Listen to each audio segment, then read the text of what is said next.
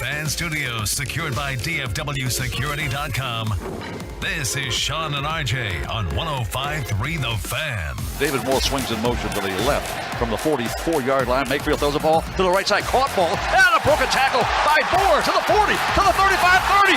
David, it's Trey Palmer. Palmer to the 5. Touchdown Tampa Bay. Touchdown Buccaneers. Fire them cannons. Trey Palmer.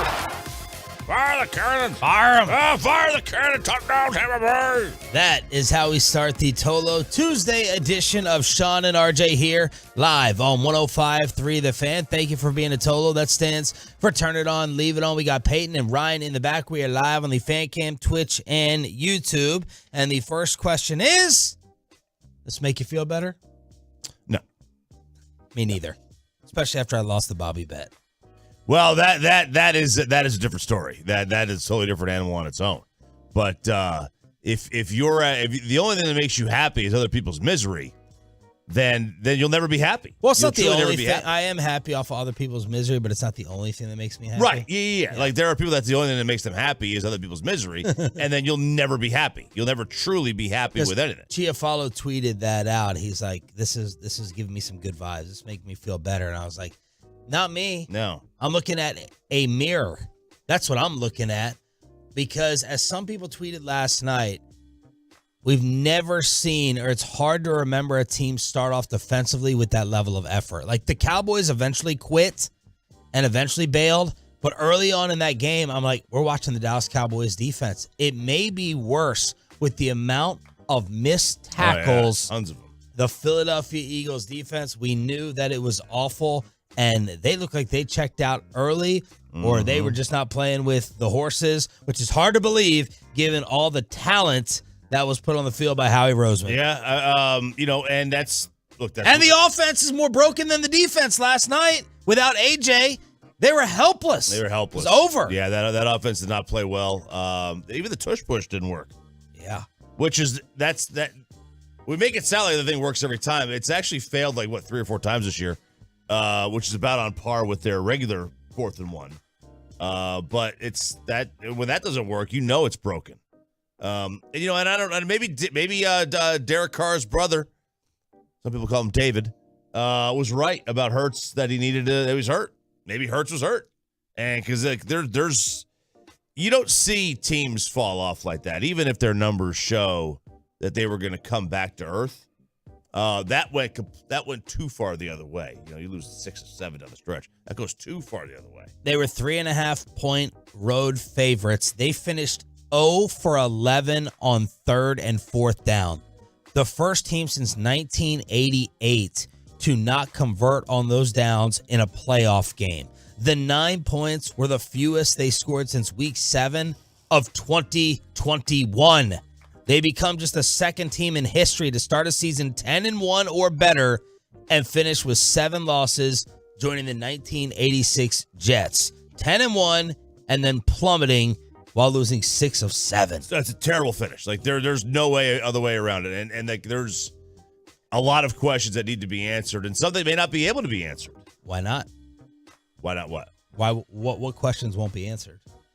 What are you referring to? Well, I mean, there's no way of knowing what exactly went down in that locker room without going inside that locker room. Right. We can't answer those questions. Well, we have Howard Eskin.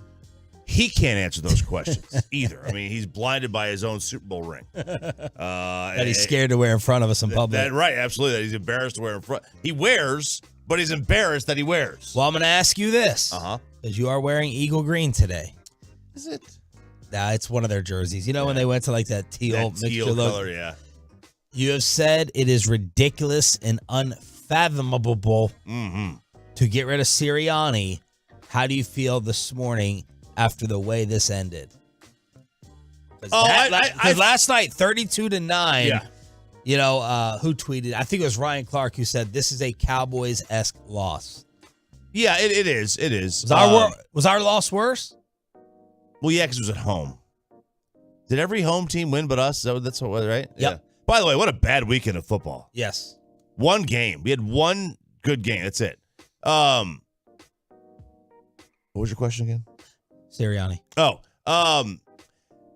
So I think there's 2 things they can go with. Either you blow up the coordinators which probably needs to go. They already did that. Which they already did, but there's still Patricia there, obviously. Or you let go of him. If you let go of him, I think you're going to struggle to find a coach. Struggle to find a coach. Why? Because that would mean that you have fired. You talk about struggling to find a DC or struggling to find a head coach? Head coach. What? Please explain. Because who would want to go through that and be like, dude, the guy made the playoffs every year and the Super Bowl, and in the first sign of trouble, you just fire him That's a toxic culture that I don't want to be a part of. Yeah. Now you could find a good coach that's looking for their first job, but I don't think you're going to find Jim Harbaugh, and I don't think you're going to find Bill Belichick, and I don't think you're going to find Mike Vrabel. But I wonder if that ego makes someone push that aside and be like, well, something's obviously wrong with Sirianni. He's a douchebag. And you flush that for the GM and the talent. Well, look, the GM, I guarantee you 10 out of 10 coaches would be like, yo, you're going to load me up with this type of talent, make these moves, unless people think Howie Roseman is now a bum. Which that was on social media. Like, why is it Howie catching heat? Well, because Howie goes to the playoffs every year. And Howie's gone to the Super Bowl twice in the last, 8 years. That's why Howie's not catching heat. But yeah, I mean, if I was like a primetime coach, I'm like, do I really want to deal with that? Like, if you're gonna have a guy who does nothing but make the postseason, and yeah, he had a bad 2 months. Like, are you really gonna fire that because for whatever reason? Yeah. I always thought bad organizations fire the coach, not the quarterback, and great organizations keep the coach and fire the quarterback. Are you referring to anyone around here? Yeah. All right. Like the Chiefs, they didn't fire Andy Reid. They fired Alex Smith. And the Rams didn't fire Sean McVay. They fired Jared Goff. And the Ravens didn't fire John Harbaugh. They fired Joe Flacco. The great organizations hang on. They know what's more important. If they want to fire him, go ahead. I don't care. It's not my team, so what the hell do I care? But I just think that you're going to struggle to find a head coach. I wouldn't go coach him. If they fired him now, that means you would have fired Peterson, 2 years after he went to a Super Bowl? Yeah. And then Sirianni 1 year after he went to a Super Bowl? Yeah. And that's the thanks I get? Yeah. No thanks. Feels like a really unfair set of circumstances in that city. So, y'all on the truckwreck.com text line, which loss was worse? Ours are Filthy's. And which seat is hotter? McCarthy's or Sirianni's? 877-881-1053. Nick Sirianni on whether changes are coming to that staff. That's a little premature to talk through that. Everybody in that locker room's hurting right now. Coaches, players, staff, everybody in that locker room's hurting. And my job right now is to be there for them, be there for the guys. We'll get into all that. I'm not there yet. Wow. He has no answers, like Jerry, after our debacle. Jalen Hurts was asked directly, you want Sirianni back? He said, I didn't know he was going anywhere. So he didn't answer that directly. And then you had Jason Kelce. That looked like a send-off as he was in tears afterwards, hugging his offensive line coach. He did not want to speak with the media, declining, saying, no, guys, not today. Lane Johnson suggesting that Kelce has hinted that this was his last year. Mm-hmm. So it feels like this is the end for Jason Kelce. Yeah, it does. And that's a big loss for them. Even though he's had a ton of false starts, he is he's going to. I think the last time we've ever talked about a center like this, Dermontti Dawson? Basically. Never. Yeah, and it's all because of his Joker costume. And I think he's got six or whatever. 6 All-Pros. Yeah. I think I saw the only he's almost a lock for the Hall of Fame, which he may be. I don't sit here and rate centers, but yeah, I would think that's a huge loss for their offensive line. Lane Johnson's an old man. That guy's been in the league for over a decade. He's an old guy too. What's he gonna do? Fletcher Cox is old and a free agent, right? So you've got decisions to make. You paid the quarterback. So he probably ain't going anywhere. Although if anybody's going to cut and run, it's Howie. They're at a crossroads too, that organization. So we need to know from you on the truckwreck.com text line. It's basically a nose-to-nose race. Yesterday we said we can't be spying on Filthy. Look what happened to us. But then other Tolo said misery loves company. So I put up the poll question. And we're going to abide by the poll results, all right? Do you want a final spy today at 8 o'clock? And 1,700 Tolos have voted at 1053SS on Twitter. 52%, 53% saying no, and we got 47% saying yes. So we'll take this up until about 7 o'clock and cut off the poll question. 1,700 Tolos voting right now, leaning towards no. You can't be sitting there and throwing stones from a glass house. The AFC playoff game. Dallas Mavericks in the afternoon as well. And what is open and close with the weather in the Metroplex? It's a Tolo Tuesday live with Sean and RJ just getting started on the Fan. Coming up in the next G-Bag Nation.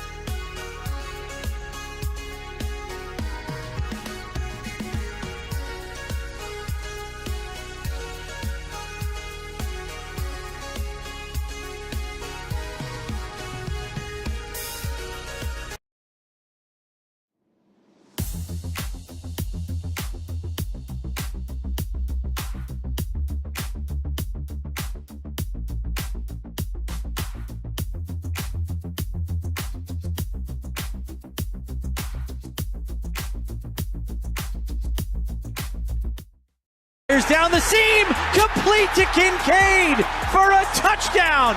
Well, the answer doesn't get much quicker than that. A 29-yard laser from Allen to Kincaid. Touchdown, Buffalo. That is the call on Bills Radio. The first game of the day saw Buffalo with a clean field. I know. The snow shovelers did well. They did. Yeah, they had to use a snow blower at some point. I'm a big fan of those. I used to have one as a kid. Oh, it's great.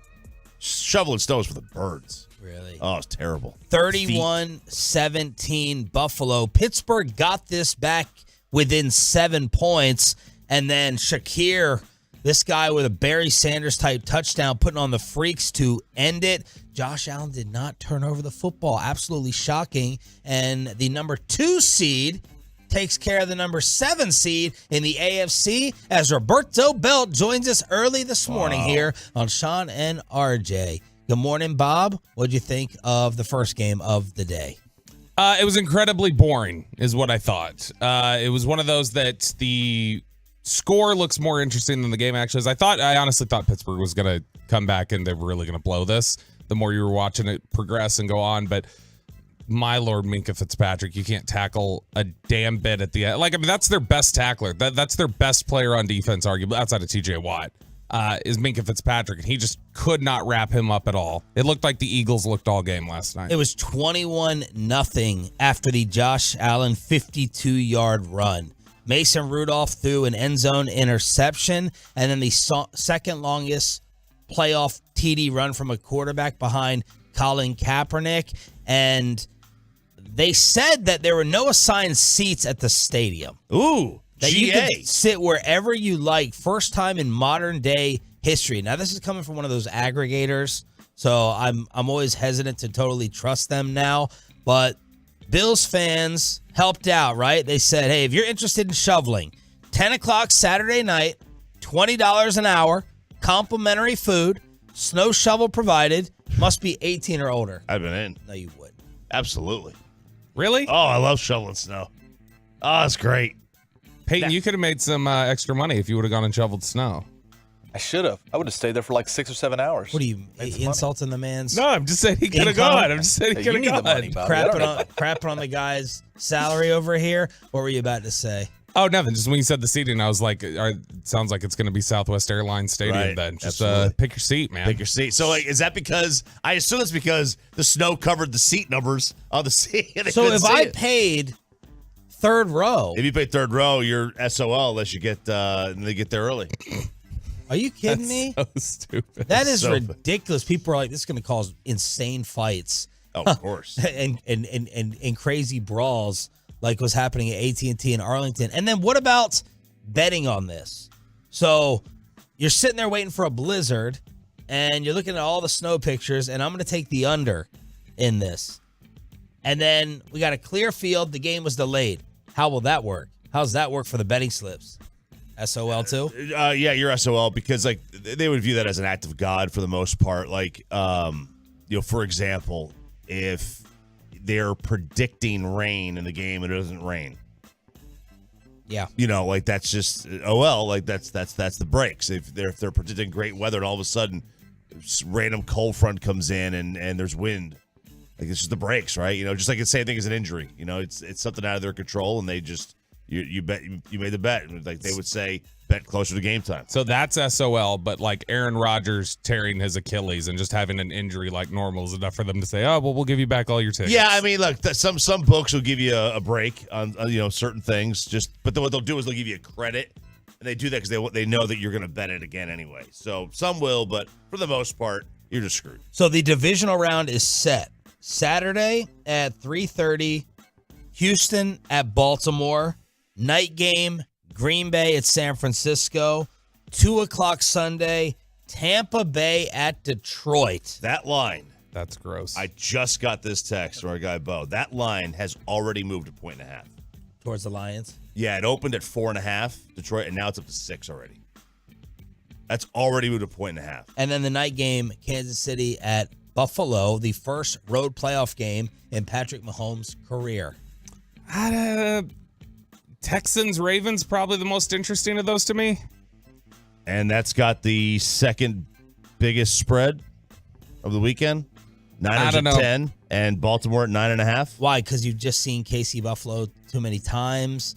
You're not giving Green Bay a real chance. No, I think KC and Buffalo both Like, Buffalo's rallied and they've played well, but I don't think Buffalo's been the same team this year, obviously. And Kansas City also has not been the same team this year. So I think that's two teams that are degraded from what we've seen as their great battles in the past. And specifically, I don't enjoy watching the Chiefs this year. Yeah. I don't find them to be an enjoyable team to watch. At the same time of the AFC playoff game, this was taking place at the AAC. And there's a battle for the ball. Lively has it back. Hardaway. Are you kidding me? Timmy has given Dallas the lead. Follow-up going insane on Valley. 41 for Tim Hardaway. He hit 9 threes. 10 of 10 from the free throw line. Kyrie scoring 42 points. The Mavs beat the Pels 125-120. Come here. I hated this game. I hated being on in the middle of the day. I like to do my work with no TV on and just complete silence. I can concentrate. And I'm sitting here. I look up and then I look down at the computer. I realize it's been 20 minutes in between, doing work. I hate day games. But this is a regular thing. Every team plays on MLK Day. They started that a few years back. Every single team plays. It's like a holiday for the NBA. It's a celebration. So it's very cool to see. I just hate the game in the middle of the day.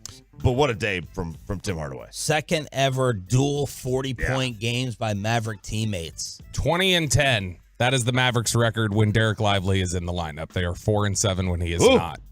And so Derek Lively has become such a critical piece to what they do. 12 boards. It's wonderful when Tim Hardaway Jr. can put up 42 points. Probably means, given his history, he's going to shoot 6 of 90 over the next few games because that's the up and down world of it. But, man, the consistency that Derek Lively provides to everything that they do defensively and everything that they do, even on offense. Their offensive rating is really, really high when he's in there. He's just become such a critical piece for them. Can someone explain to me what is going today is what? Well, I'll hold my strong opinion after the question.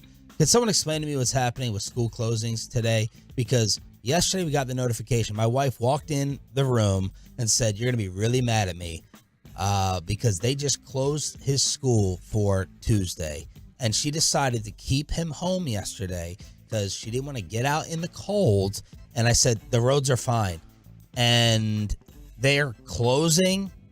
They're the same status today as yesterday. Really? What are we? You guys are closed? Closed. I thought you were just delayed opening. No. Most of the school districts in the city are closed. There's We're open. Frisco's open. Louisville is open. DISD's closed. Fort Worth is closed. Rockwall's closed. Yeah, everything's closed today. Rockwall's closed? Yeah, because we're delayed opening. This is more. I can't believe it. It's the wind chill with the kids who have to wait for the bus, mainly. That's a big part of what the district was calling for. There are a bunch of kids who rely on the bus, and so they don't want the kids to have to stand out there in -5 wind chills to wait for the bus. Because the roads are crystal clear. Yeah. It's crystal clear. Yeah, it's just about the kids who have to take the bus. Wow. We'll put up like a big piece of cardboard or something. I don't know that it works like that, but yeah, sure. I'd be down with that. This is why we get called soft from other cities and states. I get it. Some kids have to stand out there. Embarrassed? Some of those kids have to stand out there for 20 minutes. That can they don't want to be responsible for that danger. A lot of these kids, they don't have a ride. They got to rely on the bus. I get it. I don't ever remember when we were growing up a wind chill factor. No. It was either snow, ice, or nothing. Yeah, did they have wind chills when y'all were kids? They did. We may have been. That may have been dumb. That may have been dumb. Liability and everything. I get it. We did the 2-hour delay or whatever. So they go in at 9, 10 o'clock, whatever it is. Good grief. It's just not fun going home to your children. 877-881-1053. And I have way more respect for all y'all during the pandemic who had like 3, 4, 5-year-olds stuck at home every day. I don't know how you did it. It's my same respect for single parents. Thank you. Holy crap. My word. I'm sure you didn't do jack squat. You're probably finding random people to go. Did a lot. Mr. Mom, basically, over there. Yeah.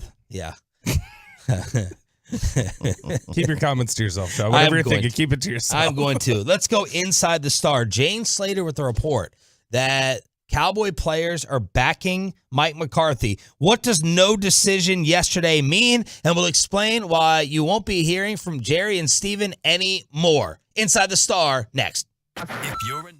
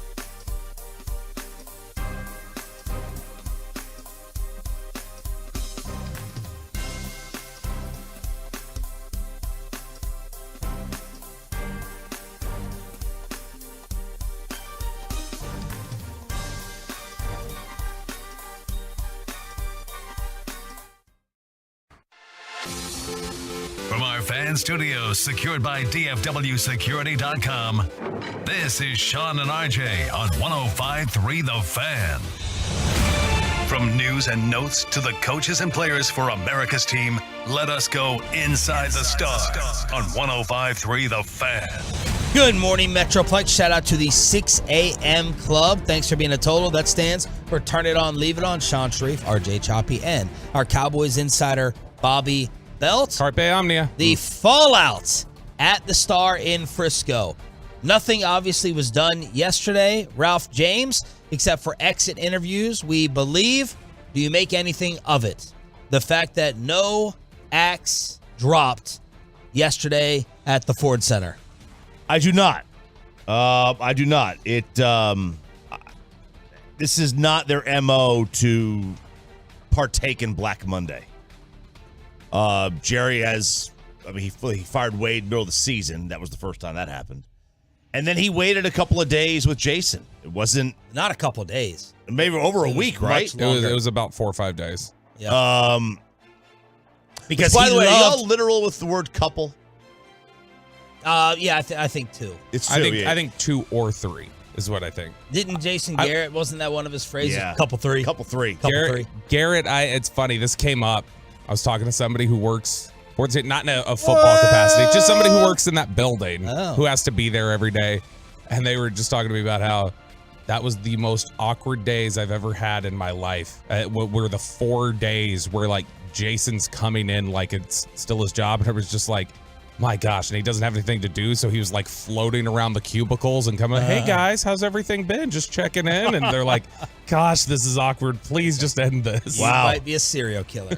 I'm reading some article. Remember, Jerry was really hung up on, this is my team and no one gives me a timeline. Right. I make the decisions when I want. Right, when I want to. No one's going to force me into anything. Yeah, it was almost a week. Yeah. It was almost a week after. So, no, this doesn't surprise me that there was no move made. Agreed. I actually like that there was no move made. I mean, like, take your time. These are not decisions that should be made with any emotion. Someone's on a yacht. Someone's on a yacht somewhere. Someone's on a yacht. Yep, a guy who just won 4 games. Cool. He's on a yacht. Bill Belichick on Arthur Blank's yacht, according to reports. By the way, you're not gonna sign with somebody who's got yachts only $180 million. Not when you got a $250 million yacht sitting right here at Lake Louisville. Oh, is that the difference between Arthur's and Jerry's? Jerry's $250, right? Yeah, you don't want to hang. Eugenia. You don't want to hang with the poors. No, that's not what you want. What the hell could you possibly need a $70 million larger yacht for? What is on that thing? It looks pretty badass. But that was the report. Whether he was on the yacht or not, I don't know. But the Falcons confirmed that they did interview Belichick. We'll get to more of that. You make anything of yesterday? Silence? No, I mean, I figure this is gonna take a few days. I mean, obviously, it was when we were at the stadium. I was texting you guys that night. I was like, so it was break tonight or tomorrow morning? Like, but the reality is, this is kind of the methodical approach I think to take. Because look, if they're gonna do this, I would think Jerry does, knowing Jerry, he would like a few days of interest around it, regardless of what he's going to do. Right, and so, he doesn't want to just have that be over right away. And so it doesn't surprise me. And also after the game, he was very clear that he's like, I don't feel any rush, any pressure to do anything here, which to me says that if he's going to move on, I think he's got certain scenarios in mind that he feels pretty confident he's going to be able to have fall into place. Like he doesn't feel like he needs to get into the race because he thinks he's got a beat on it. Yeah, maybe he already has an agreement with Bill. Handshake agreement, and Bill's just like, well, I'm going to take these other interviews just in case you don't make that decision. Maybe Jimmy. How great of an ending would that be for the Netflix show? Oh my God! You the Netflix have show. the press conference with Jimmy, bringing him back. Jerry Jones also popped in yesterday to meet with the team and express his urgency about the desire to win. This is all coming from Jordan Lewis, basically reporting from the team meeting. Jerry's message was, we got to win. It's the Dallas Cowboys. We had everything to win. We can't let this feeling keep going on, so it makes sense. I just feel like he wants to win right now. The urgency is now. It was always that on our shoulders. He made it clear that was the point. That's Jerry popping into the end of season meeting. I don't know that we've have we had him do that before? I can't remember a time where it's like, now obviously a player would have to tell us that or it'd have to get reported, but I can't remember a time where Jerry joined in and like addressed the team after the season in any capacity. Yeah, I don't remember us talking about that. Calvin Watkins reports that Dan Quinn is expected to have Zoom interviews with the Panthers and Titans today. Then tomorrow, the Commanders. Well, wait, hang on a second. Panthers and Titans, that may be tomorrow. Commanders Thursday and Chargers on Friday. Tom Pelissero says the Seahawks have put out the interview slips, and the first one, no surprise, they requested Dan Quinn. Yeah, I think with so many jobs open, it's 8, right? Maybe potentially 10 if Philadelphia and this one come open. I think this is going to be the slowest process ever. If I was a coach, I'm just going to take all these interviews and I'm going to try to pin one against another. If I'm Harbaugh, I'm not just going to jump at the Charger job. I'm going to interview for New England. I'm going to interview for Atlanta. I'm going to wait on Philadelphia or the Cowboys, and I'm going to keep raising that price. Well, I mean, it's going to drag on because the new hiring policies, they prohibit face-to-face meetings with anyone employed by another NFL team until January 22nd. So if you want to get them physically in your building to talk to them face-to-face, you're not going to be able to do that till a week from now. And you have to go through the Rooney Rule. Yep, which is now 2 minority candidates. Oh, is it? Mm-hmm. Stephon Gilmore plans to undergo shoulder surgery for the right labrum tear. Played through it Sunday. Said, I tried to give it all I got. He was prepared to play even longer after that. A little bit more Green Bay fallout. The Cowboys had 54 snaps on defense. 48 of the 54. Dan Quinn played 6 or more DBs versus a run-heavy offense. The average separation for Green Bay receivers in the game, you want to guess what it was? 12 yards. 13.8. Realistically, 4. 5.2. Jeez. Oh, wow. 5.2 yards average separation for the Packer receivers, but that is also Dan Quinn's defense getting called out for what he did schematically. Soft. They played soft coverage the entire time. Like that was the, I don't know if that was their plan. Obviously it was their plan going in, but I don't know why it was their plan. I don't know why their plan was to all of a sudden play a very soft, keep him in front of you. Like were they begging him to do 12-play drives? And Rex Ryan on ESPN didn't understand it either. Don't you dare blame Dak Prescott for this game. What do you mean? No, the defense stunk. I don't care how. Dak Prescott, I get it. Dak only threw for 403 yards, rushed for 45 yards. It's Dak Prescott's fault. The hell it is. This defense stunk. And that's you want to, why'd they lose? Why'd they look like crap? Why'd they get out coached? I don't know. But point to the defense, period. Period. Yeah, look, I mean, Dak wasn't good, but even if Dak played a really good game, I mean, when you allow that many points, are you really going to wind up winning? Now, even though there was the 2 interceptions that led to the 14 points, so you're still at 34. I mean, that's a lot. Look, this is not an either-or discussion to me. The whole team got beat. You know, there's they didn't lose because of Dak. Everyone was abysmal. Flat out across the board. Dak Prescott was horrific.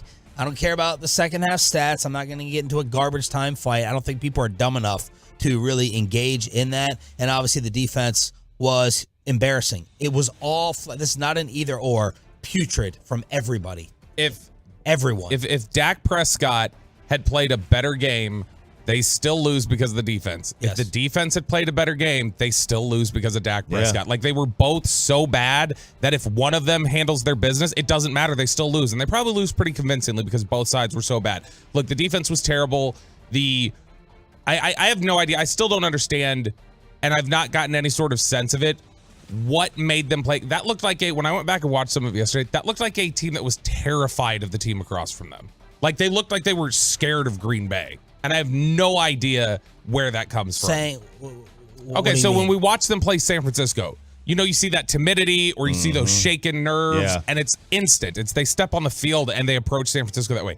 They stepped on the field playing with those weird nerves and that just almost feeling rattled by the opponent. I don't understand how this same team largely could go on the road against the Brady mystique last year and just wipe them out, no problem. Yeah. They face a worse Green Bay team at home, and they come out and they look terrified. Lewis Riddick said, you know how many junior high-level defensive mistakes were made by the Dallas back seven when it comes to leverage, knowing where your help is, blatantly, irresponsibly not doing your job, and compromising the integrity of the defense? I'll answer for you. It happened over and over and over again.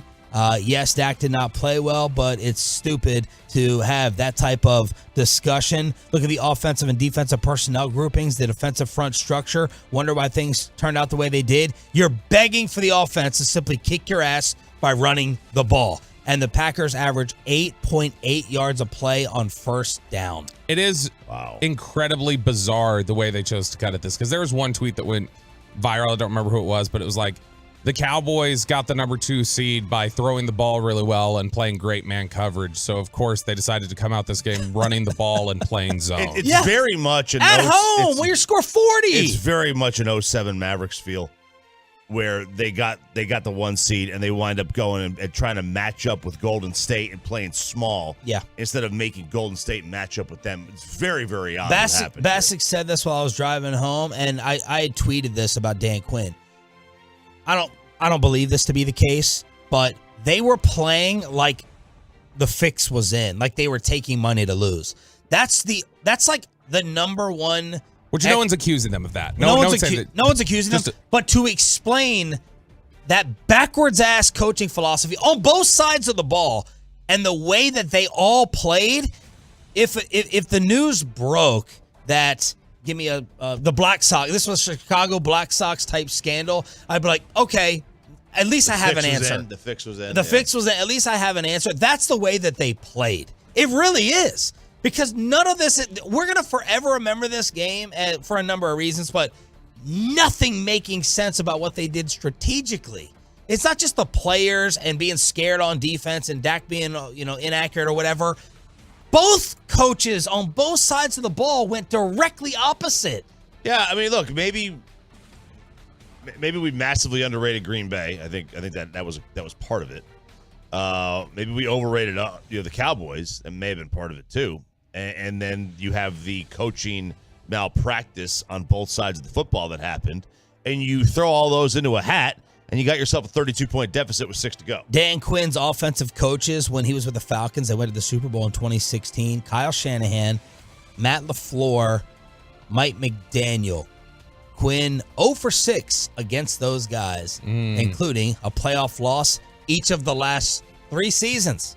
So I don't know, student teacher, not sure, just putting that stat out there. That's not very good. That's not very encouraging. I will say that it is, when you see the changes in the scheme, obviously, we've talked about, or people have questioned, like, does Quinn have his eye off the ball? Was his eye off the ball? Was he paying attention to this job he thinks he's getting? Was he not focused enough on the game plan? I know, because it was something that occurred last year, and we were kind of minimizing it last week, but is there any chance that McCarthy similarly just got a little in his head about it's Green Bay, and I got to beat Green Bay, and I've got to have that sort of like, I got to beat the team that beat me? Because it's so wild how they both seem to overthink it completely. I mean, Mike, Dan, and then the players just didn't have any sort of like life to them at all. Yeah, look, that's fair, but I mean, the same thing happened in the Rams-Lions game where both quarterbacks are going up against their former team, and those guys played great. Well, maybe that says something about the guy on the sideline. Maybe he does. And under center. 877-881. Not his former team. Oh, I like it. I feel the RJ Dak. I feel the RJ Dak fight coming. He's simmering. The volcano is starting. It's starting. And then 11 months from now, he'll write some great Dak song about how he needs to be the MVP because he'll play well next year. 877-8. You let me have the stages of grief, okay? Bobby celebrates. Come here, give me a hug. Oh, they're hugging already. Put the nipple right on my face. We haven't even had the fight. Oh yeah. We haven't even had a preemptive hug. Come on. We'll let Bobby celebrate his Philadelphia bet win over me. And do we need to beat the Eagles for Belichick next?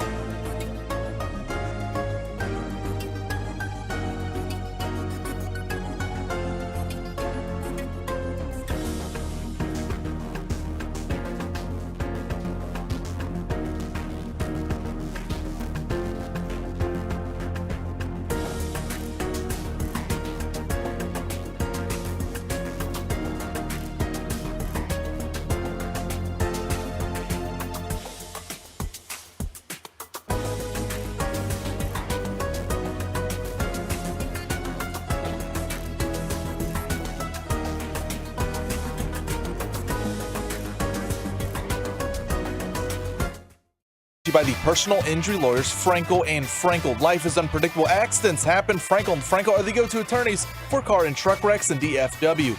If you or a loved one have been in an accident, contact the Frankels for free at 214 or 817-333-3333 or just go to truckwreck.com. Trips to the right side. Here comes pressure. Baker Mayfield steps up, goes up. It's a caught ball inside the 30, outside the numbers. David Moore to the 20. David Moore to the 15. Moore still on his feet to the 5, to the 3. Touchdown Tampa Bay! Touchdown Tampa Bay! Fire them cannons! Man. 32-9. Congratulations, Bobby Belt.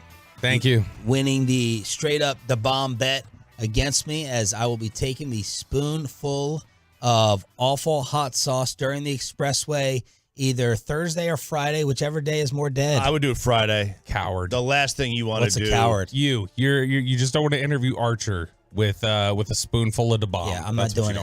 I'm not. Dead days. That's my philosophy. That's That's where we put things. Yeah, I would do it on Thursday or Friday, preferably Friday for you, because if I have something, it may hit the next morning. Yeah.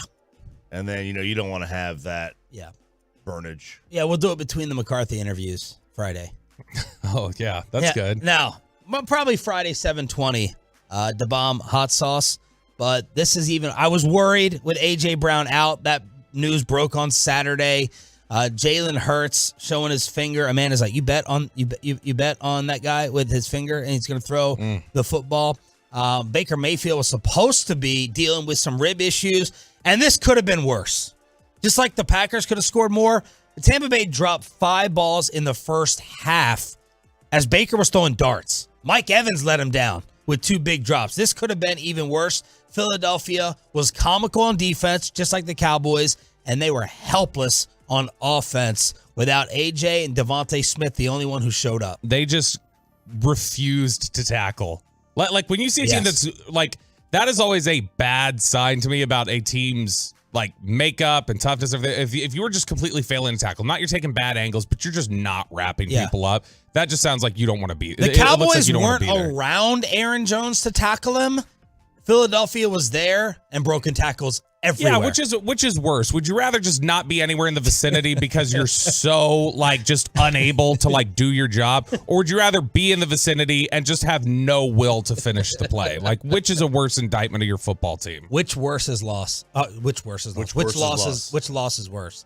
Oh, Dallas by far, because Dallas is 7 seed. Nothing we've seen over the last 6 weeks told us Philly was better than Tampa Bay.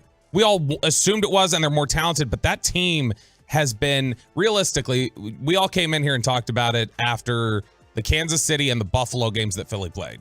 That in those games, it's like Philly was fortunate they probably should have lost. If they lost those 2, you're talking about they would have lost 8 of 9 to close the year or something like that. I mean, they were just, they were bad. They were just bad the last 2 months of the season. They were, but, and the Cowboys loss, it's a home loss. Yeah. And it's a 7 seed. I agree. Now listen, is Green Bay better than Tampa? Absolutely. Absolutely. I mean, Tampa just kicked their ass about 4 weeks ago, though. Yeah, Green Bay's got that young situation going on. I don't know. But yes, you're right. But I still think Green Bay is better. They got a better quarterback. Whose seat is and should be hotter, McCarthy or Sirianni? Man, I feel like they're... Eagles Nation, of course, put up the poll question. 28,600 responses. 28,000, 85% saying fire the Raccoon. I think if you just put them on an even platform and had impartial judges say which one of these should be in more trouble, I think people would probably say McCarthy more than Sirianni, probably. But given the fact that Philly has shown a quick trigger to fire people, Jerry has sometimes been slower and methodical, I think that kind of balances it a little bit and makes me feel like they are right there equally on uneven footing and right there. Like, I would not be surprised if either of them came back. I would not be surprised if either of them was fired. I think he's right on that one. I mean, I think that, like, it sounds like if you just do a 10,000-foot flyover, it sounds ludicrous. To fire a coach. Either coach has got the playoffs all 3 years, but, one who went to a Super Bowl a year ago. Yeah. That just sounds nuts. But, yeah, Bobby's right. Like, Philadelphia has their ownership and general manager has shown the same lack of resolve and calm that their fan base has. Like, think about this. Everybody in Philadelphia takes on the personality of their fans. The sports radio hosts do. The football team, irrational anger does. And then the fans do. Like, they all take on the personality of the team. Sean, imagine if they named these studios after you. They were like, you mean when? They're like, these are the Sean Sharif studios. And then I want you to imagine that 12 months from now, they're like, we got to get Sean the hell out of here. Like, we got to fire. That is what the Eagles did. That's Here's what the city Odyssey of Philadelphia hoodie. did. This is Doug Peterson Street. And then a year later, they're like, yeah, we got to get rid of this guy. He's awful. Fire him. Fire him. So, I mean, Philadelphia they do not care. You are out like that. Which, honestly, I think, I don't think you should, when it comes to coaches, early on, you give them the latitude to build what they need to build. But once you've gotten to a point of success, when it starts turning, I think it's much worse to hold on too long than walk away too early. I was very conflicted last night in my rooting interest. That's why I like to make win-win bets. It is a win that Philadelphia is eliminated, but in a perfect world, I would have had Philadelphia win this game to win the Bobby bet and to put Philadelphia a little bit behind the Cowboys in the Belichick race. Because now Philly, right, we're kind of even. If you want Belichick, that's what I was throwing out there on social media. Were you willing to have Philly win a game to look like they were in a better position and spot for Belichick versus a rebuild, an epic disaster? And then I would have had them lose in the second round. But you may not even want to play around with that possibility of Philadelphia getting hot. But now if you're Belichick, rank the three. I'm just going to make this a three-team race. Dallas, Philly, Atlanta, as the Falcons confirm, they met with the hoodie. Arthur Blank and Belichick did meet. If Philly fires Sirianni, they are third on my list. I that is a no-go for me if I'm a coach with skins on the wall. I'm not going to deal with that. I'm not going to deal with some organization that thanks me for taking them to a Super Bowl by firing me 11 months later. I'm sorry. I'm out on that. Especially when you did the guy before, too. I'm out on that. So I would do Dallas 1, Atlanta 2. Okay. Atlanta doesn't.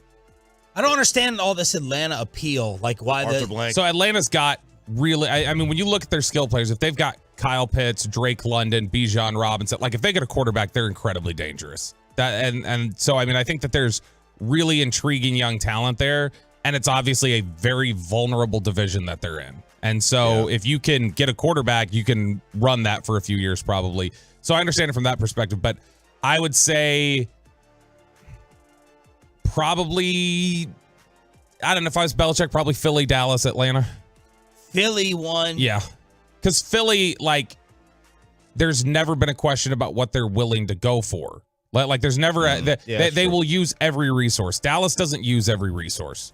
And that's not a criticism. It's just a team building philosophy. So whatever you want to go out and use, whatever tools you want at your disposal, Philly will use all of them. They'll go trade for a big name player. They'll, collect picks. They'll do whatever they want, whatever you want to do. Dallas will not go trade for veteran players. I'll say Dallas, Philly, Atlanta. Unless I find out that something is seriously wrong with Jalen Hurts that caused this in the second half of the season. He was beaten up. Besides the dislocated finger or whatever it was. If he's fine and there's no offseason surgery, I'm like, okay, the Jalen Hurts is as good or better than Dak Prescott. We were premature and overreacted there, and I'm going with the quarterback. There's two age factors in play. Jerry Jones' age, right? Everyone is saying, all right, Jerry doesn't have time, so you get rid of McCarthy. Well, I heard, someone brought up the really good counterpoint of, does Jerry really want to start over with a new regime and a new program at 82? Or will it be easier to just keep Mike in place, knowing you're going to be back in the same position most likely with 11 or 12 wins than Belichick, right? Like, whose clock is ticking faster? I'm not making it a morbid thing. I guess it is. But if I'm Belichick, I have to have a quarterback. I can't go to Atlanta and go, all we got to do is find one. I can't go to Philly and say, is Hurts the guy? What is he? I can't. I have to know. Now, Mike Bassick and others are about to light me up on the Chartwright.com text line and say, you don't have that in Dallas either, chump. You don't have that in the Metroplex either. But Those are the two clocks that are working. Everyone's like, well, Jerry can't afford to screw around anymore. Can he afford to start over? Brand new reset button? I think Jerry's problem with this, is that he's forgetting that a reset in 2024 NFL is a year. Well, I don't know if he's forgetting it. I'm just throwing out possibilities. Or maybe he's not forgetting it, but maybe he doesn't know it. Maybe because Jerry still is. I think a lot of problems with the Cowboys is that there has been over the last decade. There's a 90s element to this team, so they still are stuck on the 90s. And I don't know that they necessarily progressed internally with some people in the organization, Jerry, Steven, maybe, with the modern times. And look, the Eagles made the playoffs in a rebuild. Like, teams rebuild and regroup and revamp overnight. Houston. Look at Detroit, for crying out loud. They were 0-10 at this point, not even 2 years ago, just 2 years ago. And here they are, a win away from being in the NFC Championship game. Like, rebuilds happen overnight in this league. But what do you view your team as? Like, does Jerry view it as that would be a rebuild, or does Jerry view it as this is the Buccaneers going to get Gruden, this is the Colts going and getting Dungy, where it's like we're bringing somebody in here not to tear it down, but to push it over. Yeah. And if that's the case, if that is what you want to do, there is one name that makes sense if that's what you want to do, and it's Harbaugh.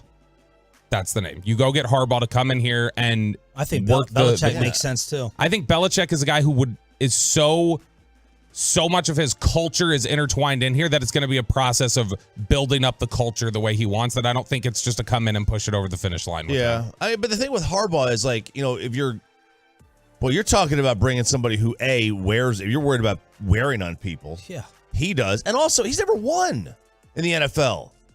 I mean, he went to the playoffs, but he never won. Like, Mike won. All right, Bill won. You want to have somebody as an over-the-top piece. I would think that over-the-top piece would be a guy who's actually won. Look, the important thing is who is the best Friday interview if they go out and find a new one. It's a Monday interview. Probably Vrabel. I would take great pleasure in the competitive nature between the breaks of trying to find out who's going to get the best answer out of Belichick, though, or who potentially gets him to laugh or make a joke. Talk special teams. I like the whole idea is like. By the way, Harbaugh 59-36-1 in the NFL. Yeah, he's a good coach. He wins everywhere. Is he an over-the-top piece? I mean, he didn't get San Fran over the top. I know it was 4 years. Kaepernick, but and he didn't have the team. Oh, he had a great team. He ran Kaepernick out of the league. It's like, is Harbaugh's who's good or better than us? Is that going to play in the NFL? It did. I don't. Did he do that stupid thing back then? Plays for a very narrow window. Yeah. That's the thing. That's why if you need a who's longer for here, Belichick or Harbaugh? About the same, probably. Bill's because of age of retirement. Harbaugh's because he will probably just grate on you. I think if you hire Belichick or Harbaugh, you need to have your next head coach on staff. If you want to eventually create the Jason Witten 20-year head coach thing, all right, well then whenever you hire whoever, how you say, hey, you got to take Witten on staff too and let him learn under you. Let's talk about why we will no longer be hearing from Jerry and Stephen Jones on the home of the Cowboys, 105.3 The Fan. We got Todd Archer coming up to recap the entire season at 7:20, but why no more Jerry and Stephen? We'll explain to you next. But let me go.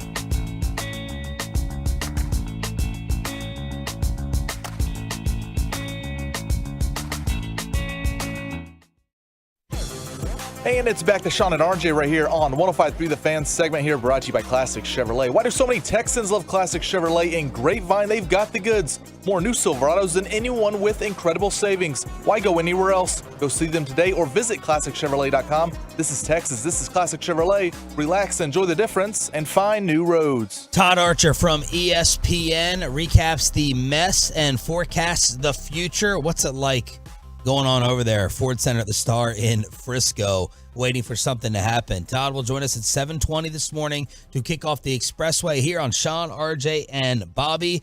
Jerry Jones will not be on with us today at 8:30. And Stephen Jones not going on yesterday with the KMC Masterpiece. Now, just so everybody knows the deal, Jerry and Steven's radio agreements and obligations, they end officially when the Cowboys season ends. So they're not paid with the music. They don't have an obligation to come on contractually. They have come on in years past. Now, in the past few years, Jerry has skipped this Tuesday interview and then gone on, went scorched earth with the KMC Masterpiece. It's always an epic interview on that Friday. So Jerry not doing this is not unusual. And the Cowboys did let us know a couple of weeks ago, they did a couple of weeks ago, that they would not be coming on after the season ended. But they have done it in years past. What do y'all make of that? Not much. I don't think it's some conspiracy. I think that it's just, if they feel like coming on, they come on. If they don't, they don't. Like, I don't think it's some conspiracy theory.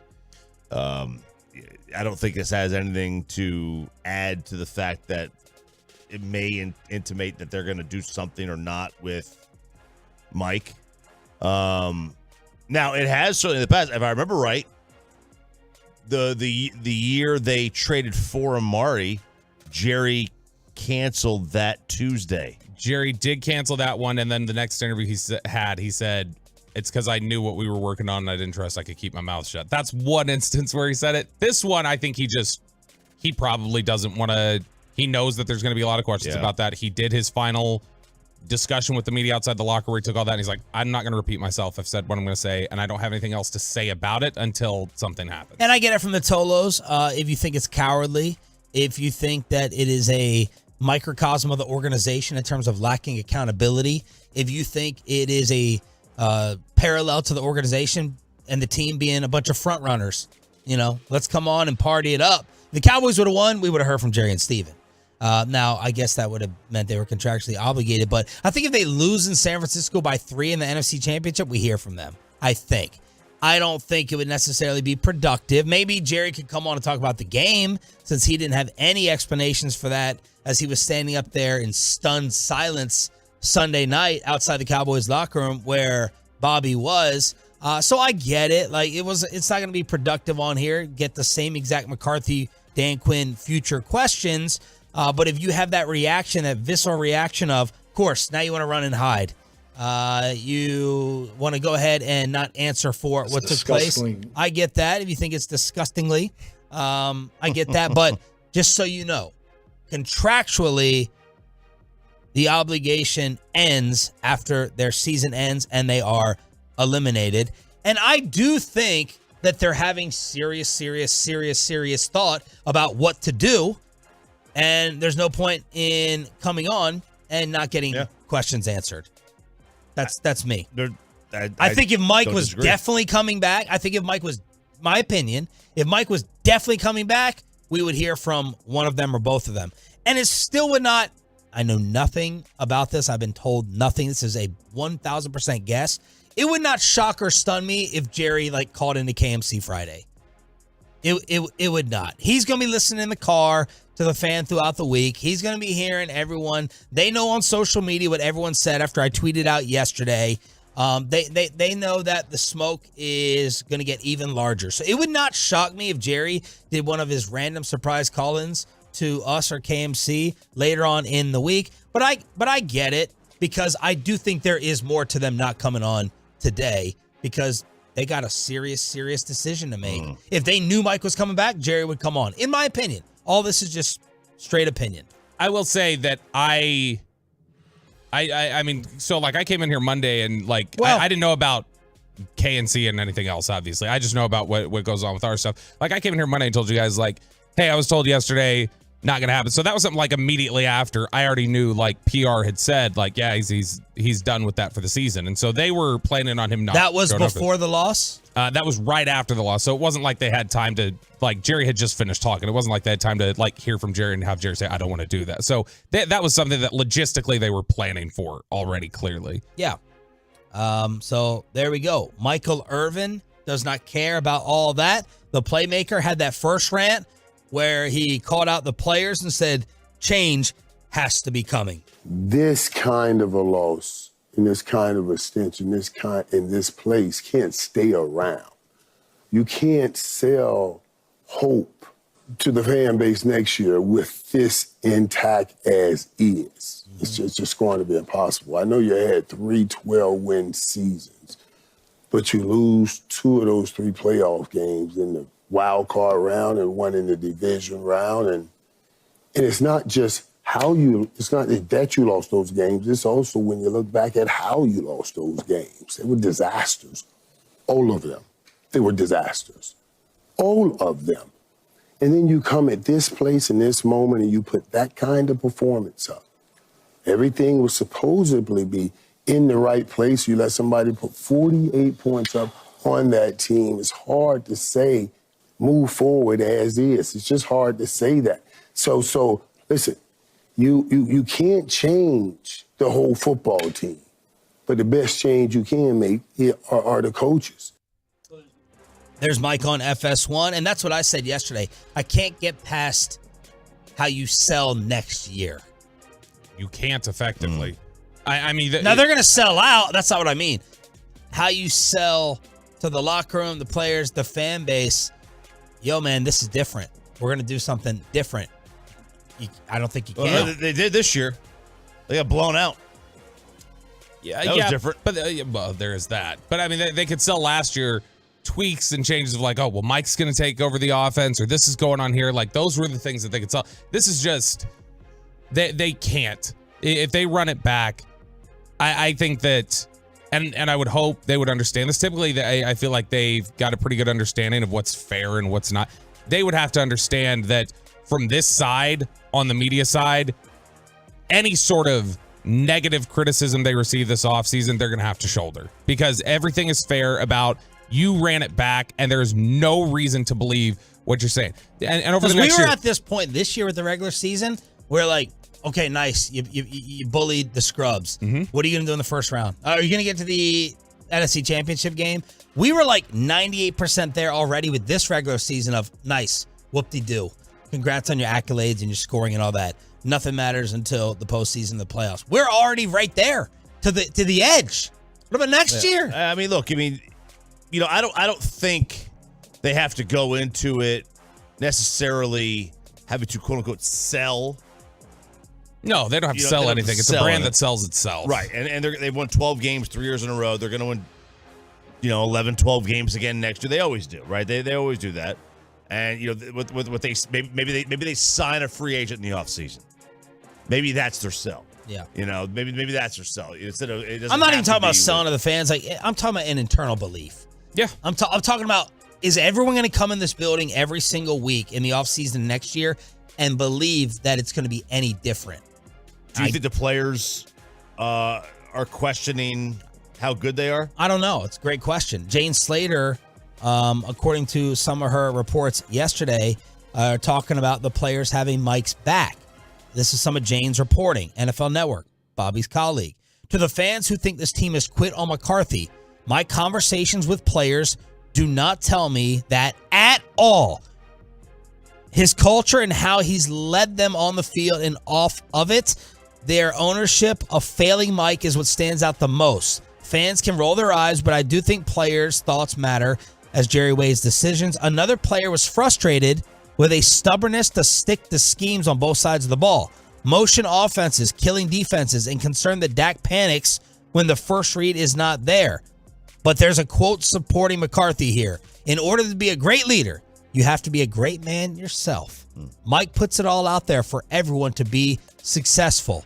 Nuggets like wanting players on Saturday practices to bring their families so he can meet them and interact. Meeting breaks to text a loved one and say thank you for their support. Preservation of their bodies with rest days. His love of players like none I've had before. That is from someone or some people that Jane spoke with. Ryan, you're a monster. Ryan, drink all your drinks Saturday on me. Look at this. Look at this kid. Can he drink? Look at that. I can probably hold it better than you can. Look at Ryan drink. on the fan cam, Twitch, and YouTube. I haven't Jane Slater's report up. What a stud this kid That's is. fantastic. Yeah, look, I mean, I'm man. This must have made your skin crawl that your buddy Jane was talking about how much of a great man and leader Mike McCarthy is. Your skin, your arm hairs must have been knots. I don't think. I will say.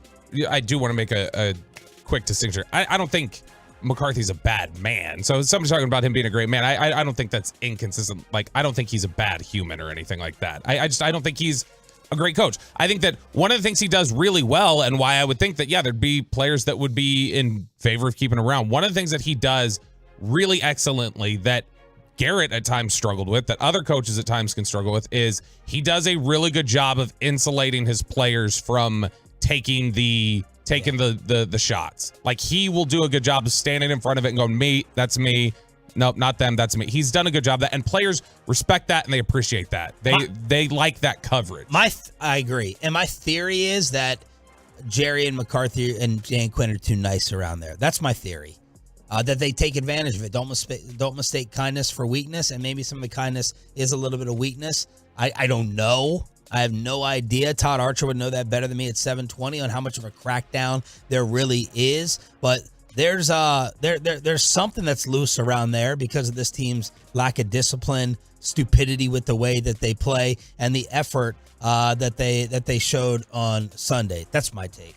Yeah, I don't think you can look at what happened on Sunday and just go, bad day at the office, or oh, they were just flat, or oh, they got out coached. Like, there's something fundamentally wrong. And I don't know how deep it goes, how widespread it is, how much of it, like, is it like, oh, there's just this situation here or this person here, if we switch this out, the rest of that permeates and gets fixed. But there's something wrong that needs to get fixed. I mean, that whole operation on Sunday was a nightmare and a mirror and a mare from start to finish. I was just getting what you did there. I'm like, was there a horse running? Randy Galloway would be proud of that joke. He would. Look, I mean, you can point the finger at Mike. You can point it at Dan. You can point it at Dak. You can point it at anybody. I mean, you can point it at Jerry. You can point it at a culture. The culture starts with who? With some organizations, the culture is the quarterback. What is the culture here? I think, that's a big question we need to do as a separate topic. What is the culture and what do they need in the next guy, or what do they need in improvement for next season? 877-881-1053. We may have 4 new coaches in the NFC East. With this story that came out of New York yesterday, RJ Choppy may end up being right, and we have breaking news in the NFC East next. Well, let's get you over to Kay.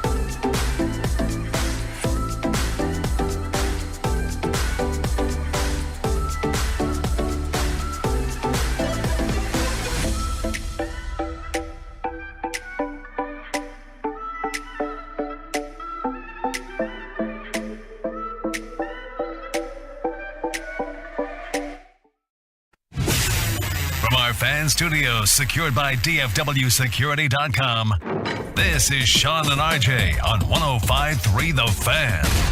Good morning, Metroplex. Woo! We start with breaking news presented by BetQL. Smarter bets start with BetQL. Download the BetQL app or visit BetQL.com today. Jason Kelce told his teammates last night that he is retiring. Adam Schefter coming out with the story. The 36-year-old became visibly emotional at the end of the 32-9 beatdown suffered at the hands of the Tampa Bay Buccaneers. He's considered retiring in other recent seasons, but this time is said to be real and happening. So Jason Kelce is retiring, according to Schefter, with the breaking news. It's a big loss for them, man. I mean, like he is like the king of the tush push. That got stopped last night. Got stopped. I mean, it did get stopped. But, like, I mean, he is one of the main reasons why that thing works. I mean, Hurts squatting 5,000 pounds helps. Yeah. But he's a major reason why it works. He's a good player. They didn't have to. They took that position, and they haven't had to worry about that position for 10 years. So incredibly, annoyingly likable. Yes. I mean, just when it's so enjoyable to hear him talk football or just about life. He's just a great dude. I hate that he plays for the Eagles. This is one of the things that's great for me is that there's one less person on the Eagles that I kind of respect and enjoy. And the best news about this is we are now just Travis Kelce's retirement away from never having to see the Donna Kelce box shot ever again. Oh, you want to start with the Swifties again, Tony Dungy? Yeah, there you go. You want to start with that? Man, we got to get to that. We got to get to the Jerry Krauss thing as well. Todd Archer from ESPN.com will join us at 7:20 on your home of the Cowboys. And you also had some offensive play calling drama coming out from a couple of different stories. ESPN, Jalen Hurts' desired direction for the offense has not materialized? No, so this is an interesting story that they talked about. There's clearly been all this tension between Hurts, Sirianni, A.J. Brown. They keep having these players-only meetings. And this was one of the just several NFC East stories that has come out in recent days. ESPN had this one that the disconnect between what Sirianni sees for the offense, what Hurts sees for the offense, what Brian Johnson sees for the offense is what really caused problems in the last 6 weeks of the season. That Hurts felt like, hey, we're trying to push the ball downfield too much. We should live in these shorter and intermediate areas, not so much these just vertical routes down the field. And that he wanted to work. Tell me if this sounds familiar here in Dallas. He wanted to work more of the middle of the field, and that wasn't being included into the game plan. And specifically, he thought that was where A.J. Brown could really thrive. And remember that pick against Seattle, just throwing it up vertically. Exactly. And they were close within field goal range. Yep, and that was the same one that when Sirianni, remember, that was when it first sounded like there was a disconnect because Sirianni said, yeah, we're just trying to draw a penalty there. And then that following week when reporters asked Hurts, hey, so y'all were trying to draw a penalty there? And he's like, no. That's not the intent of the play. It wasn't. It's weird, though, because isn't what Hurts does best throwing the ball is the deep ball, not the intermediate stuff? He's pretty good against, he's pretty good throwing the deep ball. But I think what the issue is that Hurts was probably thinking, hey, the way that they're playing us, regardless of leaning into a strength, we need to forget leaning into my strength. We need to lean into their weakness. And the way teams are covering us now, we got to do some of this. Congratulations to Baker Mayfield, Todd Bowles, and the Tampa Bay Buccaneers for dominating Philadelphia last night, 32-9. I mean, look, Philadelphia showed a lot of quit out there. And I really hate using that word. I hate talking about players' intentions or their effort or whatever else, but it's really hard to watch the way they played and knowing the way that team has played before and say that they did anything but quit. There was little effort.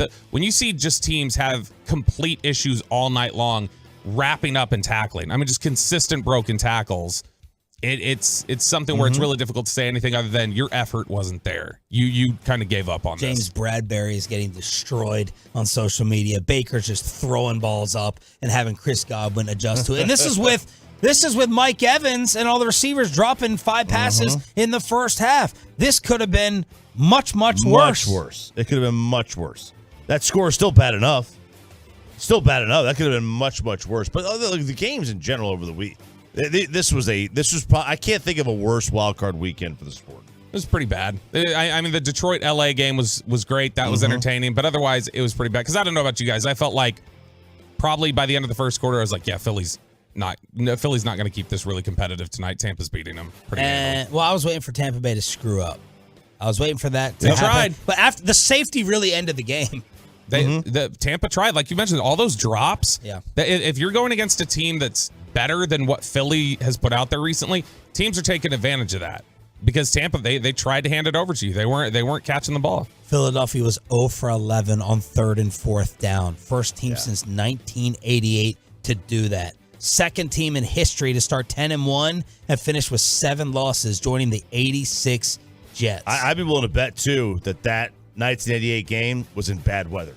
To go 0 for 11 on 3rd and 4th down, I would think you're in some pretty terrible, awful weather. Speaking of bad weather, first game of the day, rescheduled in Buffalo. Here's the snap. Back to pass, looking left, pressure coming. Fires down the seam, complete to Kincaid for a touchdown. Well, the answer doesn't get much quicker than that. A 29-yard laser from Allen to Kincaid. Touchdown, Buffalo. And RJ Choppy's Buffalo Bills handle. Game got a little bit tight. I got 2 Cowboy angles from Tolos yesterday. Number 1, when Buffalo started off 21-0, that's how a number 2 seed is supposed to handle things. And then when Pittsburgh came back, the Tolos said, that's how you don't quit. That's how you fight for your head coach. So every game is getting a Cowboy angle thrown into it. 31-17 Bills. Man, again, Buffalo is just on a roll. I thought after maybe it was the Chiefs game where they came back, that their next loss was going to be in the Super Bowl. I don't know that they make it there, but they are on a roll right now, and they are already a favorite. 2.5 is what I saw yesterday against Kansas City. Which is the lowest number of the weekend, but which is going to be the best game. The games are set Saturday, Houston at Baltimore, then Green Bay at San Fran. Sunday, Tampa Bay at Detroit at 2, and then Bills Chiefs. Yeah, and now we have a San Francisco situation with Buffalo here. If they lose to the Chiefs, that's 3 times in 4 years they've lost to the Chiefs in the past 5 years. Yeah, I feel like McDermott would be in trouble, but I mean also if this lingers on too long and some of these coaching hires get filled and the musical chairs is done and you don't have anybody that makes a lot of sense, and they did rally for McDermott down the stretch. But this is the most vulnerable opportunity that the Bills have gotten to take out Kansas City in this run where they've had trouble with them. This is the time. You get home field and you get a depleted Kansas City team. What do we make of this move from Mike Tomlin afterwards in the post-game presser being asked about his much-discussed future? Mike, you have a year left on your contract. I didn't hear anything. What did he say? He gone. He left. Oh, he walked away. He gone. What do we make of that move? He is not in the mood to talk about his future. Thank you for that. I'm saying I couldn't gather that. I'm saying, is that a punk move? Is that like a bratty move? He's kind of, so it's the same thing we've talked about with Belichick and Popovich and everything else. Like that's funny and people laugh at it like he just doesn't care until you start sucking, and then that starts grating on people's like you're kind of a jerk. So I think it's just all the context of where are you? Mike Tomlin has not been a coach that's considered to have taken a step down yet. He's not considered like, hey, the shine's kind of off of you. So people kind of tolerate it. But that's just, in any other context of you struggling, people say you're being a jackass. And so I think it's just he absolutely will not talk about it. He's insisted on that with Pittsburgh reporters the whole time. And so as soon as the question came up, he's like, all right, done, walking off. Do we think Tomlin's there next year? A lot of noise around this to finish out the regular season about them not wanting him. Then it changed to him walking away. And then Jim Nantz said in our discussions with Tomlin, he's not going anywhere. Look, if they don't want him, that's on them. This guy just is a tremendous football coach. And if you don't want him, then best of luck to you in the future. I think he's back. I think it's far more likely that he doesn't want them anymore because he doesn't want that quarterback situation anymore. Yeah. People are saying, they're tired of 9-7 in Pittsburgh. Well, are you tired of it? They are. I do a podcast with the guy from Pittsburgh. Well, and he said the amount of fire Tomlin stuff that's going on around there, especially if they missed the playoffs. Well, they missed the playoffs like the third time in 4 years, but that's still acceptable. Okay, man. Now, granted, they are on the hamster wheel. They are on the hamster wheel of mediocrity right now. Maybe they'll make it, maybe they won't, but they're going to be like 9-8 every year, and you just can't ever get a legitimate quarterback that way. Could we have 4 openings in the NFC East? The fun story of the day, again, misery loves company, is what came out of New York with Brian Daboll and his coaching staff. Man, this is unbelievable. New York Daily News. The Daily News has a report out there that Daboll and Wink Martindale, got into it. November 19th, the 2-8 Giants led 24-12 late fourth. Martindale's defense forced 4 turnovers. Pretty good. Against the Commanders. Is that good? It's pretty good. More than the Cowboys got to close the season. On the headset, which Brian Daboll's on the headset, he says to Wink, you're going to lose this game just like you lost us the Jets game. Ooh, yeah, that was when they gave up like 50 points to the Jets. No, that is when they lost 13-10 in overtime. Oh. And by the way, Brian Daboll's offense, it was amazing that day. It threw for -9 yards. And this necklace lunatic doofus had the guts to point the finger at Wink Martindale. By the way, do you know who happened to be on the headset that day? Joe Shane, the general manager, which he begun listening on game days that week in Washington. Yeah, people were going to him saying we have problems. Daboll's a problem. So he was basically spying and monitoring on the headsets. And that Commanders communication apparently opened the door to a full-scale team-wide meltdown. Right. Now, they do say in this Daily News article that Will McClay does this and Nick Casario does this, or at least they have in the past, to better understand game day operation. McClay sits in the booth with a headset on, listening. And that's because, McClay is sort of just involved in the game day operation and understanding things. McClay's not listening to spy. This one, from this report, sounded like Shane was doing some of that, but the impetus was like, we got to figure this out. They would go on. His behavior is destructive. His input's never proactive. It's always reactionary. Ooh. His outrage is rarely accompanied by a suggestion. Quote, he has no composure. We've said that. Anybody who walks around like that guy does, unfit to be a head coach. He's not a CEO. Shane's monitoring the dynamic. He would stay on the headset for 4 games before stepping back offline for the final 3. Commanders, Patriots, Packers, and Saints. Wow. It's your biggest W, Chop. That's your biggest one. That's your biggest victory. Well, you need one every now and then. You got that one. Nailed it last year. That could be up there as well, but more. Mike Kafka, the Giants' young offensive coordinator, he was the whipping boy. Quote, Kafka's constantly second-guessed. He would make him run the ball. Then if he called a run Daboll didn't like, he would mother F him. He took play calling away multiple times and gave it back each time. He gave it to the quarterback coach for the second half at Dallas in Week 10. But Daboll's unpredictability was his defining trait. There was no pattern, rhyme, or reason to his changes from other perspectives. He would take over, give it back. Take over, give it back. Daboll receives advice on his headset in those moments from an analytics and game management team, but one source called that collaboration a broken process, and it's not thorough or advanced. And my Giant friends said, if the Giants weren't trying to be so stable, Belichick could end up there. Forget Dallas or Philadelphia. But they don't think Daboll's going to get fired or run. So they'll have the most stable coaching situation next year. Yeah, he'd be the dean. He'd be the dean of coaches in the NFC East. Wow. I don't know. I don't know if Bill would even bother with that. I mean, I know he has such great reverence for the organization, but that place has turned into a mess. Think about this: 10 years ago, not even 10 years ago, they were the Pittsburgh Steelers of the NFC.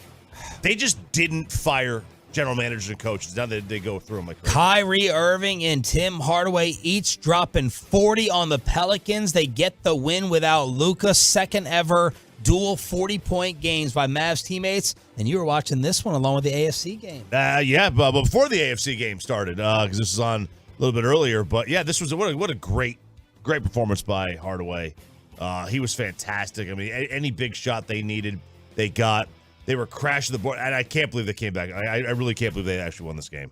Kyrie, since he came back from the injury, has been so freaking good. And I mean, honestly, what you're seeing is when they've got everybody healthy, when Luka, the three guys that are appearing most important to them, Luka, Kyrie, and then Derek Lively. If those three guys are healthy, they're winning games. Todd Archer on what he's hearing and what's going to happen at the Ford Center at the Star in Frisco as we all wait for Jerry to act. Cowboys beat reporter Todd Archer joins Sean and RJ next. But let's get you over to the greatest.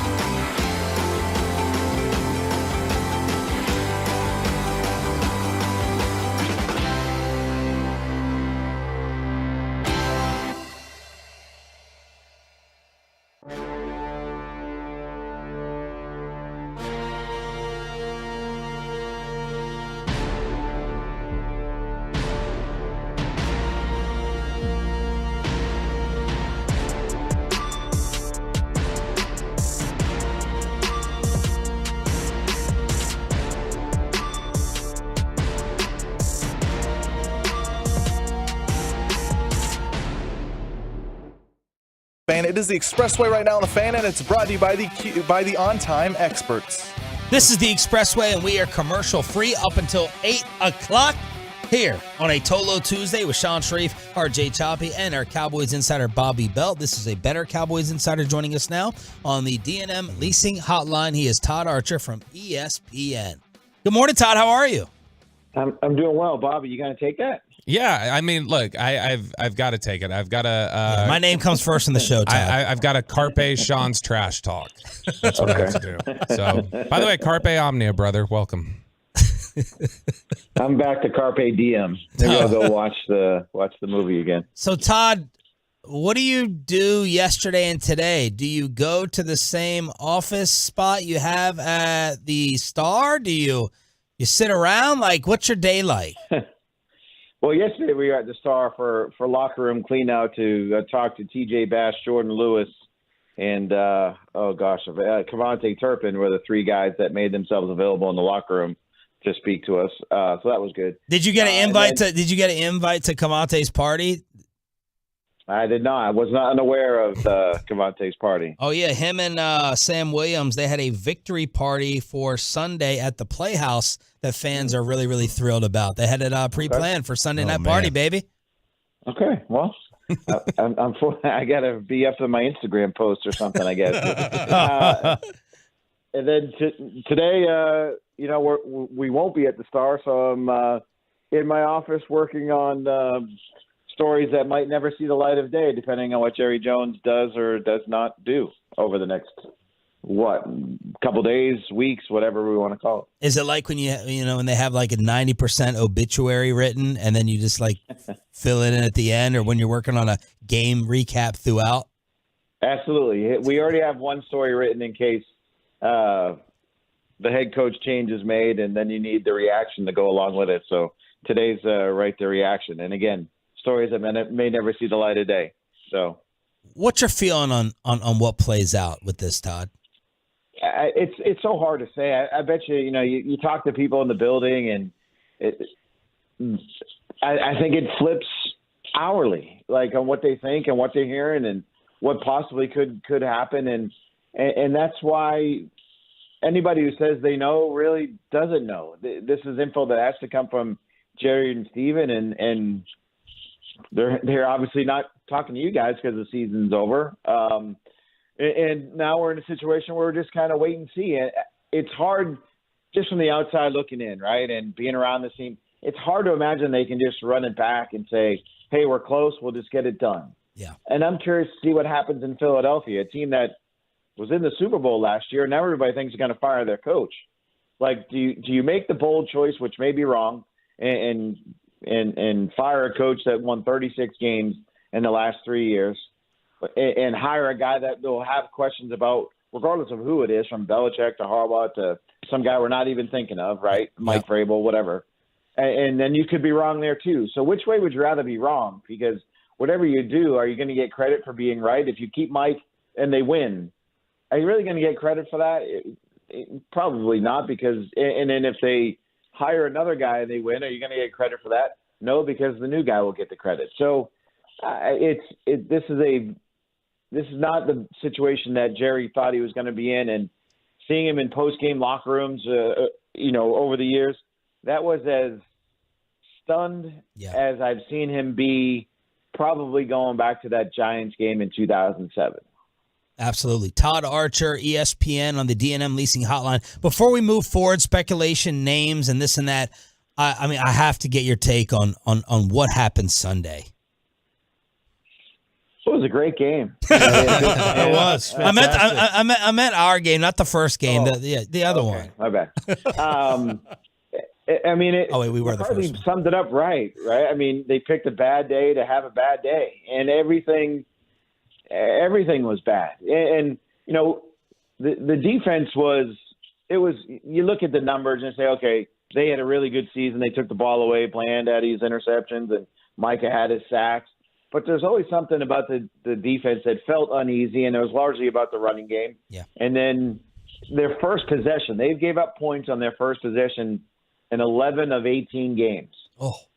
That's not good. And their running game, obviously, the Packers were eventually able to run all over them and do whatever they did. They never got any pressure on Jordan Love. And then offensively, again, the first possession looked off and carried all the way through. If that third down pass to CD connects on the first drive, are things different? Probably not, because I don't think the defense is stopping them. And they may have lost 48-47, but I still don't think there was any way they were winning that game with the way the defense was playing. And now this is where Bobby thinks I'm protecting his quarterback. But Dak was not good in that game, and same old questions about him. I have something later in the week. Dak and Romo have become the same quarterback. Ooh. And I know which version's better. So at what point in what point in the Romo jump off, Todd, am I like for you? Like am I getting close to the point where you were like, all right, Tony's not going to get it done? Do you think I'm close?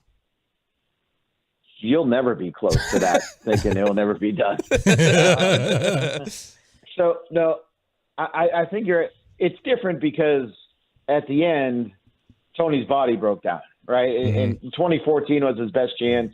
And obviously we know the Dez catch and all that stuff. And then he started 4 games after that. Like, he broke his left collarbone twice the next year, had the back injury in 2016, and then he was done.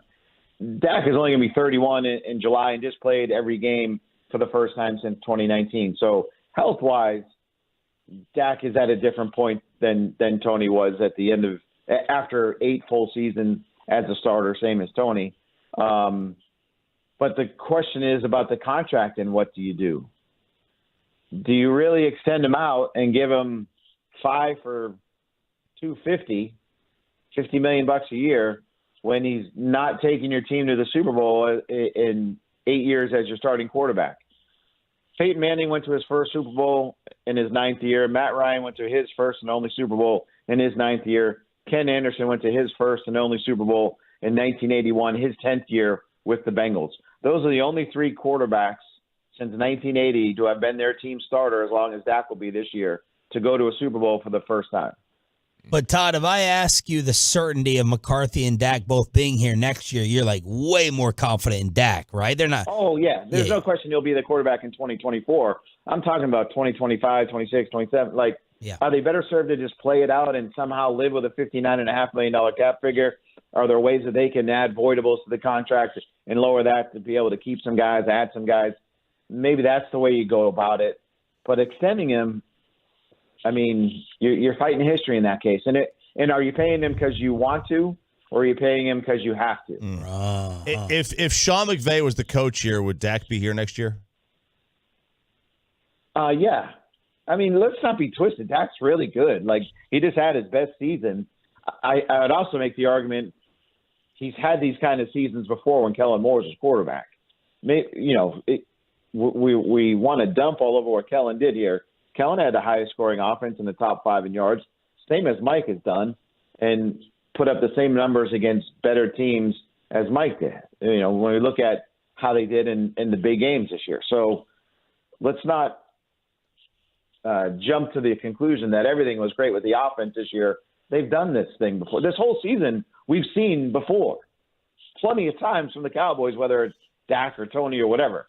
But yeah, Dak's his quarterback in 2024, no question.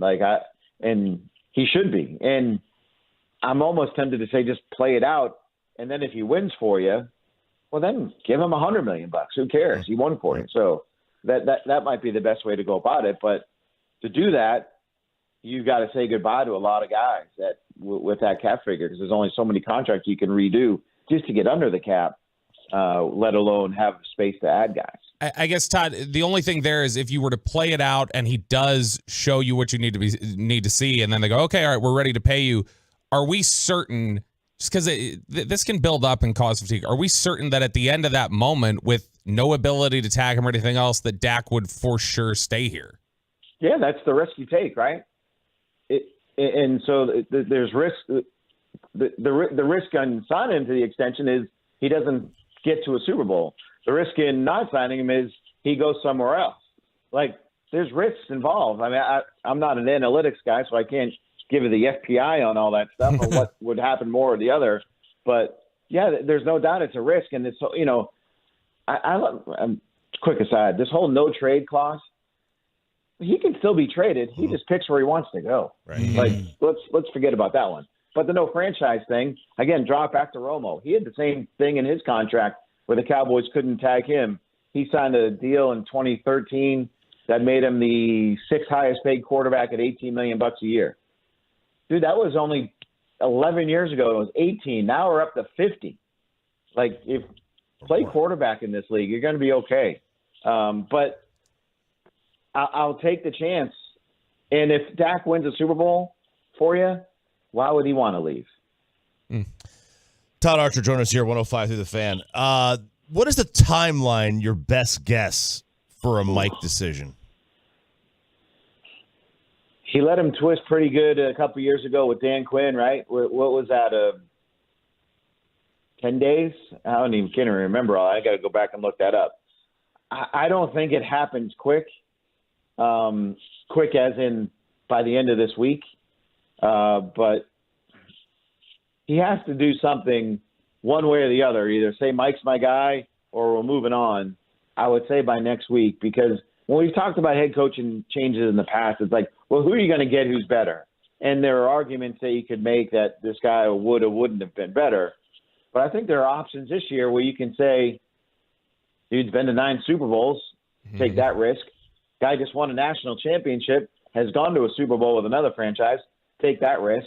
And then, a guy like Mike Vrabel, who you think has ran a pretty good ship in Tennessee, and for a variety of reasons probably couldn't get over the top, but you think he's a guy that has some championship DNA to him from his time in New England, that maybe he could be better too. This is different because there are options available, so you might need to move quicker than you would want to move in the past. Like when we were wondering about Mike, was it after the 21 season? Mm-hmm. Remind me of the head coaching candidates then that you said, go get that guy. Yeah. Maybe there were some, but I don't think there's any way that Jerry hires a Slowick or a Ben Johnson or a young offensive-minded coach that has never been a head coach. He's 81 years old. He doesn't want to live with a coach who's still trying to figure this thing out.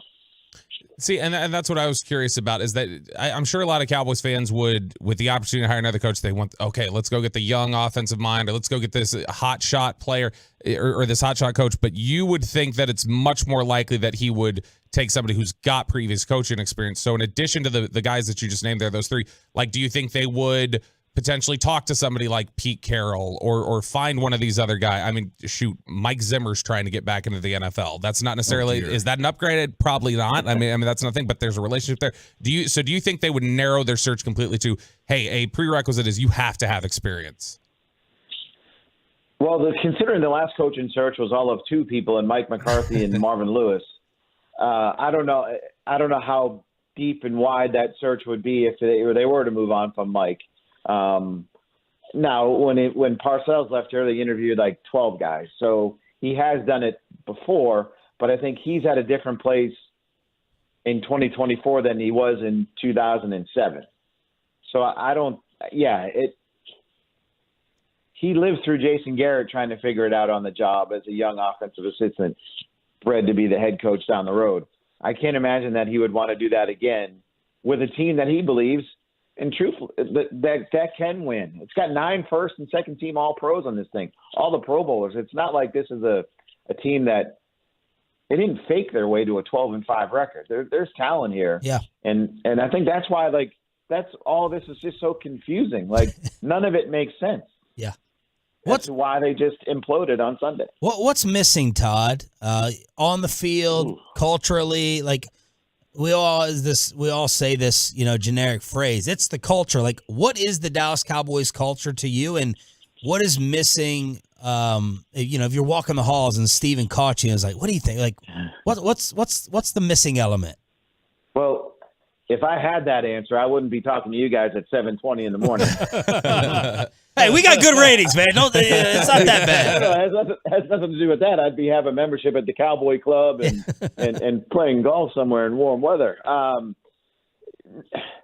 I push back on the culture thing because I think there is a good culture that in that locker room with those players. Like, they work hard. They do the right things. Yeah, there's some knuckleheadedness in that room where some guys do stuff you don't want to do. But guess what? I'm sure that happens everywhere in the NFL with even the teams that will be playing this upcoming weekend, where you just have guys you scratch your head and say, what are you thinking? I don't think it's a culture issue here. I just think it's, and I don't want to say it's the pressure of 28 seasons without a Super Bowl now. I just think it's, oh God, I got no answer for you. And that's probably what Jerry's doing, right? But like beyond, we can always, like, culture is always the easy answer. Jerry talks too much and Jerry undermines his coach and Jerry needs to hire a real GM. Well, I just said they got 9 first and second team all pros. Does anybody who has more? Like right. The roster construction is not this team's issue. It's quarterback. So I don't know what that last missing piece is to get past a divisional round, or in this case, a wild card round of the playoffs, other than play better when it matters most. And that's coach better when it matters most. Like, none of that has happened forever. Now, 2016, Aaron Rodgers stole it from you. 2014, everybody will argue Gene Steratore stole it from you, but Aaron Rodgers still had 5 or 6 minutes left in that game if the Cowboys had scored. 2009, Brett Favre killed you. In 2017, or in 2007, they let that one slip against the Giants when they had that. To me, that's still the best team to not win a Super Bowl here, not these last year, this year's team. It was that team was the most talented team since the 90s Cowboys, not this one. That team had 13 Pro Bowlers and guys in their peak and learned from Parcells and were ready to blossom, and they did, and they blew it. Todd, when we look at the Dan Quinn situation, he's obviously got a bunch of job interviews lined up here, but there's a lot of criticism that he's taken in the aftermath of this one. Is it a certainty that if he doesn't get one of these jobs, is it a certainty that he's coming back as the defensive coordinator? I want to say yes. And I think this is where you need a big picture view of what he's done in 3 seasons, not what happened in 4 quarters against the Packers. There are issues. Basically, he can just never coach against a Kyle Shanahan or a Kyle Shanahan disciple and perform well. So that they got to figure something out. But you look at what he was able to do, and maybe it's because it was just such a disaster in 2020, but it's hard to argue with the success he's had as the coordinator to say one game is going to be the reason why you get rid of Dan Quinn if he doesn't get a head coaching opportunity, which I think we all believe is going to come, right? He's interviewing for 5 jobs at least. He's got to get. You'd think he's going to get one of these, and I think he wants to be a head coach again. So, but I don't know. Let me ask you this: would Jerry make him the head coach here? I can't see him doing that after what happened. So I just went against the exact premise that I made of using one game versus 3 years. I was going to say, like, can't you say the same thing about McCarthy? Like, if you're going to go through the last 3 years, 12 wins versus 4 quarters. But you're 1 and 3 in the playoffs. Up. You can point to that, right? He was brought here to do what Garrett couldn't do, and he's done the same thing Garrett did. Yeah, Todd, what do you make of the idea of Bill Belichick and Jerry and him working together? Whether Jerry's ego would allow it, whether Bill would do it here, whether it would work with Will McClay and Steven, and that whole possible dynamic. I mean, the easy answer is say, well, if Bill Parcells can work here, anybody can work here, right? Yeah. Different circumstances then. Jerry needed a stadium. Bill needed a job. Now Jerry needs a Super Bowl, and this Bill needs a job. So maybe it could happen from that perspective. I listened to Belichick's end of season press conference in New England where he was basically, I thought he was interviewing for other teams by saying, I don't need to have total control. Yeah. I'm willing to give up some of that stuff. That he was telling every other team in the league, hey, I'm open for business. If you guys want me, there are going to be certain things I'm going to do, but I don't need to run everything here. And yes, there is a good relationship between Jerry and Belichick and Steven and Belichick over the years. I can see it, although I got to be honest with you, talking to people before the playoff game, it was kind of laughed off as that's not going to happen. Oh. But the way that ended, the way the Packers game happened, I think everything's open. That opens the possibility at least. And good Lord, imagine our network if that were to happen. Oh, jeez. Todd, if Mike is not here, who would be your 1, 2, 3 list of replacements? I mean, I would say Belichick because maybe that's the element that they need of of 9 Super Bowl wins. I realize it didn't end well after Brady and all that stuff. But there's an element of if Bill said do 10 jumping jacks, you win a Super Bowl, 53 guys would do 10 jumping jacks because they think they're going to win a Super Bowl. Vrabel is intriguing to me because he has a Belichick pedigree and he won Super Bowls in New England and he's got a toughness and a hardness about him that maybe that's one of those elements when you ask me what's missing, that will be an option. I don't think Harbaugh would come here, so I'm not worried about that one. Why? So I would put those guys at the top. Why? I think at his point in his life, he would want to have some sort of control over the situation. Just my gut feeling based on nothing other than that. So those would be the 2 guys. I don't see Pete Carroll coming in. I don't see that being a fit. Mike Tomlin? Oh, yeah. That one. Why not? Todd, this is fantastic. Thank you so much for the time. And let us know what the halls are like when you go back to the Star. Well, I'll see Bobby there, so I'll just say hey to him. Yeah. Carpe Omnia. Omnia, there you go. Carpe Omnia, Todd. That sign was still up yesterday. I wonder when it comes down. Hey, I mean, look, they need Omnia to change. That's what they need. Thank you, Todd. See you guys. Looking forward to the Dak Romo piece. That will get a lot of clicks and hits from Todd Archer, ESPN on the D&M Leasing Hotline. So he said that the Belichick thing was kind of laughed off by some people before the Packer game, and then Jim Harbaugh would maybe not have enough control here to take this job. That's Todd Archer with his thoughts. I mean, I don't know. I think the perception of Jerry in control is not reality to what is not fair with what the reality is. Jerry doesn't need full control. He doesn't have full control. I mean, he has full control, but doesn't exercise it. Are we going to be absolute hypocrites and spy on Filthy after what happened last night? The answer at 8 o'clock this morning. But it is Tuesday. It's Expressway. It's Ask Reddit. Do you have a question, Kelly? Yeah, I have a lot of questions. Number 1, how dare you?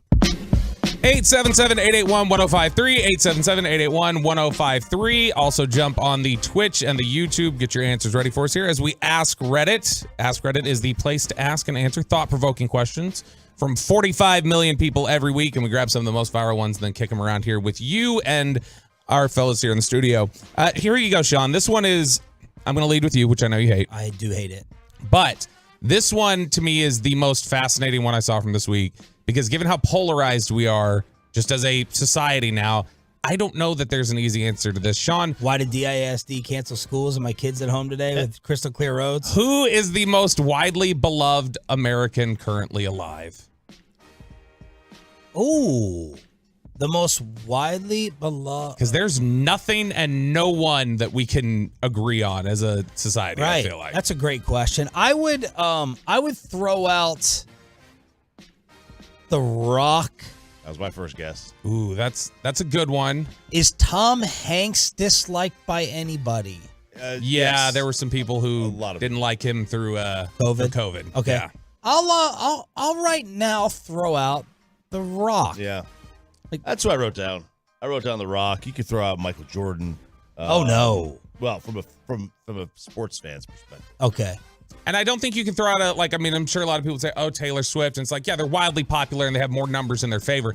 I don't think you can comfortably say is that. Now, I'm trying to think of who is just like a long-standing celebrity who's a little older. Like the Jason Kelce of celebrities. Yeah, honestly, and is a little older and like would be considered like, oh, it feels a little unfair to kind of go after them. 682 says Denzel Washington. 214 says Shaq. 972 Keanu Reeves. 817 Matthew McConaughey. This is one right here from the 817 that I saw a lot on Reddit. Dolly Parton. There were a lot of people who said there's nobody who dislikes Dolly Parton, but I disagree. I dislike Dolly Parton. So there you go. Because I don't know. I mean, she was she wasn't Too great. hot? Too hot for you? No. She was. Or her voice track wasn't good enough for you playing at the stadium? Yeah. I didn't like the way she walked in the heels, man. It was kind of pathetic. She's Peyton, 100. It's a joke. Peyton, who do you got? This one was easy for me. It's the great Bennett Glazer. I mean, Gosh. look, There Mr. you go, Glazer, Peyton. Well done. one of the Well beloved done, young Americans man. of this time. And I mean, I know the Cowboys aren't playing out, but that's why I put you on here, because I don't need the Cowboys tickets. I just need your love. Thank you, sir. Good grief. Mike X Cowboys on the Twitch says Dolly Parton. Over on the YouTube, Chris Williams says Morgan Freeman. So there's some of the answers there. RJ Choppy. Yes, sir. Let's go with what's a small everyday inconvenience that you believe should have been solved by now? Traffic. Ooh. I still don't know. How's it going to be solved? Yeah, I don't know how you fix that. Just first of all, get off your phone.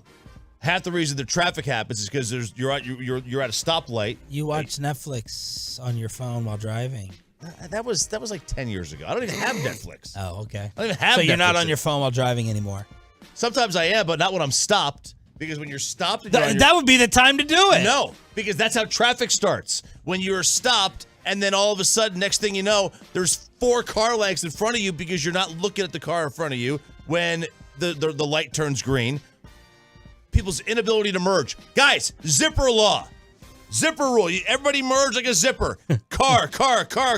All right? Stop doing it. Stop flying down the road. There should be, if there's not an accident, there should be no traffic. We should not be stopped. If there's not an accident, you should be doing the speed limit. Or more.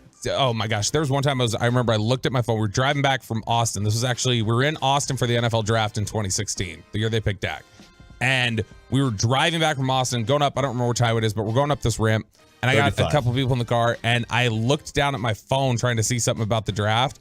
And in that sharp turn, I too late kind of pulled the wheel back, and we swerved for a second, and it was not good. And one of my buddies in the car, who is generally pretty quiet, mild-mannered, like chirped up, and he said, if you can't put your phone down, you need to pull over and let me drive. Ooh. He's like, you're not going to kill us because you can't stop looking at your phone. Yeah. I was like, damn. Okay. And my answer here on this, the small inconvenience that should have been fixed by now, I do not understand how with all the technological advances we've had in society, that if you have a dollar bill that is not brand new, completely crisp, it will not be taken by a vending machine. Yeah. It will spit it out unless it is the most perfect. Well, I mean, on this one, yes, now we can do that. But a lot of those vending machines still, you put a dollar in and it will spit it right back out if it is not a perfect brand new dollar bill. Sean, you got one? No. No, Pay-pay? of course not.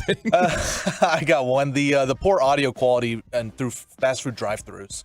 I can understand it and like it's fine, but it's just a small detail that I'm like, there's no way that we can't get him. I mean, we don't have to put him on like a Zoom call, but just make it a little bit better, man. It's a great one. Can you imagine being on a Zoom call? You're looking at them. You can see all the things they're doing to your food. Right. All the spit and the hair. There you go. Here you go, Peyton. What's a fact? This one's built for you. What's a fact you wish more women knew about men? Okay, so this one, I thought... Don't get yourself in trouble. This is one that could get you in trouble. Yeah, we're going to meet Mackenzie on Saturday. She's still asleep right now. She has today off because of the school district closing, so she's not listening. But it's just because we're in the same room and you're talking to me, that doesn't mean I'm listening to everything you say. It's not that I'm ignoring you. I'm probably thinking of something else or I'm busy. You know, multitasking is not always my strong suit here while listening and doing other things. So it's not like I'm ignoring you, but just understand that I hear you. You just might have to say it a couple times. I hear you, but I'm not listening. Exactly. Right? So if I ask again, it's not, I heard it. I'm clarifying. Oh, that sounds like an excuse that you really It are is, not paying it is. attention. I'm sorry. I'm not going to notice the little fashion changes you make or the 1 inch you cut off of your hair. And it's not... I do that. It's not that I don't appreciate it. It's not that I don't think you look nice. In fact, here's the thing that you need to understand. This is what I've tried to drive home to Kristen over and over again. If I notice it, it's probably bad. I notice that doesn't look good. Whereas the other side is just, and I've told her, you look lovely every day. So if you cut your hair and I still think it looks nice, it's you look like you do every day, which is just lovely. If I notice it, it's like, what the hell did you do to your hair? Or why did you paint this color? Yeah. What is that dress? You should return it. It looks terrible. I think I always notice the little things. I think I do. I try to. You have an answer for this one? I try. How can you notice something that you don't know has been changed? And But look at your credit card. Well, That's how I do it. I mean, Oh, bam, nail. Oh, bam, hair. so bam. you cheat. Yeah. That's what that is. Yeah. That doesn't count. And how are you phrasing this yet again, Bobby? One more time. The question is, what is a fact you wish more women knew about men? We like being the little spoon too. I did this the other night. I woke up, like I had some like nightmare or something, and I woke up thinking I was, or nightmare, and I woke up and thought like I was late, and I don't even remember, something was going on, but I ended up just like almost like a kid, like rolled onto Kristen's side of the bed and just was like, just like rolled up under her, and I woke up the next morning, I was like, was I like needing you to like snuggle me or something last night because I woke up so freaked out? But I did that. The big argument in my house, my wife, I gave her my sickness, and it's been like 2 weeks because she's pregnant and she can't take all the medicine I did to knock it out in 48 hours. So our fight right now is when she's like sniffling or something, and I'm like, you need a tissue, or I'll say, did you take a cough drop? I'm trying to look out for her, and she reacts like I'm being annoyed. And she's like, yeah, I took the cough drops. And I'm like, you know what? When you're hacking and coughing, I'm not going to ask anymore. I'm not going to ask you how you're doing or what the remedy is, because you're turning it like I'm annoyed. And I'm not trying to say, I'm not going to come to you and say, sweetheart, please let me undo this cough drop and place it in the bowels of your mouth for you to get better. I'm like, did you take did you put the humidifier on? Did you take the medicine? Did you? Yes, I know I'm annoying you. And I'm like, now you're annoying me. Kristen thinks I'm a jerk as a caregiver. I am, like, I mean, I get so like just I want to make sure that she's not getting any worse, and I can't tell sometimes. Are you getting worse, or you're not taking it very they're well? mistaking our intensity. Yes, yeah, it's more just like concern. Yes, and so they mistake concern for annoyed and angry. Expressway Ask Reddit with Roberto here on Sean and RJ. The poll question is out. We were like 50-50. Do we have any right? Have we lost the right to spy on Philadelphia after what happened to the Cowboys? And how about RG3 versus Jay Gruden on social media next? Let's get you over to Platinum.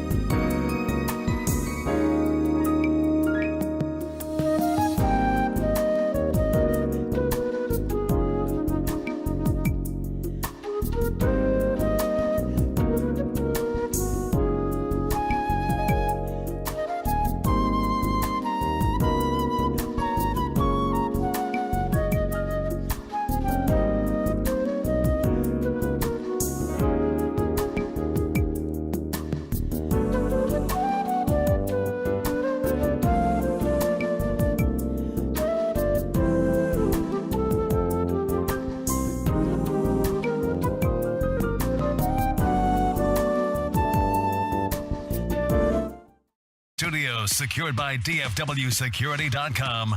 This is Sean and RJ on 105.3 The Fan. Trips to the right side. Here comes pressure. Baker Mayfield steps up, goes up. It's a caught ball inside the 30, outside the numbers. David Moore to the 20. David Moore to the 15. Moore still on his feet to the 5, to the 3. Touchdown Tampa Bay! Touchdown Tampa Bay! Fire them cannons! Fire the cannons! Bucks win! Bucks win! Bucks Radio with the call. They will go visit Detroit in the NFC East, representing again. Sean, RJ, and our Cowboys insider Bobby Belt on DFW Sports Station 105.3 The Fan. Thanks for being a Tolo, y'all. That stands for Turn It On, Leave It On, 32-9 as the Eagles end their season losing 6 of their last 7. I asked this at 5:30 to Choppy. I'll ask Bobby and Pepe. Does this make you feel better about the Cowboys' loss? Did taking that in, Bobby? I know it makes you feel better about my bet payoff Friday at 7:20. Oh yeah, love that. But does this ease the Cowboy embarrassment? No, I mean it's still embarrassing. It's still completely awful. What it does though is you already had happen to you what happened to you. So like that's already done and gone. So why not just take enjoyment out of the Eagles' suffering? Well, like to me, it's really basic. The Eagles winning or losing, your fate's already been sealed. So why not get a little happiness out of it? Get a little dopamine hit on a Monday night, watching that team suffer, watching them implode, watching their quarterback refuse to endorse the idea of the head coach coming back, watching those players just refuse to tackle and give up in a way that you did similarly. I think that all of that's very enjoyable, and you can take it as its own separate thing. Like you can have a bad day and then still come home and eat a bowl of ice cream and feel good about the bowl of ice cream. Or cereal. Sure, yeah. And now the race could be on. The head coaching watch is on for Nick Sirianni and Mike McCarthy. Dan Orlovsky tweeted, "I do not believe the decisions by Jerry Jones or Howie Roseman are difficult. Football-wise, it's obvious what they both have to do." And that is Orlovsky suggesting, I believe, that both coaches need to be replaced. So our big decision yesterday was whether we spy on Filthy or not, given what happened to us. And RJ Choppy, yesterday on the show, you had a very strong opinion. I feel it's a little disingenuous, I think, of us to do that. I love seeing when they're losing their minds. Yeah, but I don't know. It feels dirty. It feels dirty. Like we're gonna make fun of them for doing the same thing we did. Okay, but I am a man of the people and a hypocrite. Absolutely. And if the people say they want to spy, then I will. Look, I am not one to turn down a laugh. 1,800 Tolos voted. Roberto, where do you stand on this? I mean, I'm pro spying because, look, it went poorly for the Cowboys. That sucks. But you know, we've got to take something else. We've got to take solace in something. So I think being able to laugh at it without being like, ha, look at those pitiful losers, we're not there. It's more just like, ha, suckers, look, you're right here with us. That's how I think you have to view it. As long as you're viewing it with the full recognition that you two are pathetic, it's okay to listen to it and laugh. Pepe? Yeah, I'm right in there with Bobby and RJ. I'm a man of the people. If they want it, we're going to do it. And I mean, look, it's... We have other audio not from just Philly radio that's out there that's really good. Fans reacting as golden audio as always. But I mean, if it's really funny, we'll play it. But we're not just going to play something of some bad take here and there because I've listened to them for a good hour or so, and they're depressed. They're upset. I mean, they want Sirianni gone, they want Jalen Hurts gone, but it's nothing crazy right now that stuck out to me. So we're at 51 versus 49 amongst 1,900 votes. 51-49. So what we'll do is not a. That's in the margin of error. So you're within the margin of error, so you can theoretically go with either side. Okay. Well, we're not going to go a full-blown spy. Since it's 50-50, we'll play like 2 clips. Play like 2 or 3 clips. And is this Jilly DeKing? Is this like the new? Is this who you sent with the helmet on? Oh, yeah. That was the helmet guy. Like, looking at me saying, I don't know. You sent it. I didn't see I didn't pay attention to his name. He's just an idiot. All right, which one's funnier? Gilly DeKing, helmet guy, or the one tired of Sirianni, or WIP? Oh, Gilly's funny. Gilly goes off for a good minute here. All right, this guy, I was laughing in tears in the commercial break. This is good. I was laughing in tears. This guy puts on, I don't know whether this is a bit. He puts on like this little those old school mini Those helmets. small mini helmets. Probably has no padding in it. He's just, he Those looks Jack Youngblood helmets. Yeah, and he looks hilarious. And here he is last night after Filthy got eliminated. Take my loss on the chin like a man. Quez Watkins, man, it ain't personal, man. But you ain't shit, man. You gotta get the out of here, man. Motherfucker Bradbury, I asked you, was you ready, man? You looked me in my motherfucking eyes and said you was ready. I didn't know what you was talking about. You was ready to go to on vacation. The is going on, man? You supposed to be elite. I'm done, man. I'm done, man. I can't believe this shit, man. Y'all got Baker Mayfield. Baker Mayfield. He been on 14 teams in 3.5 months. Y'all got this looking like Tom Brady and Roger Staubach and Joe Montana, man. Okay, the reason that's so good, it's legit.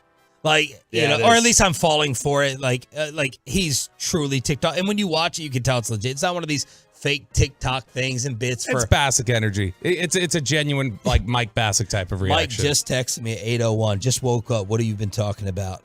Football, Mike. Well, they might lead with Mavericks. Who knows? They got a nice win yesterday afternoon. So that guy is furious. How about the Sirianni one or WIP, Pepe? You go ahead and pick from there. Oh, let's do Sirianni. All right, this is an Eagle fan who's just sick and tired of the raccoon. Better that they lost.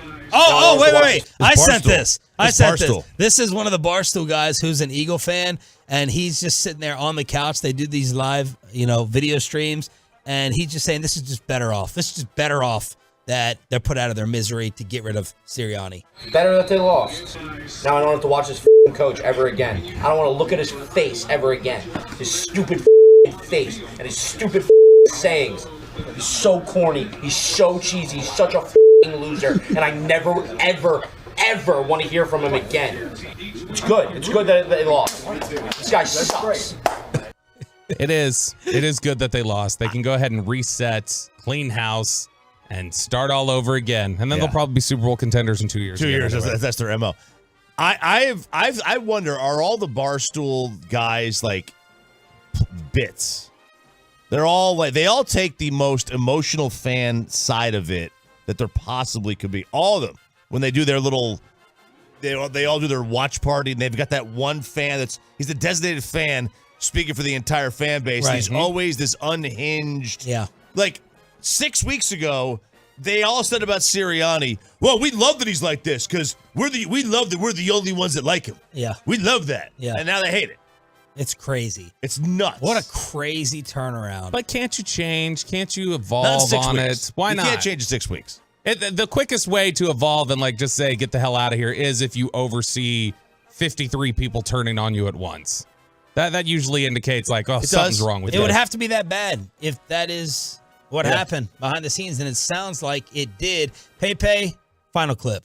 Yeah, this is from 94 WIP in Philadelphia, the morning show there. This is a host going off on James Bradbury. We talked about the poor tackling all season and really, yesterday throughout the last end of the season for the Eagles. The hosts are going off on them. They want James Bradbury out of the city completely. I think James Bradbury might have played the worst playoff game by an Eagles defensive player I've ever seen in my life. There's no question. I joked, cut him at halftime. I wasn't joking. He should have been cut at get him out of the locker room, kick him out of the stadium. That was because it wasn't just bad. He wasn't just bad. He didn't try. There was no effort. He had 2 missed tackles that led to touchdowns. Get out of my city. Join Nick Sirianni. Get him out of my city. Get out of the city. I put on from a second. I do like the immediate, I joked at halftime. I wasn't joking. It's well, okay, so were you joking? Was it a joke or were you not joking? They are so unhinged out there every time that they fall apart. But I feel like they've been resigned to the fact that they're terrible. Yeah. They had, the thing that hit us in the face was we didn't see it coming. I feel like they've spent the last 3 weeks going this is not going to end Which means that if that he got fired in 3 weeks. Who? If the whole thing ended with Sirianni, because it didn't happen yesterday. It happened they've been talking about this for 4 weeks. They've been talking about this since they were 10-3.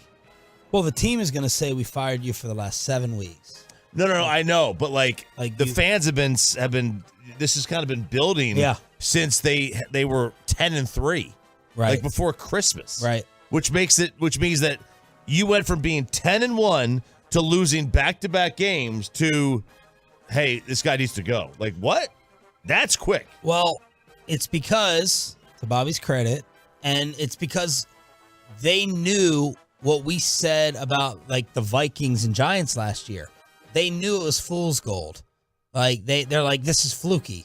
If you actually watch every snap from beginning to end, we're skating by. And there was 2 ways to go with that argument. You're champions and you just find a way, or it was fluky. And it turned out to be fluky. What is up with RG3 and Jay Gruden? Jay Gruden, the former coach of the Commanders, John's brother, he'll be opinionated on social media. Jay was watching the game last night and he tweeted this: "If I ever put a quarterback through what Philly is putting Jalen through, I apologize. Pick up a blitz." RG3 in DC, of course, put his glasses down, looked at the camera and wrote, "Say what? Like you did that to me." And Jay Gruden wrote back, "You weren't prepared, Robert." And RG3 wrote back, "You told me you didn't know how to coach a quarterback who could throw and run like me. So it looks like you weren't prepared, Jay." Whoa. Then my guy, Brian Mitchell, all-time punt returner, who I did weekends with in D.C. B. Mitch wrote, "Are you serious, Jay Gruden? Dude, please just effing disappear." Jay wrote back, "You are a punt returner. Be quiet." He sunned him by he sunned him by position. He sunned him by position. And Brian Mitchell, who I would never want to get in a tussle with Brian Mitchell, dude. Ever. No. He is feisty. Why are you talking like you know Brian Mitchell? Because I have gotten to know Brian Mitchell. They have me on all the time. I know JP Finley. That's his co-host. We talked to him out there at the Super Bowl. I have. B. Mitch. Wow. I didn't take away my name drop. Yeah. B. Mitch said, "I was way better at my job than you ever were." So that is a 3-way match. It's a 3-way. It's a 3-way, a triple threat between RG3, Jay Gruden, and Brian Mitchell. And this is a day after RG3 said the Cowboys needed to fire McCarthy and go hire Dion. Not aware at all, Dion just went 1-8 in the Pac-12. It's a great idea. Let's bring him in, man. Man, I liked it at first, but I roll my eyes at RG3.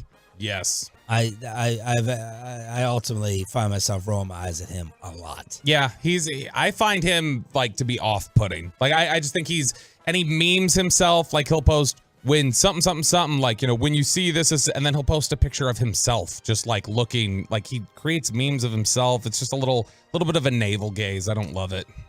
A what? A navel gaze, like he's just self-important. Oh yeah, like looking at his belly button. Mm-hmm. Is that a thing? People just stare at their own belly button? Google navel gaze. What if you have an Audi?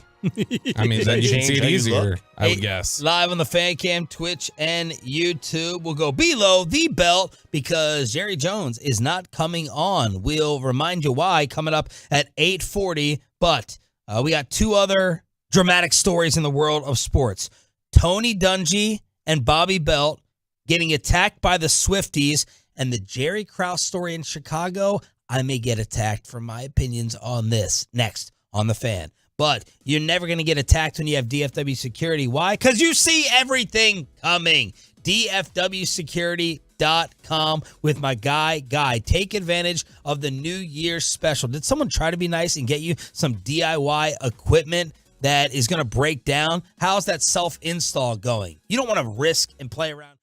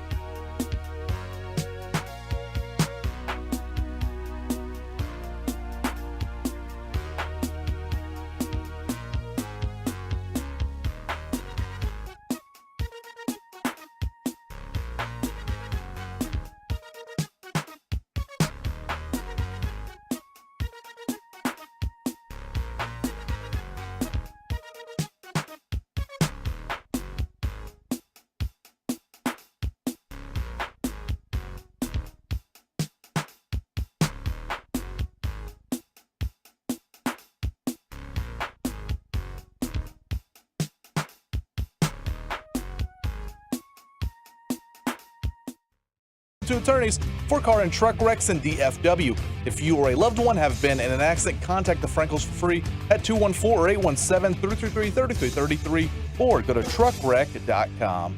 And there's a battle for the ball. Lively has it back. Hardaway. Are you kidding me? Timmy has given Dallas the lead. Wow, what a call from Followell on Bally. They get the 5-point win over the New Orleans Pelicans, and he dropped 40. He dropped 42 to be exact. Kyrie dropping 40-plus as well. First pair of Mavericks to drop 40 in these, actually the second ever to do it in the same game. And Kyrie, this 7-game homestand, they didn't have Luka last night, 34, 7, and 6 on the homestand. He shot 50% from the field, 46 from 3, 89 from the line, and the Mavs went 5-2 at the AAC. He is he's a wizard, man. He really is. Like, that dude's fun to watch. It makes you wonder. Like, you could totally see how teams just continue to bring him in. Man, it makes you wonder, like what is the level that you put up with for him? Because he is so special. He's the as a player. First player in NBA history to score 40 or more with 3 different teammates. That's wild. LeBron, Luka, and Hardaway. The first one in NBA history to score 40 or more with 3 different teammates. That is kind of wild. And he is on just this like crazy run now over the last 5 games because it's like 33 points minimum in each of the last 5 games. The shooting percentage is way up. He's shooting 45% from 3. Obviously, the 3-point shot wasn't falling like you wanted earlier in the year, but everything is just moving really efficiently. And they found this rhythm with Kyrie coming back into the lineup that as long as you've got that trio, Kyrie, Luka, and then it's wild just how quickly Derek Lively has become massively important to what they do. As long as you have that trio, they seem to win games with whatever pieces are fit in around it. Okay, let's get into a topic I've been dying to talk about, and I'm probably going to get in trouble for. Okay, I like this. This is not the in trouble part, but just the topic. This is the Jerry Krauss story. Jerry Krauss, for you youngins pay, was the general manager of the Chicago Bulls for the 6 championships. Jerry Krauss passed away. Michael Jordan, if you watch The Last Dance, and a lot of the other Chicago Bulls hated Jerry Krauss's guts. Jerry Krauss, even when they were winning titles, decided he was going to break up the dynasty. This is Phil Jackson's final year. He announced that before their season took place. It still is the most crazy thing ever. Like, hey, we've won 6 of the last 8 championships. When our roster's been together, we've never lost. I think it's time to start over. It's wild. Yeah. Because if they didn't, like, Mike still had a couple years. Yeah, and Michael hated his guts. Mm-hmm. They would mock him, make weight jokes when he got on the bus. It was the team against management. It was Jerry Reinsdorf, who's still the owner, and Jerry Krauss against the team. But nobody like what a genius he was. Like, he was a baseball scout. Yeah. That went over and became one of the best general managers. I mean, obviously helped he had Michael. Right.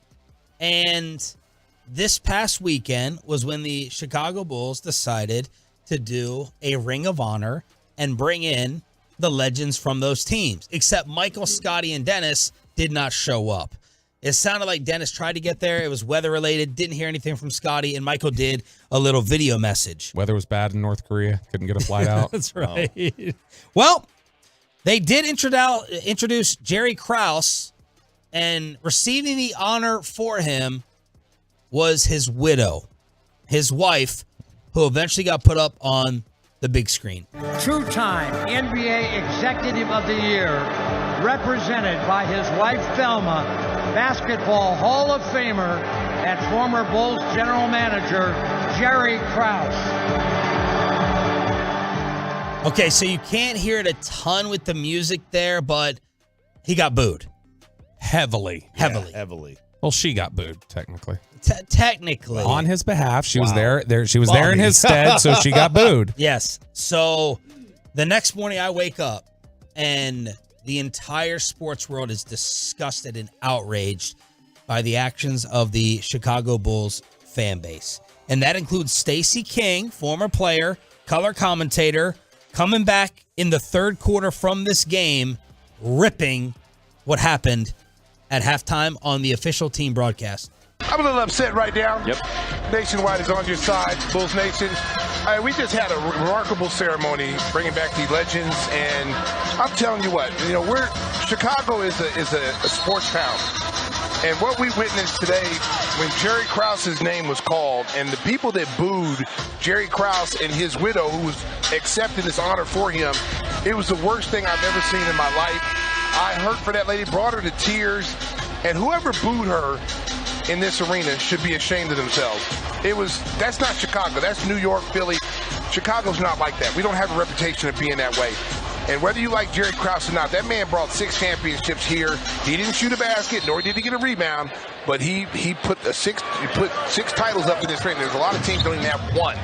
And that was really classless. And I was disappointed in the people that booed. It was a sad thing. Okay. Go ahead, Sean. I was waiting to see if y'all would jump in. Ario. I know the easy thing to do is to call all the Bulls fans classless, but I try to think of things from a PR standpoint, right? Let's have this Chicago Bulls meeting before this game. All right. Here's what we're gonna do. We're gonna have the intros, and Jerry Krause is gonna be a part of it. Is anyone in that room raising their hand and saying, do y'all think Jerry could get a bad reaction? Because if no one in that room anticipated that or thought that, they should all be fired from their PR jobs. Oh, no. All of them. And that's an easy opinion to have. If you didn't think there was a possibility of Jerry Krause getting booed on that video board, you're an idiot. Now, do you change things up because of that? If I told you that, what is the statute of limitations on booing a dead person? The moment they die. The moment they die, you can't boo. I would think so. Okay. I don't know. Like, it depends. Like, is the widow there? I'm booing Hitler. Like, I mean, you Okay, can all right. boo. You can boo. Let's go on the normal spectrum here. All right. But Yeah. fair. I like what you did. I Okay, appreciate let's what you did. we're in the Bulls meeting room. Yeah. Is Jerry Krause hated in the city by a lot of people? Yes. I have no idea. That was 25 years ago. Okay. How many people are in that building? Were even? I mean, like seriously, like it's a younger crowd. Sports fans are NBA crowds are younger. I think it's an easy call to say Jerry Krause is disliked by hardcore Bulls fans.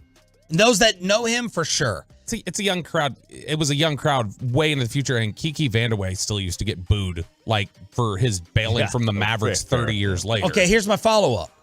If Thelma Krause wasn't there, first off, is the booing more okay if she's not there? Because my defense for the Bulls fans, if you think it's more acceptable if she's not there, is did they know that Thelma Krause was there and she was gonna? Did they know who Thelma Krause is and that she was gonna receive the award for Jerry? They probably didn't know that she was gonna be there. Yeah.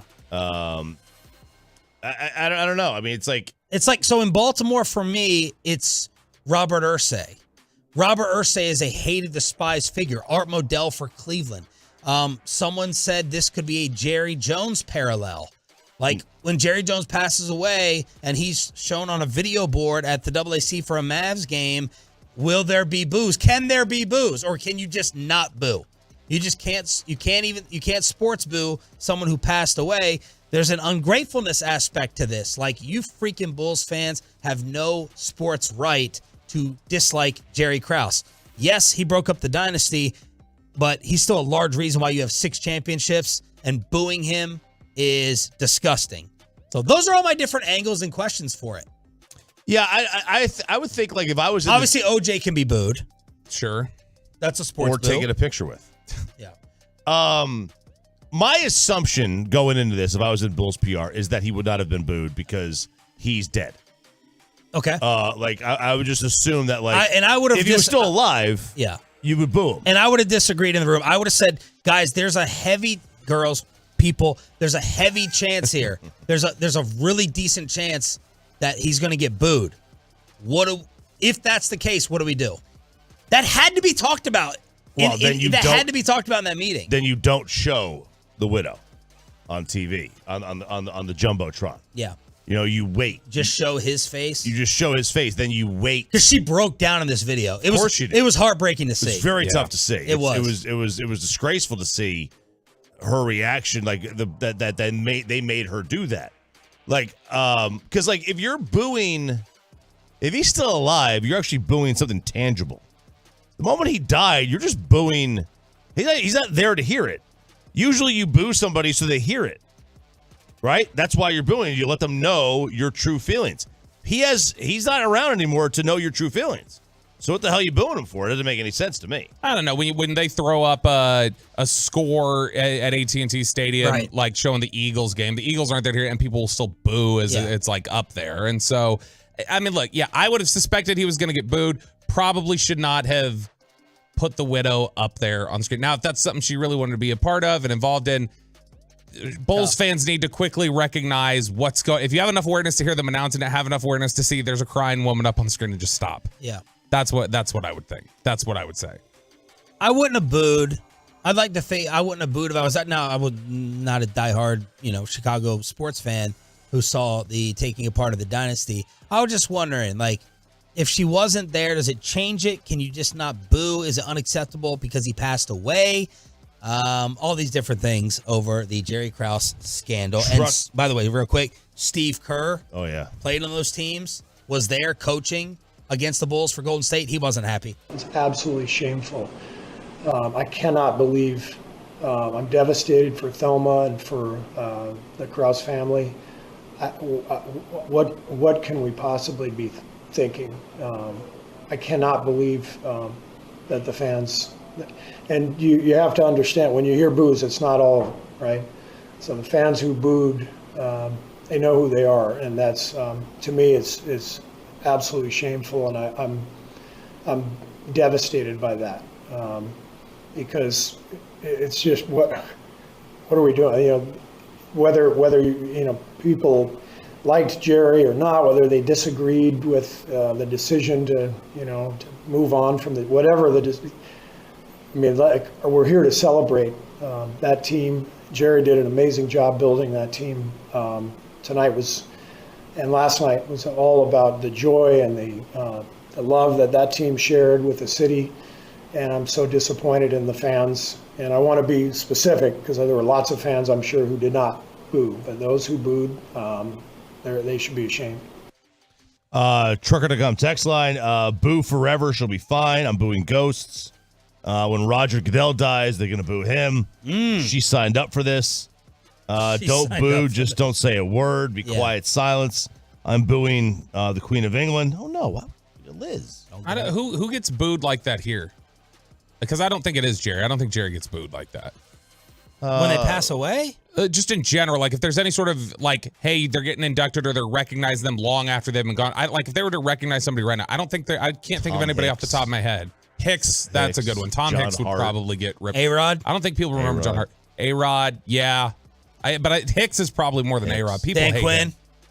All right, Bobby has narrowed down the list of actual candidates. The only names you need to know that could actually replace Mike McCarthy next, and we'll explain why Jerry Jones is not talking to us right now. And below the belt, right here on the Fan.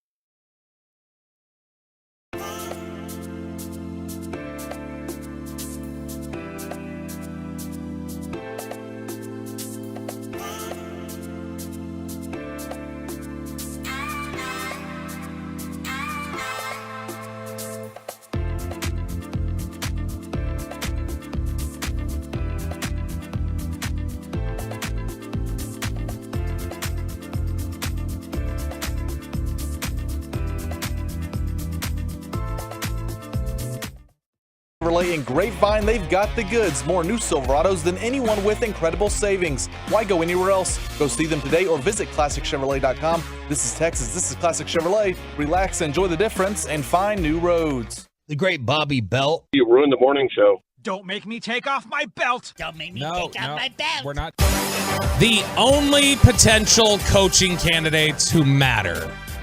Maybe not. I don't know.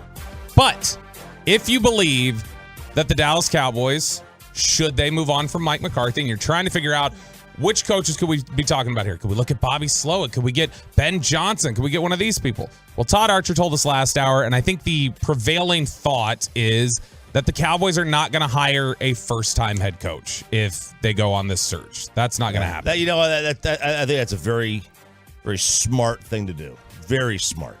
The Andy Reid was a first-time head coach at one point, and Kyle Shanahan and Sean McVay and Mike McDaniel. You wouldn't want any of those guys coaching. I know you're being very sarcastic.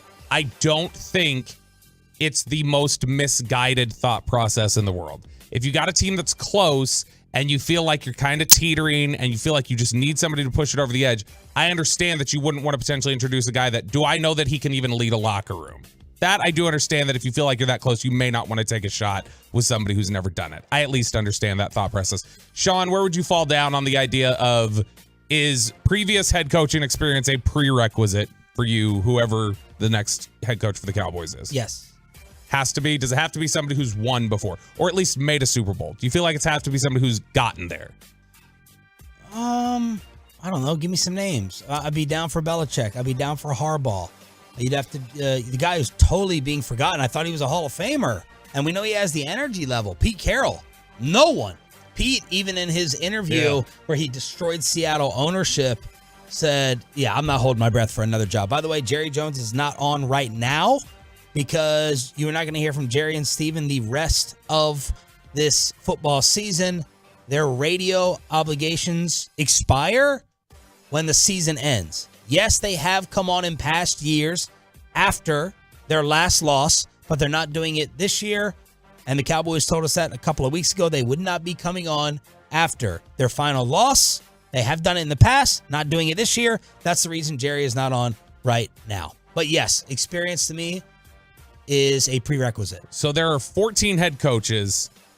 For this situation. There are 14 candidates who have had a head coaching job in the last decade. So you don't want to go back 20 years, but who have had a job in the last decade and who do not currently have a head coaching job in the NFL. There are 14 of those who have also been to a Super Bowl. Oh. And so the list of those guys right now, again, if you and it's 7 guys with offensive backgrounds, 7 guys with defensive backgrounds. So I'm going to run down the list of names just really quickly without really stopping them. The defensive guys are Lovie Smith, Dan Quinn, John Fox, Jeff Fisher, Bill Belichick, Pete Carroll, Ron Rivera. The offensive guys are John Gruden, Bruce Arians, Jim Caldwell, Gary Kubiak, Tom Coughlin, Ken Wisenhunt, and Jim Harbaugh. Now, if you're only going to take guys who actively appear like they're coaching right now, so you're not taking somebody who's been on the beach for forever, somebody who's either college or got some sort of an NFL coaching gig right now, it narrows even further. Those guys, the only guys left who have coached in the last decade at the NFL level, currently have a job either at college or pro level doing anything that relates to coaching and have been to a Super Bowl. It's only Dan Quinn, John Fox, Bill Belichick, Pete Carroll, Ron Rivera, Ken Wisenhunt, and Jim Harbaugh. That's it. Those are the only names that you can come up with. Out of those, I would assume nobody wants Ken Wisenhunt, who is the special teams coordinator at Alabama right now and is 62 years old, kind of far away from the NFL. Ron Rivera is not getting another job. Hell no. That's not happening. No. John Fox is currently he's a defensive assistant or a defensive analyst. Look, I will say this. They had a good relationship. The Joneses had a good relationship with John Fox. And he's done it at 2 different stops. He's gotten them to Super Bowls. Let's be fair. Manning got them to a Super Bowl in Denver, and so did Jake Delhomme in Carolina. Yeah, well, I don't think Delhomme got them there. Delhomme was the great Jake. Okay, he was amazing that year. There's so many horror stories coming out of Denver about him. Out on John Fox. But, I'm in on all these guys because, a 6th coach is surely going to be the one that makes the difference with Dak. Oh, my. It's the 6th coach, guys. And maybe get him another wide receiver too. And it's another offensive lineman. Oh my! The 6. This is the one. Taking my silver spoon angle. This I like is the it. one. This is surely the one. Let me ask you a question. Yeah. You can only have one back. Money's not an option. Salaries, whatever. You could have McCarthy or Dak back next year. Well, I mean, Dak is the one that's gonna get them 12 wins, not Mike. But I mean, what are we trying for here? We trying for a Super Bowl? If we're trying for a Super Bowl, then you don't bring Dak. If you're trying for a Super Bowl, you do bring Mike back. Now you have, but your philosophy, your philosophy, and I have agreed with much of it. I've come to agree with much of it. Your philosophy is 12 wins. You got your job done. You got us in the tournament. We roll the dice. The tournament is a roll of the dice. It is. So how does that not apply here? It applies. It applies. But we're also like, I mean, look, there's an obvious ceiling. There's an obvious ceiling. I like that, but there's an obvious ceiling there, and I could totally ride with him for the next 5-6 years, and continue down the same path. I absolutely could. But like, you ask yourself, would Kyle Shanahan keep him with the way things are? Now, would Kyle Shanahan make him better? Sure. Let's say Kyle Shanahan's been here for years. Well, I mean, what would Kyle Shanahan do if he moved on from who's his backup plan? Trey Lance, the guy that he couldn't make work and moved on. No. The backup plan would be go to the draft. Yeah. But let's just say like Kyle's been here for the same amount of time, and this is where they've gone. Would he move on from Dak? Would Sean McVay have moved on from Dak? Would Andy Reid? Andy Reid. This is what is different about this with Alex Smith? What is different about this than Jared Goff? What is different about this than Jimmy Garoppolo? Now, Dak's better than Garoppolo. He's better than all of them. He's not better than Goff. Nothing about Dak's career has shown that he's better than Goff. Well, he's going to finish this. He had a better season than Goff this year. Everything. When you talk about your DVOA per play efficiency and everything else, Goff's pretty good at DVOA. I know, but if you look at all that, then when you say nothing about Dak has been better, that Dak has been better consistently throughout his career. I mean, some of us would disagree. That's just your data, Chop. That's not it. That's not that you can disagree. I'm just saying those numbers you can't. As good or better teams than Jared his entire career, and Jared's made it further consistently. Rams team is pretty loaded. It was pretty good. Is this Dak MVP result going to be the highest that either of them have finished? I don't know. I have no idea. I have to go back and probably. I don't think Goff ever finished in the top 3. So, I mean, Dak will finish in the top. I think bottom is third. Yeah, I think at worst he's third.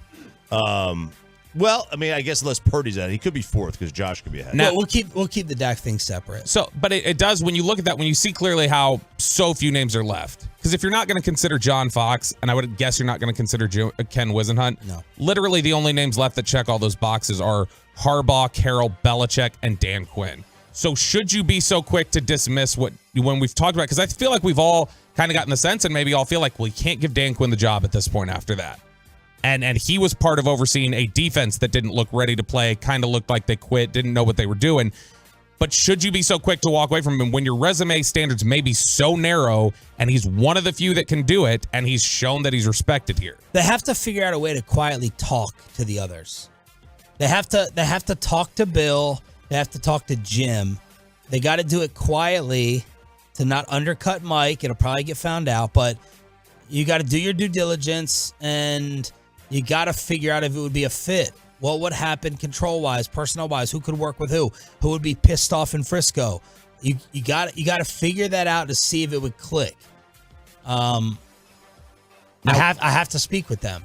I have to. One of the things that I think is really interesting, though, if you look at, because there's a sense, I think, from a lot of people that the only thing that's really showing to be sustained success over the last decade or so are these coaches that are coming off of the McVay Shanahan type of coaching tree. Right. Like people who break off from there have had success, like pretty consistent success, tons of success against Dan Quinn. As you referenced earlier, Dan Quinn has not been able to stop these former coaches that he coached with, Mike McDaniel, Matt LaFleur, Kyle Shanahan. Those guys have absolutely run him and made it difficult. And who are those next guys on the up and up? So that's the thing. If you want to, again, if we're talking about, let's say the Super Bowl experience is not what you're looking for, but you do want, there's a couple options for you if you want previous head coaching experience who also have worked in the Shanahan or McVay tree, and they are decent names.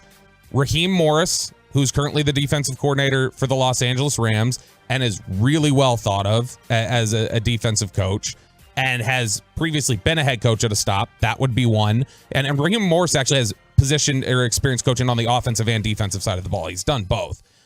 Anthony Lynn, who Jerry is familiar with. Jerry, he actually coached here in Dallas in the mid-2000s under Parcells. Yep, he was a Chargers head coach. He was also on Parcells' staff. Jerry was really good to him after he got in an accident while he was here on the coaching staff. Anthony Lynn has always talked about how much he appreciated that. Lynn has coached recently. He has been in San Francisco this year coaching the running game with the 49ers under Shanahan.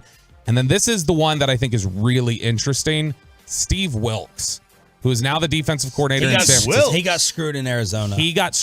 And then last year, you remember, he had to step in and finish out the season for Carolina, and he got them to go 500 the rest of the way. And there was a strong push from people that, hey, Steve should be given the job here in Carolina. But from what you hear, Tepper wanted an offensive coach. And so because he wanted an offensive coach, Steve Wilks didn't get the opportunity. He goes to San Francisco to become the defensive coordinator. But that is a guy who is highly respected by players, has been an NFL head coach, has shown some success that he wasn't really given an opportunity to sustain, but has shown some, minimal success in his short window and has coached under this Shanahan tree. It's on the defensive side, but hey, we've seen the DeMeco Ryans thing is working out pretty well right now. Bobby Slowick, who is having success as the offensive coordinator, he started as a defensive coach kind of in that Shanahan system. And so that still has extended and been able to work out. So if you wanted somebody who just hadn't made a Super Bowl but has previous experience and comes from that tree, you could look at Raheem Morris, Anthony Lynn, Steve Wilks. Those are all names that could make sense. 877-881-1053, TruckWreck.com text line. Let us know. By the way, the breaking news this morning, Jason Kelce is retiring finally from the Philadelphia Eagles. Who he has to wear the Jester outfit to Hall of Fame. That's right. Who on the fan text has been the name popping up the most if there's going to be a McCarthy replacement? Belichick. Belichick's the one that we see most consistently. Really? I mean, there's some people throwing Vrabel. You'll still get the Lincoln Riley name every now and then, which, I mean, they are. Oh, my God. Stephen Jones really loves Lincoln Riley. But Jerry he won't go to college. I don't think he would. But yeah, we see a lot of Harbaugh. Those just kind of the names that we've kicked around. I still have not seen. I have not really seen anybody say Quinn at this point. Everybody's kind of jumped off that. The Dolphins should not extend Tua. The Chiefs have found a number one. The Browns defense was overrated. RJ has NFL wild card weekend. Overreactions or not. Final hour Tolo Tuesday. Right after this. Let's get you over to QC Kinetics. Let's get you healthy and let's keep you healthy, boys and girls. You've been dealing with joint pain, knees, hips, back, shoulder.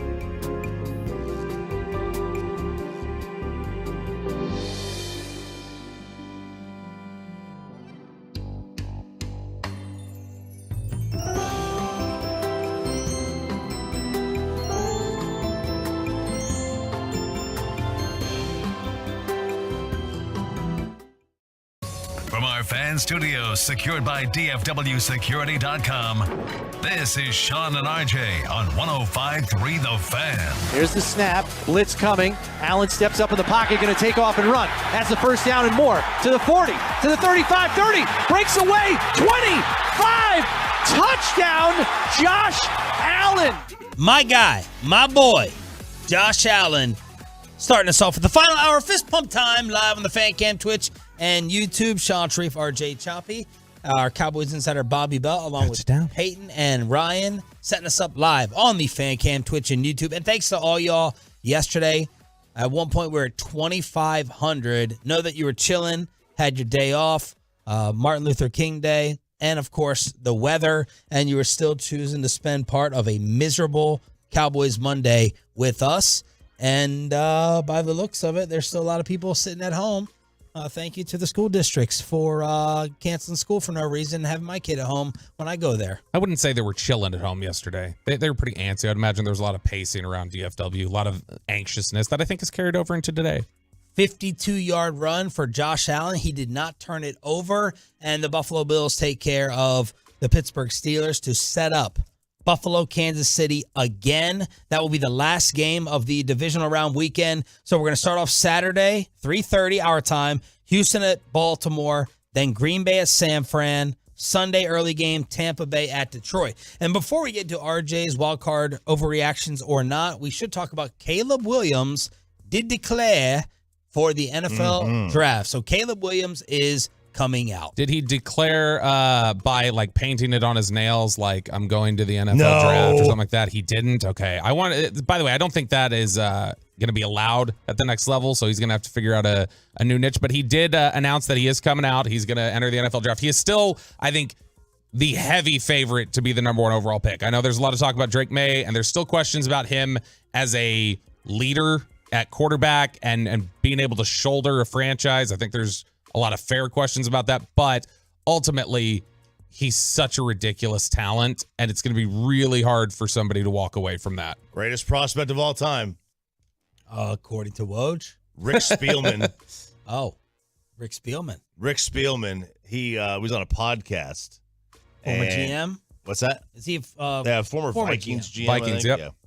And he was just given a bunch of names on who he would take Caleb over or not. I love how this triggered RJ. Last year's draft class, Caleb was the first quarterback taken, right? Yes. The one before that, Trevon Walker went first, so certainly there. What about 2021 when Trevor Lawrence went first? You taking Trevor or Caleb? Caleb. 2020, Joe Burrow or Caleb? Caleb. 2019's Kyler, you're taking Caleb there. 2018's Baker, you're taking Caleb there. So you probably have to go back to, I'll go to 2012, Andrew Luck or Caleb. That's a toss-up for me. Wow. Andrew Luck was one of those generational franchise quarterbacks, but I would be real close, but I would probably go with Luck just ahead of Caleb. But right there, 1A and 1B. 1998, who you got? Peyton or Caleb? Caleb. Over Peyton? Peyton was back then, that was in vogue, the pocket passer. Caleb, the notch up just because of the athleticism. 1983, you were in your 20th year in the league by then. Elway or Caleb? Oh, they're similar type players too. Caleb. Oh my God, you're going back. Like, I went on. That's Dan Marino calling you. So it's the Burrow thing? I mean, any of them. Are you kidding? This is why scouts evaluations don't matter. No, but I love that he is staying married to. He's answering that from his scouting in the moment. I respect that. He's not just using hindsight, right?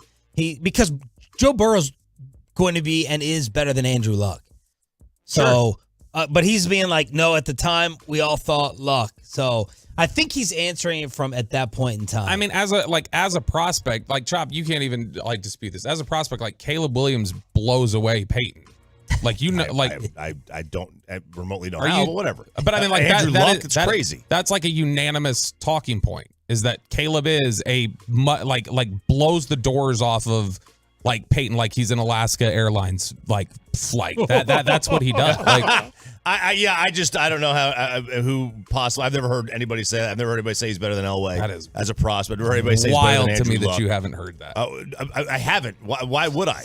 Why would anyone have heard I'm that? scrolling you. Yeah, why would anyone have heard that? You were looking down so in your feelings about this, and as soon as they said Peyton, how is I he looked better at than Sean. Elway? How is he better than Luck? How is he better than Man? How is he better than Lawrence? How is he better prospect than Burrow? Like he's not. Like stop. No, he is. But I'll tell you what. Maybe he's better than Burrow because Burrow wasn't on the prospect level of Lawrence or Luck or Elway or Manning. As a prospect coming out, he's above Kyler. He's above. Sure. Like I mean, I would say that he's probably in the realm of Burrow. Didn't someone get caught like first faking stuff? Oh yeah. So this was Emmanuel Acho, which is. Not totally unexpected, but Emmanuel Acho got absolutely killed for this. So I don't want to throw you under the bus here, Sean, but there was a fake report about Caleb Williams choosing, like basically saying that the only way that he was not going to come out was if the Bears bail out of that pick. I fell for that and the Jalen Milroe one. So Jalen Milroe saying I'm transferring. I fell for that fake one. And Caleb, did I retweet that? The Caleb Bears? One? Yes. Okay. Yeah, you did. So and a lot of people did. It was a fake account. One of the people who fell for it was Emmanuel Acho. And Emmanuel Acho went on TikTok, made a video of it, was talking about this is wild stuff from a college quarterback. I'm going to keep y'all updated. This is crazy. And people like went after him for like, hey, that was fake. And you're supposed to be somebody who can clearly like fact check that. And what he said there, he replied to somebody who said, you purposefully post fake news for clout and money? Emmanuel Acho replied, nah, in the event it was fake, I posted it to the least serious website because no lives are being lost on that post. So he's talking about TikTok, least serious website. He says, either way, real or fake, the video would garner traction, which would increase followers. More followers equals larger brand deals. Understand? So Acho has basically come out and said, yeah, I will talk about fake stuff as if it's real if it means more clicks for me, if it means more attention for me, and if it means more money for me. And I think that's probably the least surprising thing to hear about Emmanuel Acho, but he said the quiet part out loud, and he has been getting killed for it on the internets ever since. Wow.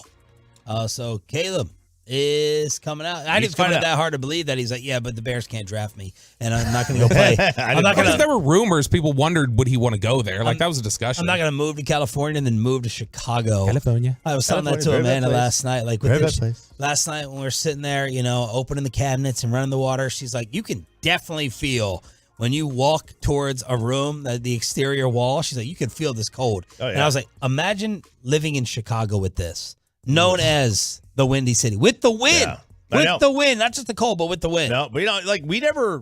When I was in even upstate New York, we never had to drip faucets because the pipes were like 10 feet underground. Here, our frost line's a foot, which makes sense. Which is why, they have to deal with it more. They have to deal with it, so that's why our pipes freeze. All right, little overreactions or not? Yes. Miami should not extend Tua. I mean, I always vote in favor of extending the quarterback unless you've got something like tangible right there, because quarterback purgatory is the worst thing to be in. So I would say burned you with Daniel Jones. No, I don't think it did. Like, I didn't say it. Like, what I said was the issue with Daniel Jones was that's why you should pick up the fifth-year option. Like, because he hit it in the fourth year, and they would have had time to do something about it. They didn't, so they had to make a decision right then. So is this an option question or of the next deal? What was this? This was his third year? This was his third year, so he's in line for an extension now, right? So what I would do is I would not do anything about it right now. I would wait until after his fourth year. I'd pick up the option for the fifth year and sit. this might be my toughest player in the NFL to judge. It's that anticipation / accuracy versus the arm better not play in the strength wind. and better not play in the wind. First off, I want to give the guy credit for staying healthy. That totally got forgotten. Taekwondo. We thought that his entire career we could watch something awful, like really scary and frightening, take place on the field. So props to Tua for staying healthy. I would try to put this decision off. I would try to wait and see a little bit more. I would try to hold off too, as long as I possibly could. I like him. I think he's a really good quarterback. You're just going to have to deal with the fact that if you don't have home field advantage, it's going to be tough for him to play in a stiff way. I mean, because he just doesn't have a very good arm at all. He's accurate. His anticipation's great, but you could tell he wanted to be anywhere else but that football field that night. It's crazy how I didn't want this Miami stereotype to just play out. It might be the biggest stereotype in sports, and it just did. Chiafalo was talking about this on G-Bag last week in previewing. He goes, do you realize how close they were to playing in 80-degree weather, and then they went to minus 30? Yeah. They had a 110-degree temperature switch at the end of that Buffalo Bill game. At the end of that game. Yep. And, I mean, even when they had Marino, who was from Pittsburgh. It's always played out like this. They couldn't handle the cold. And then they get a quarterback from Hawaii, and they're surprised they can't. Yeah. Always. Should have drafted Kenny Pickett. They should build for the cold. Kenny Pickett. Where do you fall on it? You're more of a Tua guy I like than Tua, me. but I'm with Bobby and you guys. And you. I would pick up the fifth-year option. So you are not a member of Tuanon then? Tuanon? I like that. I mean, I'd pick up the fifth-year option anyway. But yeah, I would just pick up the fifth-year option and just worry about it next year. Put it off if I can. Price going to go up. Price is going to go up. Yep, it would. Yesterday's price is not today's price. That's right. Okay. Let's see. The Chiefs have found their number one wide receiver in Rashee Rice. SMU. Overreaction for now. I mean, they think highly of him. He was a guy who was considered a second-round type of player. And you know, he absolutely... Patrick Mahomes, knowing what he is and what he can make receivers into, you could function that way. But, I mean, he's still got a lot to prove. There are a lot of questions he has to answer about his route running and everything else. But, I mean, he's a good player. I don't think it's a flat overreaction, but you need some time for that to play out before you can confidently say it. I'm not going to say that they found a number one. They found their number one. Their number one. It will be Rice and Kelce, 1-2 on all of Patrick's routes. Kadarius was inactive. He was deactivated the other day. Yeah. Oh, no. Rashee Rice, 5 for 127 against Cincy, and then 8 for 130 against Miami. I was just thinking, Kadarius Toney can't catch a ball normally. Could you imagine having him try to catch a rock in minus 30-degree weather? That makes sense. Wow. Green Bay, not Detroit, is the toughest test for San Fran until the Super Bowl. Woo! Man, what are San Fran's weaknesses? What's their kryptonite besides Baltimore? Age. I don't know. Experience, but that's gone now. I mean, honestly, I don't know How do you of attack any. them? We're game planning. How do you attack them? They have 87 receivers. I mean, so you can do some stuff over the middle of the field a little bit. I mean, Cleveland did that, but man, it's really hard to get anything on that. That's what I think you need what Baltimore does. You remember that was like the 49ers talked about it afterwards, that Lamar running as much as he did that game, they're like, that was a deviation from what we'd seen on tape all year in terms of how willing he was to run. Like, they attacked us in a new way and they challenged us in a new way.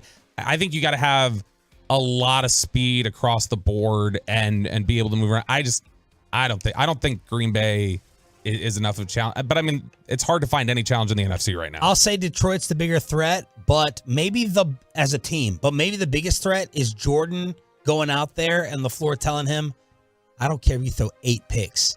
Against Dallas, you were Rodgers. Against San Fran, you could be Favre. And maybe an unconscious, out of your mind, throw it up. Favre against the Raiders after his dad died type game. Like, make this your highlight reel tape. And we don't care if we lose by 50, and I don't care if you throw 7 picks. You go out there and have a performance for the ages. Is Jordan Love more capable of that than Goff? I believe so, but Detroit is the team. They were a bad team in the end, but like the biggest threat to San Francisco in the NFC was going to be Philly. Like, the way Philly can play football is the one that stresses San Francisco the most. if they play their game. But that would be the biggest wild card to them, is like playing that team. You assume they're bad right now, but if they click and put it together, that one was the one that the personnel is the scariest. I think Philly was dangerous that they won yesterday, because that would have kind of maybe reset everything, and who knows what kind of, what they get from there. Let's see. Do I stick with Jordan Love? Do I go with Goff? Do I go with McCarthy or the Browns? Browns. The Browns defense was overrated. Bobby, you were on this first, so you answer first. No, I don't think it was overrated. I think CJ Stroud and the Texans played really well. And you got to remember, like, 2 of those were pick sixes that they scored on. But that touchdown with the tight end, that was a run after the catch. That was yak on that. Yeah. Now look, I mean, they gave up. They had some points this year where they gave up 38 to Indianapolis. They gave up 36 to the Rams. Like, they weren't flawless, but they were. I think that they just had a bad day, and they ultimately gave up 31 to the Texans. Yeah, they had a Daniel Powder day. So no, I don't think that the Browns were overrated. I think they were still one of the best defenses in the NFL. They just ran into a buzzsaw. Crosstalk with the KMC Masterpiece at 9:40. Did Patrick Walker get any enjoyment out of the Eagles season ending? And what do the Cowboys need? Whether it's coaching or on that field, Patrick Walker or the Cowboys clean up from the website after this. But how about cleaning things up in that 401k? Stock market open 45 minutes ago. We are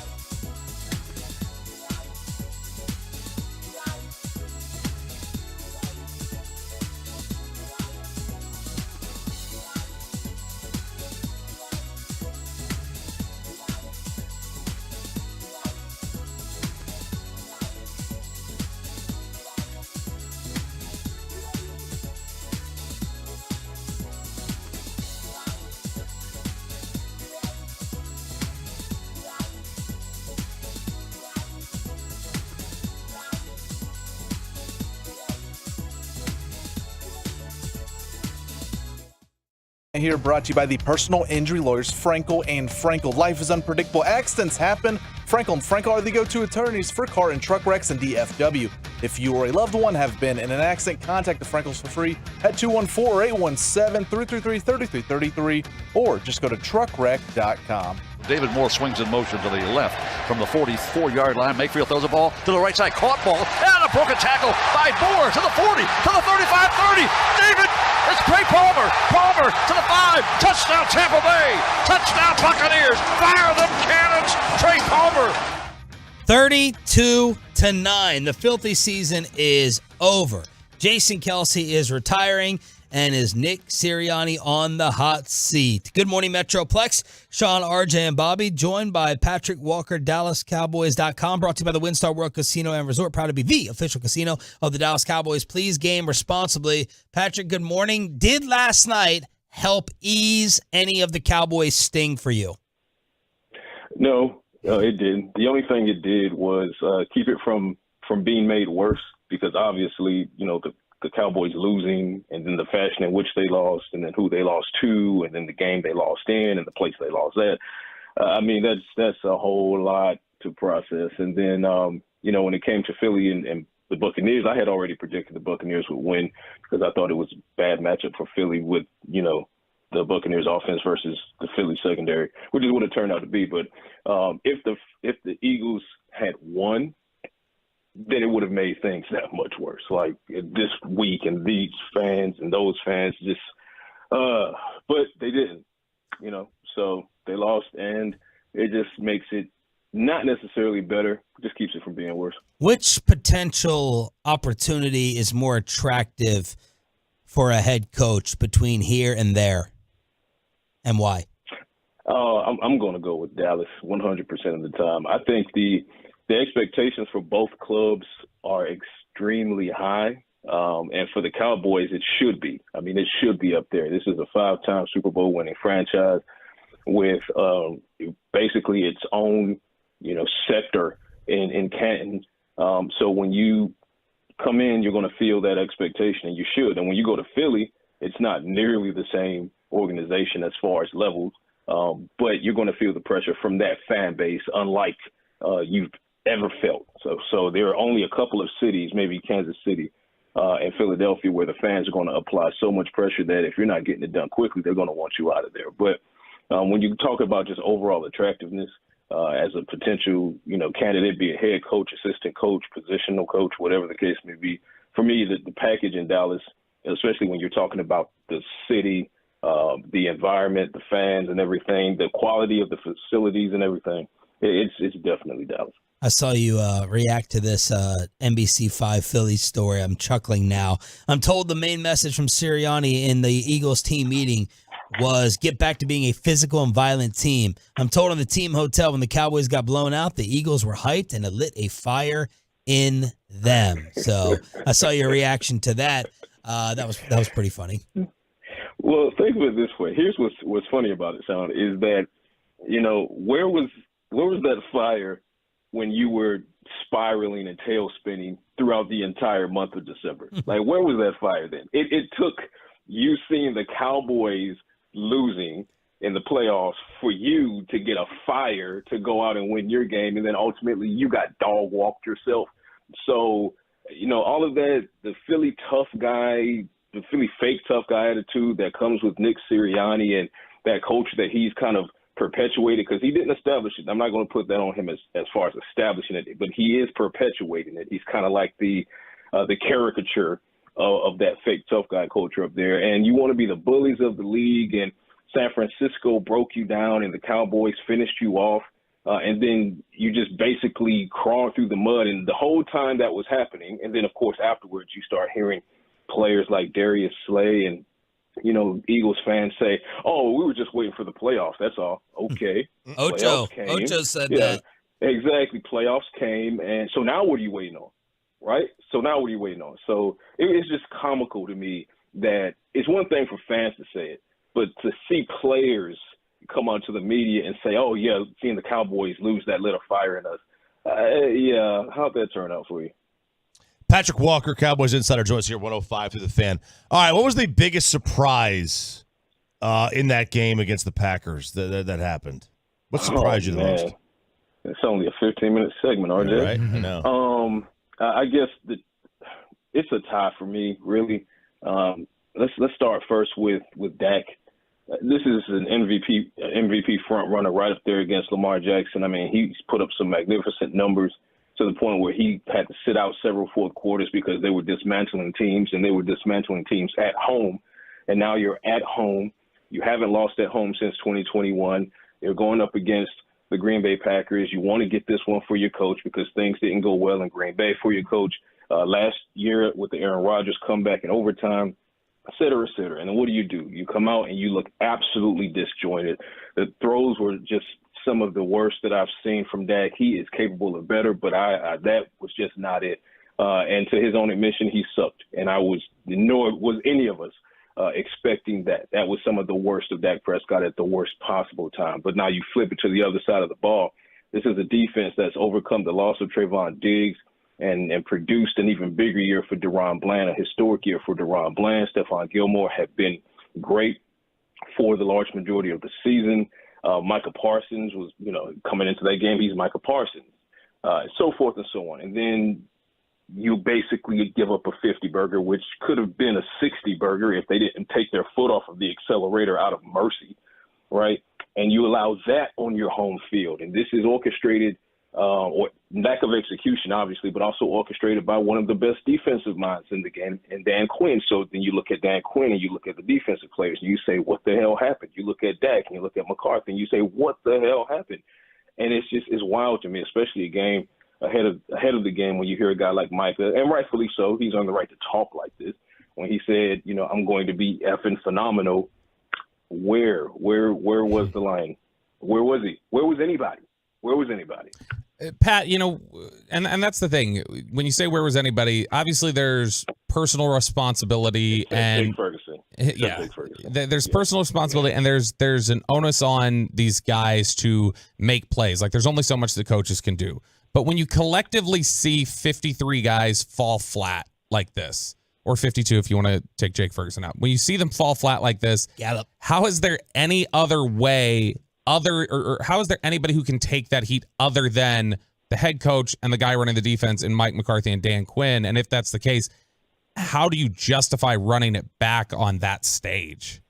And that's what makes this type of loss so difficult to process, because as analysts, we sit here and we say, okay, well, do you go in this direction or do you go in that direction? That's always what you're looking for, left at the fork in the road or right at the fork in the road. So here you are, and you're stuck in this kind of purgatory, and this is what Jerry Jones and Stephen Jones are up against right now. They're stuck in this kind of purgatory at this exact moment where it's like, okay, this is a head coach that gave you 3 consecutive 12-win seasons, 2 divisional crowns in those 3 seasons, produced historic seasons from CeeDee Lamb and MVP season from Dak Prescott in his first year back as offensive play caller. And then you look at Dan Quinn and you look at what he's been able to do in his 3 seasons here and what he's been able to produce and how he's been able to convince the front office and Steven and Jerry and Will to invest in certain positions like the safety position, like they have been more or less down playing and devaluing for years and years and years. And you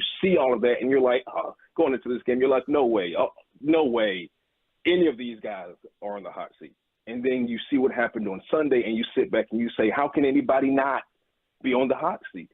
So now you have to start looking at the landscape as a whole. And yeah, I see the Bill Belichick rumors. That's obvious. That's going to happen. And Mike Vrabel rumors, Bobby, you and I discussed kind of like the Vrabel equation after the game on Sunday. And, Bobby Slowick, I mean, there are names out there, and you just really have to sit back as the front office and ask yourself, like what you guys just asked me, how do you justify running it back? And it's so hard for me to justify running it back, but it's almost equally as difficult for me to look around the landscape and say, there's your guy, because Bill Belichick is the fanciest one. He's the one that shines the brightest, but what's his record post Tom Brady, right? So, and you can look at it and you say, well, he'd be getting Dak Prescott. Right.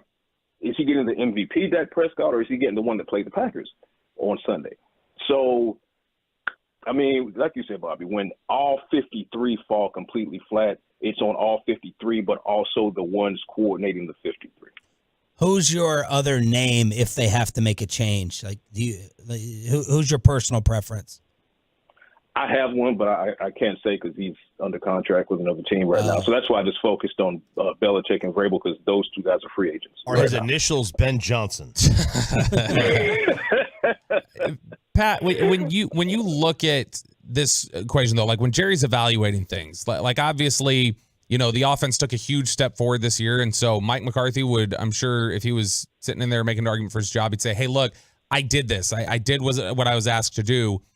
If they were to make a change, what is it that you think Jerry is saying is what he wants out of his head coach? Does he want somebody who's going to run the offense like Mike McCarthy did? Or is he saying, like, no, I need somebody, is he going back to the CEO? Like, I need somebody who's going to be a leader of men. I need somebody who's going to have people prepared. What is it that he's looking for? What tools of evaluation is he using? Well, I think at this point here recently, he's tried both things. So, again, purgatory, which direction do you go? Because when Mike McCarthy was brought in, he had Kellen Moore as the offensive coordinator, which was someone that Jerry and Steven, they had groomed over the course of several years within the organization. So it gave McCarthy kind of like that CEO role, right? So then he brought in Mike Nolan, didn't go well. He ditched Mike Nolan quickly. You bring in Dan Quinn. So now you have the two heavy hitters and things are going well. You make it to the wild card game and then you make it to the divisional round and you were supposed to take the next step this season, at least to the NFC Championship, but most certainly not to lose in the wild card and most certainly not in the fashion in which you lost.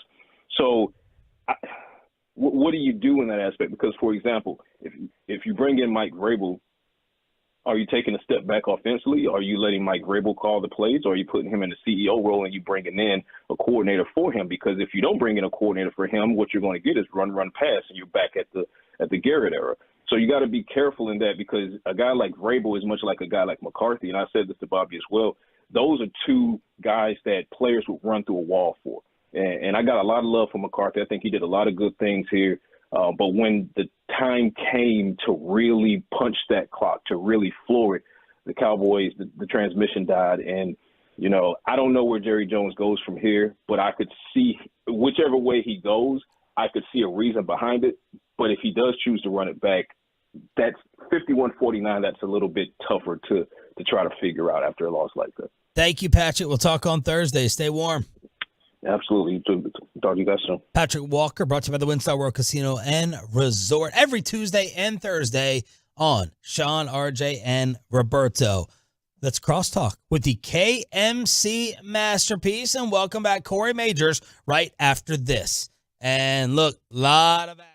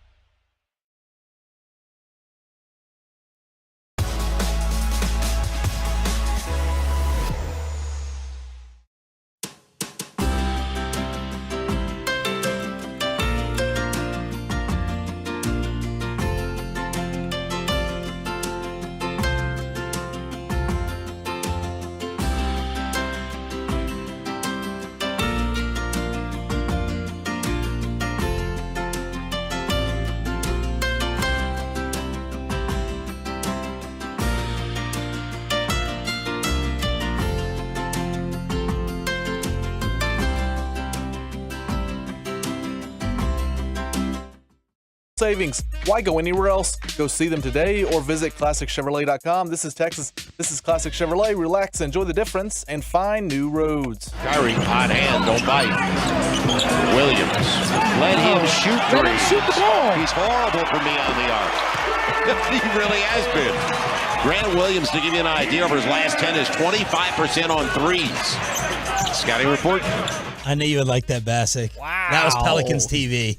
Yesterday, my dad took my boys to the game yesterday, and they had a blast. But even they came back going, man, Grant Williams just can't shoot. And I was like, he doesn't even want to shoot. That's the problem. He pump fakes when nobody's even around him. And I don't know. This is the tough thing. Donnie Cockstein's obviously on their bench there. That's his job. Is to try to get him confident, right? Because he has no confidence right now when he catches the ball. That he throws it. It's almost a throw. I know he's shooting, but it's almost, you might as well just throw it up there because he doesn't believe it's going in. When he releases the ball, he believes it's going to be a miss, and unfortunately, what do you think he's shooting for the month? From 20. Well, they just said 25% for the year, so I will go. No, he said 25% last 10 games, right? Oh, yeah, it's not 25% for the year. It's like 34. I will guess 18%. 21%. He is 37 for the season. He shot 39 last year in Boston. Like 37 is not terrible. That's like mid-90s. That's like late 90s 3-point shooting percentage. 37's not bad. You would take that for a whole season, but that's based off. He was probably like 44%. Like his first early on. 15 games. He needs a quad injury He needs like hey, don't root for that. No. That's one of those air quotes. Oh no, we're gonna end up on I need San Francisco radio again. You need like you know what I mean? You need like an air for Grant quote. Williams. I'm a little stiff today. Well, you almost went somewhere with a voice impression just then. I thought you were going, folks. Folks. No, he needs like a 2 week. Man, my hip just. We played Micah video yesterday, Corey. I thought he was gonna lose it. It was amazing. I showed it to my wife too. Yeah, the video. Yeah, that's gonna cost. So not a real injury, but like a fake injury that gives him like 2 weeks mental break. Go to Hawaii. Yeah, just let Luka stay out and getting lively back, and just let Grant go.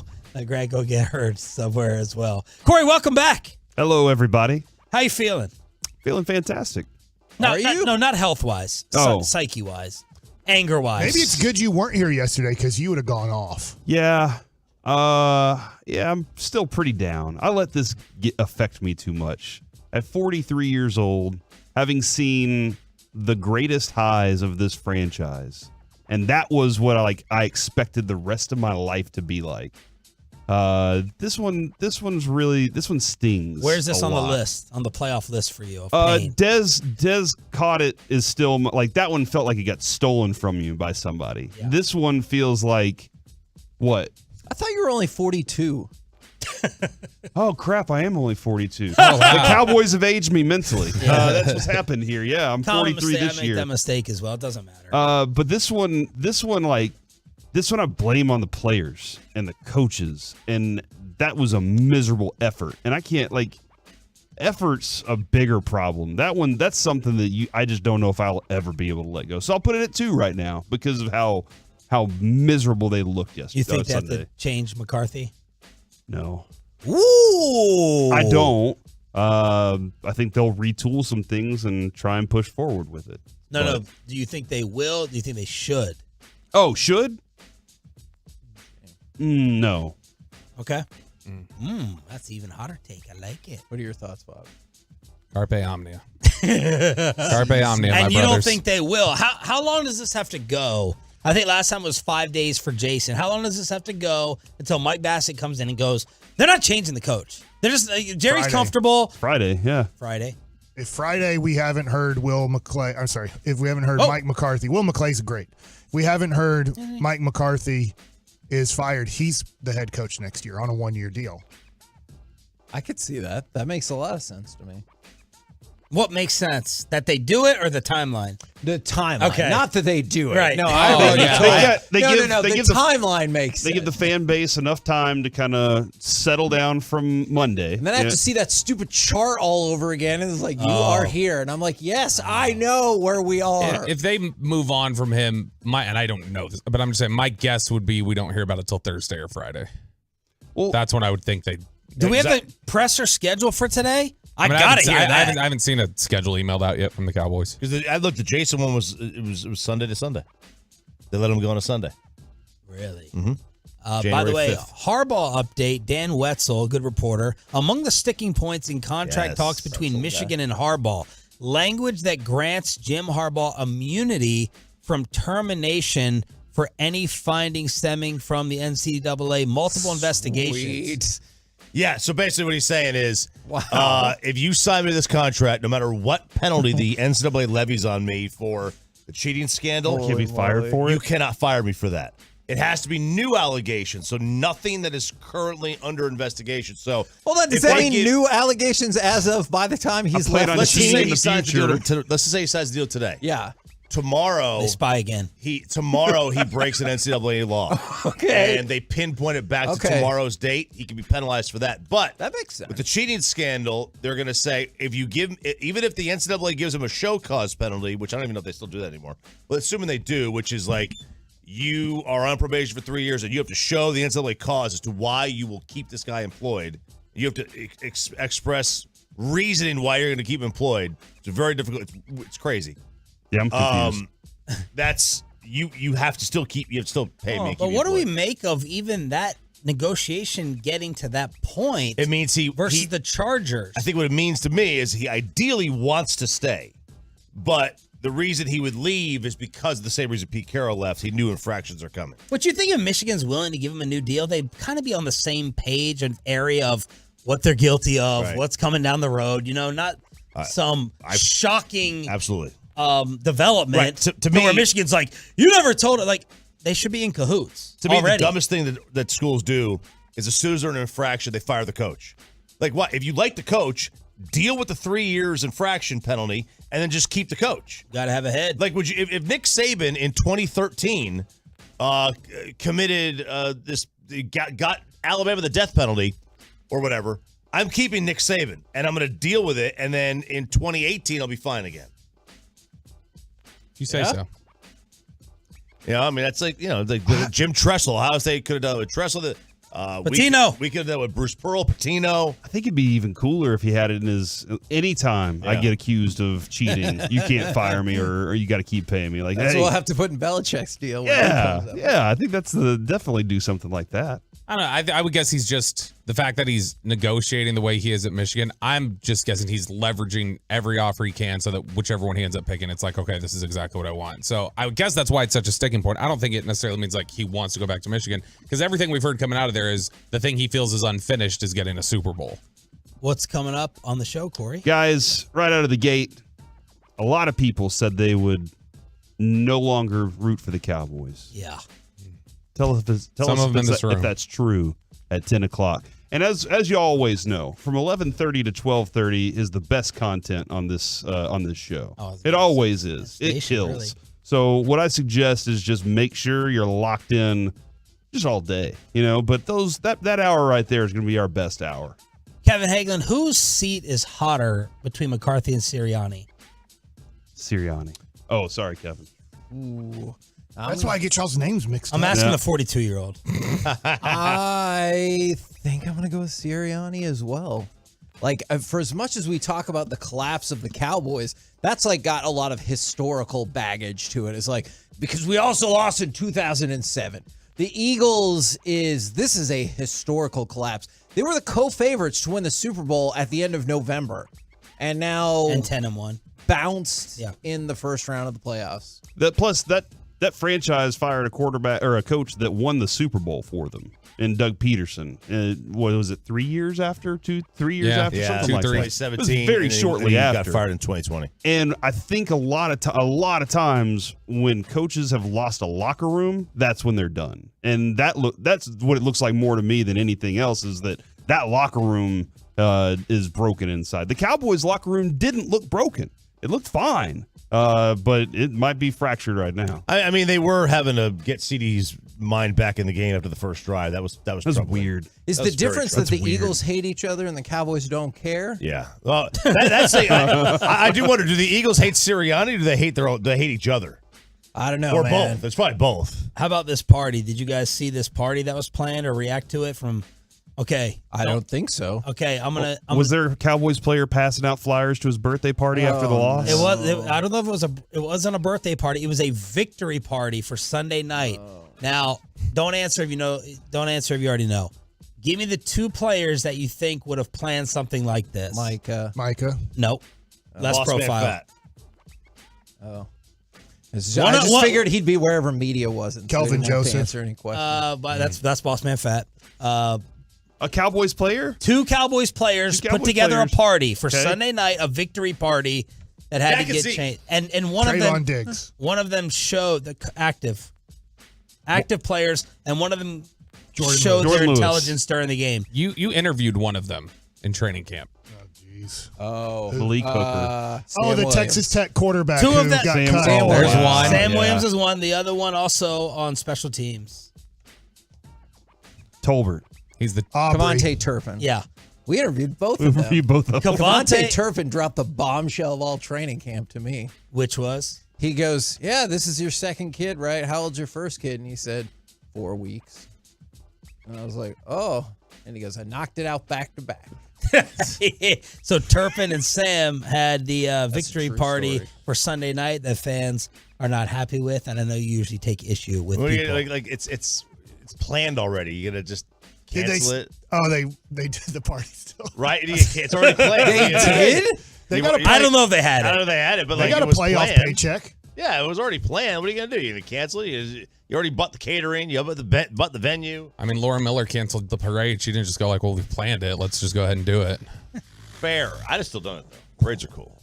And you got Bob Stoops in the studio. Is that happening? That is happening That's tomorrow. That'll be tomorrow. Yeah, Oh, we good. moved it. Weather. It got changed after OTs. Weather? Like Steven got changed yesterday?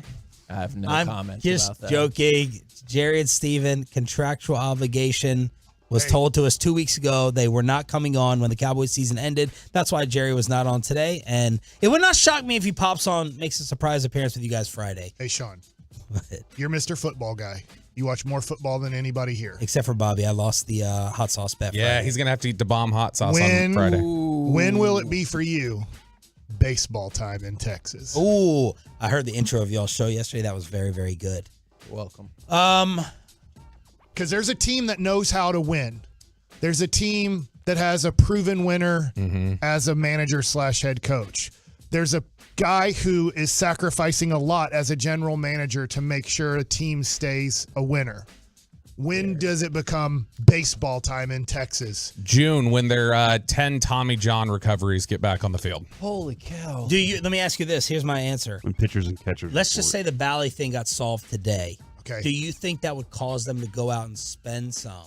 I think Jordan Montgomery's here tomorrow if that happens. That will be my answer when Bally's is resolved for the money. Was it for the offseason spending? January 19th, their next It's court Thursday, date. right? It's Friday. Isn't Is that it? is that Okay, the 19th? change my answer to after the Super Bowl.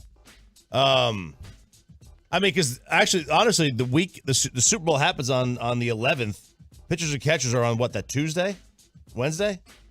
Usually, it's right around think it is Valentine's Day. It's like the 13th or 14th this year, so it's that week. I changed my answer to after the next Cowboys coach is hired. Well, you're going to be waiting a year or two on that. The KFC masterpiece Unless is you're next. talking about defensive coordinators, which, God, I don't know how we're going to have a defense next year without a guy who gave up 48 points in a playoff game. 32 or 34, right? Well, the quarterback gave up 14. Well, only 13. They missed the extra point. That's right. That's right. That's right. The KFC masterpiece is next. There's no reason to search.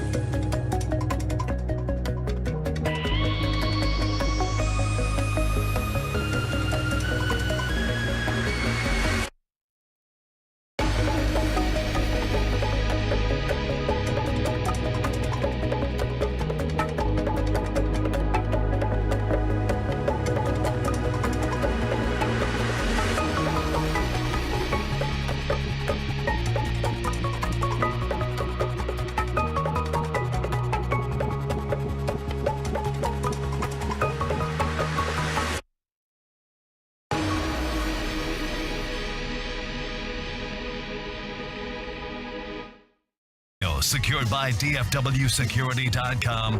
It's the KNC Masterpiece on 105.3 The Fan.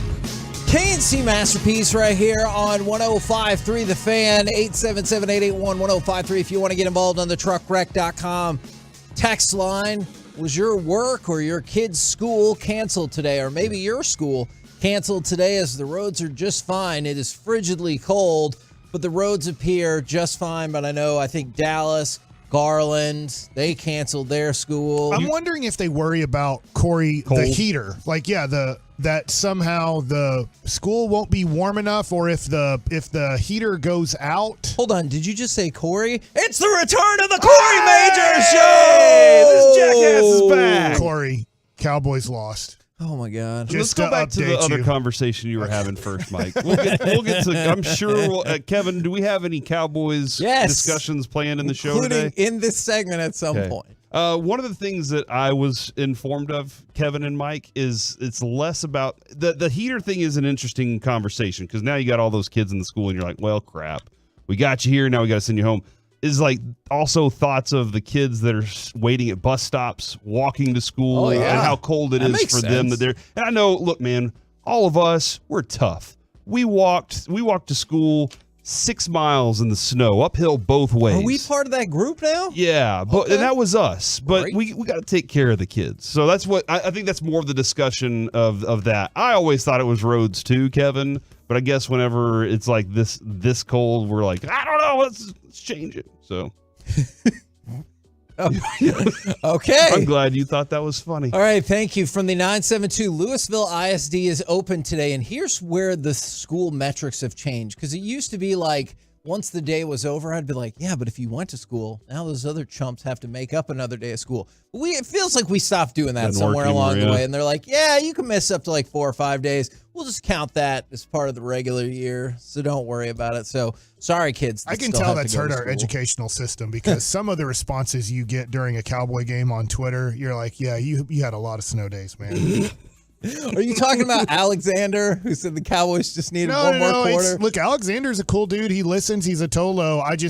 There are people that believe that there was nothing Dak could do to win, so I'm not going to blame Dak at all for that game. And that's a weird take that, because the defense looks so poor, there was nothing an offensive player could do, so I give them no responsibility for this game. Now let's fire off cut number 11. I don't understand why you would question that, Corey, because remember, this was when it was only becoming a 32-point game. Instead, he's going to take a fake, and Love rolls to his right and sidearms a throw in the end zone, touchdown. Romeo Doubs. And Love dropped down. He found a whole new arm slot that time. All right. So I'm sure y'all have seen it. We saw it yesterday. We saw it plenty Sunday afternoon, Sunday evening. People are saying after Sunday's game, they're done. They're done with the Cowboys for good.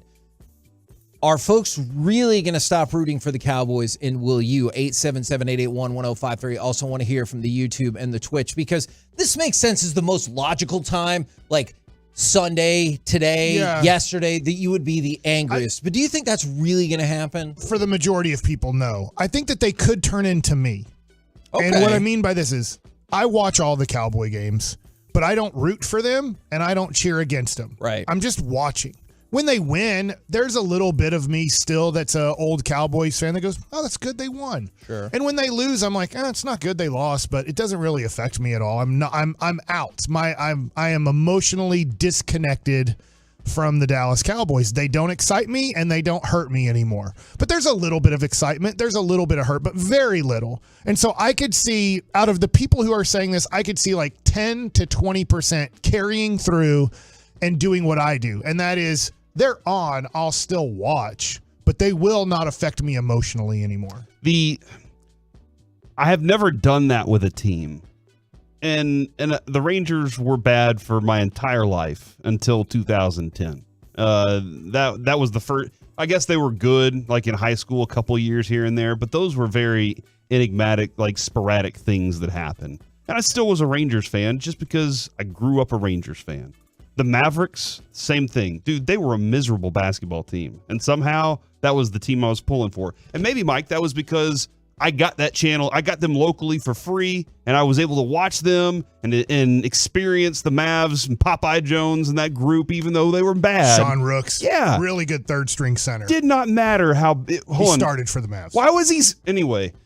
So I still stuck through that part of it. Yeah. And then with the Stars, they've had some down years. I think the Stars feels like they've had more consistency being good throughout my tenure as a fan, close to the playoffs in that conversation, than they have been bad. But they've still had their dips, and I never even thought about that either.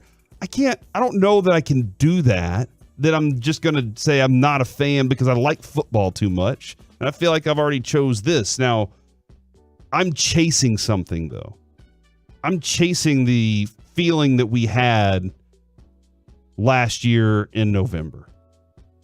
I'm chasing that feeling that we had 1st. in 2011. I'm chasing that feeling of a championship, of something that I put a lot of time and effort and love into. And I'm not asking anybody else to do the same. Well, I can never say love again. Is that how it is? Okay. You should become a Packers fan. He's really good. Passion. Can I say passion instead? I am chasing that feeling, the excitement that comes along with it. Mike was talking about that last week, about watching the Rangers just pick a game and watch it. And I was telling Adrian, I can't describe how excited I was every day that I knew a game was going to happen. And I was like, the anticipation was overwhelming. I got nervous. And then around 5 o'clock, I would calm down and the game would start and the Rangers would kick ass. I'm chasing that feeling. So, Kevin, I can't. I'm not doing that. And it has nothing to do with, like, there's so many things wrong with this organization. Sure. And there's so many problems that persist that I can't change about it. And I guess I feel like I'm stuck with it, and I'm just going to stick with it forever. Okay, so that's part of it. I've said this before, and I feel the same way, is I'm going to keep rooting for them because they have become part of the fabric of my life and my mom's life and now my older son's life. You know? Like, I watch Cowboys games with my mom. She still texts me back and forth. And even last night, she was like, okay, so was our division just not that good to begin with? And I was like, you know what, Mom? You're probably onto something right there. And like yesterday, or I guess on Sunday, my older son made sure he didn't go back to school for the second semester before we watched the Cowboys game together. Like, it's part of my life and my family's life and everything like that. And so I won't stop rooting for the Cowboys. That's just me, though. I will say this. I didn't find myself on Sunday in the same mindset as I did with the Rangers before each game. I wasn't like anticipating. I wasn't excited. I was like, okay, the game's happening today. Yeah. But I just watched what I thought was a very boring Kansas City Chiefs-Dolphins game the night before because somebody I knew had Peacock. And so, thanks, buddy. Like that's, and maybe that's what it was. I'm just like, man, this is like football is going to be tough through this playoff run. But I wasn't that nervous energy that I get really excited about that I like, and that's kind of concerning to me. Is that I wasn't there because not that I expected this team to lose, but I didn't expect it to be one of these easy wins at all. Okay. And Kevin, on Friday, we discussed it. The two things I said, Mike had said it first. Cowboys lose because Aaron Jones runs. Yeah. And then mine was because Jordan Love shows up better than we expected him to. And those things happen, man. And the Cowboys quit after the first quarter because they saw that there was going to be a tough, adverse game. And they're like, we don't do that. We would just like to lay down. I did throw a Cowboys shirt in the trash can, though. Did you? Yeah, my wife was like, somebody could use that for warmth. So I had to get it back out and then put it in the... take it at the warming station. Take it to the warming station. I gotcha. Well, and this you guys have a warming station in your house? Not at their house. Not at their house. Like, Man, in the community. In the community, Mike. Plano is just such a like. There's a warming room. Yeah, in the community, I think is the idea. The stuff that you want to donate to Goodwill and stuff, Mike, in Plano, we have a bin in our backyard, so we don't have to go too far, and we just throw it in the bin. It stays warm. That bin is a warm bin. What a place. So you're so dumb, Mike. That level of disconnect, though, is maybe it'll be more incremental like that because I'm looking at some of these texts is from the 512. I'm not done with the Cowboys, but if there isn't a significant change, then I agree with Mike. I'll be more disconnected from the 254. I'm not going to stop with the Cowboys, but now they're my third favorite team in the Metroplex by a significant margin, and so it doesn't affect me as much. From the 214, I won't stop rooting for the Cowboys, but I have nothing left to believe in them. So what's really interesting is there are plenty of people who are like, no, I'm not going to stop rooting for them. But then there's this group who's kind of like, more like you, Mike, than you, Corey, is like, no, I'll keep watching, but I'm becoming more and more distant from them. And that's, but that's not what you want. But the reality of that, though, is they're still going to sell the most jerseys. They're still going to sell the T-shirts. They'll be the number one story our whole generation, on all the major Mike, networks. Our whole age group, the 43-year-olds ish. I'm way older. That whole group right there. This range. 46. This range that we're in, we could probably all leave, and the Cowboys brand will still draw a whole new 400,000 new fans that year, because that's just what they are. Yeah, and to your point, that's what scares the three other owners in this Metroplex, is when the Rangers for a 5-6 year period were below 500, Ray Davis started looking at it and going, I have to do something, or literally I'm not going to have 20,000 people in my new building. I'm not going to have eyes on the television networks. Yep. And Mark Cuban, in a way, looks at it that way too. He has all the fake sellouts. So that's the one thing that, you look at it and go, they sold out no matter what. No, they didn't. He just faked the numbers. And I don't know how he is able to do it, but he does. And then for the Dallas Stars, they look at it and go, look, if I put out a bad product, I'm only going to have like 10,000 people in an 18,000 seat arena. So the other teams do have to worry about losing the audience. Jerry never has to worry about that. And it's weird because when he bought the team, the only reason he was great at what he did is because the audience was gone from the Dallas Cowboys. There was 20,000 empty seats every game for Dallas Cowboy games when he bought the team.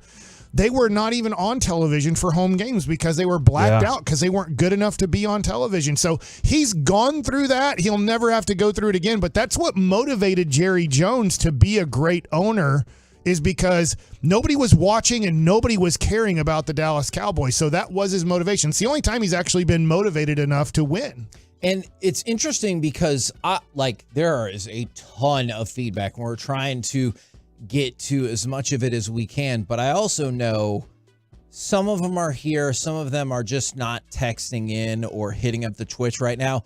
Is they love the Cowboys no matter what. Right. We got hit with so many messages last week, and I did as well as social media, where I got called a hater because I said they were going to make it to the NFC Championship game and then lose to the 49ers. And they're like, you're not a real Cowboys fan. You don't believe. I was like, it feels pretty good to make it to the NFC Championship game. So I also know there's a section out there that might not be participating at this moment, but those are weirdos that think the UFL team's going to win the Super Bowl this year, and not like their minor league championship. We'll have Bob Stoops in studio tomorrow as they're just weirdos that just think that if you don't think your team is the greatest of all time and going to win every game, you're a bad fan. I don't know how much y'all discussed, and we want you to really. I need your opinion on that Sunday's game and everything. The game itself we can discuss at some point, but this happens every time the Cowboys lose, is Jerry. And I don't know how much y'all discuss like the Jerry's not leaving and all that stuff. Sure. He's, I asked him at the beginning of this season, and he was like, I'll never sell this team. And I was like, all right, so I asked it, you said it. There's nothing more I can do about that, right? Somebody just texted in and said, when they hire a GM, then I'll believe. And I'm just kind of curious what this team didn't have this year that you think they needed. I thought they needed a linebacker, and I thought that was never addressed. And maybe a real GM would have gone out and bought it and gotten a linebacker somehow. What else was it that you think they needed that they didn't have? Is it too intangible to say physical and mental toughness? I think that there is a huge deficit on this team for physical and mental toughness. And that's the GM? It's got to be somebody, right? Somebody has to be the one that sets that tone. It's at least kind of on the GM, right? I guess I'm just curious as to what what they're blaming Jerry for this year that's been missing, because there have been plenty of years where he's been like, I'm not paying for that. I'm not going to get a good enough coach for that. I don't need this player. We got Tony Romo. There have been plenty of years, but this year I thought they had as good of a team, as much talent as I think they've ever had. And the thing that gets people twisted up, I get it. If you just look at the typical title, it's just like the people that are like, well, the Mavericks didn't actually draft Dirk. Yes, they did. Like, don't get me caught up in semantics. If you are caught up in the semantics of who the GM of this team is, make no mistake about it. Jerry Jones is not the GM of the Dallas Cowboys. He is not. It is a combination of Will McClay and Stephen Jones with probably a pretty good split between both of them. So maybe it's just the aura. Maybe it's just as we were pointed out just moments ago, a party was planned. And should a party have even been discussed during the playoffs? But that seems to be okay under Jerry Jones. Also, that's a weird thing let's celebrate our wild card victory. Like, you literally won that game last year. Yeah, I don't know, man. I'm still trying to figure out. I get anybody that's upset with him, and he takes it. He's takes it. I get that stuff in the past. This year, I just felt like there was other stuff. I thought they were a pretty good team. I was wrong. We're the KNC Masterpiece right here on 105.3 The Fan. Coming up next, snowstorms, retirements, and the Eagles go down. Thoughts on yesterday's playoff doubleheader?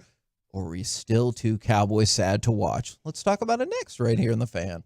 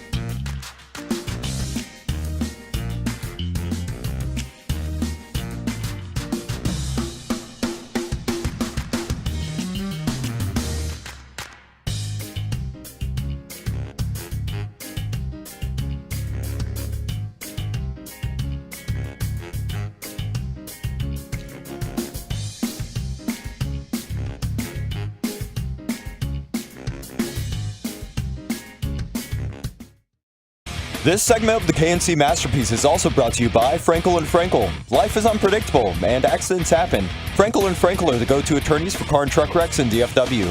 If you or a loved one has been in an accident, contact Frankel & Frankel for a free consultation at truckwreck.com or call 214-817-333-3333. David Moore swings in motion to the left from the 44-yard line. Mayfield throws a ball to the right side. Caught ball and a broken tackle by Moore to the 40, to the 35-30. David, it's Trey Palmer. Palmer to the 5. Touchdown Tampa Bay. Touchdown Buccaneers. Fire them cannons. Trey Palmer. KNC Masterpiece right here on 105.3 The Fan. Did you get in on yesterday's playoff doubleheader, or are you still too sad? Casually, yes, but not like watching football, like watching every play and stuff like that. I have this question, and maybe I shouldn't ask this question, but I am. Do you think the Cowboys would have lost at Tampa Bay too? I'm going to say no based on nothing. Yeah. I'm with Kevin based on nothing. I was wondering yesterday as they were dominating might be too strong of a word, but in total control of that game. I was just like, maybe the Cowboys would have just gone to Tampa and laid down too. I don't know. Man, that's a really interesting. I mean, all you have to do is score first, and the Cowboys we quit. The effort that they put out in that game, the way that they played, the fact that your quarterback has no damn clue what to do if there's two safeties dropping into coverage, if that's what the product, Mike, you're going to give, then they would have lost anywhere. They would have lost on the moon, in a parking lot, as Jason Garrett would have said. They would have lost anywhere with that kind of output Sunday. So, yeah, I will say they probably would have. Now, based on nothing. Kevin, to answer your question. Yeah. Mike asked on Friday, he said, Corey, if the Cowboys lose, will you watch the Sunday night game at all? And I told you, I said, stop enjoying that so much, Mike. I said, Mike, I'm going to be around family. My father-in-law's a football fan, so it'll be on, but I probably won't pay attention. We drove home through some pretty nasty stuff early to try and avoid any bad roads from San Antonio. From San Antonio. Yeah, because you might be talking about from West Plano to regular Plano, and people are like, oh wow. Yeah, we were driving home from San Antonio, and by halftime, I was like, I'm never watching football again. Is what I think I told Adrian, and that's fair. Then whenever we got home, I kind of stewed in it for a little bit, and I watched 0% of the night game. So, Mike, you were right. I just was like, not messing with it. Yesterday, our internet was out, and we have smart TVs, so I have no access to television except for my phone. I was able to pull it up on my phone. I did watch some of last night's game. It did not make me feel better, but I watched enough of the game early to go, Tampa's winning this game, and Philly's still dealing with the crap that they were dealing with late in the season. So I did have that feeling yesterday that was brutal for them. Is it funny? It's not funny. No, it's probably not, Mike. Every home team dominated. With the exception it wasn't even of close. The Cowboys. I know. Well, I should say Detroit, obviously, super close game. But every game, the home team just was in control from start to finish. And even Detroit was in control at the start. They just had to hold on to their lead. It was only the Cowboys who just decided, hey, let's make our home field advantage a big toilet bowl. Well, then to answer your question, Mike, no, I don't think that's funny at all. All right, let's start with the Bucks with America. We represent America. That's a good point. Is the Bucks and the Eagles. The Bucks throttled the Philadelphia Eagles, falling further into the idea that team was a bottom 5 team in the league by the time we got to the playoffs. And now Nick Sirianni was asked about his job security after the fact, and he, of course, said, I'm not thinking about the guys. I'm thinking about our team and the guys that are hurting right now. I'm not thinking about my job security. Well, let's think for him. What is Nick Sirianni's job security going forward? Every person in Philadelphia right now wants to dip him in a big vat of that cheese that they have up there for their steaks, steak sandwiches. Just because they lost 6 of their final 7 Yeah, games? they struggled bad down the stretch and looked like they were falling apart within the locker room. Like that's where, and Sirianni couldn't get it put back together.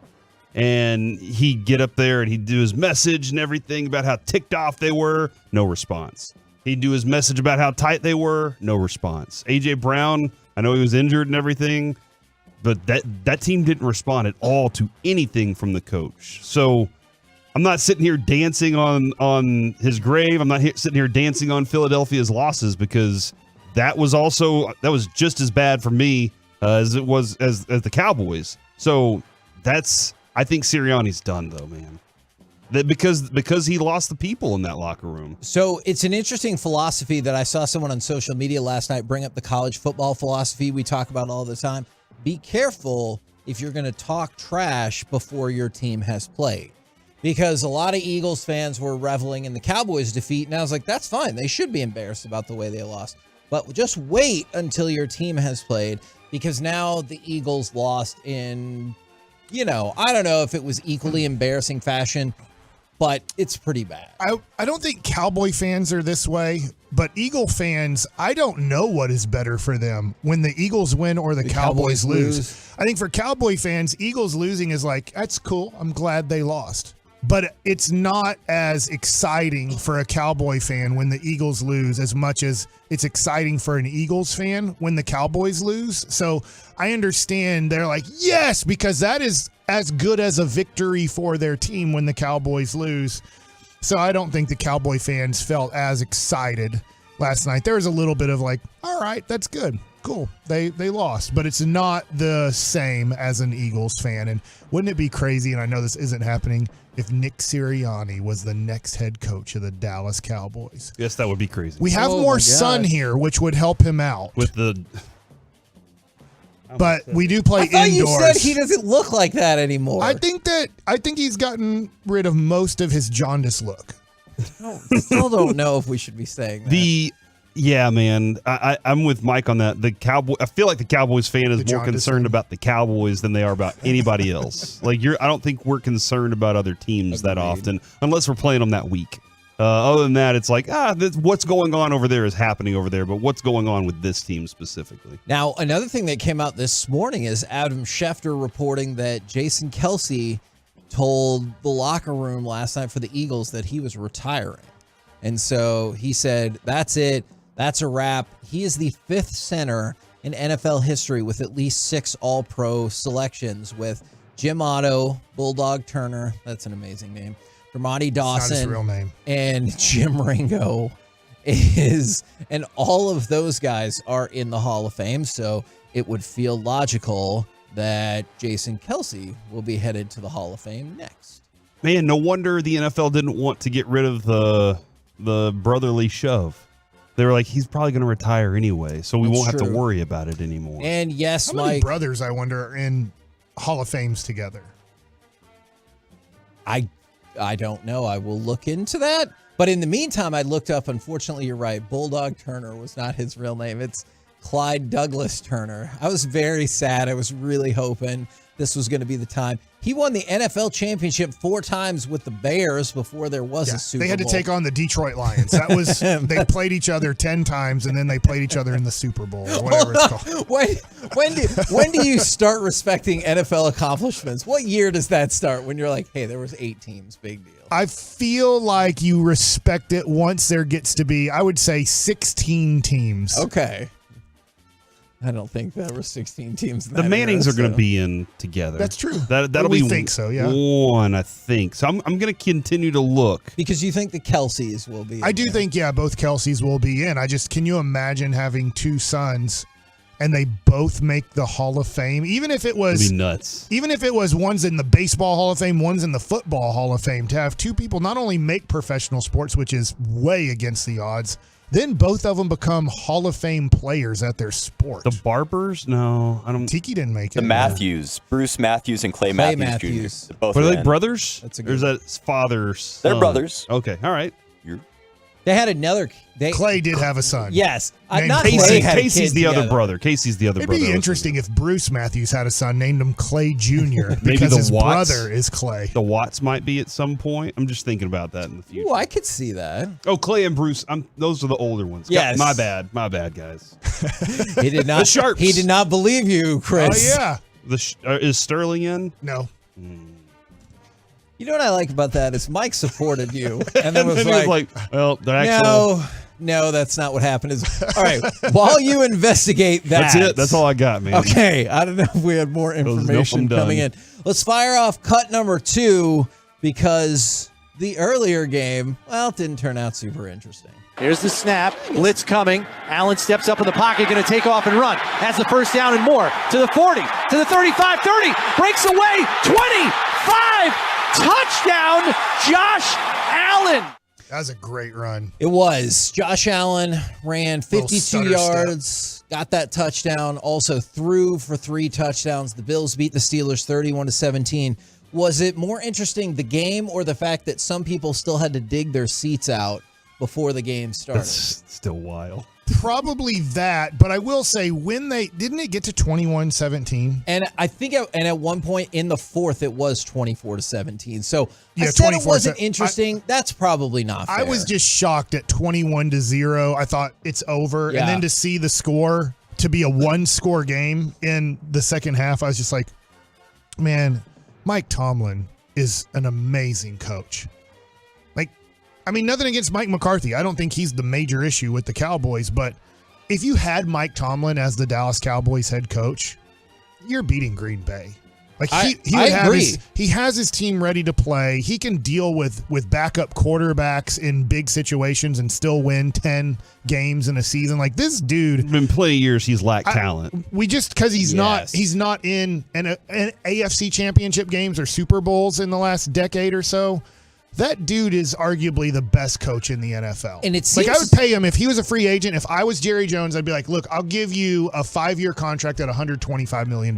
Please be my coach, and I will shut my mouth and let you run this thing. Because it seems like he can deal with shenanigans and nonsense pretty well, right? He's dealt with 2 of the weirdest dudes in the NFL in the last decade, Le'Veon Bell and Antonio Brown. Yes, Yeah. that is correct. And he has a standard that I think he holds everything to, that I think is like to get an entire group, an entire locker room to believe and fight like that. Like you have to have a certain respect amongst the players for sure. We're the KNC Masterpiece right here on 105.3 The Fan. Coming up next, it's time for Baseball Nuggets with Mike Bassett. The Rangers might be adding an Astro here. What? Next. Now, let's talk about this. Don't say that yet.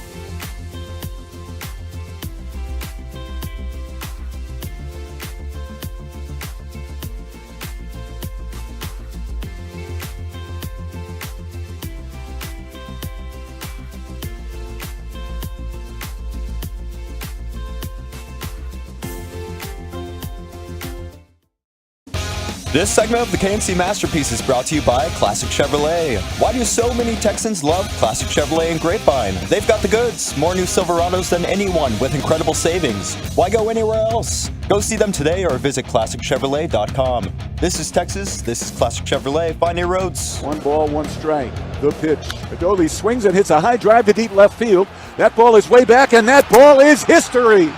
Adolis Garcia clears him off with a grand slam after 4 consecutive strikeouts. Not quite the celebration he had 2 days ago, but another slow jog around the bases.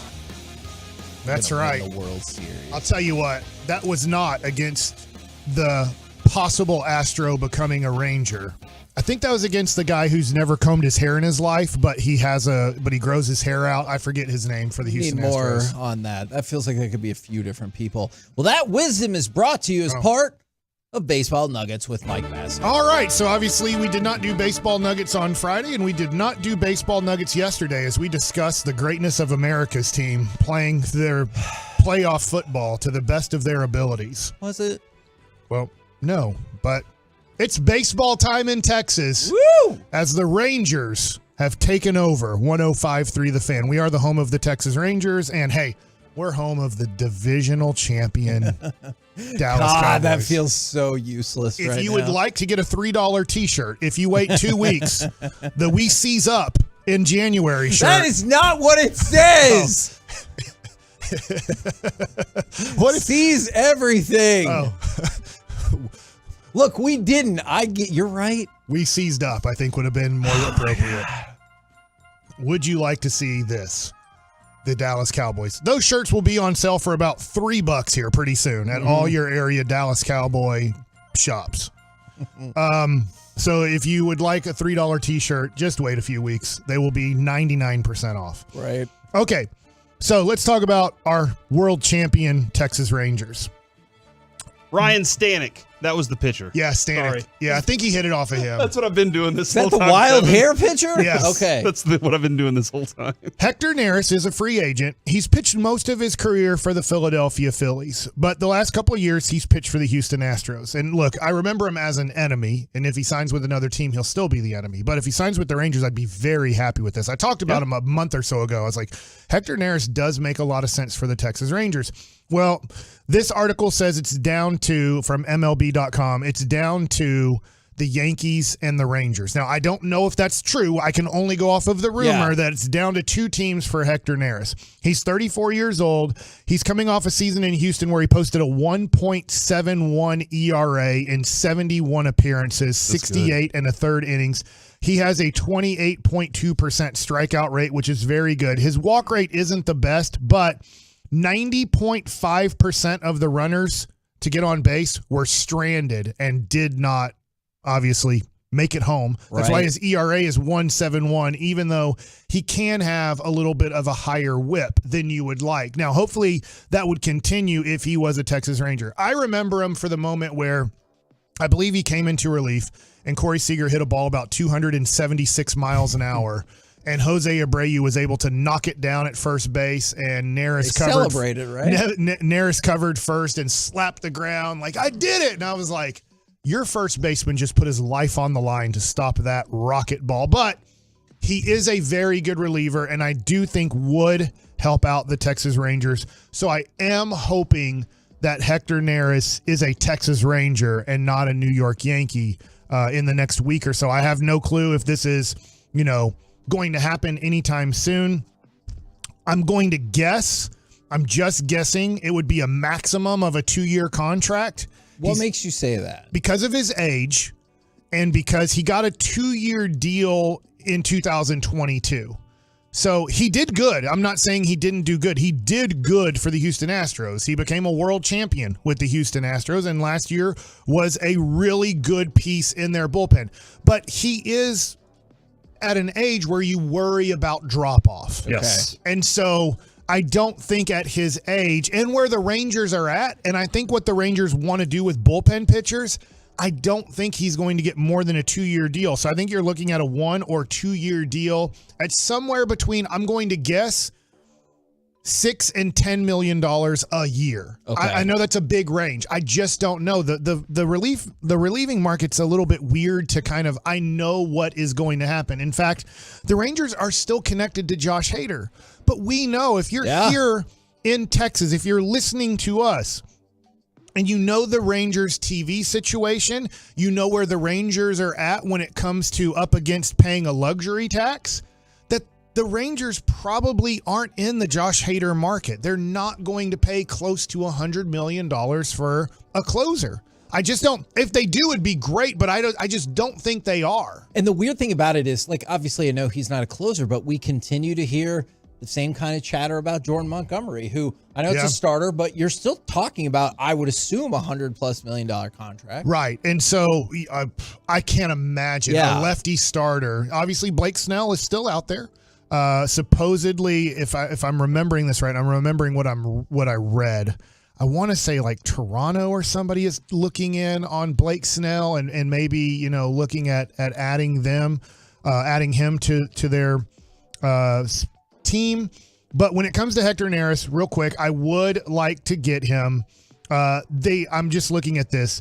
MLB Trade Rumors predicts a 2-year, $15 million contract. So when they were doing the predictions on contracts, not saying they're great, but they're predicting, which would make a little bit of sense, a $7.5 million, a year contract. I'm wondering this, with the Rangers being a little bit up against it, I wonder if you did a $15 million contract and it's up to the player how they want that split up.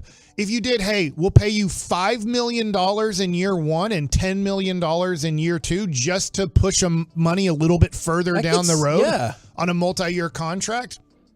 Maybe the Rangers are trying to do some sort of deal like that. Jordan Hicks did sign with the Giants, a 4-year, $44 million contract. Now he's younger. And they're going full in starter on him, right? Yeah, I think that's a mistake. Just to be clear, like on signing a guy like Hicks and trying to make him a starter. I think that what he has going for him is he's a sprinter pitcher. He's not a 5 or 6 inning pitcher. Right. And I think you can get it. We saw this back in the day. You can ruin a career by doing this. You take a reliever who's a sprinter and try to make him a guy that throws close to 100 pitches every 5th day, and you can destroy a career. And I hate saying this. I don't like saying this. But wasn't Neftali Felice's career kind of destroyed? Now, maybe mentally he was never going to get over the 2011 World Series. I don't know that. But I know once they changed him into a starter and they hurt him, it ended his career for the most part. I know he went on and pitched a few more years. I can't remember, Pittsburgh or somewhere like that. But I want to get to another thing with the Rangers, and I find this really interesting. The Rangers sign international prospect Paulino Santana to a $1.3 million signing bonus. He's out of the Dominican Republic. He's the number 2 international prospect in all of baseball. He's an outfielder. Now, he's 16, 17 years old. You're looking at 4 or 5 years down the road, most likely, for if Paulino Santana develops. But he is considered a 5-tool prospect, has everything: power, speed, defense. He has it all. Now, it doesn't mean he'll develop and become everything that you're hoping. But I feel like $1.3 million, maybe I'm wrong about this, that seems low for that good of a prospect. Yes. No, I agree with that. I'm really curious about how the number came in that low. But, hey, good for the Rangers. Just to give you an idea, people have asked me this offseason, so I've asked around about this. And this is a lower baseball nugget, but I think it's interesting. A lot of people have been asking me about, and just as I was about to say this, just totally lost his name, Sebastian Walcott, off the top of my head. Yeah. He's a shortstop who's 17 years old, who they think they're going to start in low A ball this year. And he is considered maybe the next, after, obviously they're hoping that Wyatt Langford becomes their next young superstar and that Evan Carter keeps developing into a young superstar. By the way, we might be able to get Evan Carter. We're working on getting Evan Carter later this week. It's interesting. So we might have Evan Carter on the show later this week. He's going to be at the Dallas Card Show in Allen this weekend. And then perhaps soon we'll tell you of news of a Wyatt Langford signing. that you can get involved. Like autograph signing, Yes. not the Rangers are signing him to a autograph long-term signing. deal. Autograph signing. Yeah, I was like, oh my God, what is happening? Sorry, he hasn't I even didn't. played I hope yet. that's not a letdown for people. My apologies.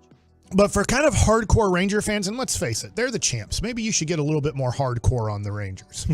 is Sebastian Walcott is a guy to follow. He's a shortstop that the Rangers are high on, but he's 3 years away from being a major league player. And here's maybe the hope, and I have not talked to the Rangers about this. Corey Seager plays shortstop the next 3 years. And then from there, you're not sure. His size might push him as he gets into mid-30s or 33, 34 years old. It might push him to first base. I don't know this. I'm just throwing this out as the perfect scenario. Sebastian Walcott develops into a premium shortstop that they think is going to dominate Major League Baseball for the next decade. And they go, here's the deal. This is great because Corey Seager, as he's getting a little bit older, might transition to first base or might transition to DH. And this kid is ready to take over. In a way, the way that Elvis and Walcott are very different prospects. Elvis was more of kind of your prototypical in the day defensive shortstop who we hope gets on base. Right. Now, they did think that he would develop more power in his career. He didn't. This is the tough thing about talking about prospects.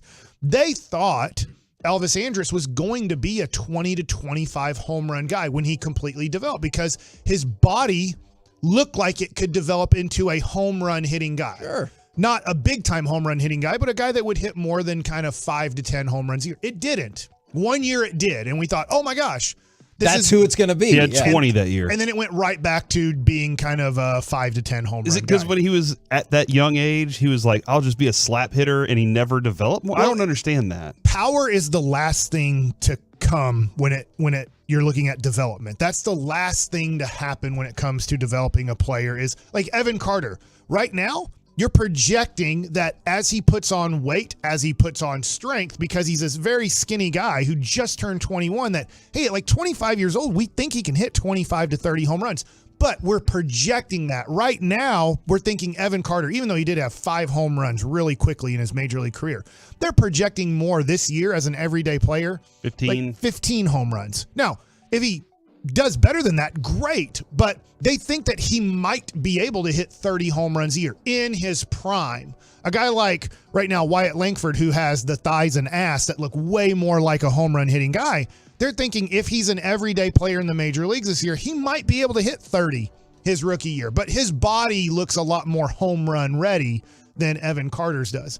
And then when it comes to a guy like Elvis, they just saw his body structure and said, hey, this looks like it has more power in it and will develop into power. It never did. So that's the tough thing. I'm ending now. Developing prospects is really tough. The Rangers are very good at developing position player prospects into reaching close to, if not full potential. So 2 guys to take a look at. Paulino Santana just starting his minor league career. And then Sebastian Walcott. He's very low level right now when it comes to minor leagues. But 2 guys to maybe follow. We're the KNC Masterpiece right here on 105.3 The Fan. Coming up next, the final appearance of the season from our Dallas Cowboys insider, Mickey Spagnola. We'll talk with him next right here on The Fan. You are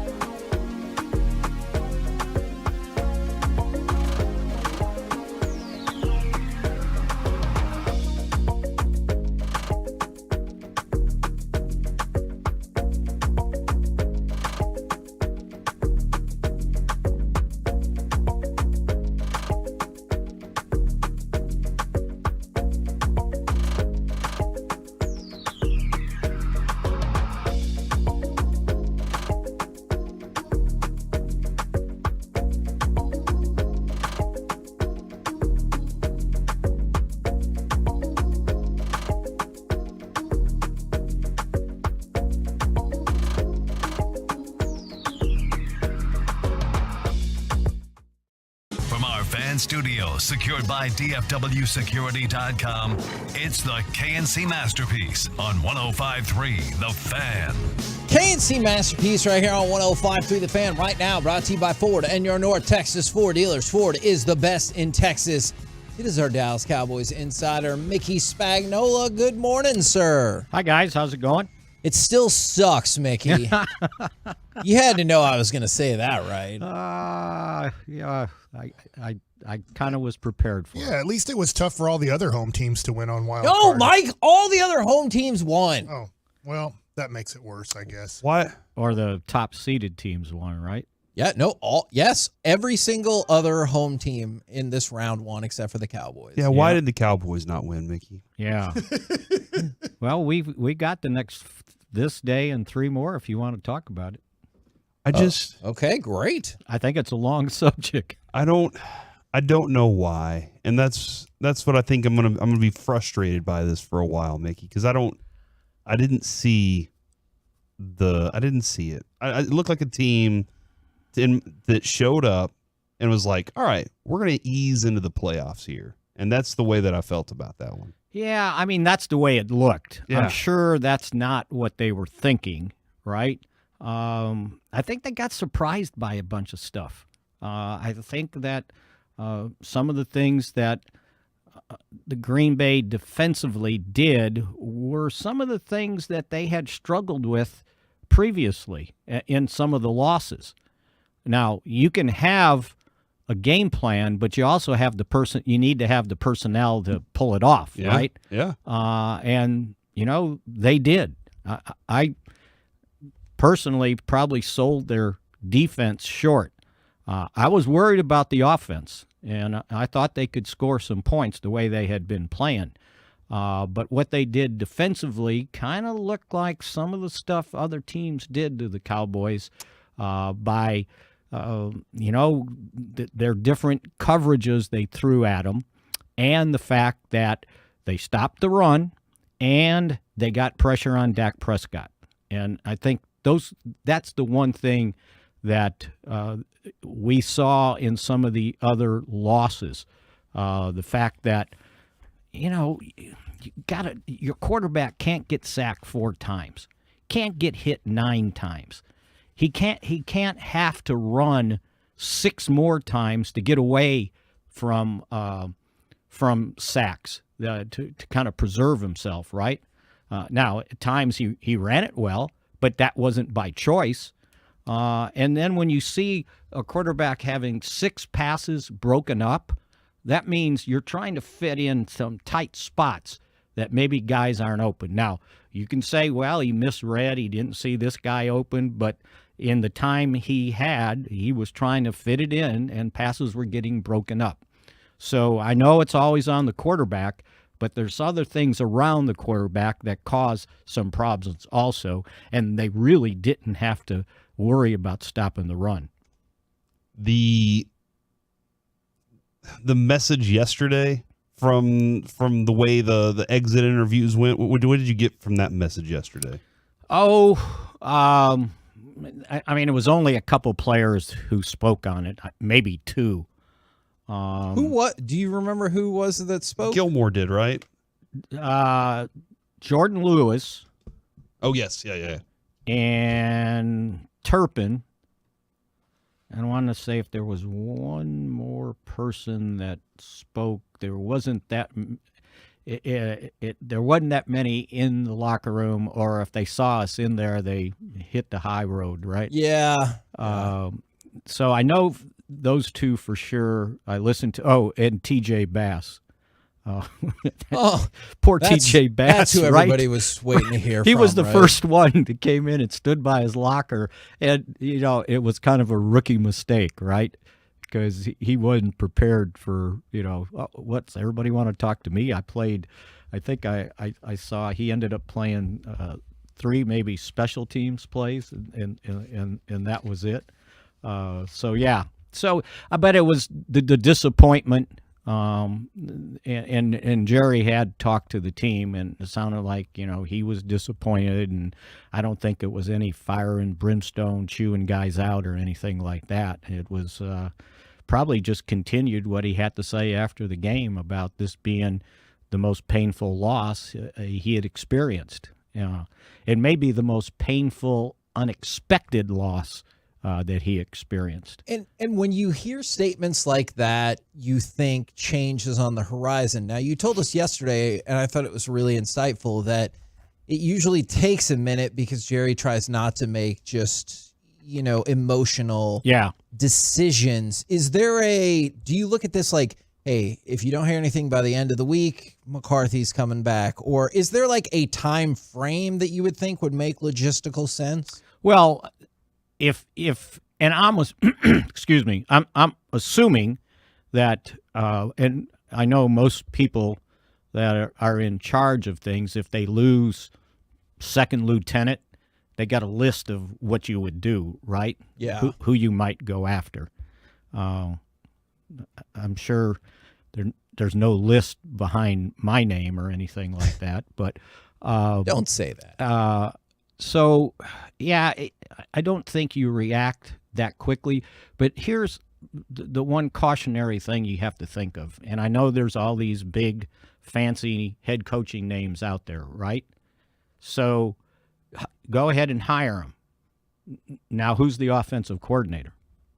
Sure, it's some guy that he knows. Belichick's son. Oh yeah, all the sons. Yeah, right. Yeah, Cliff Kingsbury. And so so now for the second time in 3 years, you're going to change the offense.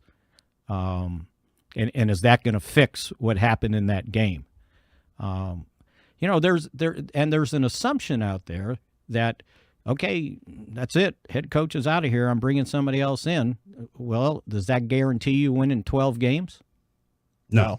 I mean, it could be 4. I know COVID might have had something to do with this, but they did go from 8 to 5, 6, 4. What was it when McCarthy's first year during COVID? Yeah, I thought it was 6, but yeah, I get you. So there's no guarantee there, right? And if that guy doesn't do that, is he out? Now, if he wins 9 and he wins a playoff game, then okay. Yeah, that changes a lot of things for Cowboys fans, right? Right, but you have to be careful what you wish for. And, they did, that's what I think makes this one hurt, that they won 12 games. They had home field advantage through the first 2 rounds. You were the number 2 seed. You won the division. And then came out and laid an egg. Yeah. And so it's hard to get your head around the whole thing on, just how that happened. But again, does changing the head coach make the defense better? I mean, I'm assuming you're going to be without your defensive coordinator next year, or at least the current defensive coordinator. Yeah, and I would say there's a lot of I'm not going to say retooling, but there are some positions. I mean, linebacker, I think, Mickey, we all agreed that we were light there all year. So there's a lot of stuff you have to do to add back to that defense. Light in more than one way, right? Yes. Yeah. Number and weight. Yes. Pass rush. Didn't sack them. They didn't sack them once. Yeah, that was bad. That was poor. And only hit them like 2 or 3 times. And Love only took like a 65 step drop every time he dropped back. Maybe that's why. Maybe they're like, the further you drop back, the better off you are. And then throw off your back foot, right? Yeah. He had some good looking throws off that back foot, though. Well, when they're that wide open. Yep, that too. Like Musgrave. When's the last time you seen a guy so open he caught the ball waiting for it with his back to the end zone? I saw Bishop Lynch play Jason Witten's team in high school, and they were that open. I always thought that would be I know this sounds weird, the most difficult catch because you literally have no excuse. You were standing there, nobody else was around. At least the other one would be like, oh, I think he tipped it or something. But this one, you're like, you better catch that, dude. Yeah, that's the one you drop, right? It's like, okay, I'm going to be real careful on this one, kind of cradle it, and goes right through the breadbasket, right? But yeah, I mean, so, and I keep going on to that. I mean, okay, if you bring in a new head coach, you got to bring in a new coordinator for offense. You're probably bringing in a new coordinator for defense. and then what are you doing with the personnel? Because just because the offense struggled didn't mean the defense had to give up 41 points. Fact. Right? Absolutely. I mean, there's a lot of blame to and go I'll around even on go this say 34 because I agree. The interception, 19-yard line. But again, just because they got the ball at the 19 doesn't mean 4 plays later they got to score a touchdown. That's true. Step It is up and tough. stop it. Yeah. So defensively they struggled. I don't know. Is that the head coach, or did Green Bay just come up with a better plan than what the Cowboys devised defensively? And I totally hear what you're saying, and I will concede as quick as anybody that it might not work. But do you think the Cowboys take a look at some point and they're saying, hey, regular season success is great, but if we never go anywhere in the playoffs, we at least need to have a different plan. Maybe it works, maybe it doesn't, but we know this plan doesn't work with the current administration that's running the team. But so the plan you're talking about, like how you got to the playoffs, did you have a bad week? That's what I'm wondering about. I think from a physical standpoint that this team needs to be more physical. Agreed. I think we could, agree on that. Yes. That you might need, and this is always a tough one, but you might need a few more badass people on the roster. Somebody once told me you can't win football games with a bunch of choir boys. Now, I'm not saying these guys are choir boys, right? That man was Jimmy Johnson. Well, no, it wasn't. I don't think it was. I feel like Jimmy. he would have said that, But though. Jimmy gave an impassioned halftime speech. Did you see that? Yes, he did. He was trying. Michael Strahan was ready to come out and play. He was trying. He wanted to say some other words, but he knew he was on TV. Yeah. So he Do you think that he feels, this is my opinion, Mickey, do you feel like he feels now more part of the Cowboys again, that he's in the Ring of Honor? Because that was definitely like a Michael Irvin type of situation, and I've never seen Jimmy during a halftime or a pregame of a Dallas Cowboy get that emotional about the Cowboys situation. So I feel like, man, he feels like he's part of the family again. I think that's a possibility. But again, those guys usually that are, former Cowboy player, coaches, wherever, when they're on TV, they tend to go the other way to make sure that they're portraying that they're being objective. Except for Michael, right? He doesn't hide anything, right? He's a Cowboy fan through and through. But I see people criticize Troy. Well, he's never for the Cowboys. No, he's trying to be neutral because that's the job he has, and he's kind of honoring the objectivity of what he's doing. But yeah, I don't know if they told Jimmy, okay, this is what we want from you, and maybe there was some acting going on. Who knows, right? But it was pretty good. I'll say that. So yeah, I mean, the plan's got to change. Okay, so what was the plan? That's kind of the question I ask. This thing was so out of the blue. It's really hard to put your finger on it. I mean, did we all pick them to win? Yep. Yeah. Yeah. Some of us 41-0. No, I did that against Washington. I felt pretty good about it too. But this one, yeah, and I think, Dak used the word twice, being shocked. And I think that's what got everybody. You're shocked on, what you thought you had and how the thing was setting up for you and playing at home. Although, when everybody would ask about, well, why do you have such a home field advantage? I kept saying, well, look at who they played at home and look who played on the road. And it was always, well, these fans are behind us. Well, they were behind you. They were behind you even with the 2 consolation touchdowns at the end. But again, I don't know. Besides, and now we saw what the Eagles are, right? We thought that was a good home win, but it was against a quality team, right? They beat the Rams before the Rams kind of became the Rams this season, and they barely got by Detroit. Who else did they beat at home? Nobody good. And well, and the better teams they played were on the road, except for Arizona, right? I mean, that they lost. Yeah. So, so sometimes it's not home or away; it's who you're playing where. That matters. So, yeah. But even so, not this bad. Not giving up 48 points.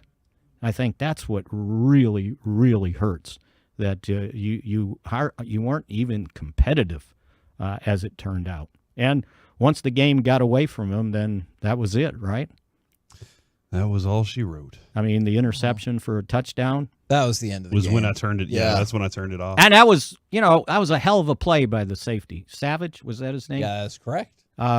He came off the guy that looked like he was going to help cover to jump the route. But again, you kind of got, they call it a robber safety there, that he's just kind of fouling where he thinks the ball's going to go. And, and he nailed it. And, when they get that touchdown, it was going to be hard to come back from. The other interception, we can argue about if it was a holding call before the interception. The 2-point conversion that they called on Tolbert, it was a phantom call. He never blocked anybody. He just ran through a crease. It's not his fault that the guy got caught up in there. So there was a couple things, but not enough to say, wow, that's why they lost, right? Yeah, appreciate it very much, good sir. I know these 2 days have not been the best, but we appreciate you very much. No, anytime. I'm here, so just let me know. There you go. Mickey Spagnola. See you guys. From DallasCowboys.com. We're the KNC Masterpiece right here on 105.3 The Fan. Coming up next, we're going to switch topics. The Dallas-New Orleans afternoon delight. Plus, who has been the most disappointing Mavs player thus far? Let's talk about it all next right here on The Fan. We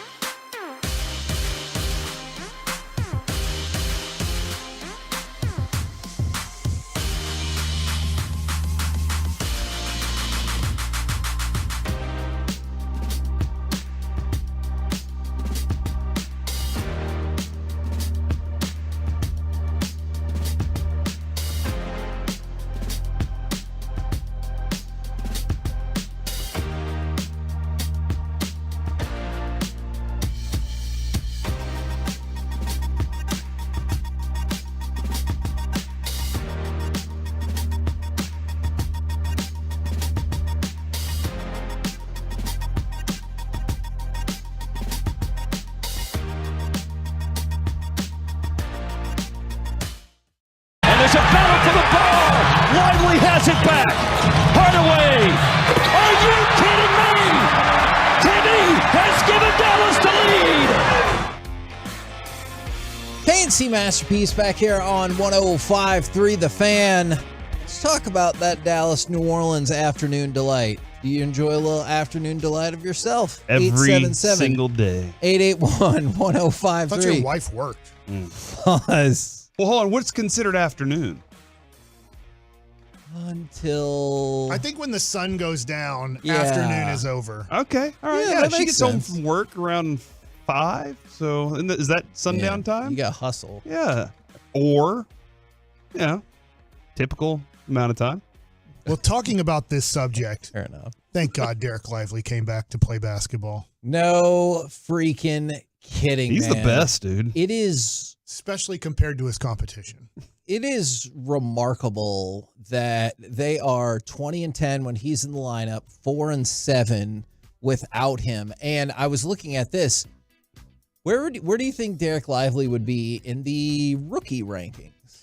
Third. So I watched this on NBA TV the other day. They did not have him in the top 5. So I'm going to guess 6, since I'm just going off of watching NBA TV. And the other day they ranked, obviously, Wemby 1. They ranked Chet Holmgren number 2. Are they ranking Chet Holmgren in this list? Bobby Marks and Kevin Pelton have Holmgren 1. Okay.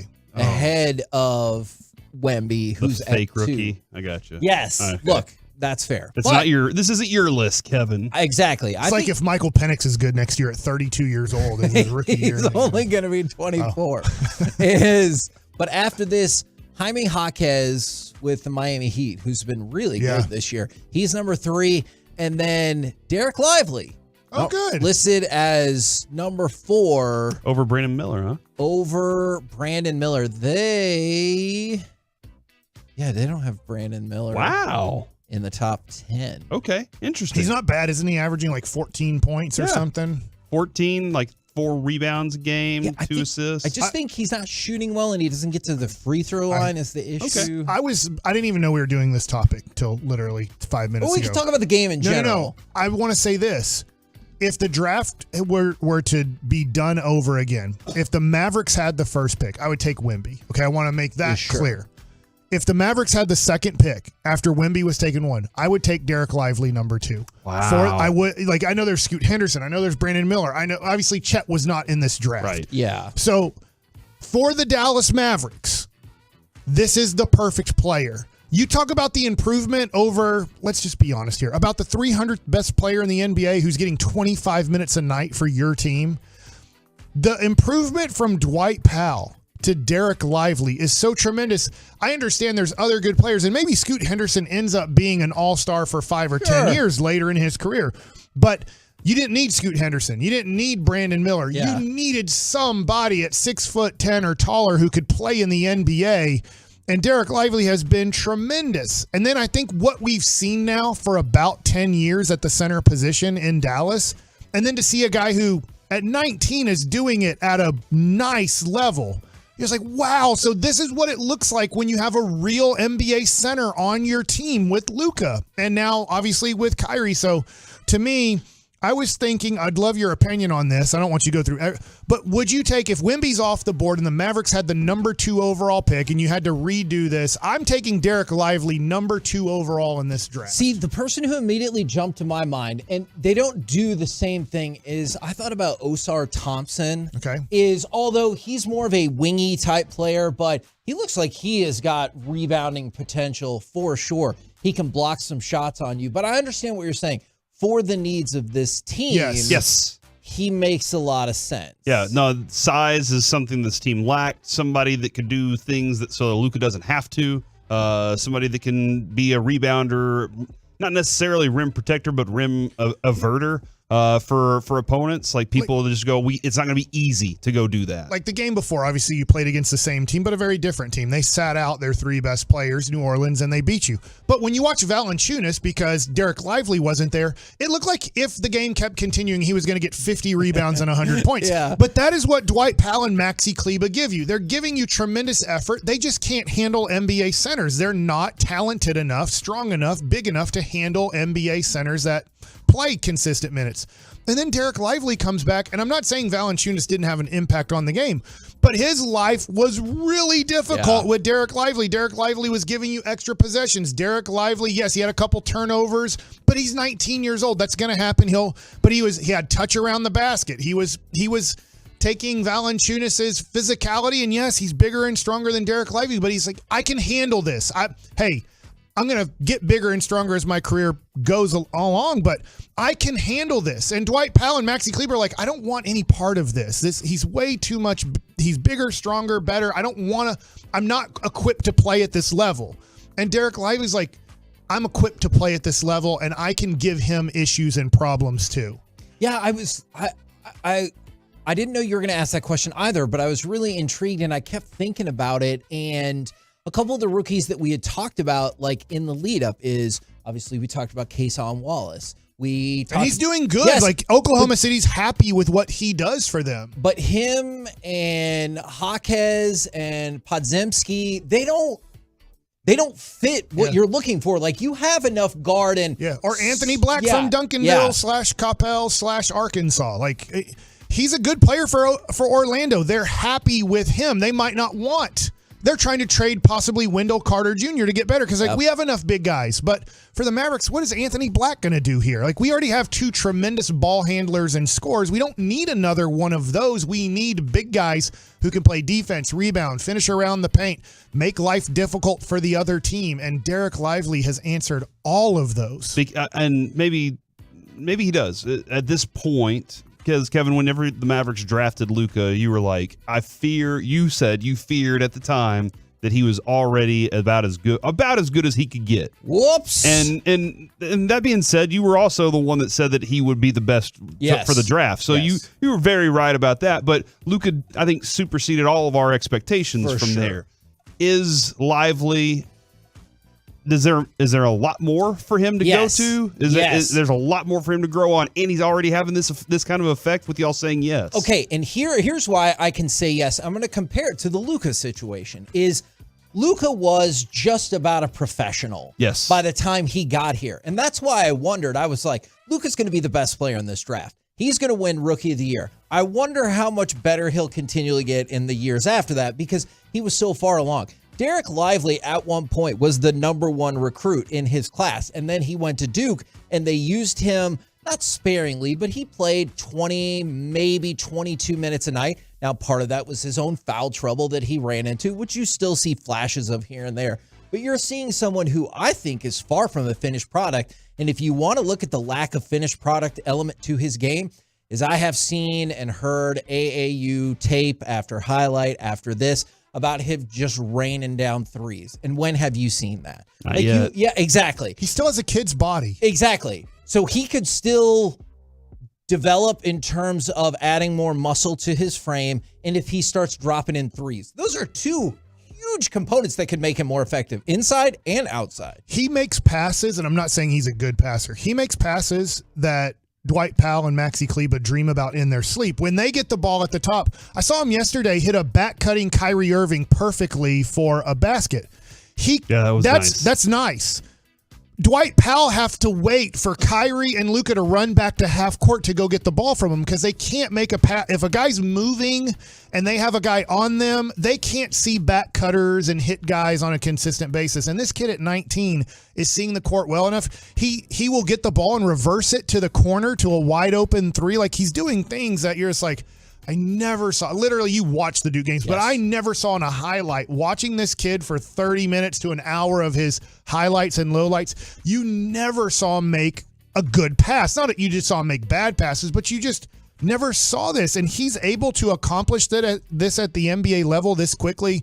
There's a lot of growth there. Even if it doesn't become a three-point shooter, if he can catch the ball at the free throw line and just catch and make that shot 50% of the time, that would be awesome too. But his touch around the basket, his athleticism, it's tremendous. Sorry I took you off of maybe the main topic. No, that's okay. Well, one of my other discussions was like what a weird mistress the NBA is when New Orleans is like, we're not going to play really anybody tonight. And they beat you. And then they're like, okay, this time we're playing our main guys. And then the Mavericks end up being victorious. But I thought Derek Lively was a standout because we talked about how different okay, we went over the stats, right? 20-10 with him, 4-7 without him. That's fine. Let's say they were 10-10 with him. It does look like a staggeringly different team at times with him on the court. I'm not saying the stats always back that up, but if you're just watching the game, you're like, whoa, this team looks different. There's literally 3 guys that change your team. Luka, 1. When he goes to the bench, you're like, please God, just survive for 3 to 5 minutes. Kyrie, when he goes to the bench, especially when one of them is out, so you don't have one to pick up the pace, or at least the offensive, because this is an offensive team. You're like, oh God, please survive. And look, the Mavericks couldn't survive. Yesterday they were up 33-17, and he sat out 3 minutes, and it was pretty much a tie game by the time Kyrie came back in. And now when Derek Lively goes out, you're like, can we survive for the 5 to 6 minutes that he's out of the game? Because then you go to super small ball, and you don't have a person who can play at an NBA level backing him up. So those 3 guys, if they can be healthy for the majority of the rest of the way, and I'm not saying the sky's the limit. They still are limited, and I think Nico knows that. But those 3 guys make such a major difference, and when they go to the bench, you're just praying that a collapse doesn't happen. And usually, let's be honest, usually it does. Usually the team collapses when those guys have to go to the bench for rest or foul trouble or injury. We're the KNC Masterpiece right here on 105.3 The Fan. Now, the Stars play tonight against the Kings, and obviously we'll dissect that tomorrow. But the Stars head coach, who, if you'll recall, is also moonlighting as the Alabama head coach. So weird. He has said that Miro, barring a setback, will be with the Stars on their road trip, which starts on Thursday in Philly. Now, the important thing about that is because you hit Philly, Jersey, the Islanders, and the Red Wings, is he said we wouldn't be taking him on the trip if we didn't think there was a chance he'd play. That doesn't mean he's going to play Thursday, but that's pretty good because that feels on the short side of expectations. Yeah, I think we were kind of expecting a possibility of not seeing him, at all for a while. And so maybe just having him February, having him back, massive difference maker. We're the KNC Masterpiece right here on 105.3 The Fan. Coming up next, it's time for Gridiron Gravy. I'm sorry. More history for the Packers. I told you I was sorry. Good crap, dude. Hey, they're a historic organization. Next on The Fan. When you're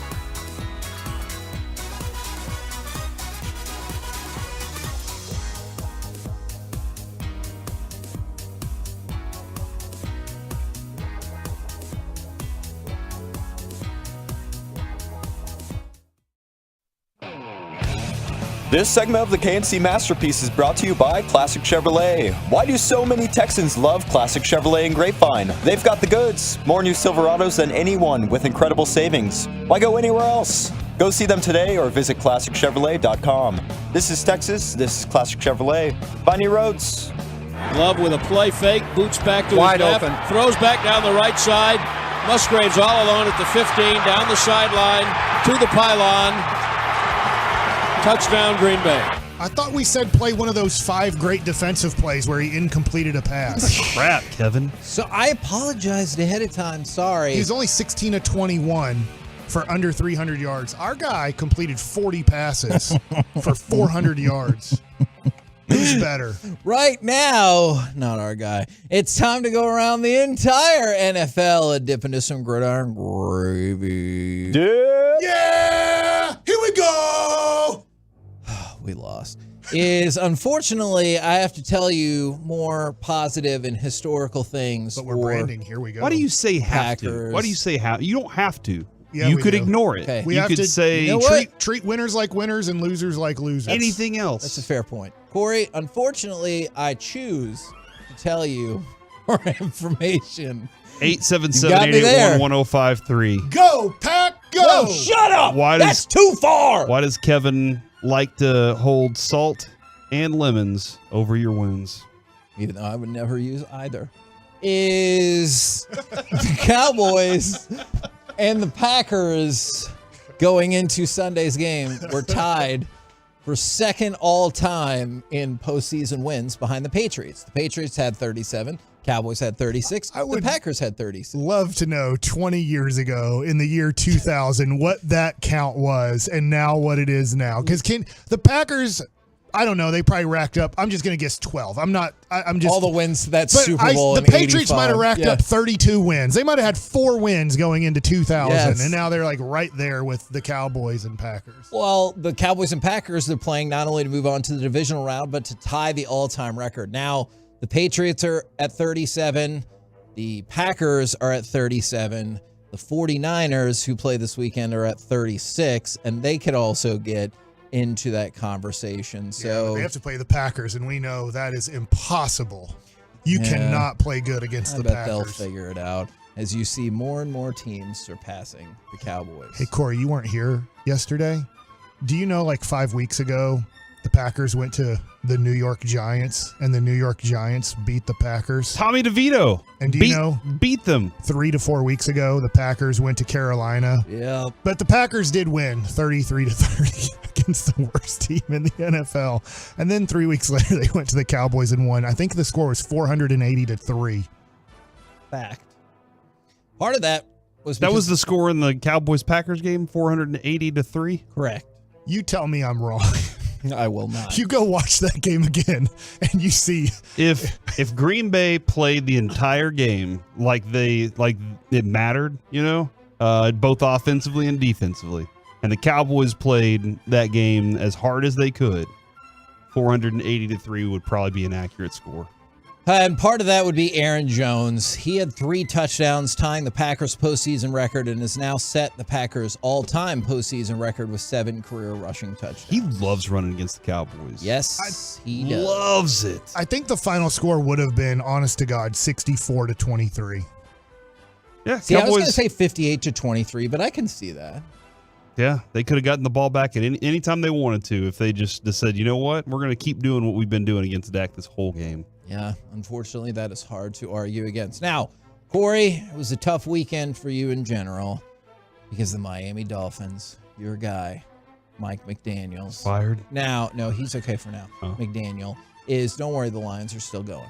The Dolphins were 1-5 this year against teams with a winning record, and their minus 110 was the biggest point differential against playoff teams and the second worst in a season since the 1994 Bears. So the only other playoff team with the worst point differential against other playoff teams was the 1994 Bears. Wow, that's a lot of stuff to say that team didn't have it. I did watch that game. I don't know how much that is discussed, but Tua didn't look like he wanted to be there by any means. He was like, it is cold, and I've never seen him miss that many throws. Like, it was poor. Yeah. And they were a very injured team late in the season. Oh, yeah. That has nothing to do with their regular season numbers against good teams.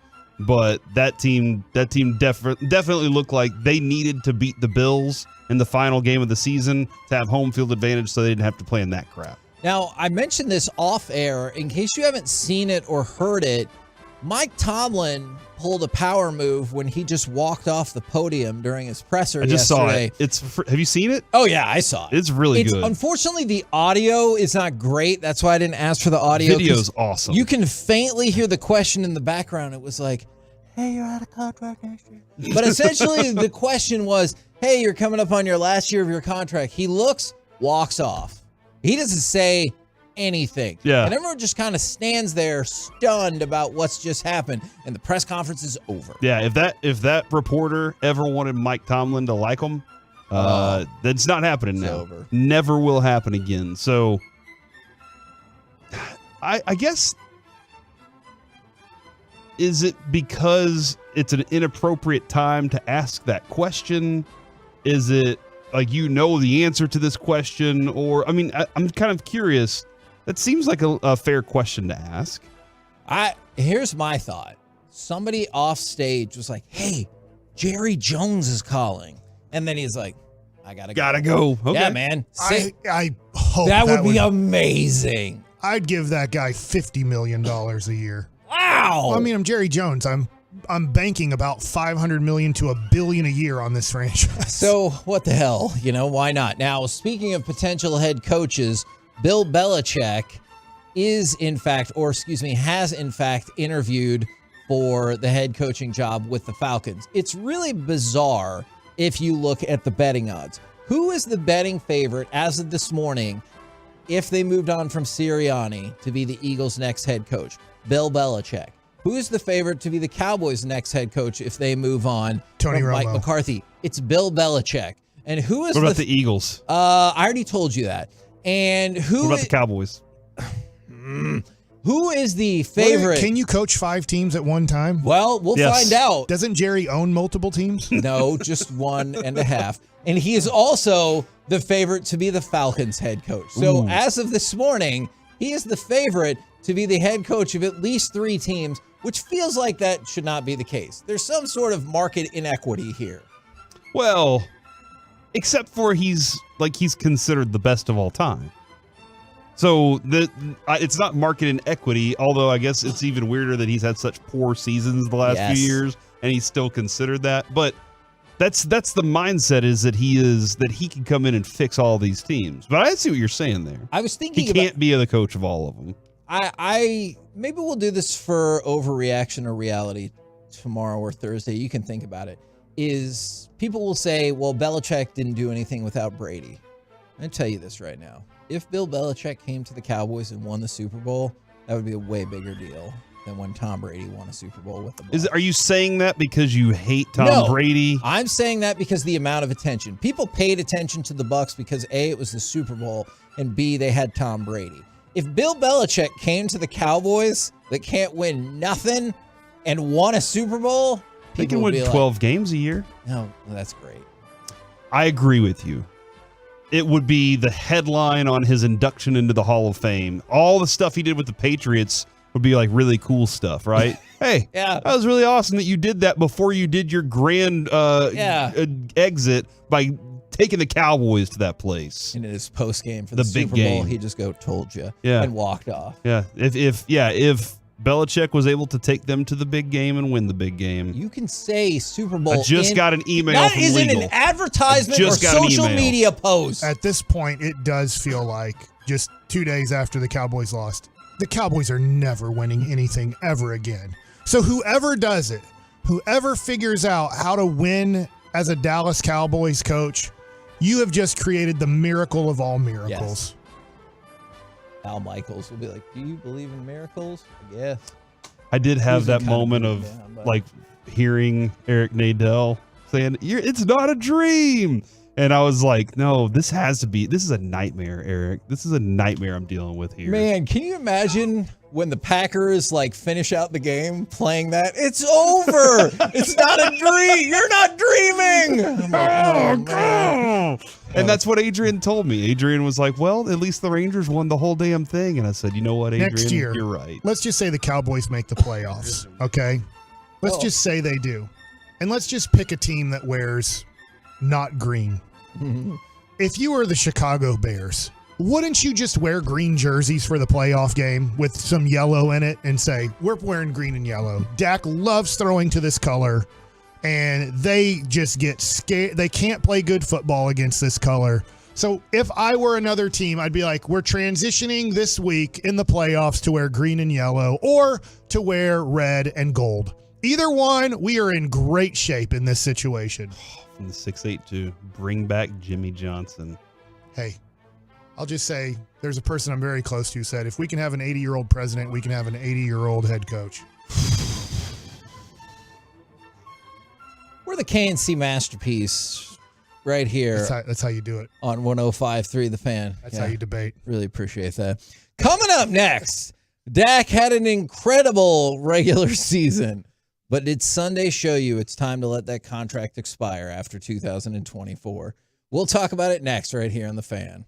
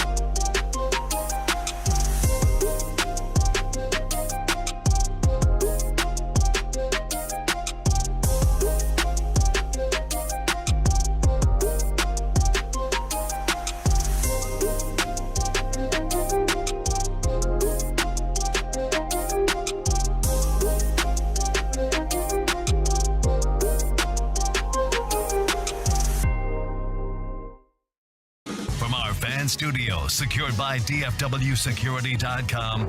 It's the KNC Masterpiece on 105.3 The Fan.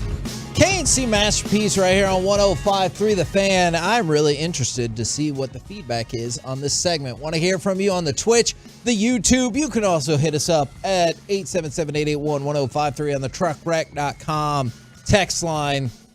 Dak had an incredible regular season. Probably going to finish second or third in the MVP. But did Sunday show you it's time to let that contract expire in 2024? I don't think it was going to take Sunday for me, Kevin. I've been there for a while. Yeah, that's true.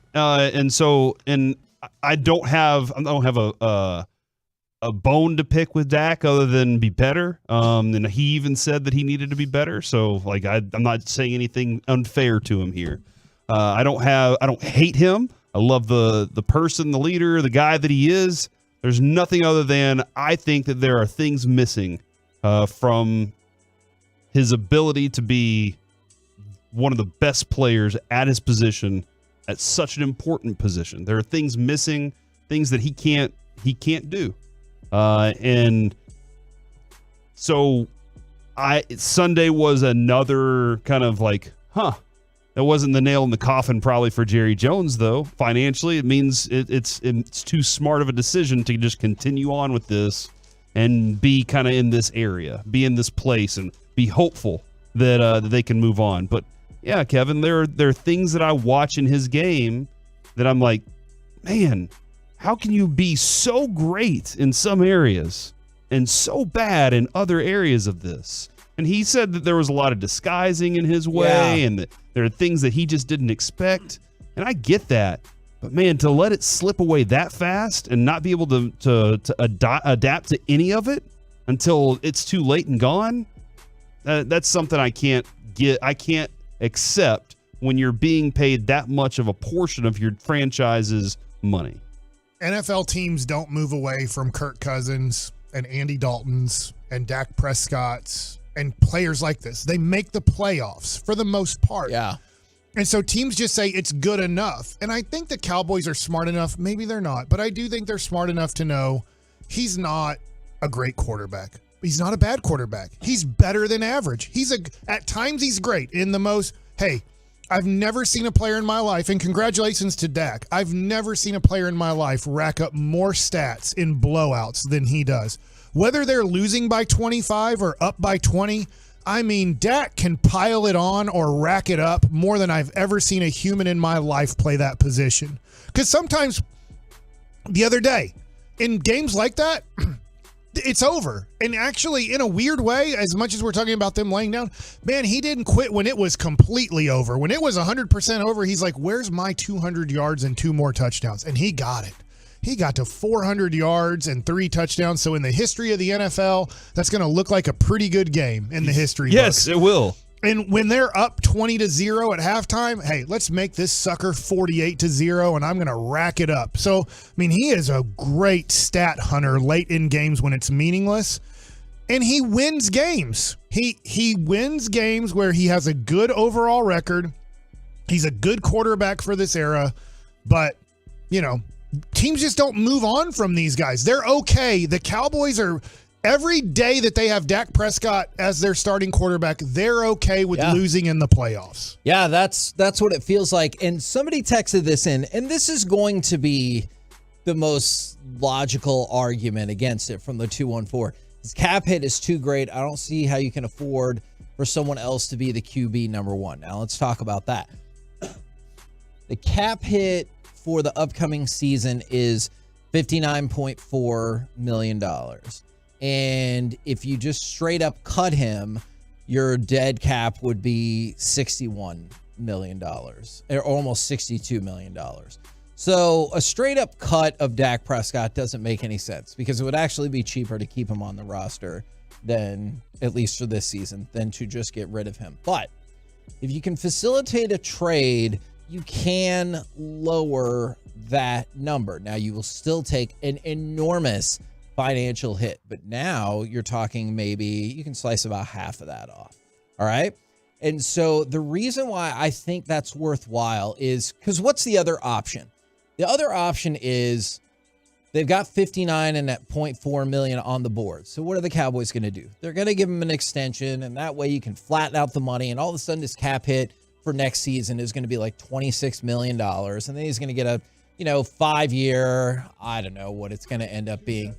270. Probably something like that. So $54 million a year, and people were angry before. So it's going to be something like that. But then you can flatten out the money because they'll put in the ghost years and everything like that. And that's what they did right now with this deal. Don't forget, after Dak's contract runs out, if you were to move on, you'd still take a dead cap hit because of the ghost years that like ghost runners whenever you're playing like kickball and kind stuff? of, where he's professional baseball and extra innings. He's sort of under contract for the next 2 years in 25 and 26, but not really. And so that's what they always do. That's what they always do. That's fine. You're going to have the same quarterback who is a good quarterback in the regular season, sometimes an excellent quarterback in the regular season. And then when you get to the playoffs, it's probably not going to work out. That is the perception that I now have after this latest defeat. Or I would suggest you take the hit now. Specifically, you try to see if you can maneuver a trade and know that I know Jerry doesn't have time for a bad time, but you know that it's going to be a struggle bus year, probably more. And I know I'm seeing this, Kevin, in the question. I mean, obviously we wanted to see something, but even if you went with Trey Lance, you still have to renegotiate a contract with him coming up, right? He is under contract for one more year. So all right, let's just magically say you wanted Trey Lance to be. And I'm not suggesting that that this is the answer to anything. I'm just asking some questions to try and see where the terrain is here. But Trey Lance is your gap year, right? Like you're going to backpack around the NFL with Trey Lance because his salary cap hit is $5 million. So let's say you were to trade Dak Prescott, you can drop the number down, and you're still looking at you're going to give about $40 million to your quarterback. Well, that's a lot better than it would have been otherwise. Of course, the argument then is Trey Lance has gotten so much better since he hasn't played, and then he's going to play again, and people might be like, oh, yeah. That's right. That's what probably happened. I'm not arguing that this makes your team better now whatsoever. In fact, it absolutely makes your team worse. It makes your Cowboys team worse in 2024 and then maybe beyond, and then maybe a lot more beyond that. The reason why I said it, and we were having this conversation with Mickey, and he was like, your team could get worse. Absolutely. But when he was going over the stats from the game, saying that Dak got sacked 4 times, nonsense. One of those sacks was when Dak held the ball for 6.5 seconds and didn't see Jake Ferguson wide open on the first down. They couldn't kick the field goal. Like, even if you didn't see Jake Ferguson, you got to know to throw that ball away. That's not an offensive line sack. If CJ Stroud does that, I believe they play Saturday night. I understand. It's his first year in the NFL. Dak, in his 8th year in the NFL, doesn't know you're in field goal range when the ball snapped? He obviously forgot. Yeah. I mean, after forgetting that Jake Ferguson was his second option, then he forgot you were in field goal range. Yeah, and that is a concerning part for me, and that's why I'm willing to take the step back. And then I see other people saying, he can stay here for next year, but then you just let the contract elapse. You can absolutely do that. You are not taking advantage of an asset that you have in terms of flipping it for something else, if that's the case. He has a full no trade clause. So you have to, if you were to trade him, he has to agree to the place you're trading him to. So if you're trading him to, I have no clue where he doesn't want to go. But my whole thing, and I know this isn't going to work out, and Dak would have to say yes. That team would have to want to sign him to a 5-year, $270 million contract, or he's not getting traded there. And there's a lot that goes into this. But I would do everything possible to try to eke out a first-round pick from him. And I think you could. I do think there would be a team. And I look at Atlanta, and I look at Las Vegas. That's the 8th pick and the 13th pick. If one of those teams would take him for that first-round pick, I would do it. And then I would trade that pick. I would trade the 24th pick. I would trade my 2025 first-round pick. And I would even trade my 2026 first-round pick plus other picks later in the draft and see if that's enough for Chicago to give me the number 1 overall pick. And I have my scouts look at Caleb Williams. A lot of work. Look at Drake May. Look at Jaden Daniels and say, who's the best? who is a person that can change a franchise the way CJ Stroud has, the way obviously Patrick Mahomes has. Can I get that guy? Because the thing is you could get worse. We also know you're not going to get any better. It's over.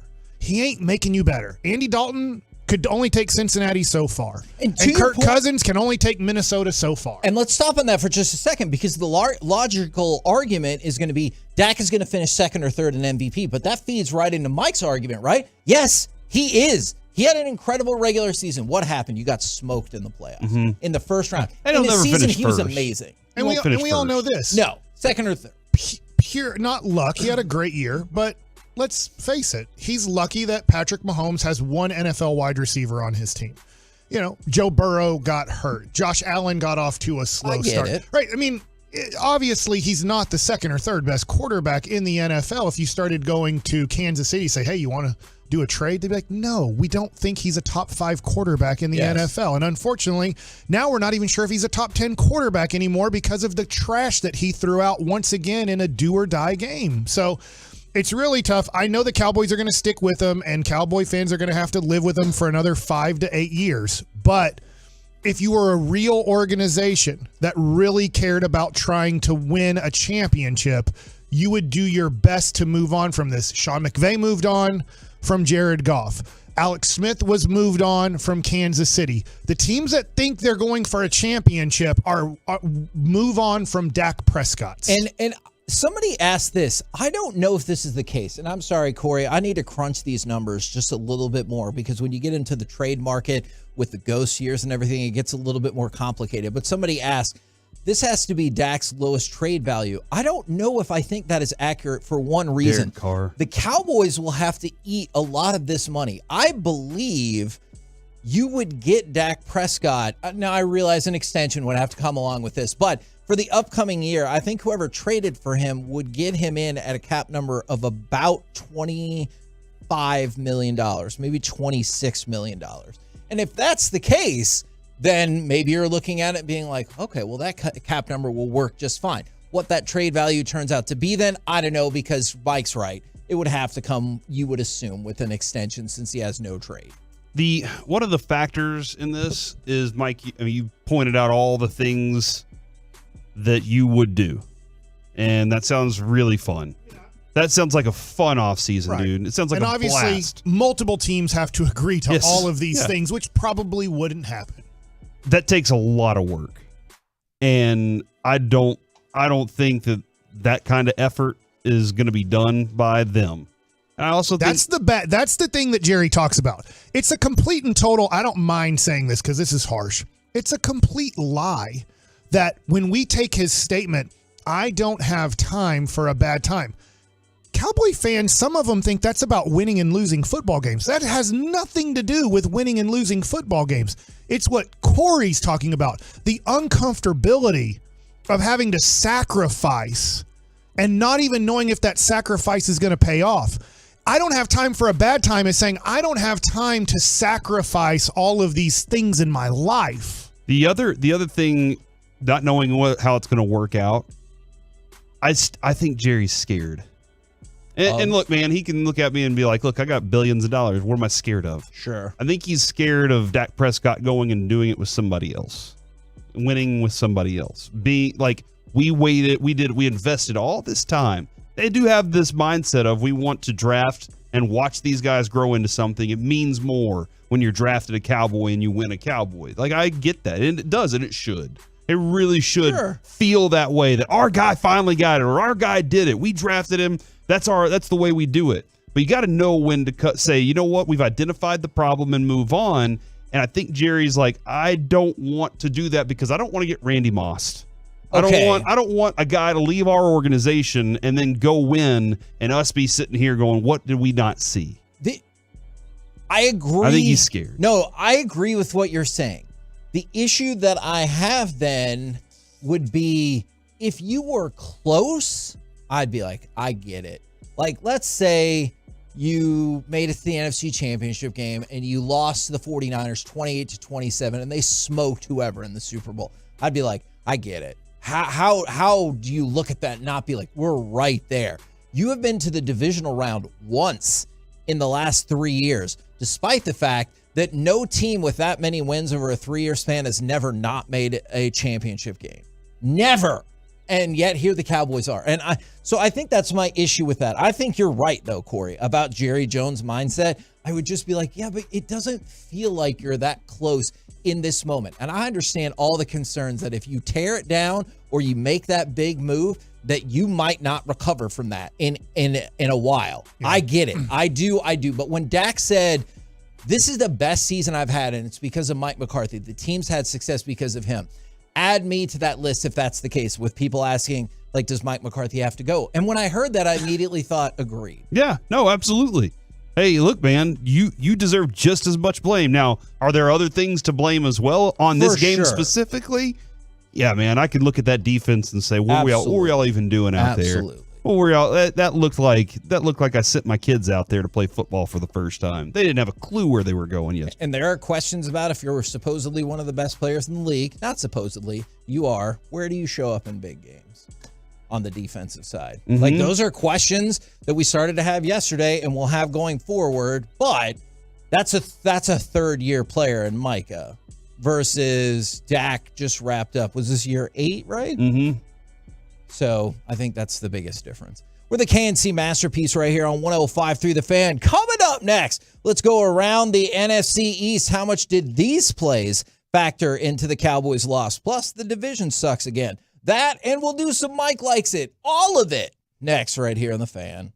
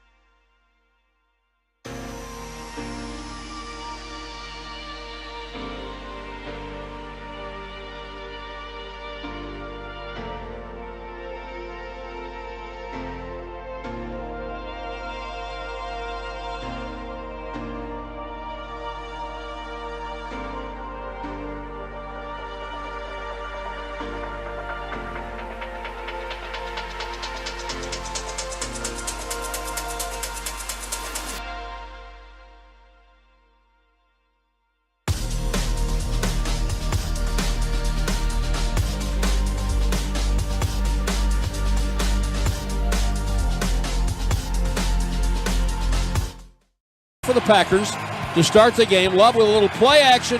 Time, flushed out.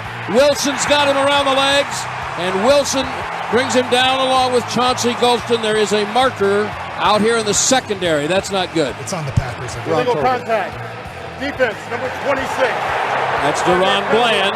Automatic first So down. they play the first two plays really, really well, but then you get a defensive penalty like that, and it sends things sideways. And, of course, the Cowboys led the league in being penalized the most. Shut up, Mike. KNC Masterpiece. I bet they overcome those. They do not. No. In fact, those first three plays were the best that game would get for the Cowboys, as you stuffed Aaron Jones, got the faux sack that didn't count, and then you stuffed Aaron Jones again. After that, everything went downhill. And I wanted to talk. Sam Williams didn't make another mistake in that game, though. Yeah, and look, that was a bad play. I know that dude took a dive, but that's what you should do. And that was a bad play. I wanted to talk about. But party was off the chain. I cannot believe that story from Sean and RJ this morning. That's so crazy. How big of an impact, if at all, do you think these two plays had? So I want to start with the Deron Bland penalty on that second play that negated the sack. Like I said, this game turned out terribly and the Cowboys got destroyed. However, the Cowboys are also a front-running team. So I wanted to point out two plays on the very first drive, and I want to know if y'all think this had an impact. And so the sack by Golston and Wilson, after you stuffed Aaron Jones on first down, it would have been 3rd and 12. And instead, it was 1st and 10, and clearly things didn't go super well from there. But it would have been 3rd and 12. Statistically, that's a really good opportunity to force a 3 and out. Then all of a sudden, do you think the game would have been any different? Let's start with that one. I guess I'll lean towards, yes, it would have been a more competitive game. After watching it, I just don't think there was any way Dallas was going to blow out Green Bay. Okay, sure. So I look at it and say, well, gosh, maybe if you do get them to go 3 and out and they punt, and then let's just say plays are similar to the first drive, and Dak Prescott accurately throws the ball to CeeDee Lamb when he's going to catch the ball for a first down and run anywhere from 20 to 30 more yards, let's just say 10 to 30 more yards. Yeah, now all of a sudden you're in their red zone. It's 0-0, and now we're in for a battle, because I don't think Green Bay was going to lay down the way the Cowboys laid down. So, yeah, I mean, I could see it obviously being a back-and-forth game if you get a punt from them to start off. But then I'm like, Corey, I'll throw it to you. But then you did get them to punt at 7-0, and Dak said, I forgot we're not playing in green today. Yeah, I think it would have delayed the inevitable. Okay. There are two major factors that stand out for me. One, Dak was confused by the Green Bay defense, and Dan Quinn couldn't figure out how to stop either Aaron Jones or Jordan Love from there on. Like, from there on, it just seemed like they had the plan. I think that is going to be the prevailing answer for this next one then as well, but I just want to check. Delaying the inevitable? Yes. Okay.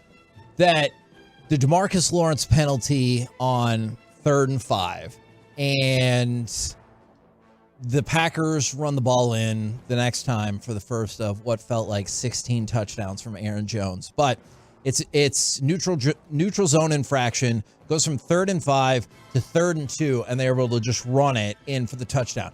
Otherwise, it would have been 3rd and 5 at the Dallas 6. Could the Cowboys have held and forced a field goal? And again, I go back to the same question. Does that matter, or do you just say delayed the inevitable? Which I do totally understand. I will stick by that answer. Okay. Because defensively at that point, you've given up just the 3, but you gave up a drive. You did. You know, like that also you inflicted your own wounds on yourself there. So you did give up the drive. And I go with what Mike just said on the next possession. What did the Cowboys do offensively? Nothing to answer. Yeah. So if it was 7 points, awesome. Let's go show that we're the best offense in the entire NFL right now, and let's put 7 on the board and put it back to 0-0. It doesn't matter if it was 7 or 3 at that point, in my mind. You guys are right, because the game wasn't out of hand until, and it sounds weird to say this, until the pick six. Because it's 20-0, 2-minute warning. You're in their territory. You score a touchdown there to make it 20-7, and hopefully they don't go down with 1 minute left and get any points. But if it's 20-7, and then you get the ball to start the third quarter, but they had they had 30 minutes to answer these things and to show that they had some sort of character and some sort of fight in their organization. And they showed that they wanted nothing to do with that game. It's the weirdest thing to me, and I keep thinking to myself, Corey, maybe we should have taken the Buffalo, Miami, Detroit 3-game series a lot. They went 1-2 and won on almost pure luck. Mm-hmm. On the one they won, it was almost pure luck that the ref didn't know which guy to announce as the eligible guy. Agreed. Or you go 0-3 in those games, and and what were the points in that game? You didn't manage more than 20 points. Yeah, 20 against Miami, 20 against Detroit, and then 10 against Buffalo. Maybe we should have just looked at that and said, hey, we're playing the minor league Washington Senators or whatever they are, and not taking that game seriously at all. Like I just keep thinking, like, how did I not see that they were this bad? We saw Philadelphia be this bad, and we predicted they'd be this bad. And maybe when we're looking at a place 1,000 miles away, we can see how bad they are and go, look how bad they're playing. And we just didn't want to look at our team and go, look how pathetic they are in these 3 games. I got one more for you. Now that the game has started to flow, you're losing 14-0. And this is the play that we talked about just a few minutes ago. It's 3rd and 5 at the Green Bay 36. So you have moved the ball down the field. The offensive line was horrible. No! I went back and timed it because it felt like forever. And look, sometimes we disagree on things. I think placement of blame on the offensive line in this game is so far down the list, I can't even tell. I thought that the protection was fine. Like, that's way down the list. But it is 3rd and 5. You're down at the 36. Dak has the ball for 6.5 seconds, which is an eternity. He doesn't throw the ball away. Instead, he takes the sack, and they're going to punt the ball. That's bad quarterback play. Okay. And, of course, when they lined up for the punt, they took an illegal formation so they could move back and everything like that. But you're looking at a 54-yard field goal. Not a give me, but Brandon Aubrey's he's going to kick it 54 yards. Yes. Like we know that he's not going to be short. You're going to, let's say you make that field goal. Does that make a difference to start to stem the tide, or are you like, hey, that's great, you're still losing 14-3? It'd be better to have points on the board at that point. For sure. Like that, I mean, that's a guarantee. And I said this about Tony Romo a while back, Kevin, and I feel like I started to see it in Dak late in the season here and in this game specifically. Every throw needed to be a hero throw. Yep. Every pass needed to be I'm validating myself as the quarterback here. And Dak didn't do that early in the season. It felt like he was making smart plays. He was throwing the ball away. He was running at the right time to pick up the necessary yard to keep a drive going.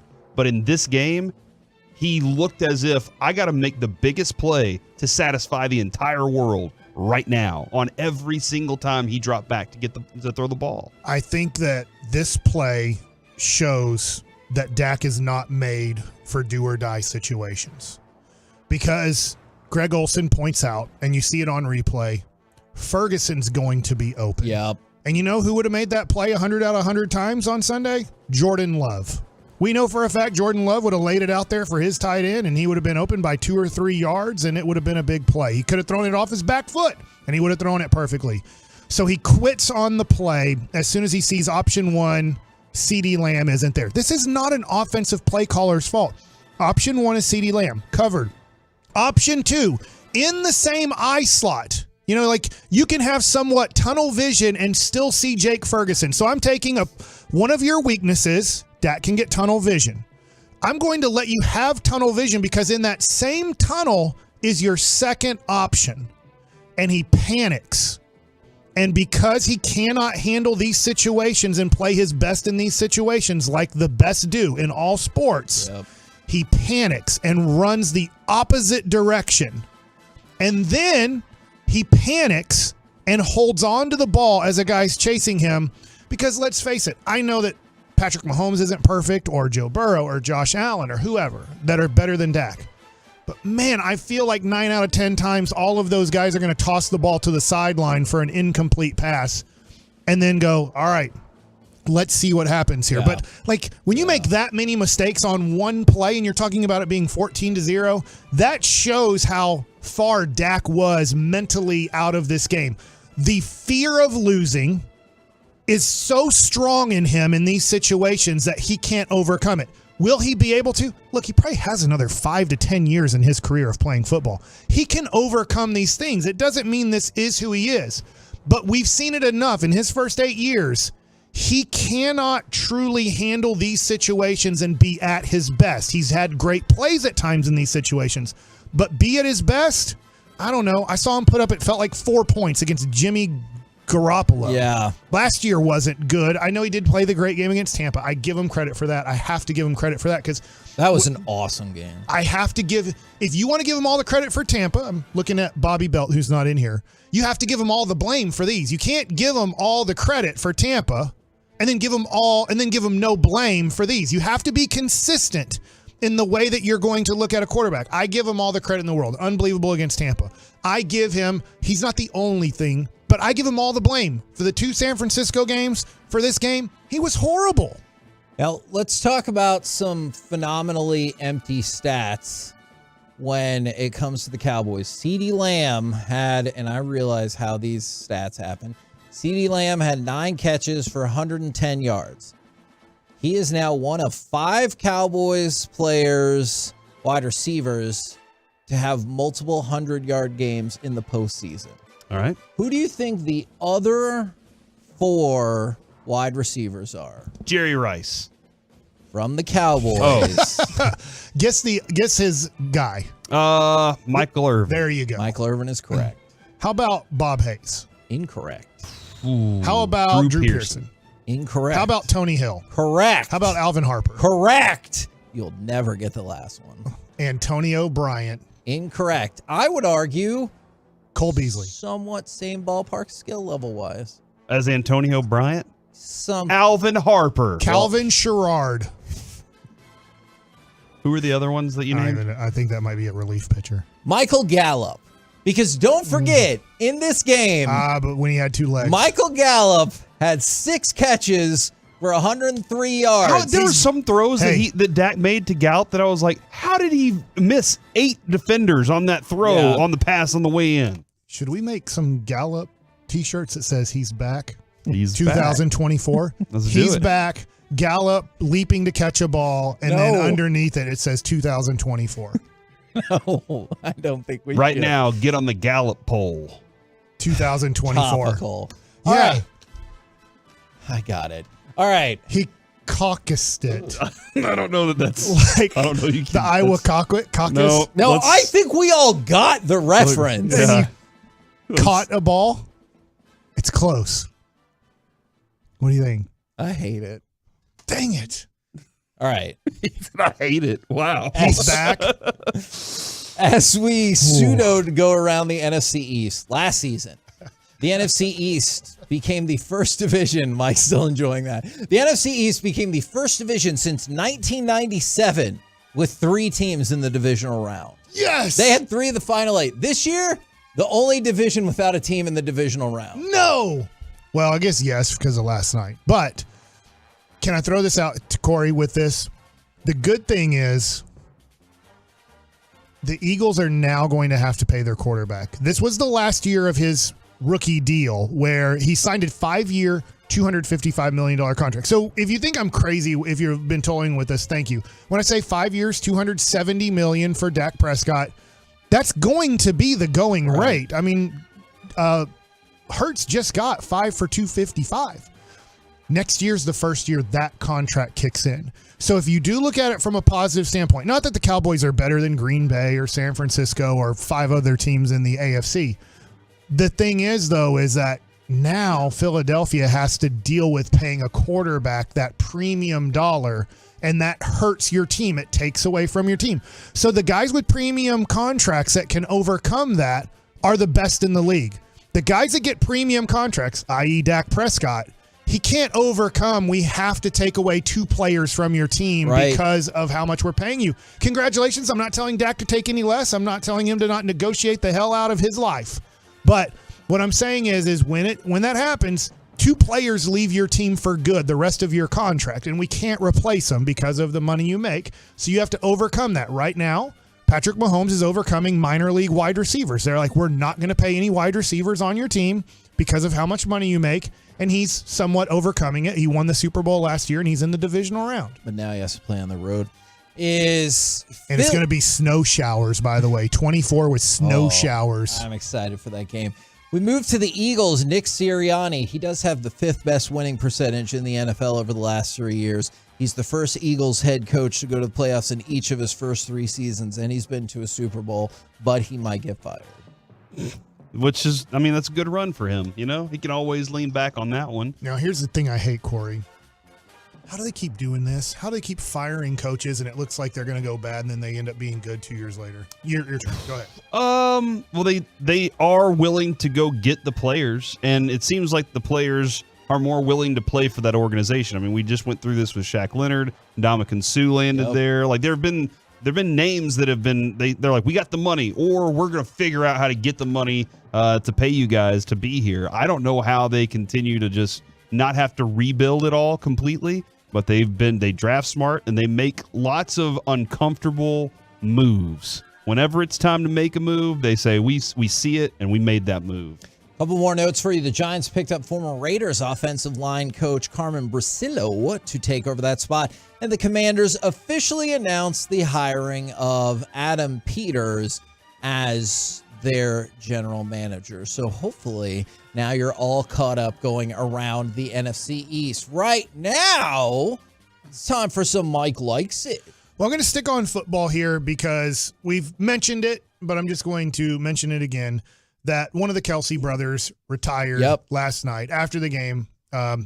Jason Kelce retired from football and from the Philadelphia Eagles. So that's going to hurt them tremendously. Sure. He's not done. He's a really good center. I don't know all the centers in the league, but I'd say still a top 5 center. In fact, the tush-push thing might have a little bit of an issue going forward without him being the center on the team. But I have the question based off of Kelce retiring, and I know we're just 2 days out of the Cowboys season. To your point, I'm pretty sure he was just named first team All-Pro again. There you go. Do you think, what's the percentage of Tyron Smith playing next year?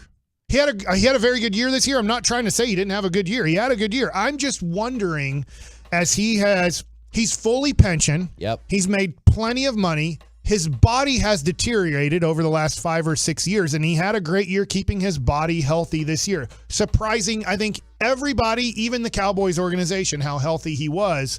I'm just wondering, with Kelce retiring, I mean, immediately after, so he knew weeks or months ago that this was his final year. I'm just wondering with Tyron Smith what he's thinking about his future. He's a free agent, too. Daniel Jeremiah posted this morning, or 10 hours ago, so that would be this morning-ish. Teams are going to have, and I respect Daniel Jeremiah's work, teams are going to have the top 8 to 10 offensive tackles in all different orders. They're each outstanding, but come with different skills and traits. I don't think there's a clear-cut top guy right now, but a bunch of guys competing for that top spot. This is a great year if you need one. They are loaded at OT in this class. So, Mike, on the front of, do you want to bring him back and kind of deal with that question mark and maybe have a right backup for him? Or you want to say, you know what, we're cutting a little bit of the budget here. We're moving on. This is the year to do it. So if I'm the Cowboys, I've Will McClay, I'm calling him and saying, hey, what's your scouting department know right now? Okay. My next Mike Likes It. Saturday, I went to Globe Life Field, and it was really fun. And why was I there? And a lot of other Tolos were there. Brandon Hurtado, who is owner of Hurtado's Barbecue, was teaching one of his cooking classes. And I think he did one about a month ago But it was really fun. Sean Sharif was there. I had to leave at noon. As part of the package for Peace-a-thon. Yeah. And I had to leave because my son had a basketball game.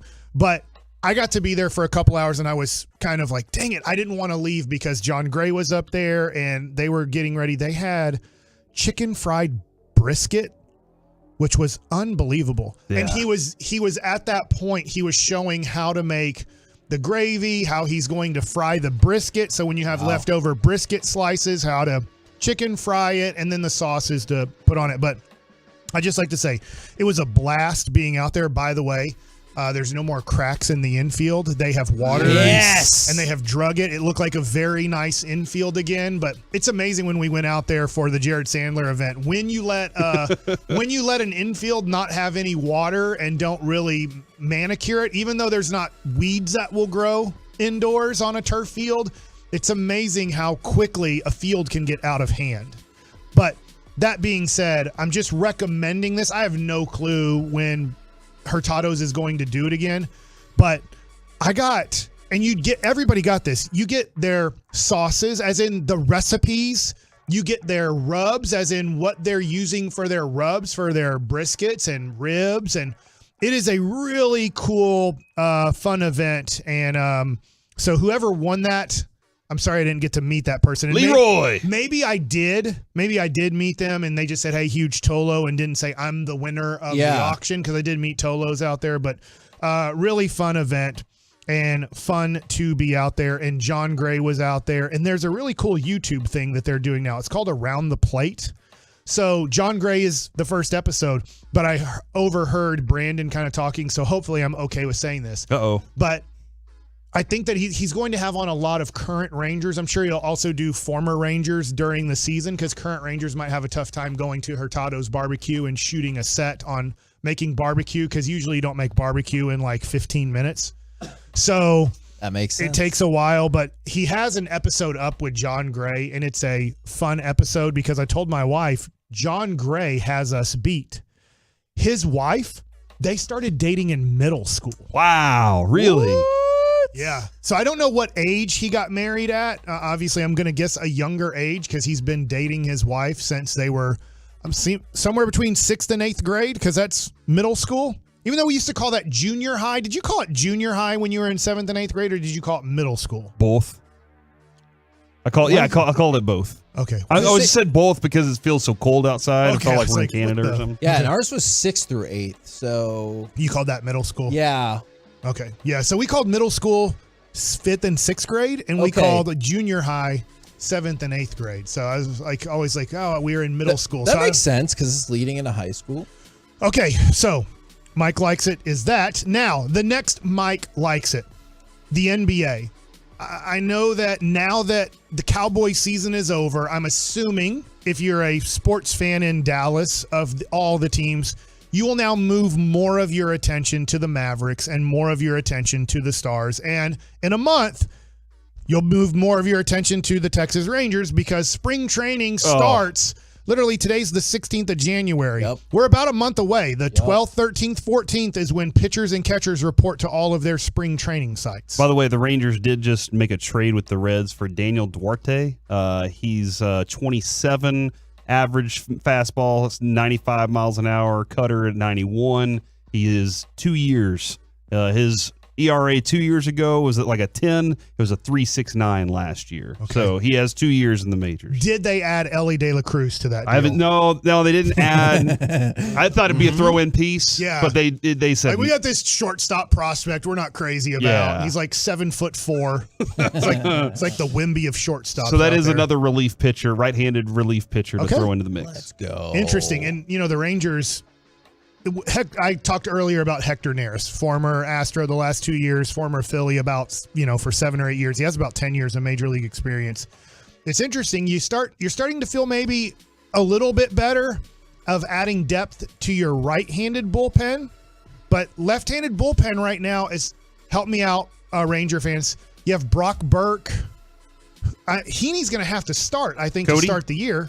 Cody Bradford, yeah, he's a Yeah, he's a transitional guy. And what I mean by that is he's either a starter or a reliever. I'm not exactly sure where he's going to start the year. Sorry, I was looking at other things for Duarte. I can't answer that question. He was designated for assignment by the Reds a couple of days ago, so the Rangers swooped in and they were like, we can do something with this. For cash considerations. He originally signed as an international prospect with the Rangers 10 years ago. Okay. Wow. Is Kirby Yates throws right-handed, bats left-handed. Yeah, we don't have to worry about that anymore. Antoine Kelly is a name that I don't know much about. He has no number on this list. And then Andrew Heaney. I think they put out a list the other day, Corey, of like 7 or 8 guys that are on split contracts or minor league deals. What that means is you have a major league side will pay you if you're in the major leagues, a minor league side if you're in the minor leagues, and they have a major league invite to spring training. Okay, so like Jake Latz and Antoine Kelly are probably those guys. Yeah, so they'll compete for a job in spring training. If not, they probably have a minor league side of their contract that they will go to Round Rock if they don't make the major league team out of spring training. So yesterday, I just want to give a shout out to the Mavericks. That was a really entertaining game. I don't know if you guys went home and watched it, but man, it was really fun to watch. And what was fun about it is the Mavericks late in the game couldn't miss a 3. And it made me think about, if you're old enough to remember this, it made me think about the first time it looked like the Mavs had a chance to do something special, and that was with Steve Nash, Dirk Nowitzki, Michael Finley, Nick Van Exel, Rafe LaFrance. Like, that was kind of their finishing 5. And it's like, man, if the Mavs make all their shots, they seem really tough to beat. Like, I'm sure New Orleans left that game going, gosh, mate, we could have played better to start the game. They obviously didn't come out with a lot of energy. But they probably go, what were we supposed to do? They made every three-pointer they threw up. The last 5 minutes, it felt like the Mavs were perfect from 3. I'm sure they missed a couple, but it felt like whoever it was, Josh Green, Tim Hardaway Jr. had an outstanding game. My son was at the game because his coach gets so mad if they kind of shoot when they're defended, like jack up a 3, like we're going to take open good shots. And he's like, there's one time that Tim Hardaway Jr. had 3 people right in front of him, and he's like 5 feet behind the line, and he just put it up. And I was like, well, that's his job in the NBA, is to shoot as many times as possible. And so he's not going to get in trouble, even if there's 3 people on him and he's 5 feet behind the line. Like, that's what he's supposed to do, especially when you're short Luka or short Kyrie. He has to try to score 20-plus points. And he had 40 or 41, and so did Kyrie. And it just made me think, watching that game, I don't know if I throw this into your head right now, Kevin, does it make you think at all about when the Mavs played with pace and they were just like, we're going to be one of the first teams ever? Because I know Golden State gets a lot of credit, and they took it to another level. And Steve Nash and Phoenix took the pace to another level. But the first team that I saw, let's see how many threes we can jack up in a game, was Van Exel, Nash, Dirk, and Finley was the first. And even Rafe LaFrance, your center, was in the corner. Would shoot a ton of because I remember hearing about Run DMC, or is it Run, TMC. Run TMC. They're both things. Was that the same thing with Don Nelson back then, that he was saying shoot also, or was it tempo? Because I've always more tempo back then. Because if I went back, I would guess they maybe shot 3 or 4 threes. Because Tim Hardaway Sr. was not a good shooter. He shot a knuckleball. He was a great penetrator, a great passer. He could score. He could make an outside shot. But you were baiting him to, like, if he takes a 3, we'd much rather him take. Gotcha. Mitch Richmond, great shooter. Chris Mullin, great shooter. He kind of came up back then, and even in Milwaukee, with the point forward situation. Gotcha. Where he would want more of like a Chris Mullin at times running point, because he's like, I like that he can see over guys and we can Walker, get mismatches, stuff like that. But yeah, so it just made me think, Kevin, I don't know if this team see that with Luka, it doesn't remind me, because he still will slow down the pace a little bit. Although better than previous years, but still slower. Yeah, I agree.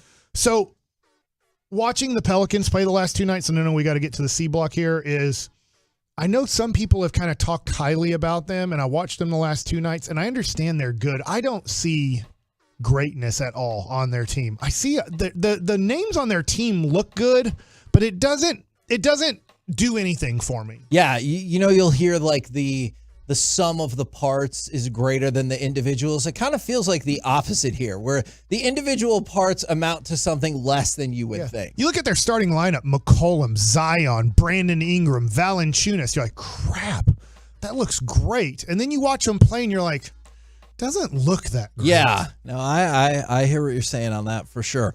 We're the KNC Masterpiece right here on 105.3 The Fan. Coming up next, time for the C Block starring Corey Majors. After that abhorrent, repugnant outing, how do we reset the expectations for a franchise? Next on The Fan.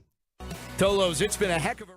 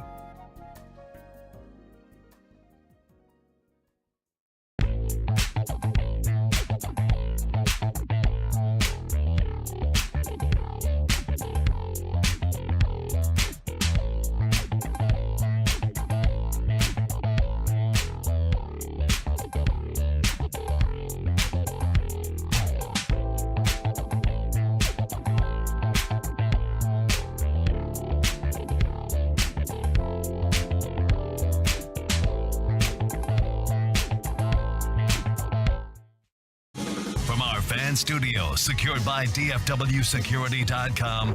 It's the KNC Masterpiece on 105.3 The Fan. KNC Masterpiece right here on 105.3 The Fan, asking the questions that matter, like how many marriages do you think Frank Thomas has single-handedly broke up? All right, okay. But also, Yeah. it's time for the C Block starring Corey Majors, where he can address or not address that question. I want to ask more about this now. All right, now that you brought it up as a way to start the segment. Why are you saying this? Why did you say that? Because we know the joke here, Kevin, but there are new Tolos out there. There are new listeners every 15 minutes. Man, because she's going to like it too. Okay. Those commercials are amazing, and it feels like he just moves from gym to gym and place to place. And if you watch those commercials, the subtext in that commercial is all wrong. Okay. The subtext in that commercial is like, hey, then you'll be able to get it up again, and then you'll go on from there and everything. But really, if you watch those commercials, they're all thinking about hooking up with Frank Thomas. Watch the ladies' faces. They aren't like, oh yeah, Joe's going to bring the heat now. They were like, what if I could hook up with Frank Thomas? He's a handsome man. Agreed. Big hurt. That was his nickname when he was playing baseball. Was That's the Big his Hurt. nickname in those commercials too. By the way, tomorrow at 8:20, Matt Pittman from Meat Church. I love him. Bi-weekly interviews or segments with Sean and RJ at 8:20 every other Wednesday. I watched some of his YouTube stuff, and I think I'm gonna make one of his cowboy. I forget what he called it, but it's it's kind of like enchilada stuff. Look good with chicken. I'm glad that I explained that terribly. You did great, man. Terribly Yeah, bad. you I'm did sorry, great. Meat Church, Matt. He's like, hey, thanks for that plug, Mike. You did a great job. King Ranch. I think he calls it King Ranch casserole or something. All Does right. that sound right? Sounds good. Nope. He's got a lot of recipes. You don't know. You don't cook. You just eat. That's so true. Kevin, if you had to cook one meal to save your life, Grilled Macaroni and chicken. cheese. and I can grade this meal. Mac and cheese is not a meal, sir. Yeah, it's a side. Oh, That is a okay. side. Hold on, but if you had to cook a meal, and that grade, I have to grade it a B plus, at least for you to stay alive. Do you like, this will really determine my fate. Do you like breakfast at any time of the day? I love breakfast. Okay. Breakfast is my Got a favorite. shot. I can make this breakfast sandwich that's not complicated, Really? but it's pretty good. Explain it. Look, it's not complicated. Scrambled eggs. Yep. Bacon. Yep. Sausage. No. Cheese. Yes. And 2 then- pieces of toast. Correct. It's delicious. And then how do you cut it? No, you're an adult. I will leave the plate with you. Well, if I have to save my life, So I'm you're gonna making cut it an diagonally. So you're making an EBC? Is that what it's called? Then yes. That's what everybody calls it. Yeah. Everybody? You haven't heard that? I guess not. Well, Yeah. we just established I'm not the most up to date. And if you put extra bacon on it, it's an EBBC. Eggs, bacon, cheese. It's like the British Broadcasting Channel, you know? Yeah. Among other things. Bacon. All right. You can also call it a Beck. That's what I call the Cowboys this week. BEC. That's Carter's favorite sandwich, by the way. So Carter let you live. I just wanted to let you know. Not the school. I will judge that sandwich. I've been trying to figure I'm not gonna leave the Cowboys. Okay, that's just I've made the decision that I grew up local. I'm gonna be fans of local teams. But did you see me yesterday? You wearing your Chiefs hat? Yes. No, and his Jags jersey at the same time. God. He was the worst yesterday. But I'm trying to think about this because Kevin, it'll be pointed out a lot, and it always is pointed out a lot that Detroit, Cleveland, all these teams that we look at and go, they're so porous when it comes to playoff successes and what it does. Well, the Cowboys haven't had that type of success. They're right there in that category with them. So I'm curious, 877-881-1053, how do you reset the expectations of an organization?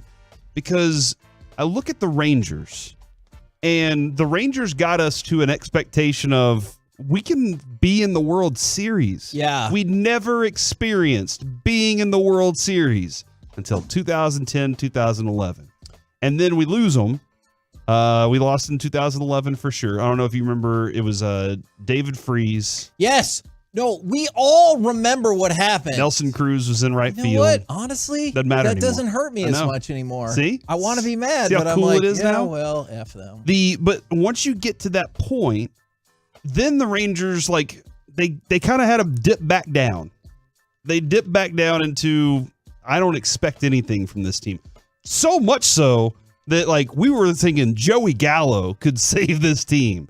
We were wrong. There were people out there that were like, "What? Hold on. What do you mean, Mike?" Some people out there were thinking that Joey Gallo could save this team. He didn't? They were wrong. How many All-Star teams you make? I don't know. 2. He made 2? With the Rangers. How many playoff games did he play in?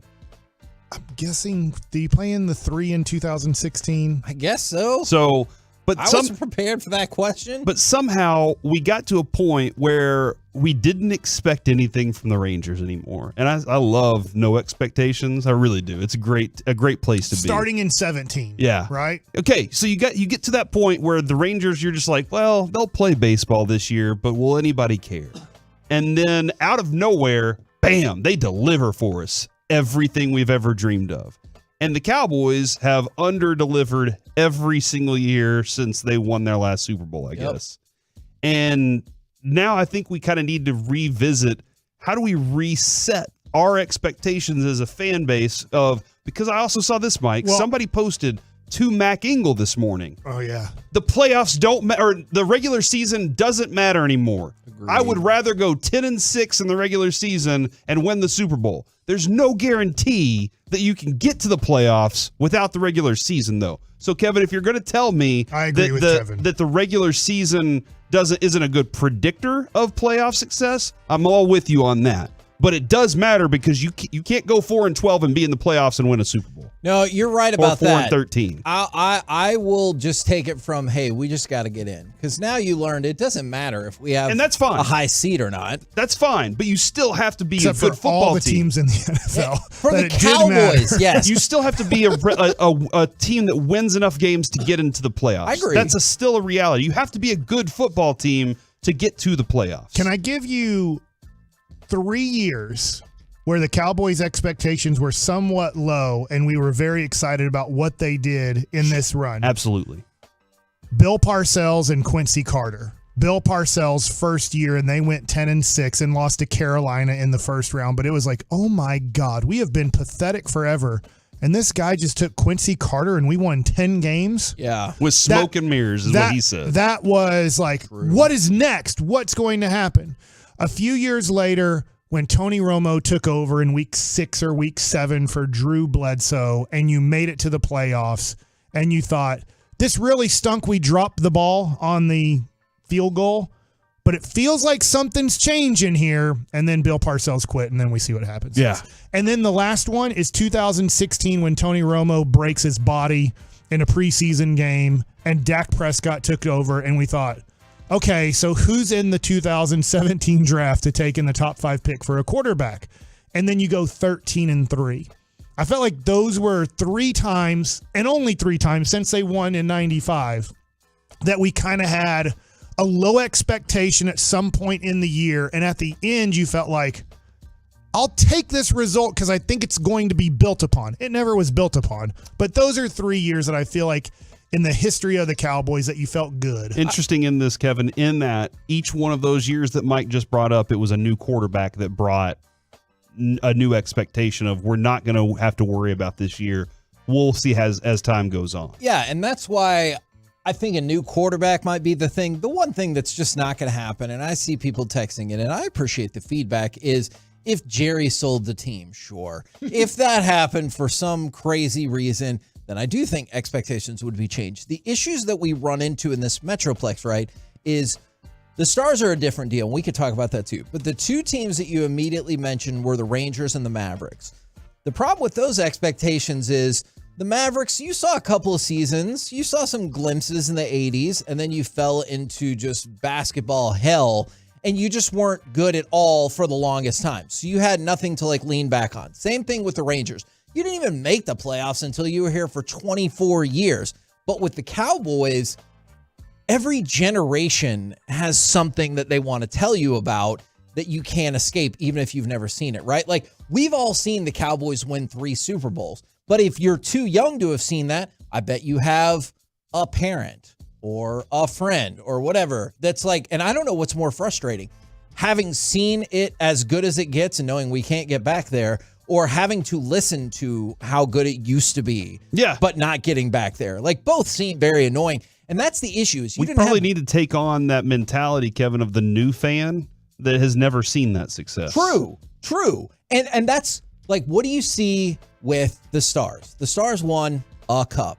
The Rangers, obviously it's amazing, but now they've won 1 World Series and the Mavericks won 1 World Championship. So you don't have all these different generations of people that are trying to tell you like how great this team has always been. But for us, it was the 90s. The generation before that, they were fighting to be the team of the 70s, and they were just there, the decade before. So every generation has been able to beat you down with how good they are until now. And that's why I feel like it's hard to reset. Like, for me, I understand your question. It's a great question. I don't think I can reset because I already saw it. And now when we get into the regular season, even if they're 10-1, I'm going to be like, that's awesome. And I really am glad that they're playing well. But let's see what happens in 7 weeks. Will you have, this is a crazy question, Corey. Will you have confidence next year if they have a 12-5 record and are entering the playoffs with a home game? Obviously it depends on how they look against the Niners and how they look against the best teams on their schedule. I guess, in my opinion, because I think the Niners game gave us a really good idea of what the reality of the team was. And I think, Mike, I was missing on that Monday because I was with Lucy up in Cleveland. But the next day, that's when I came in, I said, this is the moment where I've lost all hope for believing that Dak is going to be a transcendent quarterback. And there were a lot of people that went after me for that too. And I was like, look, that's fine. I see what I see. I know the reality of what I'm seeing with him. Now, did he turn into a different quarterback for a stretch there? Of course he did. And we knew he would have a stretch where that happened. But that was the moment where I was like, that's where I've stopped. Because they talk so much trash about that game specifically. Yeah. All that matters is week 5. We're focused on this. And they show up and took a big dump on the field. That was miserable. I'm sorry, doo-doo. Is that better? No, that was miserable. And that was the reality of what I expect from Dak from here on. And there's a lot that goes into the fact that team is what it is. But there's a mentality about it. But resetting that expectation is, for the entire fan base, it's going to be difficult when they turn on the television on Fox Sports or FS1, Peacock, ESPN, whatever. Every NFL conversation is going to have the Cowboys in that conversation, and everybody's going to believe that nationally the Cowboys are that kind of team again. Don't you feel like next year, no matter how good the Cowboys are, the national thing will be, it doesn't matter. Dak's going to be a bad quarterback. Possibility. When the game's on the line, and it's if you lose, you go home, he will make sure to play at his worst. Yes, because he's done nothing to prove otherwise. For the most part. And I want to give him credit. The Tampa game, he was great last year. But the last 3 out of 4 do or die games, he has died. Yeah, and that's kind of where I'm trying to figure out how we kind of reset that. And I guess next year I'm just going to come in here and I'm going to talk. Not going to be negative, but I'll never be overly positive. I'll just kind of talk about the Cowboys. Is that fun? No, Nah. and that's really a nightmare for me because at 10-1, I really want to be able to come on here and be like, in your face, we just beat this team by this many points. But only this is the year. If you don't win a Super Bowl, it doesn't matter. Yes. We just need the Rangers to win 90-plus games, make the playoffs, make a World Series run, and then we don't have to worry too much about the Cowboys for September and October. That's a good point. Now for my last question. And Kevin, I take you back Nightmare to for Jerry Jones. Last Thursday. Kevin and I were in the parking garage, and I have seen a car in the parking garage that has never moved in like the last 4 months. I asked Kevin this question. What percentage or how many cars in this parking garage specifically do you think have a dead owner? And Kevin, what was your answer? Broadus's car moved that one time without him. It ain't none. Yeah. There's definitely somebody who their owner is no longer alive. That's a fact. And I want to know the percentage of DFW car parking garages in DFW, the percentage of cars that are in there that have no owner because their owner is deceased. We've all seen. It's not zero. Do you have a will? Doesn't that cost like $3,000 or $4,000? I was shocked to learn that That as is well. nuts. I can't just write on a sheet of paper that I'm leaving stuff to my kids. I also thought it was like a few $100s. I was shocked to learn that. And think about this. Let's say somebody passes away, all right, and they left their car up here in the parking garage, and they pass away, somewhere, and nobody knows who they are anyway in that area that they passed away in, and they've been buried in the field or whatever, and now that car is just sitting alone in a parking garage. Who's going to question it? Nobody's walking through and checking all the parking spaces, right? Nobody's walking through and going, hey, this car's been here for like 2 years now. Hey, they don't care if people smoke weed in there. So what's the Hey, easy. You know that's true. Easy. And there are other parking garages all Have over you never DFW. smelled that before, Mike? People smoke weed? Yes. In this parking garage. Wow. All the time. Nobody is smoking weed. This doesn't out there. seem like a weed smoking job doing radio. Kevin, wasn't in an episode of The Sopranos? G-Bag Nation's coming up 2 to 7 right here on the Fan. Just a programming reminder. Was it in an episode of The Sopranos where they went and parked a car at the airport parking garage and just walked off from it? And they're like, that's that dead person's car out That's there. this place. Our parking garage is where the mafia puts There is a truck that I walk by every day whose registration sticker says 2020 on it. That's a fact. 4 years ago. Yes. Does that truck ever move? Never seen it move. Yeah, no. It does not. Yeah, so I just 877-881-1053 if you have any thoughts on that. There you go. But you agree the answer's not zero. Dude, the reason I asked that question is because there's a car that I park next to every day that has not moved in the last 4 months. Oh, do a holographic will in your own handwriting, witnessed and notarized. So is that going to hold up in court? That sounds. Do a YouTube if it's video on notarized, it. if there's a witness and a notary, then yeah, dude, it should. That should work. Hold on. Your recommendation is do a YouTube video, and they'll be like, Your Honor, I take you to YouTube. And they'll be like, okay. Man, that's a lot. There's no way you can do a deep fake of you doing a video of your will. Oh, crap. I bet you can. We're the KNC Masterpiece right here on 105.3 The Fan. Coming up next, the season's final edition of Any Given Saturday with more good news for the Longhorns. We'll talk about it next right here in The Fan.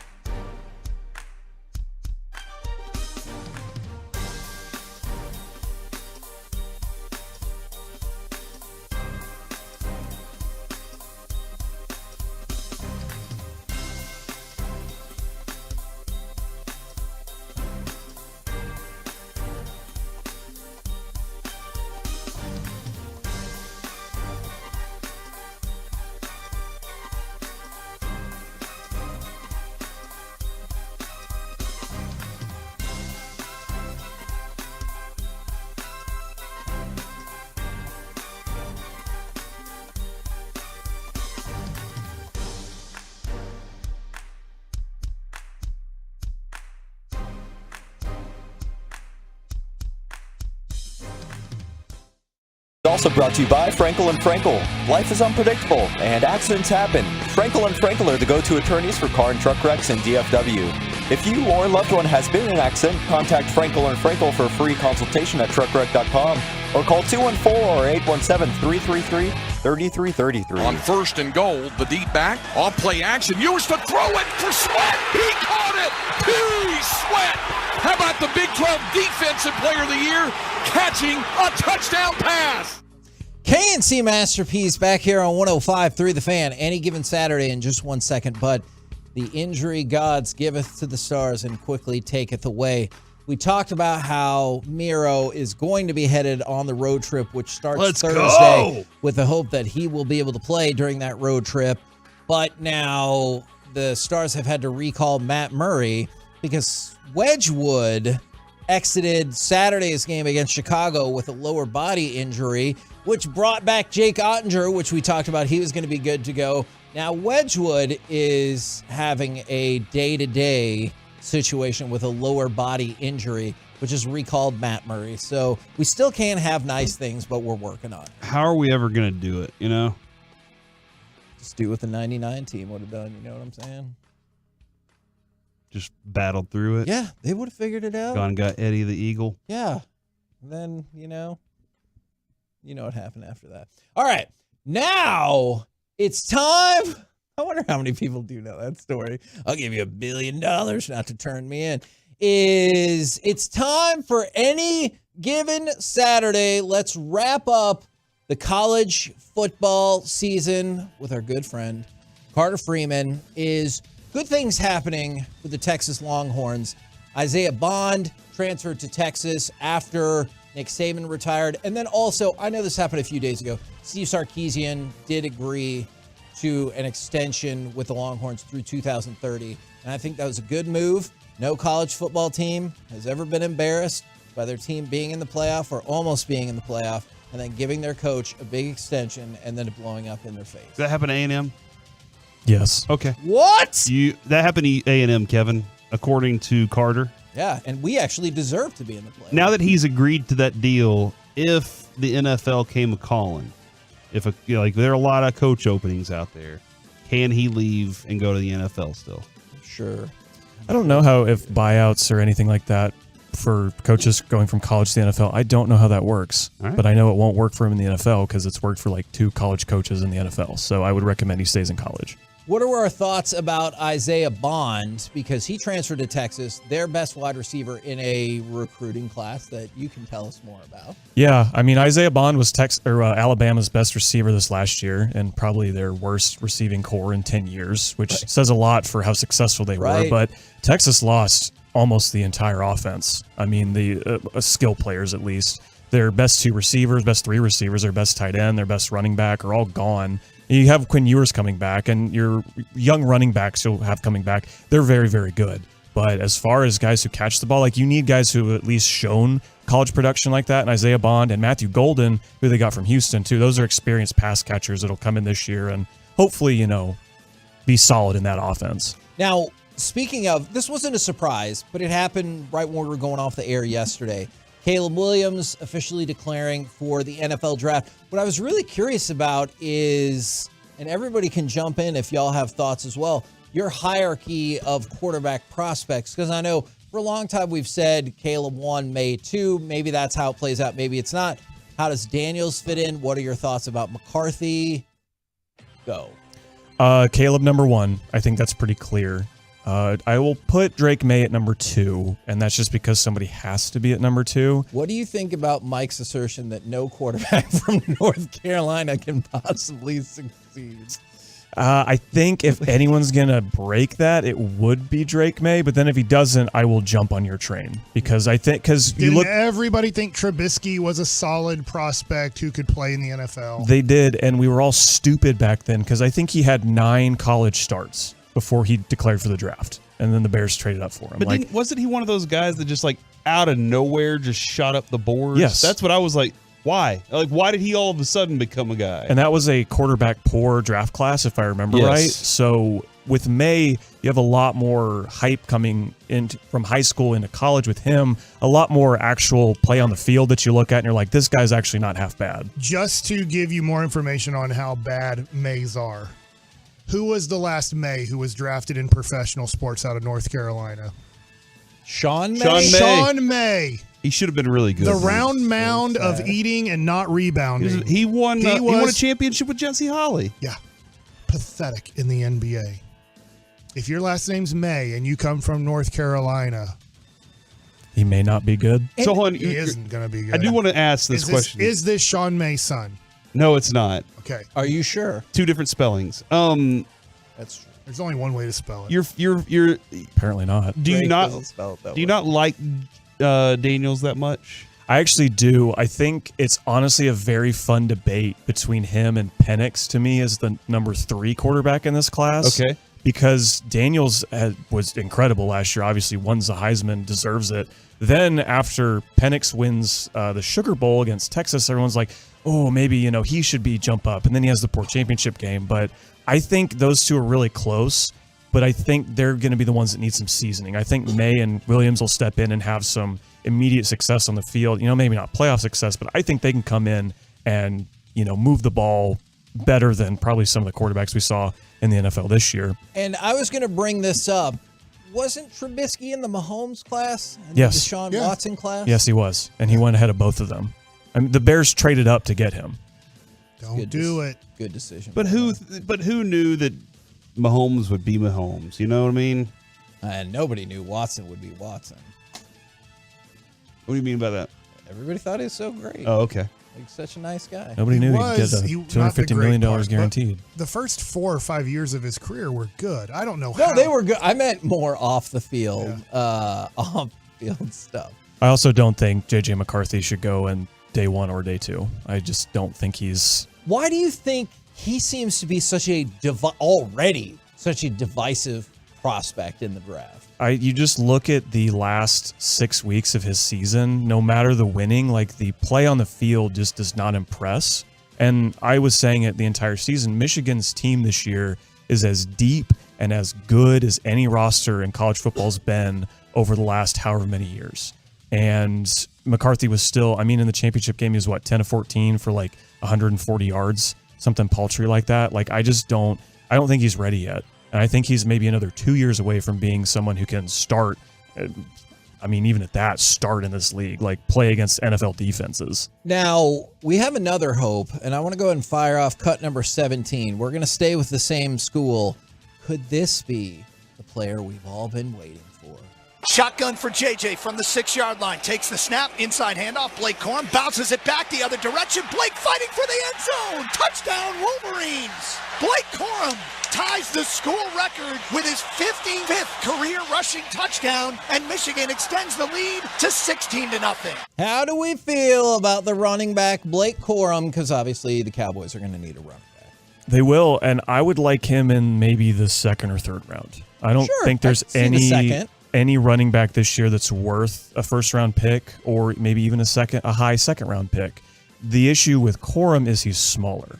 And I think, me personally as a Cowboys fan, I'd like a bigger, stronger running back to step into that room after Pollard and Dowdle. Where I guess Dowdle was the supposed to be the stronger of the two, but I just need someone with force. Someone that can move a pocket more than Pollard or Dowdle was able to. But Corum is a very good player, and you heard he set the Michigan school record with touchdowns there. And he was the only player, the only non-kicker in college football this year to score in every single game. But doesn't that kind of fall in the same, you still have some questions because that team, as deep as they were, the blocking's pretty good up front. They're pretty consistently, he's surrounded by the best. Mm-hmm. And with Alabama, that was always is this guy good? Or is he just surrounded by the best, especially at the quarterback position? And you're always trying to have to figure that out. But it seems like with a lot of other skill positions and linemen, you feel like you can just draft one of those guys, you're pretty good. But when it comes to the running backs, quarterbacks, there are a lot of questions that go along with the best teams. Yes, and Michigan lost one of their best offensive linemen against, I believe it was against Ohio State at the end of the regular season, and Corum was still able to replicate his success rushing in the 3 games they had after that game. So he's just a good player. Kind of sounds like you do want him here. I wouldn't mind it forever. What was the best college football game y'all saw all season? Cool.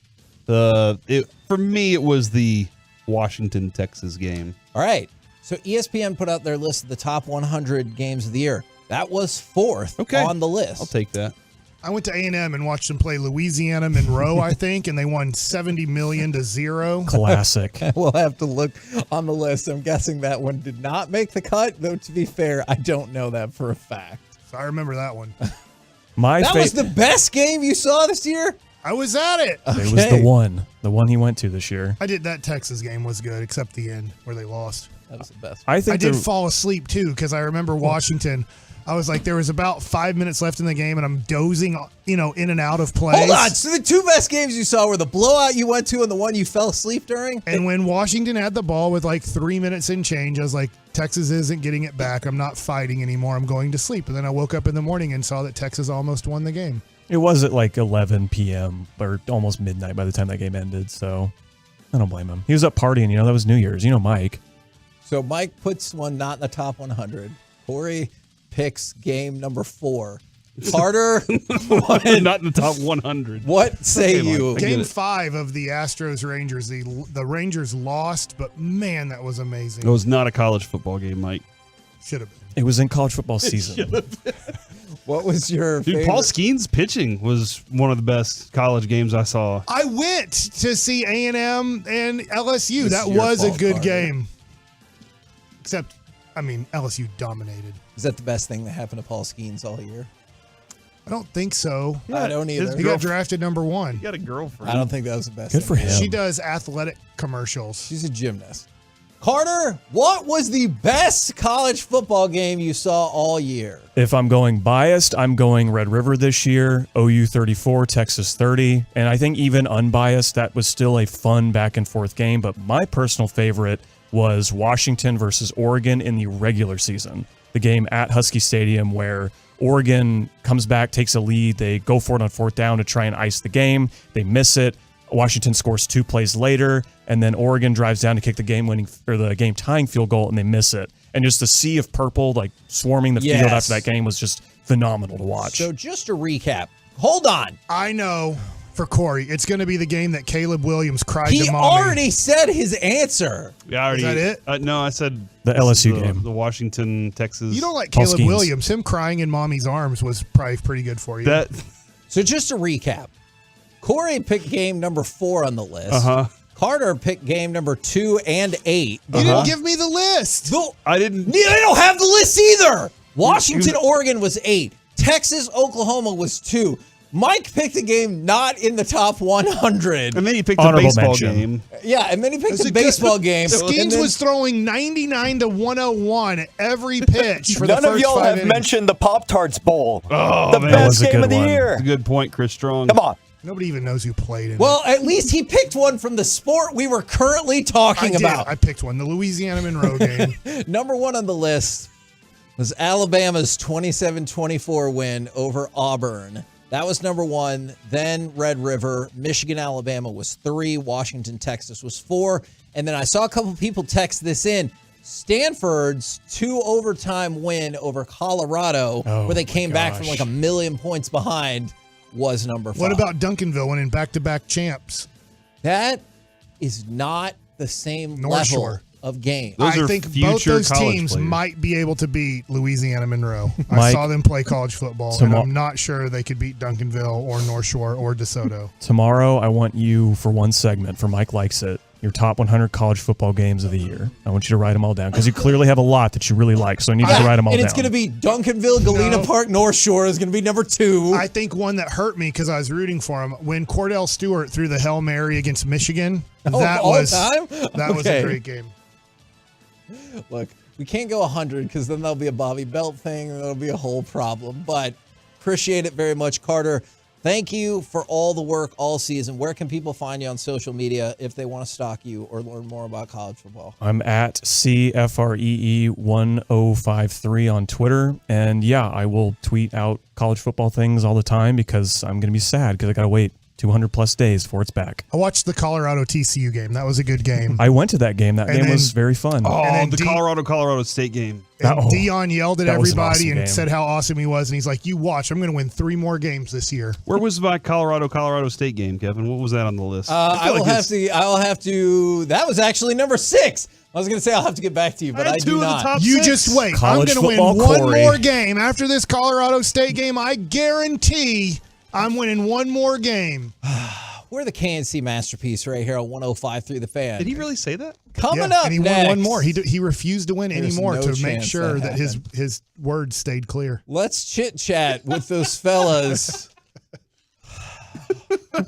from the G-Bag Nation next right here on The Fan. 5 wins.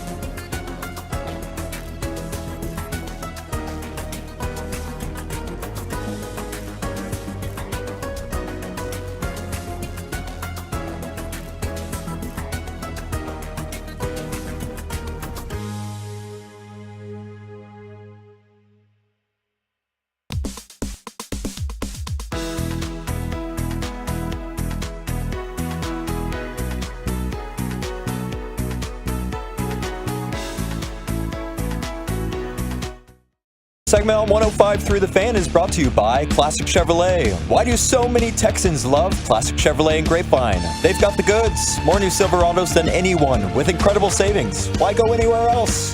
Go see them today or visit ClassicChevrolet.com. This is Texas. This is Classic Chevrolet. Find your roads.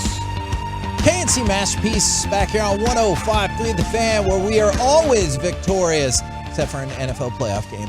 Right now, courtesy of D&M Leasing, it is time for our chit-chat with those fellas from the G-Bag Nation. Gentlemen, how is you today? Pretty good, Heggie. How are you? I'm doing better, but there's something that's really annoying me today. I'll let you guys see if you can figure it out. It might just be about nothing in particular. I'm back, so you know what's the worst?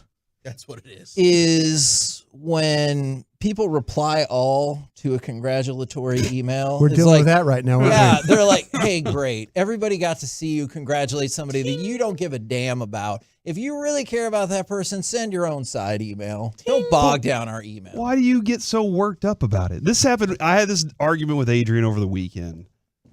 Why are you so upset? Just hit delete and it's gone.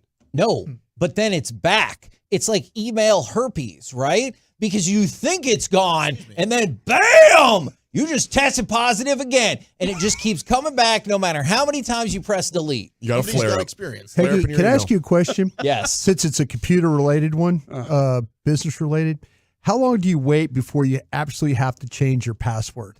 Till the last day. Last day? Yeah, because Yes, last day. because of whatever happened a couple of years ago, we have to change our email password like every freaking We got hacked bad. other month or something like that. What? You remember that? And so we have to change it all the time. I'm happy for that person that got the promotion that you like. You can just email them and just be like, hey, you're doing a heck of a job, and that's why you got promoted. You don't need to clog up everyone's feed. You're also you want your inbox clean. Right. That's the thing. It I have affects one guys like email him. in my work email Way right more, now. dude. Yeah. See, I don't care. It's gonna sit there forever, or I'll You done all just your keep training so far? Do you do all that training? But because as soon as you do the training, you can delete the email. And so they know. They're or like, you could just delete it. I can't. And not do the training. There's something inside of me that like, I can't do that. That's why I go to the talking doctor. That's why I do all the other things, because there's something inside that me dude in that the robe can't. kind of reminds me of you, Heggie. What's that? That dude in the robe on the He's videos. like the bad guy that's like- trying to be a negative influence on oh, everyone. come on, don't worry about it. Send the email. You can do it. Send the email to that company. You Will can we do get it. in trouble if we don't do those? Because I always do them, but I don't know. Are there any repercussions? I Are we like the think there- Cowboys where nothing will ever change? When's the last Me and time- Dawson are still here, so. I was going to say, Mike, when's the last time you did a training session for work? I don't know. Okay. Once in the last 2 years, I think. While the show's on, I let the thing play so it finishes, and then I answer the questions as best as I can. Because you don't need to see the segment to answer the question. Dude, I yes, crushed don't it. sexually harass that person. Hey, take off all your clothes. Should Unless- that have guy asked the woman to take off all of her clothes in the middle of a meeting? I'm not kidding. Yes or no? The last one was about sexual harassment. The question went almost exactly like this. Steven has shown Anna a dirty joke or told her a dirty joke. She reports it to HR. What should have happened? And it's like, Anna should just get over it. He was like, Anna should maybe take a new job. This place is clearly not for her. And it's just, the answers were so stupid that you had to have gotten it right. That's why I like to turn off the video and just like click through the text version For because sure. the questions are so easy. And then they're like, you haven't waited enough time. I'm like, don't worry about that. I got the gist. Anna, stay with what you're doing. Steve's in the wrong here. Whatever other fake name I said. 15 years and only 3 HR complaints myself. I think I'm good. That's okay. not bad. How long are you without an HR complaint now? What's your current streak? We don't have HR anymore. You can't get one. Yeah, Mike points out we've run out of HR. I think it's over a Zoom. That's a great point. Crap. I had a complaint on Carter. All right. Again? Did you guys look up, do you have any interest in the trade that the Texas Rangers made? Well, they picked up somebody who was put on waivers, and they're like, we will take him not on waivers.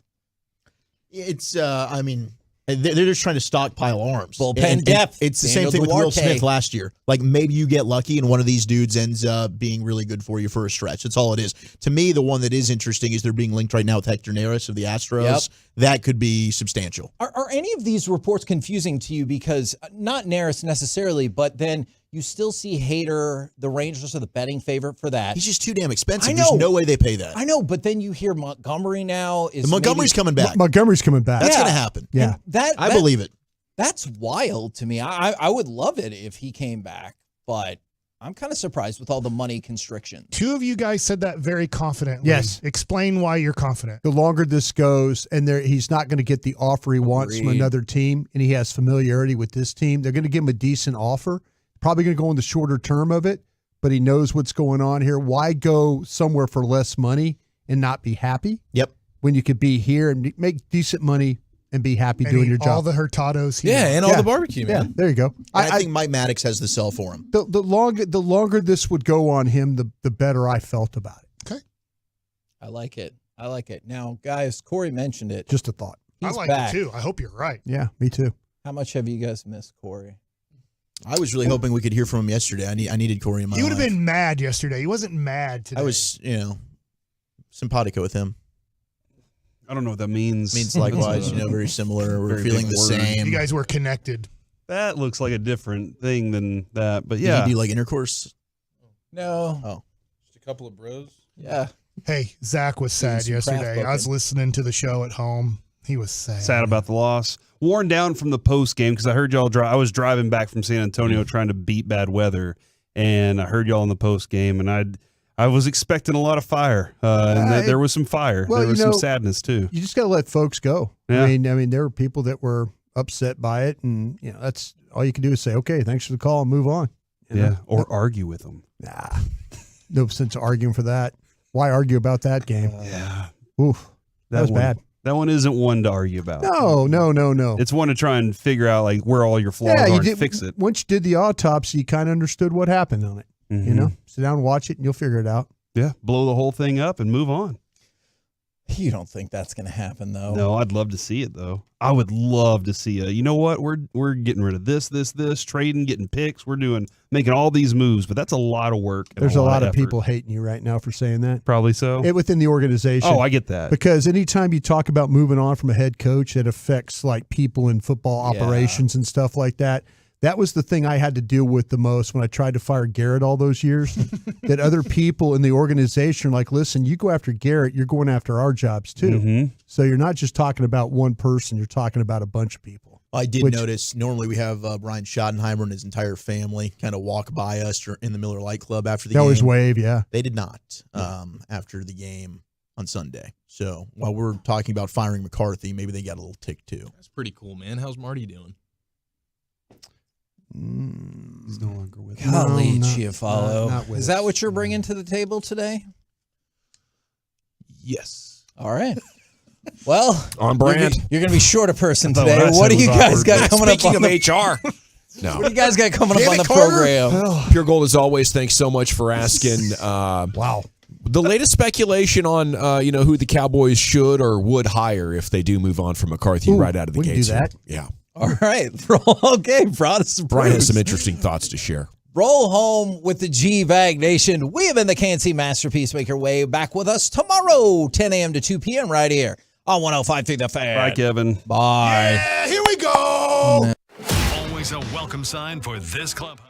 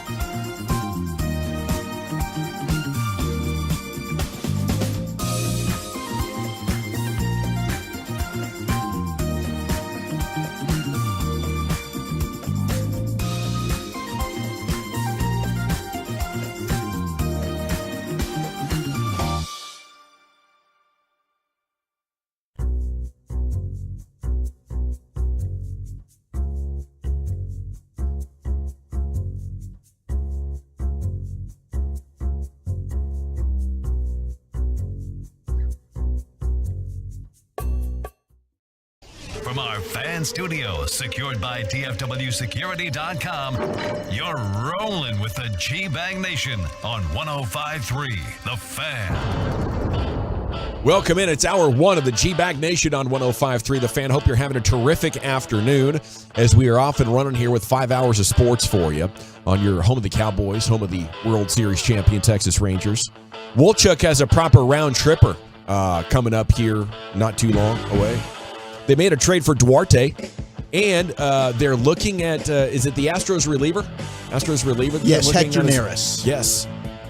So maybe some pickups here. You know, we'll be getting out there into March or into February, early March. Pitchers and catchers will be reporting, I believe, between February 13th and 15th. And then there's going to be spring training baseball before the end of February. I was looking at the schedule today. So it's exciting. You know, the season ends and you're like, oh, it's so far away, but you made the World Series, and then the Cowboys season is just a blur of the next 2 months, and the next thing you know, you're spilled out on the other side of it, and we're not that far away from baseball, so that's exciting. It is. We'll get to go to the Super Bowl in Vegas for the first week of February. And, of course, that stings. You know, we wish the Cowboys could be a part of that, but they're not, per usual. And then we'll just turn right around and we'll head straight to spring training. There you go. And that's going to be awesome this year. I mean, we haven't gotten to experience that yet, the bump you get from being a World Series champion. There's going to be a buzz in Surprise, Arizona. That's going to be a blast. Yeah, if you're heading out there, please let's touch base and celebrate together. Okay, one of the top stories out there in Cowboy land, in the NFL at large, but we'll talk about it from a Cowboys perspective, is, you know, Belichick and there's Harbaugh as well, who met with the Chargers today. And if you heard that Jerry was going after him instead of Belichick, would you be interested in that? Should Cowboys fans want, to also consider Harbaugh as a possible replacement if they did move on from Mike McCarthy? Where would you take that, Brian? I'd absolutely take that. I think that's I know I was asked that question on Twitter just this afternoon, and they said if you were the general manager, they're like, hey, this might be an unfair question. I said, no, not an unfair question. So, you know, it's our job to kind of talk about these things. If it was me, I would absolutely call Jim Harbaugh.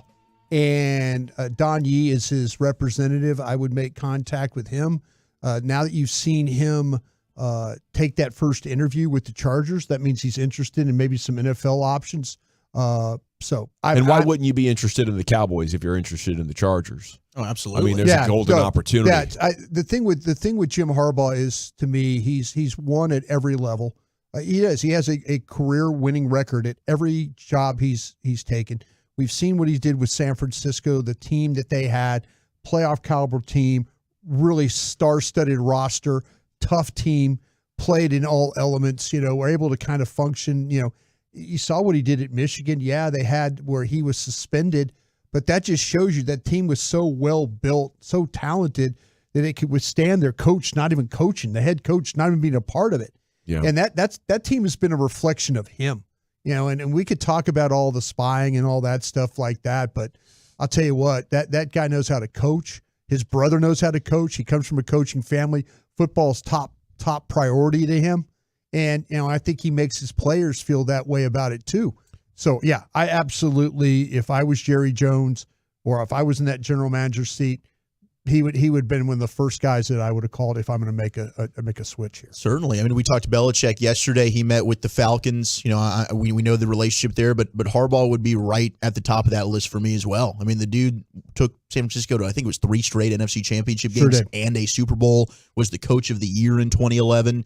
Did a ton of winning, and I think that he's shown that he can adapt a little bit. I mean, Michigan, I know he's definitely a run-the-football, gritty, tough, hard-nosed football mind when it comes to being a coach, but they aired it out a couple of times. 2 years ago, they beat Ohio State.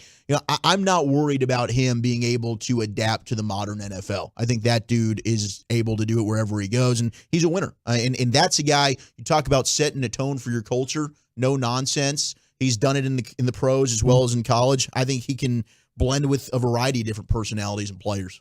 That's huge right there, the fact that you previously had won in the pros, because I wouldn't be itching to bring a guy from college unless he's proven at the NFL level. Right. I mean, a lot of it doesn't work. He's one of the few that has worked. Yeah, I mean, and this guy, I think it works because he's going to coach you up. He's going to teach you. He is. You talked about the culture that he instills, and I think that's really important as well. Yeah, this team has a ton of talent, and Will McClay, Stephen Jones do a great job of assembling talent. They need somebody that will give it toughness. Every year it seems like we talk about the lack of at times for this football team.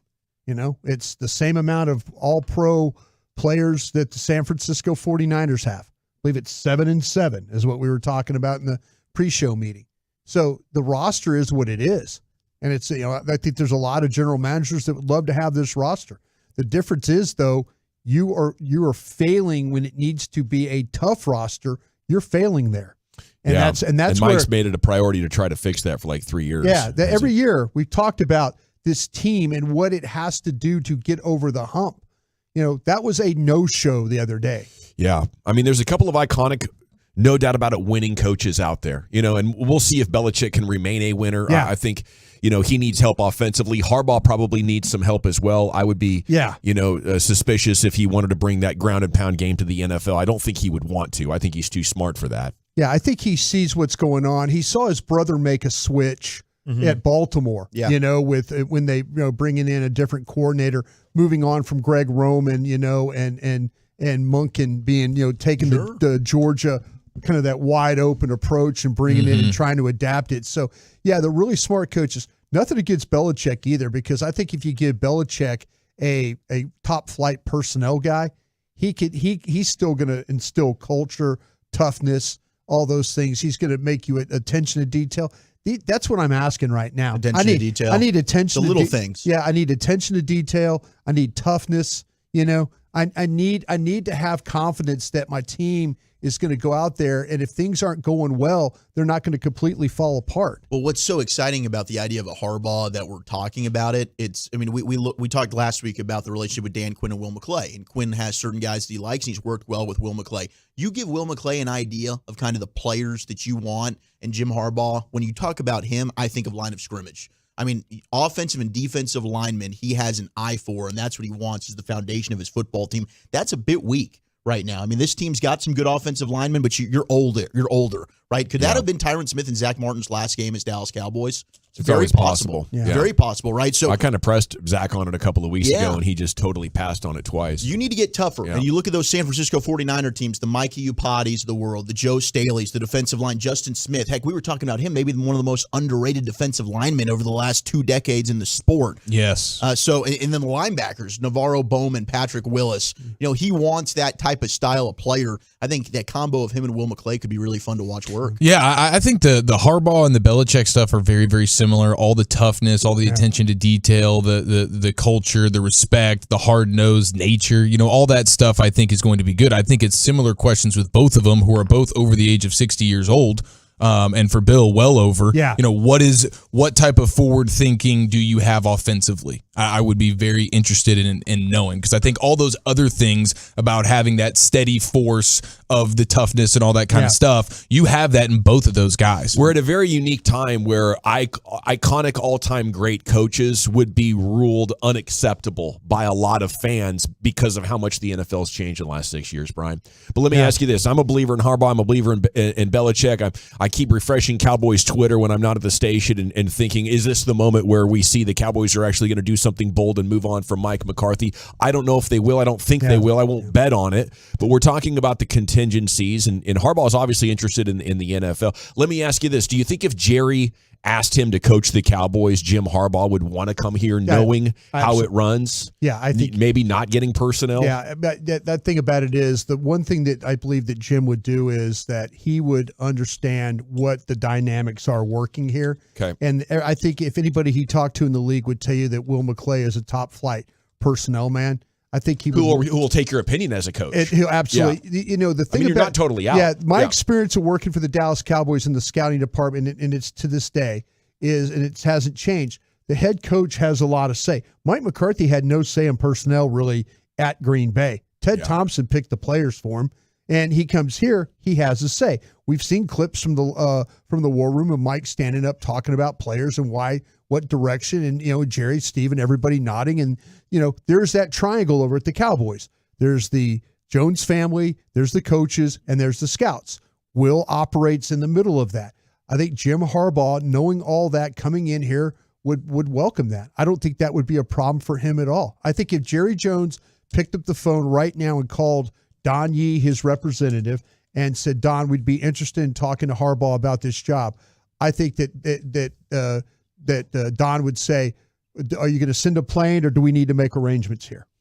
I think that's kind of how you're at right now. Sounds ripe for the pick, and I'm surprised he would want to leave Michigan after getting to the top, but maybe it's on to the next thing, Okay, Jerry did send the message in the team meeting yesterday about this not being good enough, and I think, he's got to look at the man in the mirror once again on this one. Go ahead and do something, I think this is like Peyton Manning being available and saying, no, we like our guy Tony, or Tom Brady being available and saying, no, we like our guy Dak.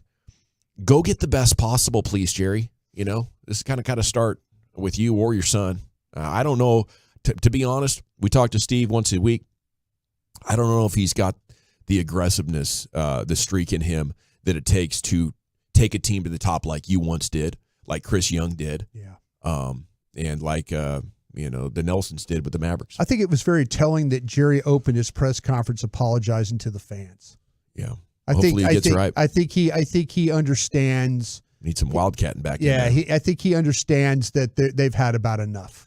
Okay, Cowboys were the only team to lose in the wild card round, second time only time to lose at home. Yeah. Second time in 3 years that's happened. That's generating stories today. And Ohio State targeting Texas A&M's Ross Bjork for an AD position is one of the bigger stories here in the state, other than the Cowboy stuff going on. Yeah, I tell you, Ross has done a pretty nice job of navigating that system down there at Texas A&M, though. That would be a huge get for Ohio State if that's the case. Ohio State's a big-time program when you look at all their sports. Texas A&M has done a much better job over the years in the transition to the SEC, but Ohio State going after the right guy. Huge news in the division last night, right? Eagles owned by Tampa. You guys watched this game? Ooh, it was fun. Yeah, it was definitely therapeutic for me. We have some sound of Ray Lewis literally sick to his stomach watching Fat Patricia's Philadelphia defense. and we'll play that for you coming up here in a few minutes. But yeah, it was a lot of fun to watch them. And there's Jason Kelce at the end of the game. He's emotional on the sidelines because he knows this is it. They put up 9 points versus the Buccaneers, and Baker Mayfield's throwing it all over them. They got guys running for big play touchdowns. They're missing tackles. I believe the Eagles missed 17 tackles last night. Yeah. I think that was the number. It's sad. Wow. So it was just it was a broken team, and the whole game, Troy Aikman was just talking about how they are broken and fractured, and nobody wants to be here. Just the entire duration of the game. You kind of like him calling the game. That's what it is. Kind of like Troy not wanting to be there to call the game. It was like Al Michaels level of not wanting to be here. Okay, Dallas Goedert's yelling at Jalen Hurts. I mean, it was very, very evident that team just infighting hates each other right now. Could you guys see Nick Sirianni not surviving this? I could. Yes. Yes, because the Eagles, one thing that maybe Cowboy fans could be envious of is if how something's quick they not move. working, they will move on and they will correct that thing pretty damn quick. You have to look at his emotions as a reason that it couldn't be pulled back together. You need like a stoic, steady hand. And he's like mother bleeping Bills fans and, just doing all Kansas kinds of City. weird stuff. Yeah, Chiefs fans. Yeah, after he had that outburst against the Chiefs leaving Arrowhead. 2-6? Yeah, they stunk. Yeah. Yeah, it's been an up and down type of deal, and at the height of his powers, I remember last year people talking about how he's getting a free run as a head coach and this great reputation because his roster is playing amazing. And as soon as that stopped, he had no ability to rally the troops. Like, how many times do the Cowboys have to fight off adversity and get it back on the rails this year? And I think that's the difference in the two head coaches. Yeah, and last year, not only did he have the great roster, but they were also as about a healthy of a team as you could have in the NFL. Like, they didn't have to deal with all these different things that most teams deal with. The Eagles had to deal with this year. Injuries happen. Every team usually deals with it. You can get some injury luck, and they absolutely had it last year. Yeah. Stars are going to host the Kings tonight. We have Kyrie Irving becoming the first player in history to score 40 points along with 3 different teammates. It's amazing. We watched it yesterday during the MLK games on the NBA. Tim Hardaway Jr., the most recent. He had 41. Irving had 42. So it's really turning into one of the greatest teams trades in team history, I think. Yeah. And this Kyrie Irving thing, when it happened, it was exciting, and you're hoping that it turns out for the best. And so far, it's been amazing as we come up on the 1 year anniversary of that happening. Okay, here we go, Nation. What's next, Chief? Got a little sports hodgepodge, and we will address Tony Romo as well as just how excited were you watching those Eagles collapse last night next year in the Nation. That sounds wonderful.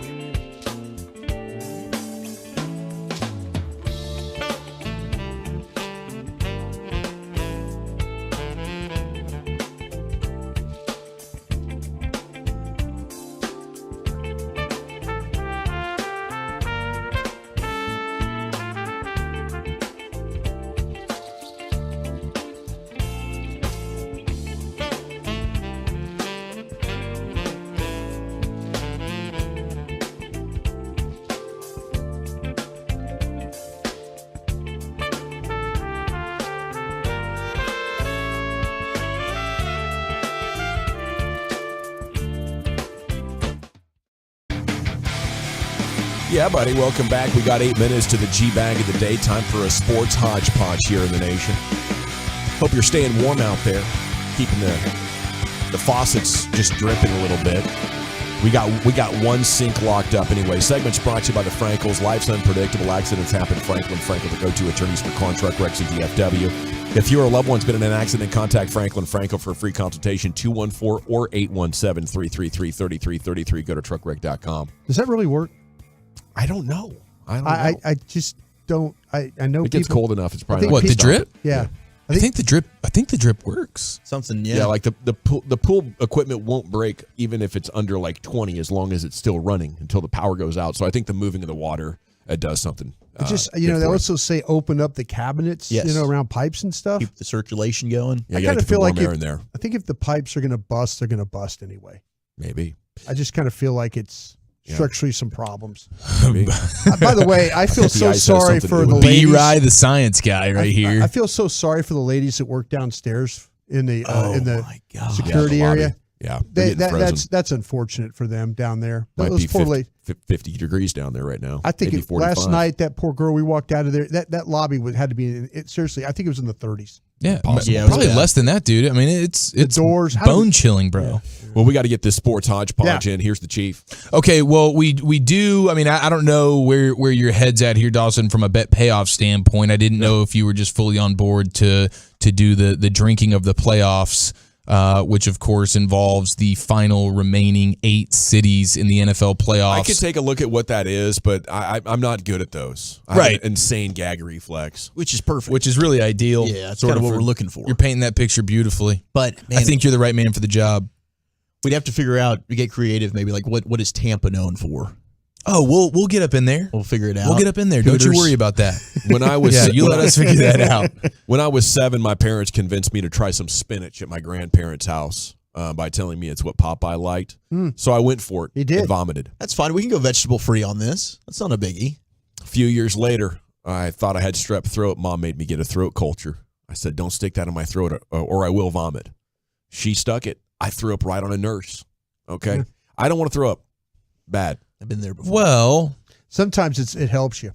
I don't have the Brian super gag reflex, I'll do this challenge. No, that's not a payoff for Brian. Yeah, it's not. That's the point. It's a payoff. It's a payoff for you, sir. Oh, so I'm out. Wisconsin is Wisconsin known for the cream cheese? You've been banned from all food and drink consumption. Cheese in general. Oh, cream cheese. Cream cheese. I know Dawson That's loves Philadelphia. That. I think maybe I'll do the cheese sandwich because they lost to the Packers.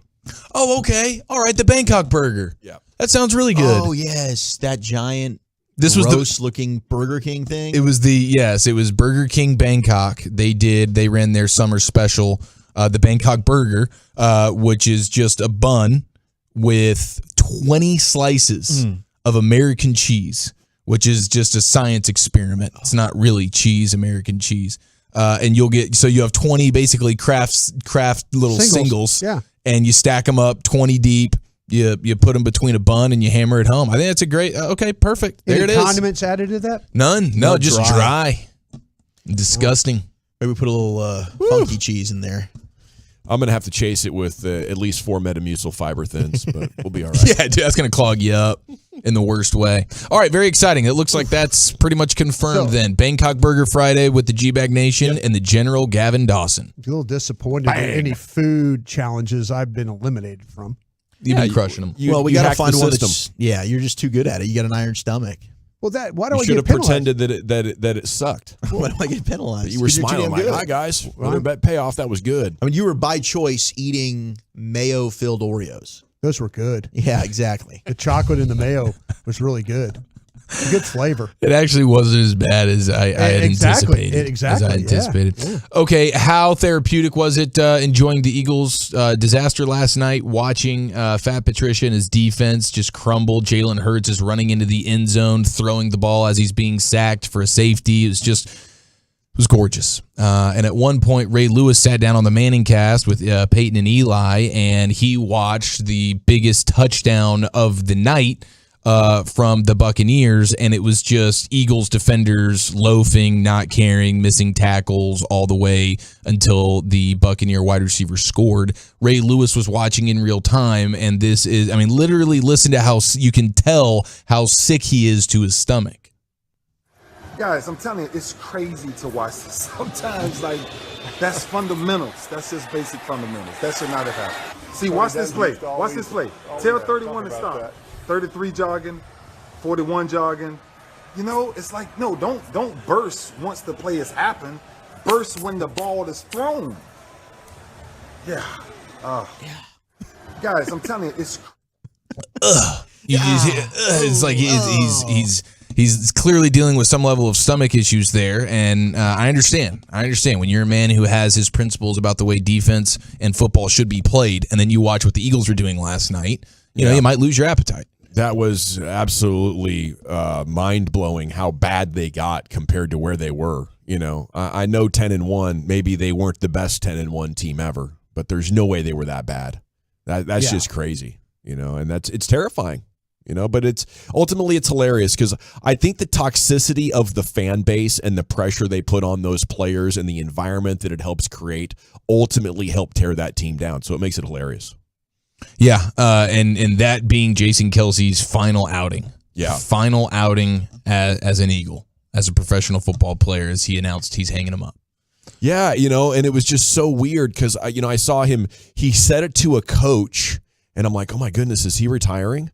And like the coach just kind of was like, whatever, dude, we just got our ass kicked. And then he like says what's up to his wife, but like there was so much negativity on that sideline that he really couldn't even walk off the field for the final time with the appropriate respect that a career like that deserved. That's right. Yeah. Nick Sirianni was getting popcorn dumped on him by Eagles fans. Wow. And they were like, yeah, obviously yelling obscenities at him, as Eagles fans do. So it was a good night. It was a good night watching that. It doesn't fix any of our issues. I mean, the front runners are going to be, but they're in angering trouble. us for forever here. But watching the Eagles, it helped a little bit. No, it does. It would have been just hell to watch them go on a run. Like all of a sudden they implode and then they figure it out and they go off. That would have made me sick. I think you can make some significant tweaks to this roster and go through a mini rebuild and maybe still win the division next year. The front runners or the Eagles? Front runners. Gotcha. Hopefully they make the necessary changes because they're needed. Yeah. I mean, it's not like they'll win multiple playoff games. Or Just start with the head coach. Yes. Yeah, just start there. That's the perfect place to start. Yeah. We'll get to Tony Romo a little bit later. All righty. Looking forward to that. Also, it is time now for the G-Bag of the day. Into the Pimp Cup. Here's Lucius. Yeah, what it do, baby? Good afternoon, dude. Good afternoon, fellas. On a Taco Tuesday, I've had mine already. Oh, yeah. Nice. What'd you get? Lucky gal. Some Taco Cabana. Oh, Taco. Because they didn't have a line usually at at lunch because everybody's at home. Yeah. I was like, hey, I'm going to get that Taco Cabana today. All right, Hard or our soft? It was a crunchy taco and a burrito I had. Yeah, okay. Answer the question. And some pintos and cheese. Why are you dancing around the questions? Come on now. Mix of both. Let's see here. All right, our winners. Coach Jimmy Johnson. You think the Cowboys seen this at all yet? You think any of them was like, man, we probably could have used that during that time. Yeah, Jimmy Johnson's little pep speech for the Cowboys during halftime. I wish they would have seen this. It happened on Fox. But I'll just say this. Every single one of you know how hard we've worked. I don't need to have people pointing the fingers one thing or another. You get your rear end in there and you play the way you know how to play. We can win the game. We're going to open it up. We're going to go fast tempo. Defense, get after Jordan Love. You can't give him that much time. You do what you're supposed to do. We'll win this game. Sorry they didn't listen, Coach. No, they didn't. Broke your heart. Yeah. That sucks. Yes. Let's see what else we got for you boys. Coach Bruce Arians. Oh. Coach. How you say his last name? Arians. Did it right. Yeah, you got it. It's You so got it. weird every time. Yeah. I'm just saying. Yeah. I watch a lot of documentaries and stuff. He was on the Manning cast. Shout out to Carter. Sent this my way.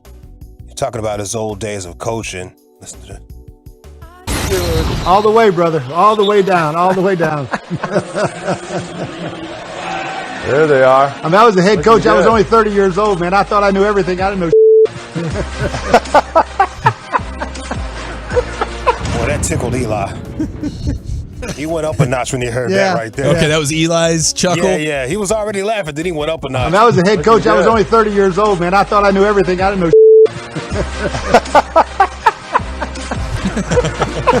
That's his uncomfortable, oh my gosh, she just cussed on our show moment. Yeah, they followed up by not even mentioning that he even said something like that. They mentioned something was going on in the game. Those two chuckleheads. They don't know how to. Okay, they say that all the time on Pat McAfee's That's show. what I'm saying. I think ESPN's used to this now. Yeah. They're going to just deal with guys that cuss on air. Dude, I do love seeing the discomfort on Peyton's face, like 4 or 5 times a show, where whether it's a production thing or you're trying to get to break or they're over talking or someone just cussed, you can see the discomfort on Peyton's face. Yeah, you can see him looking around like a linebacker just shift. He's like, what the hell's going on here? What's going on? Neither one of them has got like 1 ounce smoother in the 2 years. No, it makes it so much better though. Still the same. You guys ever heard of the Jobu Sports Network? No, sir. Heard of Jobu? Yeah, I didn't really know. He was about the guy it in either. Major Leagues. He was a little mascot in There Major was Leagues. that. Sit There down was in the that. clubhouse locker. This guy looks like he's out of maybe Virginia. Okay. Just a few of them. Anyway, they were in someone's Cowboys man cave watching the Cowboys game live. I like that little move that everybody's been doing, watching the game live, get your reaction type of stuff. That is fun. I like that. They were watching it when Dak threw a pick 6. Ouch. Run Paulo here, because we've been throwing the ball a lot. Oh, Dak, no! It's over! This game is over! Cut it off, it's over! Congratulations, Green Bay. Congratulations, Green Bay. Congratulations, Green Bay. I said run the ball. Congratulations, Green Bay. Dak Prescott, you need to be fired today. That was on you, Dak. That was on you, Dak. That was on you, Dak. I said run the ball. That was on Dak Prescott. Trying to defend the CeeDee Lamb. Trying to defend the CeeDee Lamb. You tried to defend the CeeDee Lamb. I said, run the ball. Yeah. Man. We all did that. I said, run the ball. Just run the ball. Just run the ball. Was that Errol Spence there on the Jumbo? Yeah. Starting his second career. Good to see you. It gives me the eye. Run the ball. Bud was on one too during that game. Man, live tweeting. I did not like what Bud was doing, bro. Leave Earl out of this. Leave Earl out of this. Damn, you a Green Bay fan too? Stop it, Bud. It was one fight. The guy's having eye problems for crying out Hell. loud. Partied his balls off apparently for a decade while being the champ. You're going to come after him in his mid-30s? Freaking Ronaldinho you're talking about. They let me in and give me a session for free. It says champ right above it every time. It's amazing. I love going to the club. Let's go to a listener called into the Paul Feinbaum show. All right. Okay. This is what you call a Richard Nixon Avenger. He's got his cape on for Richard Nixon right here. Listen to this call. Man. Yeah. The Washington Post. Okay. Uh-oh. And the people that ran that paper, people like Ben Bradley and those two clowns working for him. Woodward and then Bernstein. then you had the other jokers up there in New York called, what is it, the New York Times? New York Times. And you had people like, Daniel Ellsberg? Yeah, Pentagon Papers. And what does that all add up to, Paul? That's called fraud. That's called making up stories to sell papers. And that's really that's very persuasive in today's society still, about how the press exacerbates stories. They make things up to sell papers. And that's a crime, Paul. And you know something, Paul? You know it. You know what I'm talking about. John, Richard Nixon was a crook. He was not a crook, He would have gone Paul. to jail had Gerald Ford not pardoned him. He was not a crook. He was a criminal. He was not a criminal. He resigned in disgrace. You need to accept that. It is 2024, and this happened in 1974. It has been 50 years, John. You need to go see a therapist about your hang-up with Richard E. Nixon. E. Nixon. Paul, you have a good weekend. Thank you. Paul. We are never, ever, ever getting back together again. Never again. Never again, Paul. Never again. You'll never see that again. Richard E. Nixon. Are they joking with something? Is that a joke I don't know anything about? I thought it was M. It's M. I It's thought it was Millhouse, bro. Millhouse. Have they not seen The Simpsons? It's Millhouse. Millhouse. Millhouse is named after Richard Nixon. What are we doing? Richard E. Nixon. It must be something. It must be a joke I'm missing right there. Yeah. Maybe he was cloned. It wasn't the real Richard M. Nixon. Richard Empty Nixon? I don't know. Oh, M. E. You'd be the They initial. said E. It's definitely M. It is M. He did say E. Yeah. They said E. That's what Paul was pretty damn sure about it too. Yeah. Paul might not be. He might have been educating the SEC along with me. Ooh. Yeah. Therapist about your hang-up with Richard E. Nixon. E. Nixon. No, and even Maybe the caller said that earlier. I don't know. And the caller messed it up too. Yeah. Yeah. All right, that's it, guys. Is it Jimmy Johnson, our one-time champ with the great halftime speech for the Cowboys? Bruce Arians reflecting on his time as a young coach, 30-year-old, didn't know S. Jobu Sports it was in a Cowboys man cave after the pick six, and a listener called into the Paul Feinbaum show to talk Richard Nixon of all things. I'll go with our champ there, Jimmy Johnson. How about you there, Chief? I'll go with the Cowboys fans. Yeah, Jobu Sports Show. It's over. We're 2-1. Well, Chuck, what do you say? I'm going to vote for Lucius Errol Spence. Jobu. By a score of 3-1. And your new G-Bag of the Day champion. Shout out to the guys up there at Jobu Sports with a reaction. I was still holding out for the middle eight at that point. You know? Yeah. I was like, okay, it's 21. So are we. Well, we just started the middle eight here. We were trying our touchdown, best. touchdown. We were trying. We got a halftime show to do. What are we thinking here? Yeah, they got a chance. Double dip, boys. Double dip it. Yep. Krusty's Corner's coming that's from Archie Bunker. Okay, Richard E. Nixon. That's what they call him on Bunk. I want RJ. Okay. Good to know. Good to know. As Good always. to know. Good to Yes. know. Let's talk. I got some questions for you Sure. guys that pertain to these Cowboys. We'll do that next. Coming up Wednesday morning on Sean and RJ, we have had the discussion over the head coach. Now let's have the discussion about the quarterback.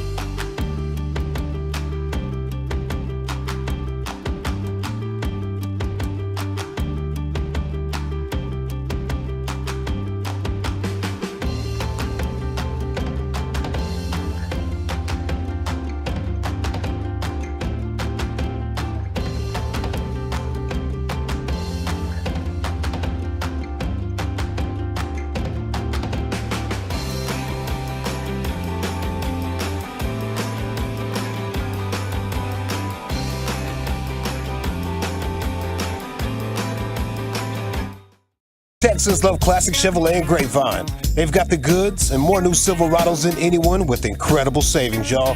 Why go anywhere else? Go see them today or visit ClassicChevrolet.com. This is Texas. This is Classic Chevrolet. Find new roads, relax, and enjoy the difference. Thank you very much, Lucius. NFL News of the Day is coming up at 3 o'clock. Time now for Brian Broaddus in Krusty's Corner. Here's the king himself, Brian. Thank you very much, General. Appreciate that.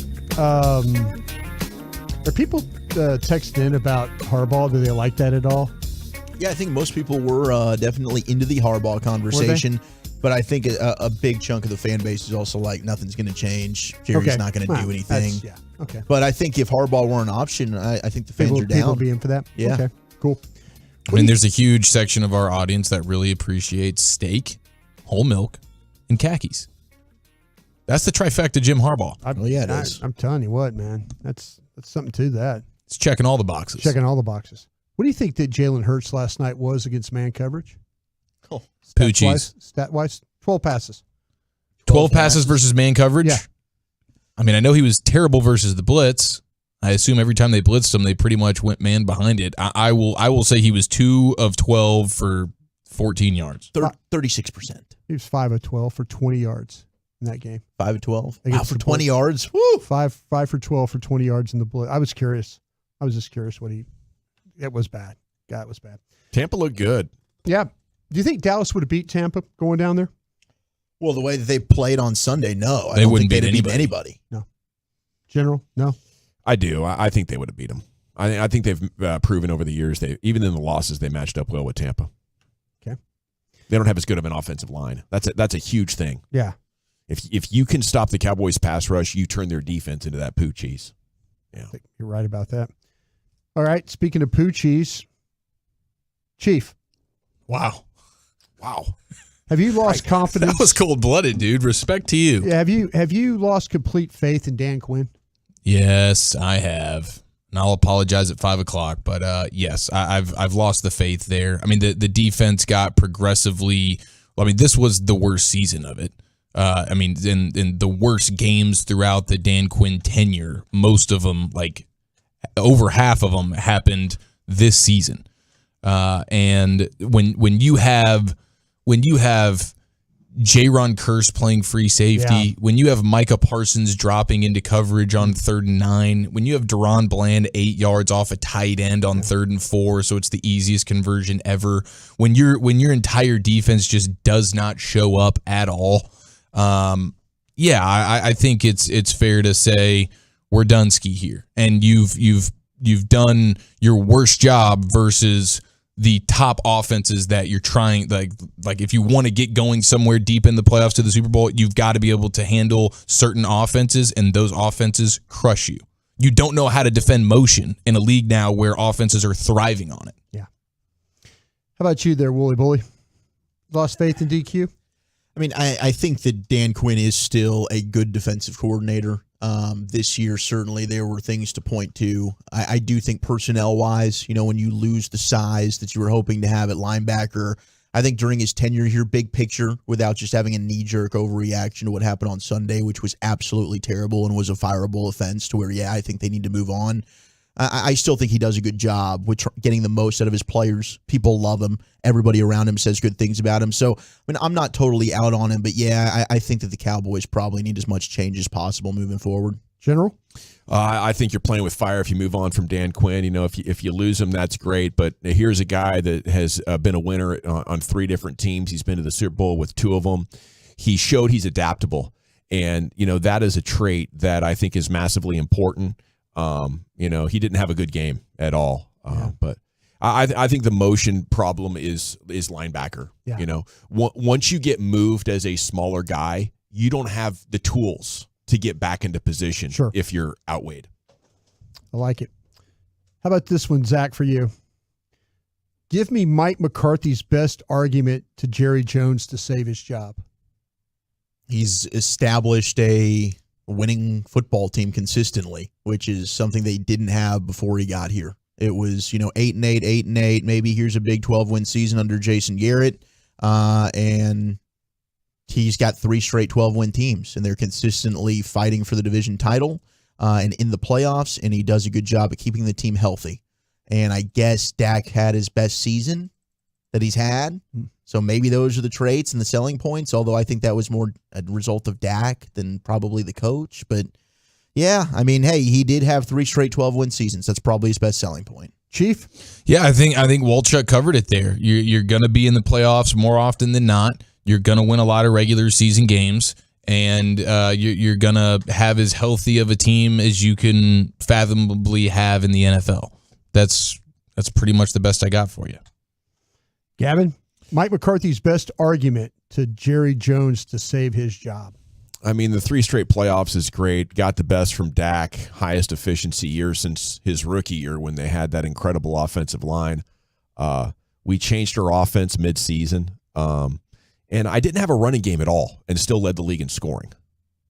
So I think you should look at what I did and be impressed more than depressed, because I was kind of fighting with one arm tied behind my back here.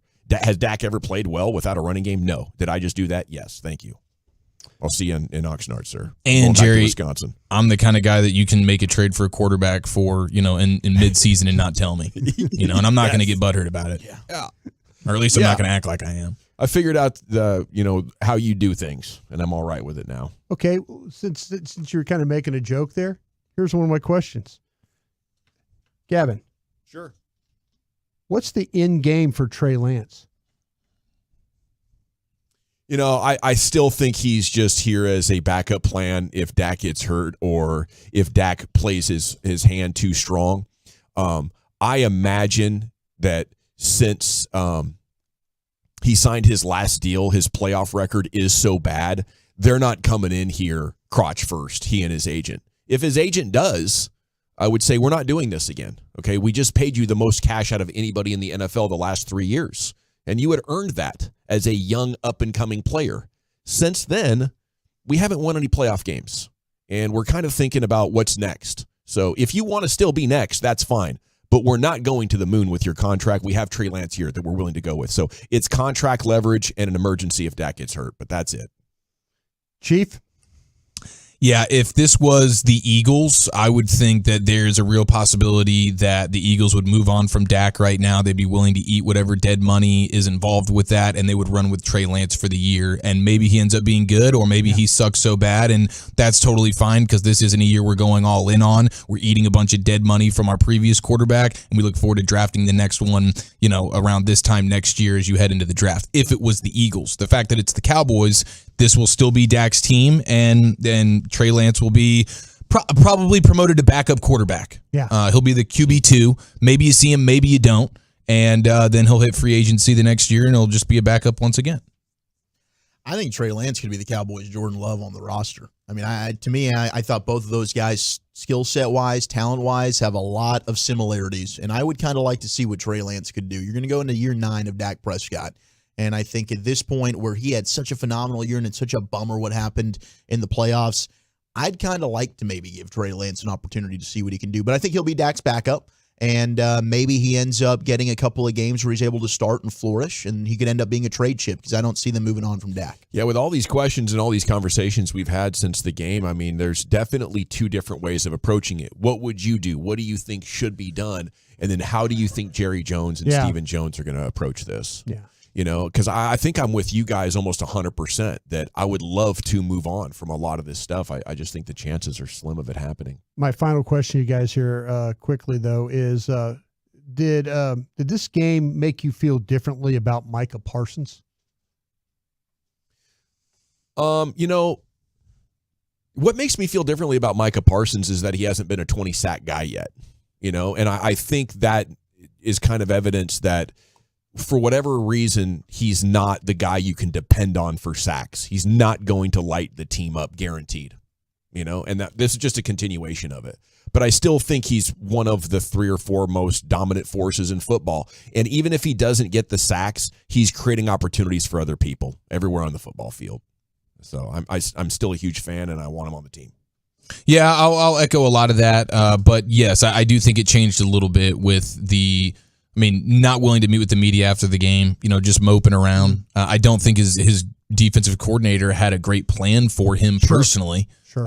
So I think he was held back from that standpoint. I think there were some plays that were there to be made where he was disrupting things. He's being double teamed. Is anybody else going to help him? Yeah. So, but yeah, there are some leadership kind of characteristics that you feel like just really aren't there with him.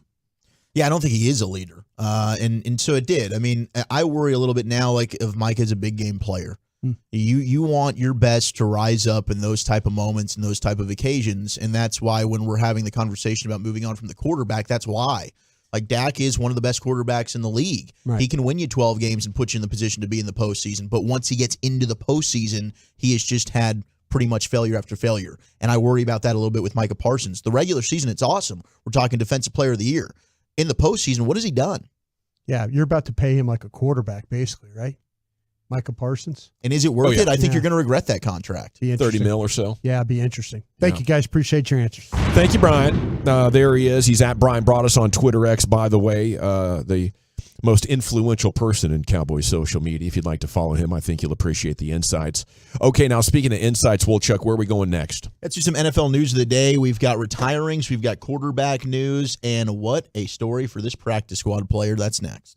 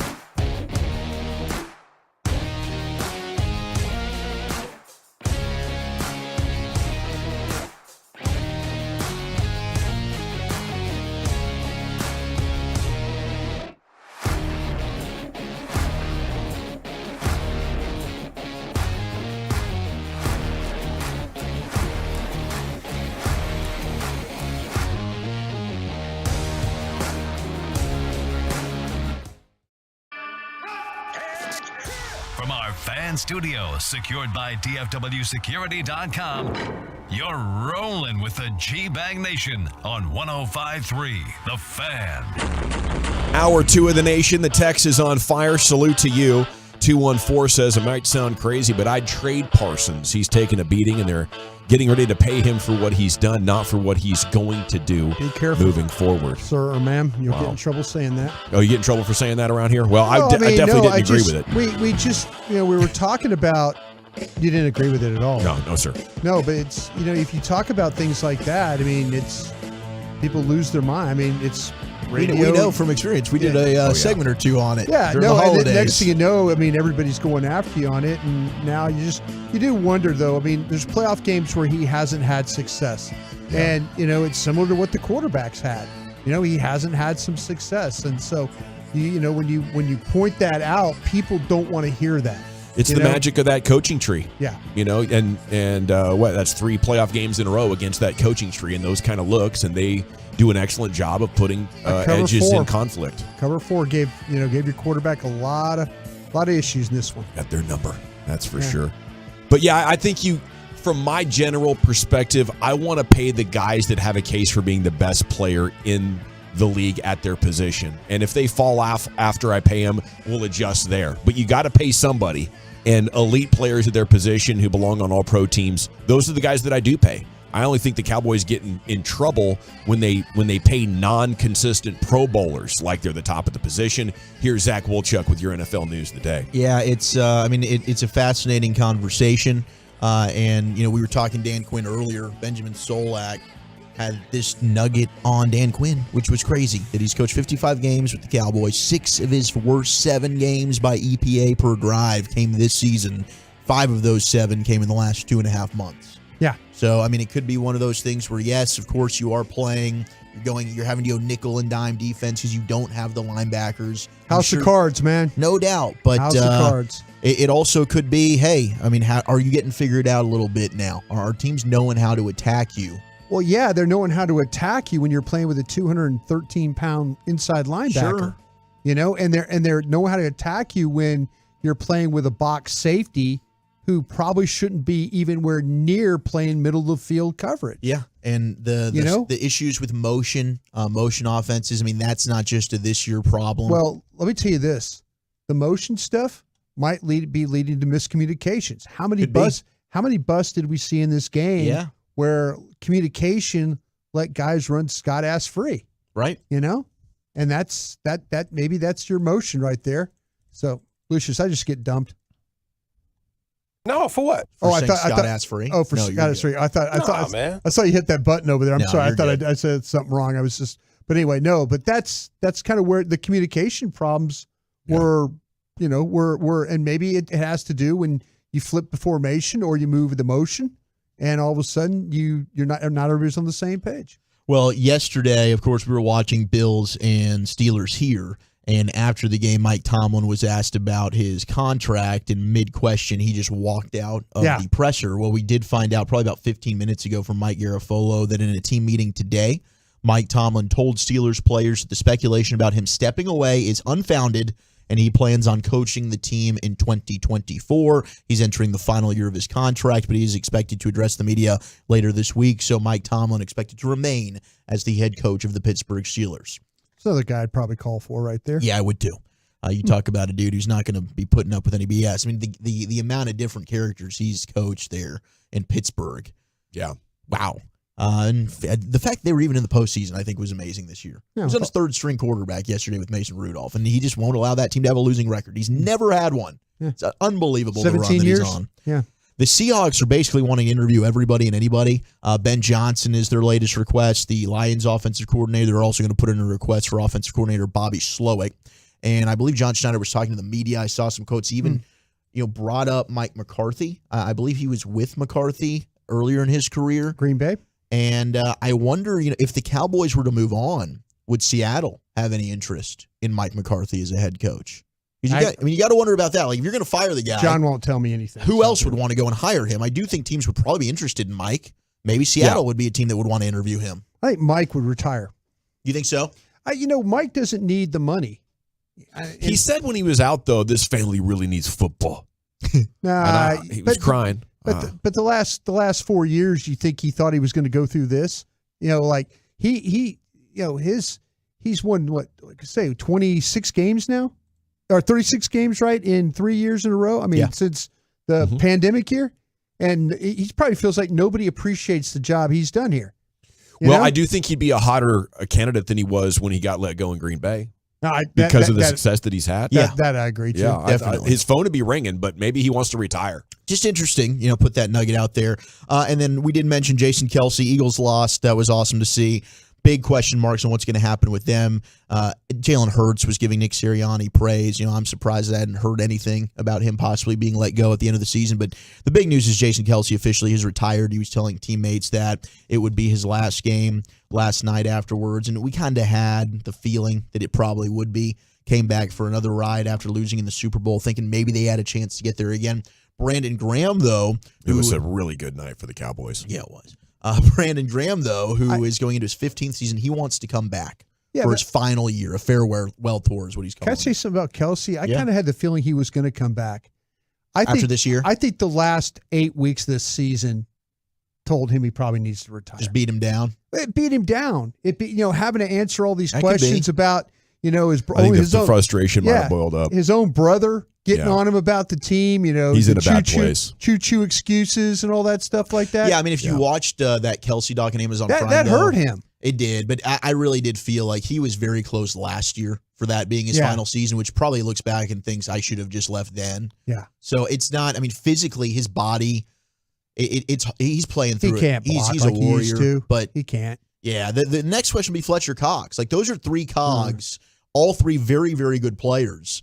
And, just respect as a foe here. I'm be thrilled if they would retire. You don't have to play them twice a year. Yeah. But I hate the team they play for. Those are three tremendous players, great people, it seems like, as well. But Brandon Graham coming back, Jason Kelce out. We'll wait and see about Fletcher Cox. Can I say something real quick about all these players stepping up for their coaches? I think that's I don't want the blood on my hands situation. He's going to say the right thing. Yeah. I think that, if players come out and they say, well, hey, include me in and all, we saw it the other day with Dak. To me, that's kind of a way of like, I don't want it to be known that, but I'm standing up for something I know. You can't take those words to the bank because there's no way you can. There's no way you could take. You don't want to things. talk about the guy and then he's your coach next year and it's like, right. well, that was awkward. Right. It's a must lie situation if you don't believe in the guy. If you stand up there and you lie in order so the blood's not on your hands. When you know damn good and well, you probably have better off having somebody else. It's true. Now, we did have the interview completion with the Chargers and Jim Harbaugh yesterday, and he's talking with Michigan about trying to add clauses in his contract that if indeed Michigan were to get hit by the NCAA for anything, he's got protection in place. Yeah. He's not responsible for any of that stuff. There's also rumors of his new contract being $11.6 million with Michigan, but I think he's very interested in going to the NFL. He is.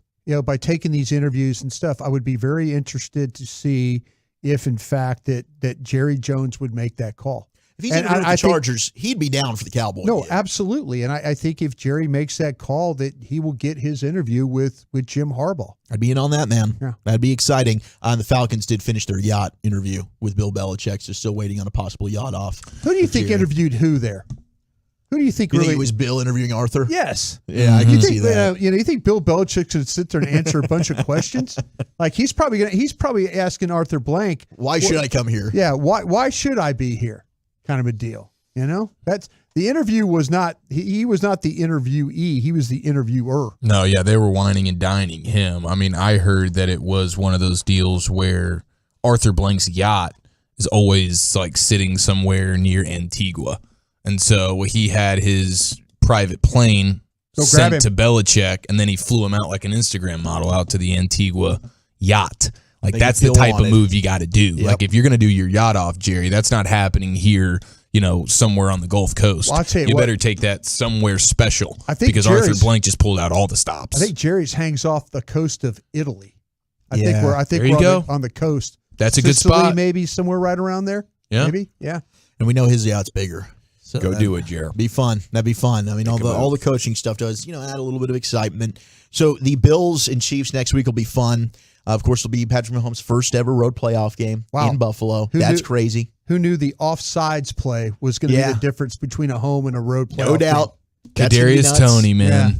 But it was that's so great. Yeah, it is. It's an amazing story, though, because A.J. Klein, and I saw like a Klein yesterday out there on the field, and I'm thinking, is that A.J. Klein? Because he's been in the league since 2013, and he's been for a variety of different teams, Carolina, New Orleans, Buffalo, the Giants, the Ravens, the Bears, but he was on the Bills practice squad. He wasn't expecting to even be playing. Apparently, he had a family vacation planned. Then he ends up being elevated. He plays in the game. He leads the Bills with 11 tackles yesterday. It's unbelievable. And afterwards, he caught up with the media, sharing the story of the trip he had planned this weekend with the family.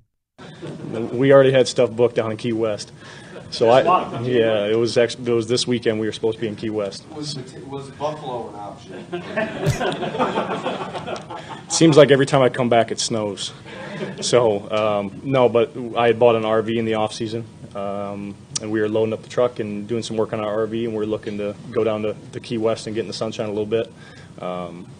Being home at Christmas time with my family was fantastic. To wake up and see my kids on Christmas morning, I haven't had that in 14 years ever since college.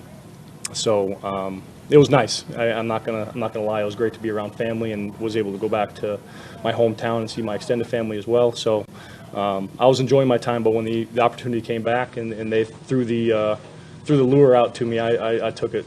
So you're going to Key West this weekend, not next weekend. Divisional. No, it was this weekend, but everything's canceled now. So plans are canceled. He knows. All right, now I'm part of the Bills. I'm not going anywhere. I'm going to do this through the run. But, man, he's got an RV. He's ready to rock. Great for him It's being crazy. ready. Yeah. You're fringe out of the NFL as a veteran linebacker, and here you are. All right, let me play in a playoff game, and I'll just lead the team in 11 Joe Flacco. tackles. So was he on the Bills practice squad, and he, as a Bills practice squad member, was ready to load up the RV because they didn't need his services for the game day weekend? Like he's not part of those festivities. Well, and it sounded like in the offseason, like he didn't even know if he'd be in the NFL. Like he had this stuff planned for a while. Oh, okay, gotcha. Yeah. So player acquisition's a 365-day-a-year business, but Steve never looked on the Bills practice squad for a guy that A.J. could get Klein. you double-digit tackles. That's a good point there, Gavin. It's a good point.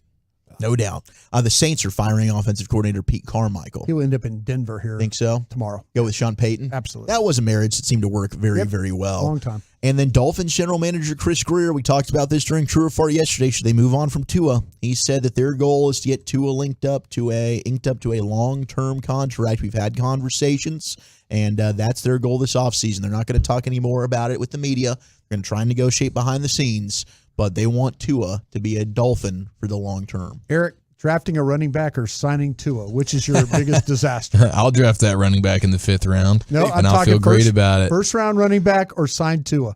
First round running back.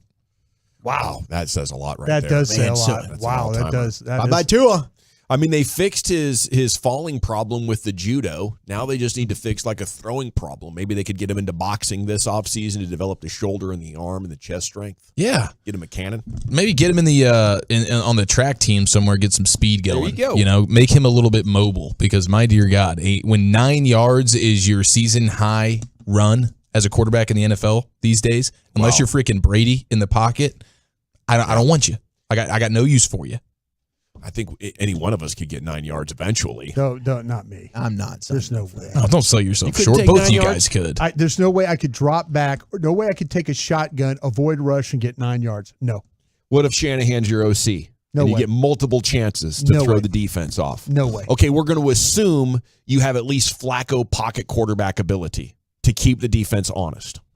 There's no way, Gavin. That You're not getting 9 yards before a single tackler gets to you? No, I'm going to be tackled. Man, I might be overestimating myself right now. I think I'm going to get You might be. I think I'm going to be held to negative yards. He's gimping. He's holding the hip. He's like, come on, I got this. I got this. He's got the hips, the hammies. Remember- he's scared of his own calves. He won't even allow them to show. Top 20% on Peloton this morning, by the way. Yeah, Three no. unit, Okay. Right in the Valley Road. Did we all saw a Buffalo punter dude yesterday, right? Yeah, pull the hammy. Buffalo punter dude Yeah. running after the blocked field goal. Yeah. That's me. I have zero self-confidence Buffalo in this. punter dude running, grabbing hamstring, holding hand warmer as I'm running. Yeah, I got that my was hand awesome. warmer. It came off my body. You know. Yeah, And you're I'm probably like, I leave that. 3 steps into a run, and you have blowouts on both hands. I am saying negative carries every time. Negative carries. Negative carries. Negative. Not even getting back to the line of scrimmage. And multiple broken bones. Oh, gosh, yes. Negative yards, Yeah. multiple broken bones. Hitting the back, yes. That's Yeah, your a final lot. story in He your might pull football something life. just putting the pads on. I think I could put the pads on. I'd look terrible in the pads, though. We'd all look bad. Yeah. Okay. That's a nice little payoff, man. Full football uniform, do a show. Coming up at 4 o'clock in the G-Bag Nation. Keep 'em or old yeller 'em. Oh, no. 2023 No. Dallas Cowboys. Are we doing the sound effect? Probably. Because this became quite controversial last year. It's always been very controversial. Oh, no. And more sensitive for me than ever. I'm taking a break. I lost 2 dogs this year, this last calendar year. So I'll be fighting through it with you. But it's a tradition, unlike any other. And we'll take a look at the Cowboys free agents, restricted free agents, and maybe some players that need to be old yellered a little early. That's coming up at 4 o'clock. Cowboys Twitter. What does Orlovsky mean with this take on the Cowboys and Eagles? That's next here on the G-Bag Nation. Men's T Clinic is the place, though, the authority, the trusted leader for testosterone replacement therapy and men's total wellness optimization for Tolos across.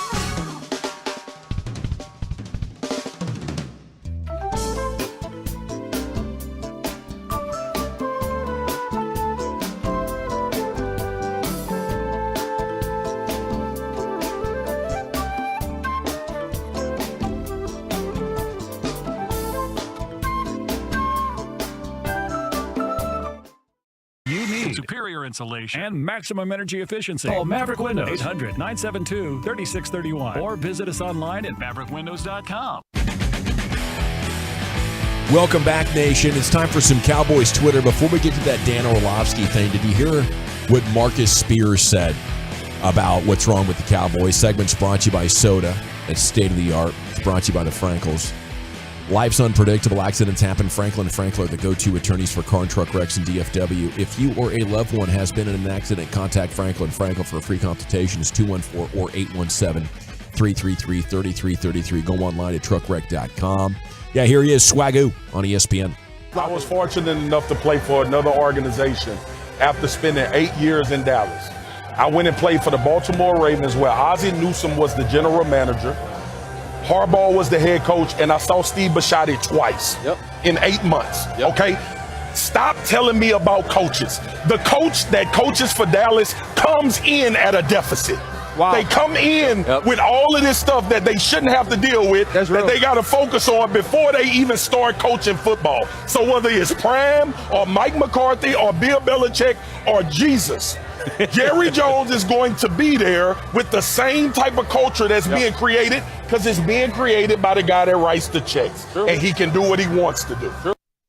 The culture is important. It really is. Does Jerry have a negative impact on it? Zach, what were you thinking about as Marcus Spears was saying that? I mean, I think that's definitely the feeling that I have, and the feeling that a lot of Cowboy fans have. Now, the issue is that that's not something that will really change, and I don't think that Jerry is somebody that doesn't want to win. I think that does matter a lot to him. I think it bothers him of what happened on Sunday and what has happened since their last championship. I think Jerry's a good owner. He's done a lot of great things for the National Football League, but I do think with how successful he is as a businessman, and when you look at the Star, and there are things that just are more impactful and will take away from football. That's just how it is, and that is the trickle down from the higher up.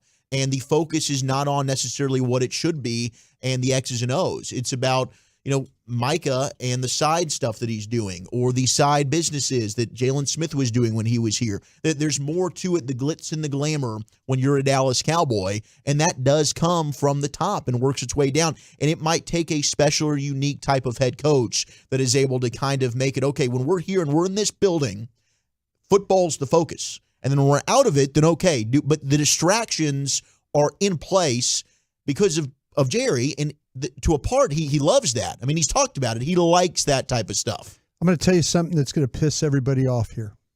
Nice. He's the general manager. It's his title. He's the general manager. The general manager is around the football team. General manager is around the coaches.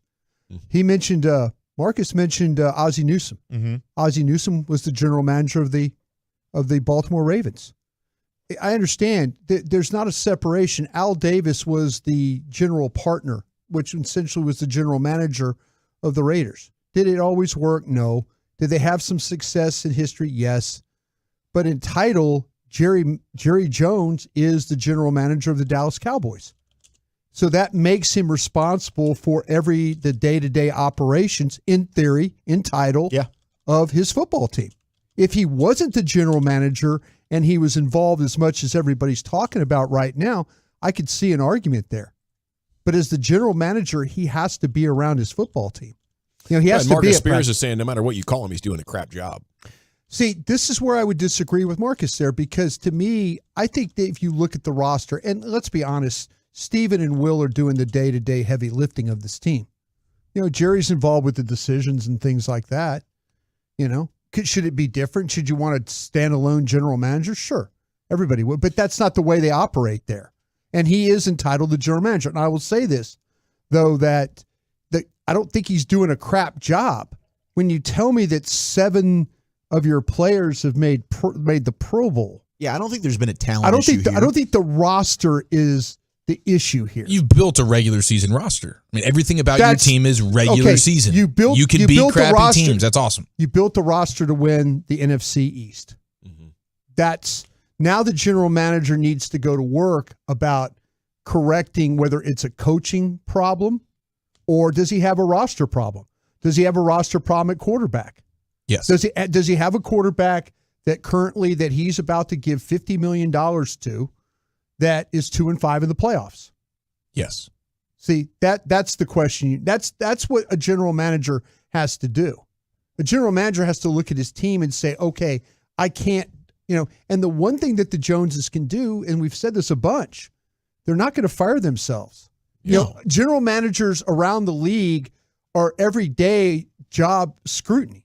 Every day. The way I look at it, Brian, is there's two things, and you guys are talking about one right now, your personnel, and I'd give like Jerry, the GM, a B at doing that, maybe a B+ because he builds really good regular season rosters. Yeah. But there's also the culture, and Jerry likes to say, I don't have time for a bad time. He doesn't really do a good enough job of putting pressure on the people that he works for. He might have an interview or two, but there's not enough of feeling coming from the top that we have to win the championship or heads will roll. And maybe he does a good job of blustering and making people scared, or maybe he did when you worked there, but he doesn't anymore. The only thing he does now is replace assistant coaches. See, this is where I will disagree with you on this point. The fact that Mike McCarthy has won 36 games in the last 3 years and doesn't have a contract extension, I think says a lot. I think that's putting pressure on somebody. Because I think most organizations, if their head coach had 3 straight 12-win seasons, I think that's Jerry being a cheapskate because he doesn't want to pay two guys $5 million at the same time. What are you talking about, with him and Quinn? With him and the next coach. That's why Jerry's going to let him play it out, because Jerry's not willing to sacrifice that $5 million to maybe get a better coach. He's not willing to sacrifice any comfort. Yeah, the thing I see is, though, I think Mike McCarthy has a legitimate argument here in saying, well, damn, what do I have to do? Well, yeah, what do you have to do is you have to win a damn playoff game or two. That would be nice, So yeah. I think to me that I think the roster is good enough. I don't particularly, and people will say, oh, damn, Broadish, it's out for Mike McCarthy again. No, it's how not. do you say the roster is good enough if they can't run the ball? I think the roster, well, okay. Roster's good enough. You guys tell me all the time that running the ball is not important. It's not so important that you got to overpay a running back. Guys. See, that's what. But you take things out of context. Not wanting to draft a running back out in the first round and not wanting to pay double-digit millions of dollars to a running back doesn't mean it's not important. No, I'm not taking it out of context because, Gavin, in times of past, you've on record had said that running the ball is not the way to go. No, I don't want to prioritize it. See, and I understand, and I'm with you because I was one of those guys at one time wanted to prioritize run. And I believe, and I'm the one that also said, I also foolishly believed that you could take Dak Prescott and throw this football and you would be able to have some success in the playoffs. That wasn't true. We overestimated him. Which I'm at fault of that too. See, I knew they didn't have a running game. I knew it. I knew they didn't have a running game. We knew it in week 6, week 7. We knew they didn't have a running game. And it wasn't going to change. That wasn't going to change.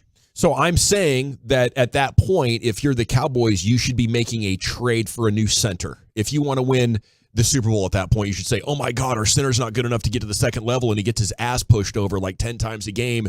We should go get a new one. But they don't, because they want to try to make the playoffs every year instead of win the Super Bowl one more time. And it's going to sacrifice the future cap to go for it in one of these years. He doesn't want to do it, and that is a big reason why he can't create a championship culture. Championship culture comes, number one, from an attitude, but it also comes from knowing you're bigger and badder ass than anybody out there. And when you show up with massive holes on your team, you can't stop the run or run, it's hard to get the championship swagger He going. lost the ability to stop the run when Leighton Vander Esch went down. Their ability to stop the run. The one personnel decision that they made this year. Should have got another linebacker too. The personnel decision that they made this year coming out of camp was they went short on linebacker. Yeah. They went short. Somebody in the organization, Dan Quinn, Mike McCarthy, Will McClay, somebody in the organization stepped up and said we could go short on linebacker and would be fine. It didn't work out. Somebody made that call in their organization. We all talked about it coming out. Well, what do you think about linebacker depth? Oh, they'll be fine. They got Vander Esch. Okay, house of cards. He's going to get injured. You know it. We all know it. Yeah, if you want to say the GM really effed up, it's believing that he had enough help at linebacker. Yeah. That's where he really effed up. But here's the one thing that I think, people would side with Marcus on. If we go ahead and we look at it from this year, I hear exactly what you're saying. You're going from 1996, right? Your last Super Bowl was 95. 96 to 2023. Your record in the playoffs is 5-13. How many conference title appearances you got? 0. Super Bowls? 0. Right. So you've had how many coaches? And you've had different quarterbacks. So, to that point, the only constant is the way this thing is run. His personnel department didn't become as good as it needed to be until 2000. And I agree with that. Will McClay has helped a ton. When Will McClay stepped into that chair, that's when the Dallas Cowboys became a better football team. Before that, I'll admit it, and I've said it on this show, I'm not bashful at all. We couldn't find a quarterback for 3 straight years. We were 5-11 every damn year. Yeah. We drafted poorly, didn't sign the right guys. You hired a coach then who needed the money, Bill Parcells. Yeah, you got your stadium built, had a couple of good years there. Hired Wade Phillips, who really didn't care about having any toughness to your football team. This team didn't really turn around, in my opinion, until Will McClay sat in that chair. And I'm with you. And maybe the answer then is you make Will McClay your general manager, and from the Joneses side of things, own the team. Be awesome and badass at what you're good at, which is selling the brand and making money and the business operations of things. But is that your problem? That's selling the brand? Didn't you just say that who were we you were talking about it, just about all the people, all the side deals and stuff like that. Right, but when you're mentioning he's the GM, so he's going to be there for part of the football operations. Sure. If you're not, and then you're letting Will McClay be your Ozzie Newsome, then there's no need for you to be involved and be around there with all the players all the damn time. As long as he's the general manager in title, that's his job, to be around the football team. So that's why I disagreed with what Marcus said there. Okay, speaking of a Mark, though, I think Mark Cuban is providing the way out here, because Mark Cuban has turned things over to Nico for 2 years, and everybody still looks at Mark Cuban as the guy in charge. He sold the team. Everybody looks at Mark Cuban as being in charge. If I'm Jerry Jones, I just want to say, yeah, I'm the GM, but really not do crap. And people in the halls can know it, and then you get the smartest football guy in your building empowered. That's the big missed opportunity, is you haven't empowered Will McClay to show up with an agenda, with a brilliant idea to put the league in checkmate. You're the big decision maker. Everything's got to flow through you. You don't have any good ideas. You should not only be the guy deciding on other people's good ideas, you should have the best ideas. And I don't think he ever has. He just was lucky that for 5 years Jimmy worked for him and set things up where they could get one extra. Since then, it's been a pathetic and low learning curve, not because Jerry's ill-equipped with the IQ, but because he's just so distracted by doing other business stuff. You couldn't possibly compete with actual football people committing their entire lives in every waking hour to figuring out how to win if you're trying to build so much crap. To me, the biggest problem is they currently have a head coach that can't get them through the playoffs. That's my biggest issue with this football team. All righty. There, another good Cowboys Twitter discussion. We just needed one piece of audio for that one, so we have a ton of more content. We're going to dip into a rim session next, right, Chief? Yes, sir. Kyrie's dominance, Siakam news, and is this money well spent next year in the nation? Let's chat D&M leasing before we do anything else, though, because if you want or need a new vehicle, maybe you're on your way home right now.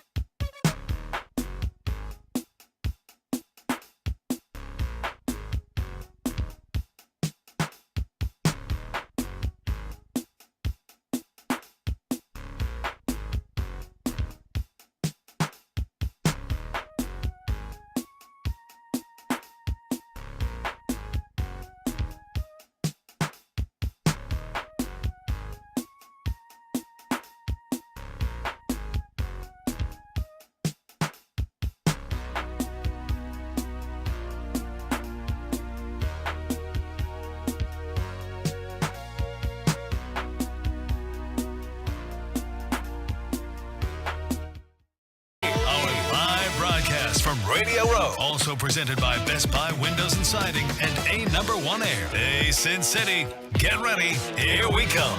And hopefully we'll survive the week of February 6th in Las Vegas on 105.3 The Fan. Why do so many Texans love classic Chevrolet and Grapevine? They've got the goods and more new Silverados than anyone with incredible savings, y'all. Why go anywhere else? Go see them today or visit ClassicChevrolet.com. This is Texas. This is Classic Chevrolet. Find new roads, relax and enjoy the difference. Welcome back. It is the G-Bag Nation here on 105.3 The Fan. Hope you're having a fantastic day.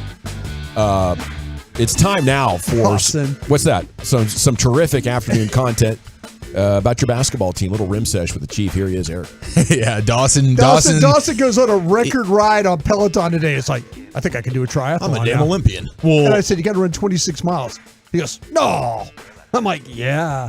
There's many ones, right? Got to be a halvesy in there somewhere. There's a halvesy. Yeah, you can have a halvesy. Dude, I respect the confidence from him today. Crotch first. He said he could scramble 10 yards for a first down as a quarterback in the NFL. Yeah. And now he's doing, in his mind, he's doing triathlons. Yeah. Just shortly thereafter, talking about his need for hip replacement. Yeah. Yes. Yeah. I could do it. I don't know if I'd be able to walk for 2 weeks. There would be a long recovery. Maybe I'm thinking more of an Iron Man. I was thinking that you would probably jump into that water for the swim and get kicked in the face and stop.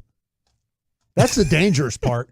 Jumping in that water. Oh, yeah. All those people. I'll let those guys go. You know, I'm going to stay away from the actual racers. I'm just here to try to get this thing done. Yep, couldn't do an Ironman either. 16 or 17 hours. Here's the Chief with a rim session. Breaking news.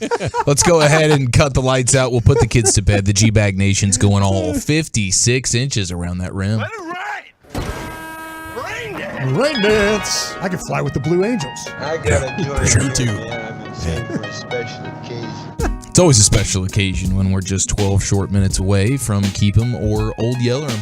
Oh, I'm leaving for this one. An off-season G-Bag Nation tradition, unlike any other. Just jarring. The sound effects. Oh. I didn't realize if you had just told me like what it was going to be, I'd be like, okay, like I don't necessarily think that's going to be super funny, but then it was one of those things you had to actually experience. And then you experience it and it's visceral. It's actually hilarious. Looking forward to 4 o'clock. In the meantime, let's talk about these Mavericks before we go all the way around the rim. We start locally here, and Istok Franco on the Twitters let us know that we're currently witnessing Kyrie Irving playing some of the best basketball of his career. That's not necessarily a hot take, but the numbers reflect it. He's averaging almost 38 points per game over his last 5 games. This is the 3rd time he's achieved such a feat in his 13-year NBA career, so he's on a pretty special run right now. I mean, he's done this 3 times where he goes on a run where he's dropping basically 40 points a game for a 5-game stretch. He's been super, super nasty, and the Mavs have needed it. You know, without having Luka, you got to have Kyrie step up in a huge way, and they've gotten that. Yeah, we know what the model is if you don't have anybody but your superstar. And, Luka's just like, this is what it was like before you got here. You got to go score 40 or we lose. It's like, all right, bet, I got you, bro. Got you, man. I love it. Also, it looks as though Mark Cuban is lending voice to the fact that the new owners of the Mavs will definitely be building a new arena. So I don't know necessarily when that happens. I think we all have some guesses when and where, but that is certainly a part of the plans, which is really, really good because I believe the AAC scores pretty low when it comes to the rest of the NBA. When it comes to the arenas. So there's a little Mavericks for you. And one of the Jane. Yeah. I mean, they're already, you get roof leaks. You're like, 20 years into this thing, or you got issues. I mean, come on. Now, Pascal Siakam is the guy. Like, he's the headliner right now for available player to trade for. He fits what the Mavericks would be interested in absolutely perfectly. He's on the final year of his deal.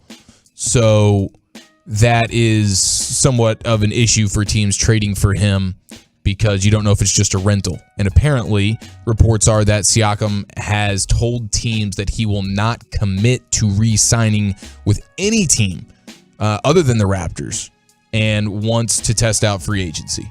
So if you're trading for Pascal Siakam, it is extremely unlikely, according to reports, that he will agree once you trade for him, like, hey, we're going to go ahead and knock out a long-term deal here as well and guarantee that you're not a rental. I love it for 2 reasons, Chief. Number one, the Mavs, at least Mark Cuban, see this as opportunity. They believe in their ability to sell the guy once he gets here, and I would be very confident that he would like it. They did it with Kyrie, right? Yes, and then and Porzingis. And number two, I think it's really notable that Siakam is probably driving down his value. So the players you're going to have to give to get him. This is why you do this as a player and an agent. I don't want you to have to give up the farm to get me because then we can't win the championship. Yes. So I'm bringing my value lower and lower. That way the team I go to still has their assets. I'm with you. Dude. And I think the Mavericks would do this because I was listening to Jake Fisher with Nick Angstead on Locked On Mavs. Mm-hmm. He's like, people with the Mavs believe that Pascal Siakam could be their missing piece with Kyrie and Luka. And they're very into this idea. And if you're not having to give up the farm, to your point, and maybe it's a Hardy, maybe it's a Josh Green, a second-round pick, sign me up, man, and maybe he loves it here, and then you do get the opportunity to re-sign him. But if not, at least you got a damn good chance to make a good run this year. Yeah, I think you still need a big man, but Siakam would make you bigger.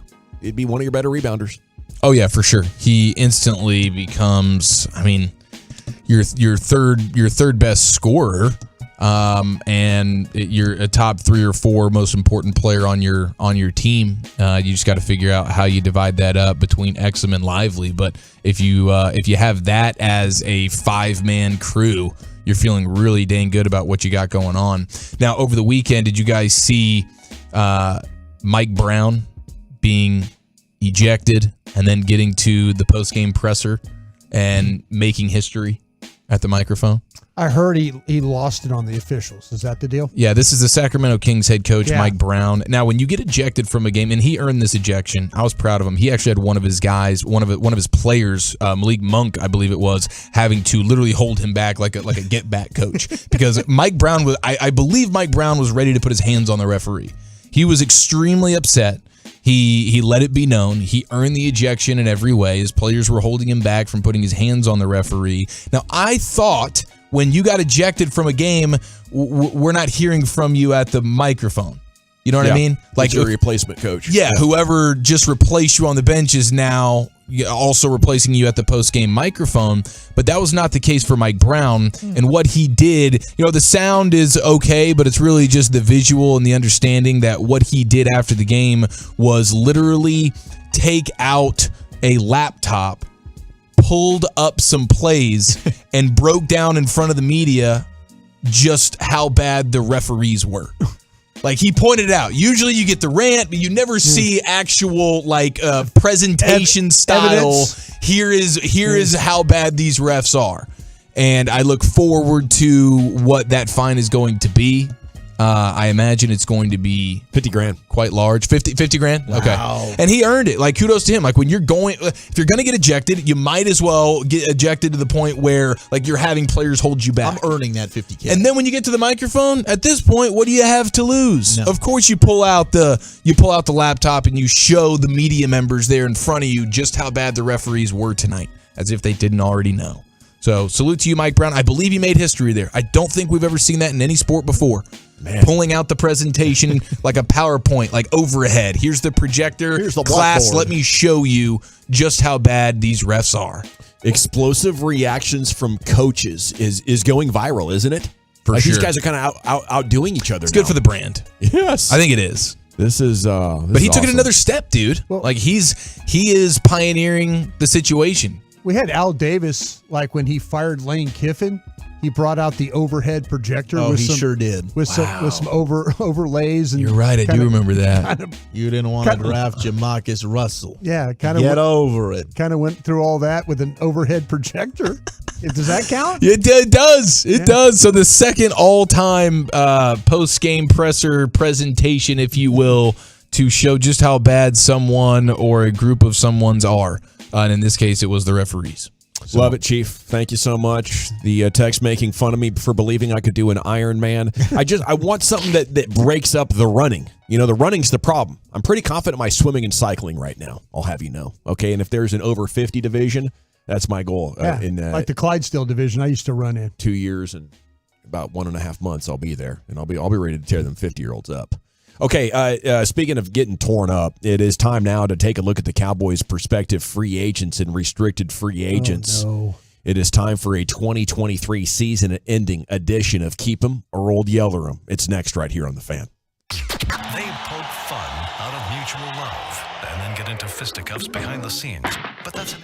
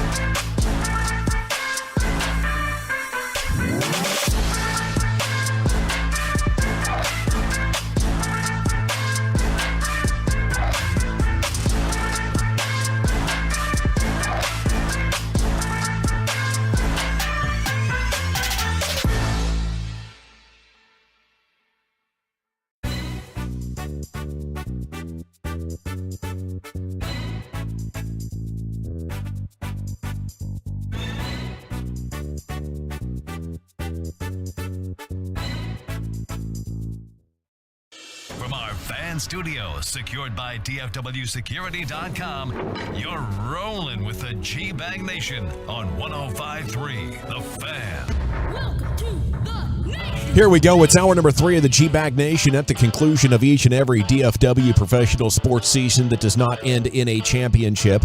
We conduct what I regard as a traditional therapeutic ceremony. It's called Keep 'em or Old Yeller 'em. At 877-881-1053, you can text in and play along at home. I do want to stress no animals were hurt in the producing of this segment, Brian. Okay. Oh. It's like one of those disclaimers that I you was see a little worried in the 80s or something, or 90s before a movie about animals that might have appeared to be hurt or sounded like they were hurt. So no animals were hurt. Okay. But better not have been. But no, it's just Hollywood entertainment here, ladies and gentlemen, Tolos. And all of us understand these players are real humans, okay, who deserve the utmost respect, especially for them playing and, sacrificing for the Cowboys over this most recent season. In order to get Old Yeller, there must be a majority ruling, okay? If Lucius or Carter Freeman would like to jump in and break any ties, you can. If not, they'll be spared, okay? Which players do you need back is really the premise. Which would you like to see have their careers taken out to the back 40 and put down? Or at least continue somewhere else so the rest of us don't have to see their mangy tails around here anymore. Been some iconic Old Yellers. Perhaps my favorite of all time, Nelly Cruz. He was a damn good player. Oh. Had another decade of good baseball in him. Yeah. You just couldn't stand it. Had to go. Saw too much with him. Luckily, JD agreed that day. Yes, sir.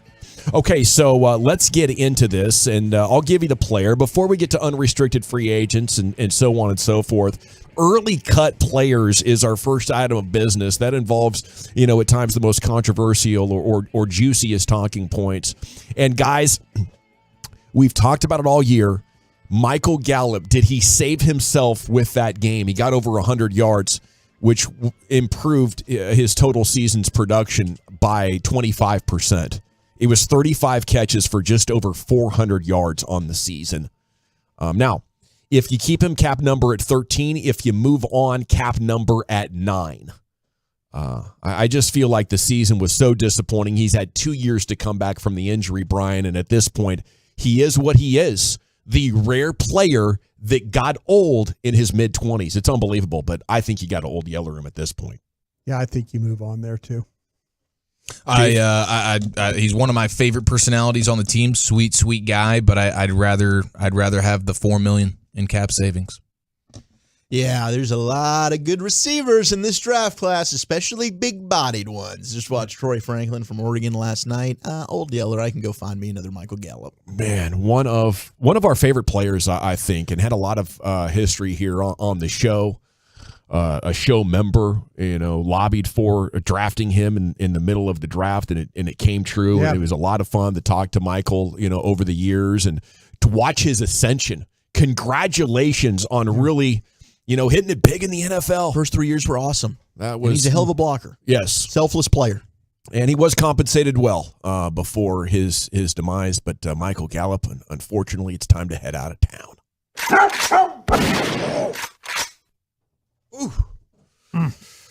Okay, up next here in Keep 'em or Old Yeller 'em, and we'll get to the unrestricted free agents in a second.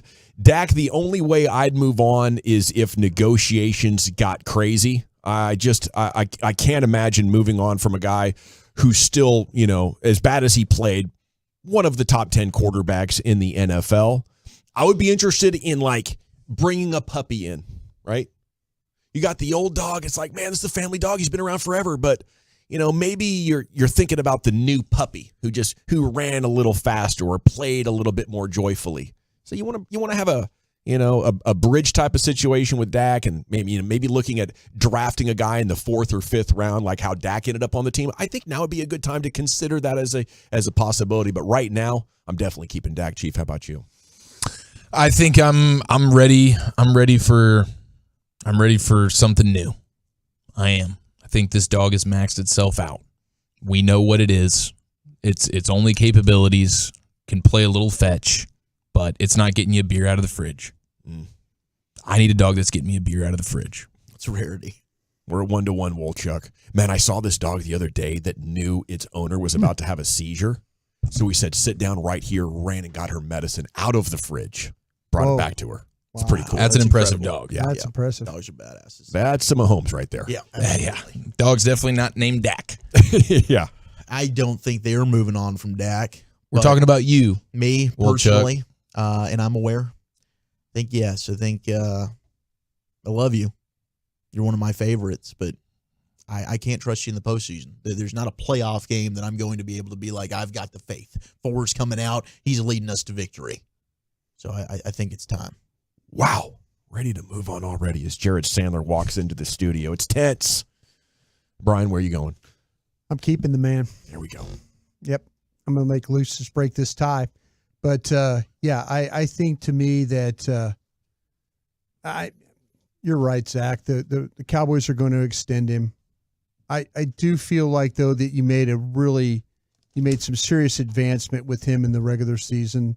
We talked about the turnovers. He clearly handled that. He is a leader. Yeah, do you worry about the playoff stuff? Yeah, a little bit. But I'm going to ride with him because right now I'm trying to figure out what I'm doing with Trey Lance. That's my figure out point. Maybe I can look at Trey Lance after this season, the preseason, have an idea of where you're at. But you already got the puppy. You want to make him the lead dog. I'm going to stick with Dak this year. Lucius, do you have any opinion one way or another on this subject? Dak Prescott? Keep him. Keep him. Yeah, there you go. Thought you'd say that. I think it's the right thing to do. 214, Dawson, not Gallup's fault. Dak was too CD Lamb happy. See the dog and the lamb and the animal. And there were some times he was targeting Gallup more than CD early in the season, and Gallup wasn't catching the football. Yeah. I did feel like at some point in the game, Dak was like, oh, okay, well, I guess, throwing to CD is a low opportunity. I'm going to go to the other guys. And the other guys were catching him. It was like the opposite of the entire season. If you had not thrown to CD at all, it might have been a one-score game at half. Yeah. Obviously you can't build a game plan with that idea. Late MG, though, he did have a 100-yard game. Yeah, no doubt. There's a positive. I think Dak tried to bail him out at the last moment. I don't want to lose my buddy. Here you go. Here's 12 looks. We're not winning this game, but maybe I can keep my guy around. By the way, hot stove tonight. That's why Sands is in here, and the new catcher is going to join him on the show. Yes. Should be an awesome time. Tune in 7 to 8. I mean, Leighton Vander Esch might be the best definitive example of an old Yellering that we've ever had. Might be, he's going to make that call for you. Yeah. He's going to make the call. I think Leighton Vander Esch is going to retire. Little medical retirement. Yeah, I think so. Old Yeller himself there. Yeah, I think he is. I agree. Yeah. Yeah. Little where the red fern grows will always be remembered for the wolf hunter. Here we go. Yeah. And that hurts me as well. But, this is a therapeutic, traditional ceremony that we go through here in the G-Bag Nation. And trust me, it is part of important getting closure here on what we've just witnessed. And if you think I'm being flippant about it in any way, I'll remind you I lost 2 dogs this year. Yeah. Okay? You did. So it's not easy. It's not easy for any of us. Okay, unrestricted free agents. I think, I'm going to have a hard time finding one I want to keep, guys. Maybe we could round up everybody and do a massive old Yellering here of all of their unrestricted free agents. Dorrance Armstrong, Tyler Biotish, Chuma Edoga, Dante Fowler Jr. Now, some of these guys are veterans. They like to be here like Fowler and might end up being like, yeah, I'll stick around for $1.5 million. And you're like, okay, good backup edge. We're keeping this guy. Or go with Dan Quinn if he leaves. Yeah, or he might go with Dan Quinn. Yeah, he's a Dan Quinn guy. Neville Gallimore, Stephon Gilmore. No, thank you. No, thank you. CJ Goodwin. No, thank you. No, thank you. Jonathan Hankins? I could be talked into it, for the right price. Yeah, I think we should stop down there. You can't assume Mozzie Smith is going to get his career going. Jonathan Hankins on tape, Brian, still good, even though he's getting up there. I'll tell you what, got knocked on the ground quite a bit. That was surprising for him. So, yeah. But I'm not going to old Yeller him. Nobody had a good game. Yeah. If we're looking at the Packers, including Stephon Gilmore. Gilmore kind of helped you win some games though this year, didn't he? He did, but what I know is I'm going to play with Diggs. I'm going to play with Bland. Yeah, but doesn't that allow you to keep Bland inside? And you and I are going to talk about a bunch of corners. There's a lot of good corners. Yeah. But it depends on the money. Like financially, if I can get a good cheap deal on a Stephon Gilmore, to say the guy didn't play well this year, come on. No, he played well. Nobody's saying he didn't play well, but I think that we're getting to the end of the rope. Yeah, could be. Yeah. Could be, but you need corners. Yeah. And gosh, we were like an injury away from Deshaun Wright's going out there. So for depth reasons, no, you I gotta wouldn't be opposed to it. I think ultimately I'm out on him, but there's needs at the position, and you got to get younger, and you got to actually prioritize it and get somebody in there for sure. But I don't think Stephon Gilmore is that guy. I mean, the speed concern is there, but to your point, if he's like, I just want to keep playing. I know you guys got a weird cap deal and a lot of free agents, but this contract would work for me, and you can also draft him. I want Gilmore as part of my wide receiver room. I think his lack of corner room, my defensive back room. Yeah. I think his lack of speed really showed up in about 4 games. And I'm like, oh, geez. Not a perfect player. Yeah. But, I would disagree. Like, I think he had more good games than bad games from the 469. I think that's for Diggs, we fall into this trap a lot. Guys coming off of injury. To assume he's coming back and he's going to be hitting the ground running would be a mistake. We had this discussion this morning. Sure did. We got J-Ron Kurz. That's gone. Yeah, gone. Yeah. Good couple years That's there. bye-bye. It looked like he got old. He was slower than crap a couple times. They played him slow to react. Played him way out of position in that game, but it's time to move on. Yeah. Tony Pollard. See ya. Yeah. Yeah. Okay, and then we have an opportunity here, I think, to talk a little bit of draft guys. I did jump on and I reviewed a number of mock drafts today and player rankings today. Okay. And I saw from like 20 to 30, there was 7 different names at the offensive tackle position. Quite a few. There's a lot. So that's when I bring up Tyron Smith. Now, I also went to Spotrac and looked at his projected contract, and it's 1 year and $10 million. Okay, so keep both of those things in mind. I believe the Cowboys need to run the ball, and while Tyron Smith is good at protecting Dak, I think you've gotten too old. And I want to get young and explosive at offensive line positions. Now, if you guarantee me you're bringing in a great center and Tyron Smith at $10 million is part of the plan because you're going to draft this dude in the second round, then I could be like, okay, I see that as part of the plan. But going into this, no disrespect, but I would move on from Tyron Smith as well, Chief. Yes. Hall of Fame legend. Hall of Fame legend for sure. No question about the career he's had. He surpassed all of our expectations this year with his health and his ability. But I think expecting that to be duplicated is probably fooling yourself. And $10 million could be used elsewhere with something a little bit more sure. Yeah. Yeah, you just went all in on one blackjack hand and it hit. Mm-hmm. Yeah. And now you're thinking about leaving it all out there. And then dang. And the big thing though is if that's what you're running with, when the inevitable game he misses, I don't want to see a Chuma Adoga. Yeah. So what is you have to have the plan B for at least a handful of games, if not more. 77's not going to be there. Who is? Because Adoga lost you the Dolphins game. So you old Yellerin? Yes. Well, Chuck? And he can still play, but I think the likelihood of him staying healthy, I would love him to retire, and he takes this out of the team's hands. So most likely I'm looking to move on. I know the guy that I'm eyeing in the draft at pick 24. It is an offensive lineman. He is a tackle, but I'm going to kick him inside to play center for me to replace Tyler Riotish. It's Graham Barton from Duke. That's the dude that I've kind of circled. That's my dream pick right now. But if they want to draft a tackle, Fuaga from Oregon State, super athletic, plays on the right side. Do you want to move him to the left? Maybe. But they can. This is the year to draft an offensive lineman in the first round. It's their deepest position. They figured out how to play this guy. They figured out, practice him. Yeah. They finally figured out. Just don't practice him. Figure him out. I know I'm going to be outvoted here 3-1, but I just want to put a vote in for I'm keeping him. I'm getting a center, and I'm keeping my left tackle for $10 million. Yeah, it could really work out like if he played 13 or 14 games again next year, and maybe he's figured out how to keep his. I think they figured it out. Just don't practice him. Then the restricted free agent, there's only one that matters, and it's Rico, and I think that's a nice backup to have, or a third guy. Probably he can catch it half decent. They'll tender that, right? Yeah. Yeah. So on the unrestricted free agents, I do believe everybody but Hankins and Tyron Smith is. Well, you guys old yellow Tyron Smith 3-1. That's 3 right. to 1. Everybody but Jonathan Hankins. Right. Yeah. You've been old Yellered. All right. We got through it, guys. We got through it. Thank you to the truckwreck.com fan text. If that was a rough ride for you, maybe your first time through the old Yellering, we salute you for your strength in this tough moment for us. But now that we're on the other side of that, we're coming up on 48 hours removed from that thorough ass kicking. We can begin to proceed here into a very healthy off season.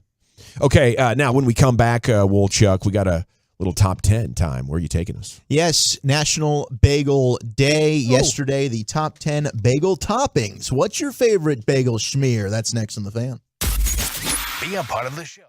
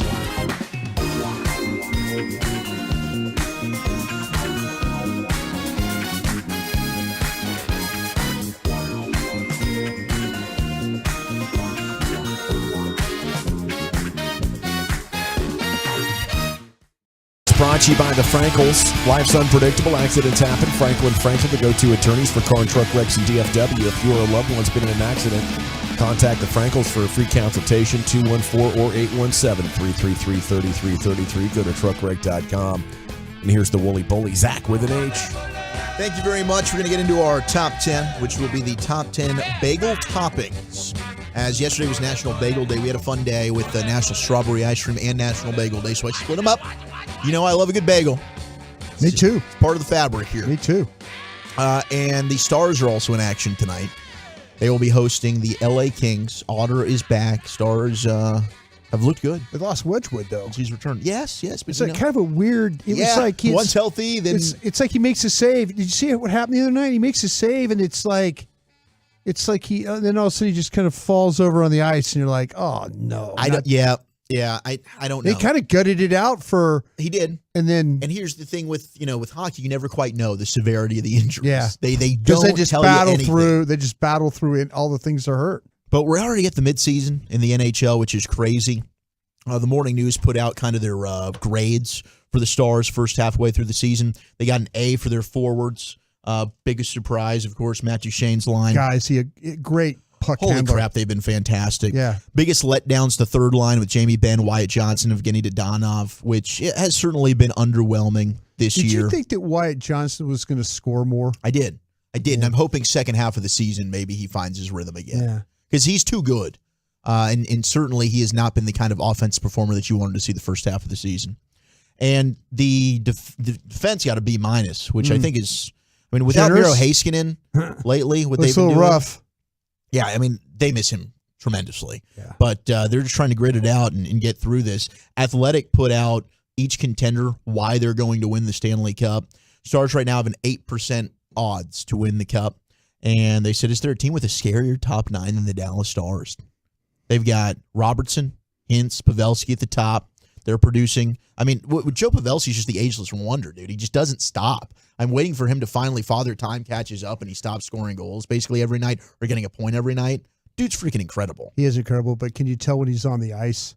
Like when he gets the puck, how slow he's kind of. He's super slow. It's like watching the 1980s, no doubt. The hockey, the Canadians or the Americans versus the Soviets. When you go back to watch the replay, it's like we're not putting him out there for our relay team. No, that's for damn sure. But he had a great goal the other night, an empty netter there at the end. That just really good stick handling, get the puck in the net. Yeah, and he's just savvy, knows where to be, the deflections. He's just an incredible player. But that second line with Duchene and Sagan and Marchment, that right there has been special. And all of them right now are at a 60-point pace or higher. Mm-hmm. And they've been phenomenal. But it is that third line. You just need to get a little bit more when it comes to scoring with Ben, Johnston, Dodonov. But that top 9 is scary, and it goes up against the best in the entire NHL. Now with Otter back, the defenseman, that's the flaw. That's what the Athletic writes, and they're 100% right. Defensive depth remains shallow, and the Stars aren't exactly getting what they expected from Otter.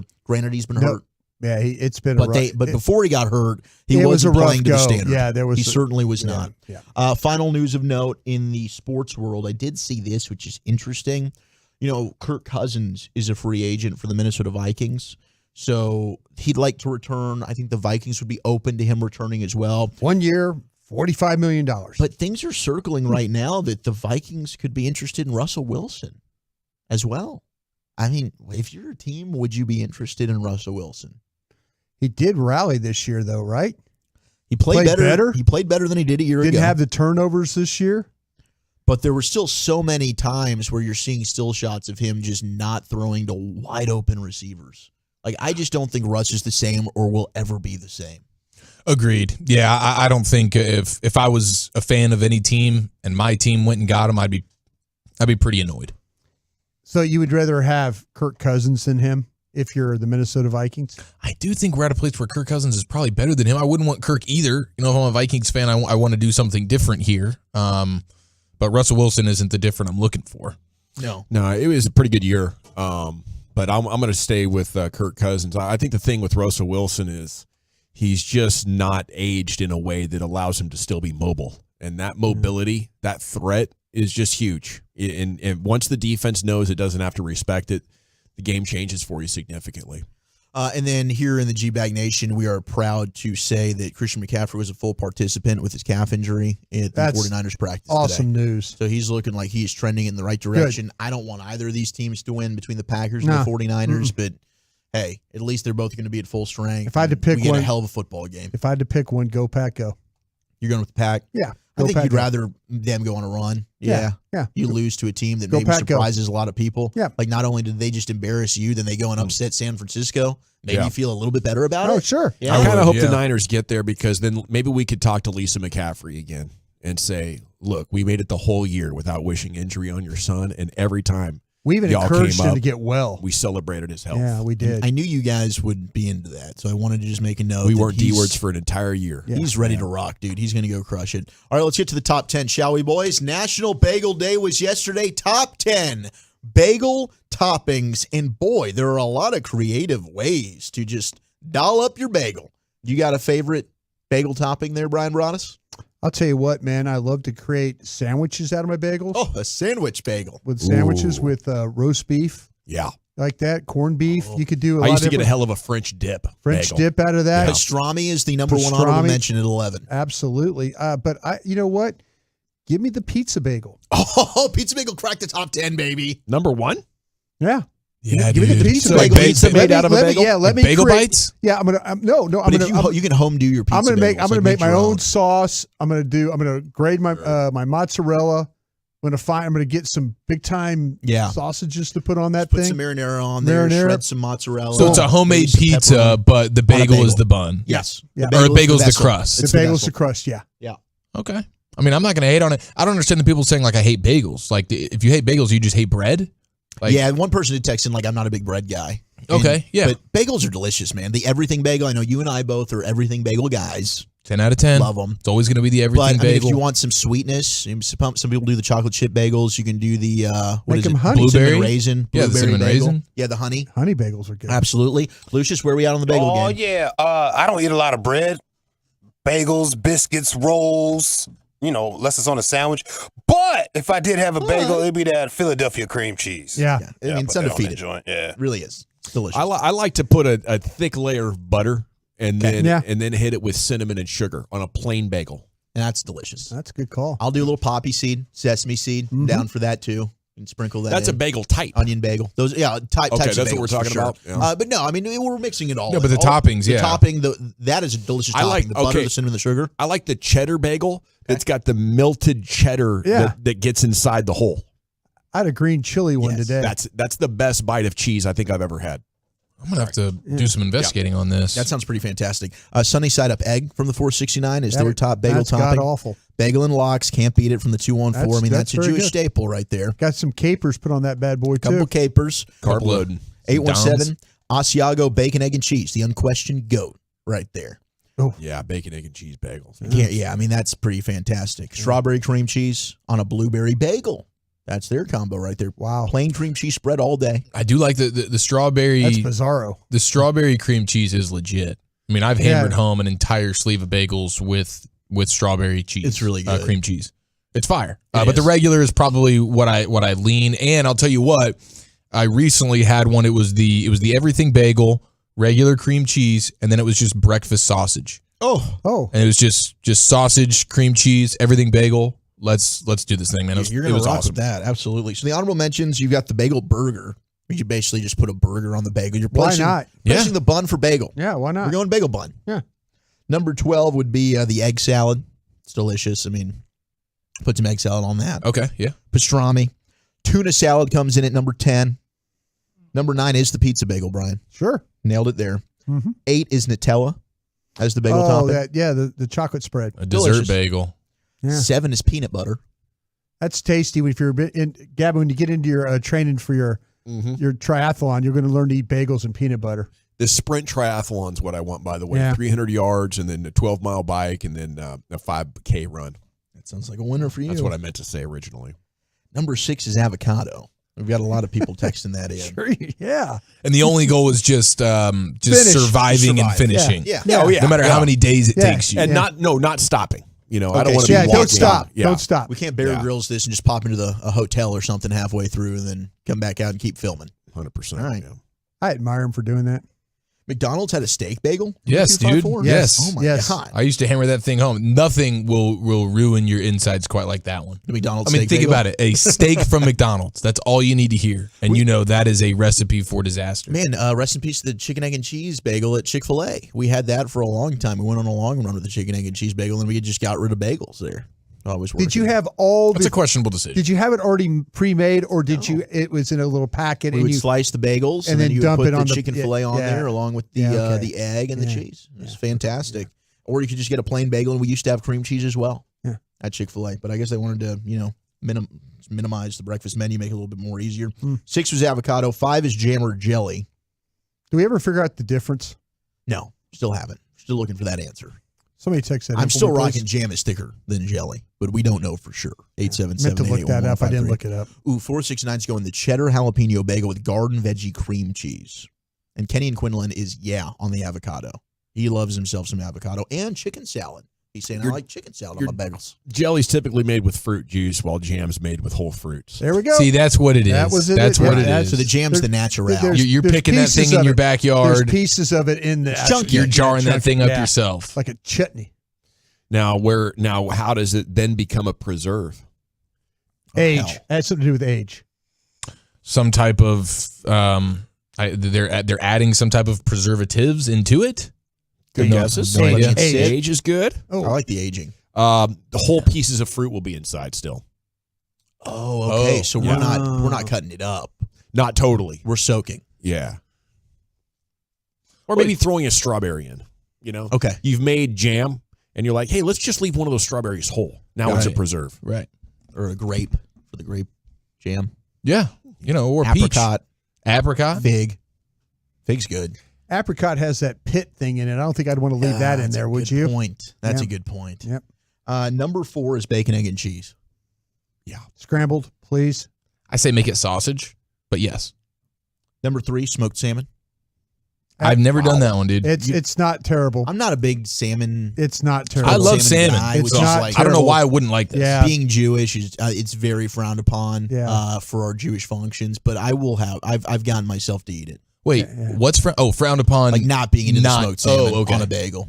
It's not my go-to. What's is it a regular cream cheese schmear that goes along with it, or what? You can put some regular cream cheese on there. You can make it a smoked dill. salmon in the lox. Make a dill cream cheese to put on that. The dill is fantastic. Yes, adds a little bit of a different flavor. I'm in the wrong business. Yeah, you really want are. to get in the dill business, huh, Brian? I'm a dill.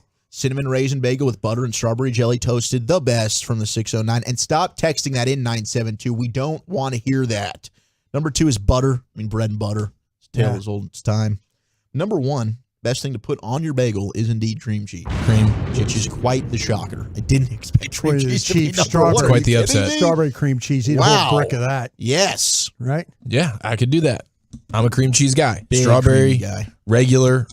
They do these like a garlic, I think, like some type of, or like a garlic and chives or something like that. Yes, the cream chives. cheese, like that's a strong play. That is where it's at. A lot of versatility with the bagel, man. We got to get some bagels up in here. All righty, thank you, Wolchuk. Top 10 at 420. No, I just noticed the Go Pack Go. I know, it's annoying. I did. I said it too. You'll bleep yourself. Go Pack Go. Bum, bum, bum, bum, bum, bum, bum. Go Pack Go. What about Dak Prescott's first quarter passing yards bagel? That's not a bagel we want. Okay. That's a no-no on The that whole bagel. first quarter?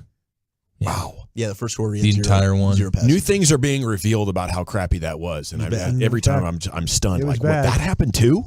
Like the first team to like win that many games and never get to the NFC title game. You know? Yeah, that's another bad thing. It's one after another here. Please make it stop, Jerry. Please quit doing the same thing again and again. It's like expecting different results. And again and again and again. Okay, coming up next here in the G-Bag Nation, we got some very interesting college football stories. Oh, yeah. Including what, Wolchuk? Yeah, we got a Bama wide receiver transfer, some coaching news, and my gosh, this story from Bo Scarborough about a Saban police chase. That's next. All right, let's get you over to Platinum 40.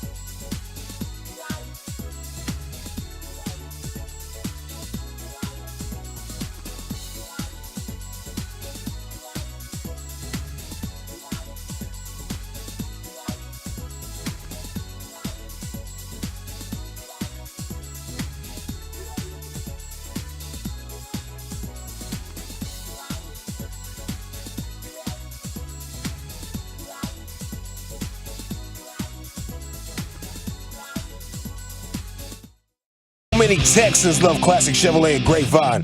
They've got the goods and more new Silverados than anyone with incredible savings. Why go anywhere else? Go see them today or visit ClassicChevrolet.com. This is Texas. This is Classic Chevrolet. Find new roads, relax and enjoy the difference. We'll have the Hot Stove Show for you tonight. Rangers' new catcher, Andrew Kisner, is going to join Jared Sandler 7 to 8, and then get right 8 to 11. Football's finest coming up at 5 with the Chief. Here's Zach and that college football hangover that we teased. Thank you very much. Yesterday we did mention Caleb Williams is officially declared for the NFL draft, so that will most likely be your top player. He is fantastic. So we'll get into the draft conversation. I think tomorrow we're starting the draft show on DallasCowboys.com. No, we definitely are starting at 10 That a.m. would be 10 a.m. 10 a.m. tomorrow. You can catch us there. Now, Sonny Dykes has added the Nevada head coach, Ken Wilson, to the TCU staff. He is going to be their linebackers coach, so he has found a new job in Fort Worth. So congratulations to Ken Williams. Welcome to the Horned Frog family there. And then Arizona, they lost their head coach, Jed Fish. He went and took over the Washington gig after Kalen DeBoer left to go to Alabama. So Arizona has hired Brent Brennan. San Jose? Yes, San Jose State coach. He's going to lead the Wildcats after the Jed Fish departure. So Brennan's 50. He was hired at San Jose State in 2017. He was the wide receivers coach at Oregon State. Spent one season already at Arizona as a grad assistant in 2000s. Now it's come full circle, and he's going back to Arizona, so shout out to him.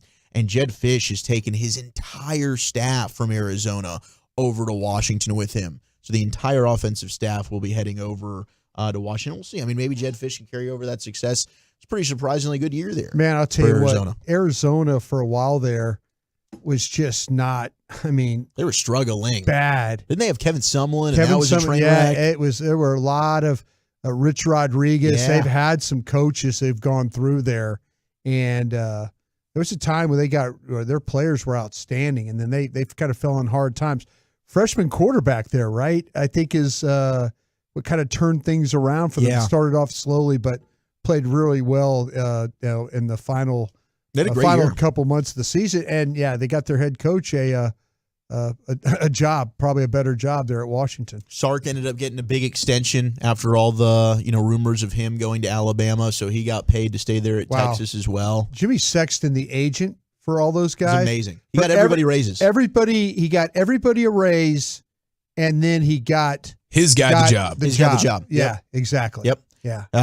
Fantastic work by him, but it's a 4-year extension through 2030 for Steve Sarkisian. We'll see. Hopefully he ends up staying at Texas and they continue to have success in the SEC. These buyouts are starting to be huge, kind of making people kind of shy away from that, right? Yeah, I mean, there's a big reason why it seemed Dabo was never a real consideration there at Alabama because of his buyout at Clemson. That's why Jim Harbaugh is trying to keep his buyout extremely low if he does re-up with Michigan because he wants NFL teams to feel like it only costs us $2 million to buy him out, as opposed to some of these guys, it's like 20-something million. Yeah. It's like, my gosh, if you're a team that's trying to get them, you're not paying $20+ million just to then hand the guy a huge contract as well. 100%.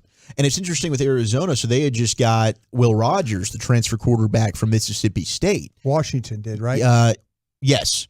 So he wanted to go there with Kalen DeBoer, who left to go to Alabama. He left, yeah. So now you've got a situation where he re-entered the portal.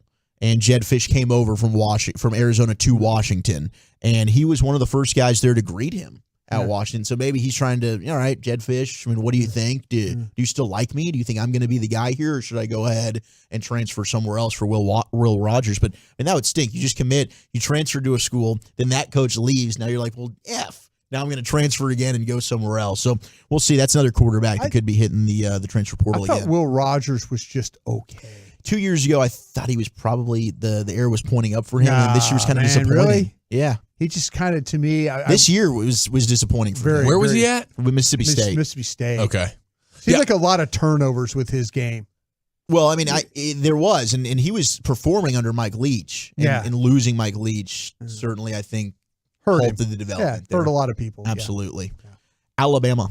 Wide receiver Isaiah Bond, who was their best receiver that was returning. As soon as Nick Saban said, I'm out, he hits the portal, and he is going to the University of Texas, which is good news for Texas, because Texas is losing a ton of skilled players to the NFL draft. They're losing all three of their top receivers are gone. Yeah. Jordan Whittington, Xavier Worthy, A.D. Mitchell, then their tight end, Jatavian Sanders, and Jonathan Brooks is also committed to the NFL draft. So they need some help, and they'll get Isaiah Bond from Alabama, and he started to turn it on at the end of last season there, so that's a big get for the Horns, for Steve Sarkisian. Maybe Nick Saban can help the Longhorns win the championship after all. Maybe. Now, okay, speaking of Nick Saban, this was pretty funny. So Bo Scarborough, who was a 7th-round draft pick of the Cowboys. Former Cowboy, man. Yes. Alabama. So he was talking about a story on YouTube about his days there at Tuscaloosa with Nick Saban. And, he's in a car with the associate athletic director, Jeff Allen, and the relations coordinator, Cedric Burns. And he says, we're driving, we hit about 50 speed limit. So we hit it. And you know me, I'm from the hood, so we speed. I like that type of stuff. So Jeff's like, said, slow down. Coach Saban's on the phone at the time and didn't say anything. So I look at Jeff, and Jeff looks at me and said, slow down. Next thing you know, we zoomed past the police, and I'm talking, we're now going like 90 miles an hour. So Burns calls somebody, then hung up the phone, and the cops pull up, and they're still behind us. And Jeff was like, are you going to stop? And Coach Saban turned around, says to Jeff, we're not stopping. We just kept going. Police just backed up off of us and just said, stop driving so recklessly. So when Coach Saban said that, I just slumped down in my seat. I just drove, get out of there. I don't care how fast you get out, just get out of there. But basically, they call the police. They tell them, hey, this is who it is. And the Alabama police are like, no harm, no foul. No harm, no foul, guys. Hey, just go ahead. Just slow down a little bit next time. Bo Scarborough, meanwhile, is in the car like, holy crap, am I about to lose my scholarship? He's freaking out. Rightly so. I'd be doing the same thing. You're going 90 and a 50. But, hey, you're with the right people. And that's all that matters in this situation. You're with Nick Saban, who is the president there of Tuscaloosa. With an attitude like that, I'd have thought he'd be the head coach at Georgia.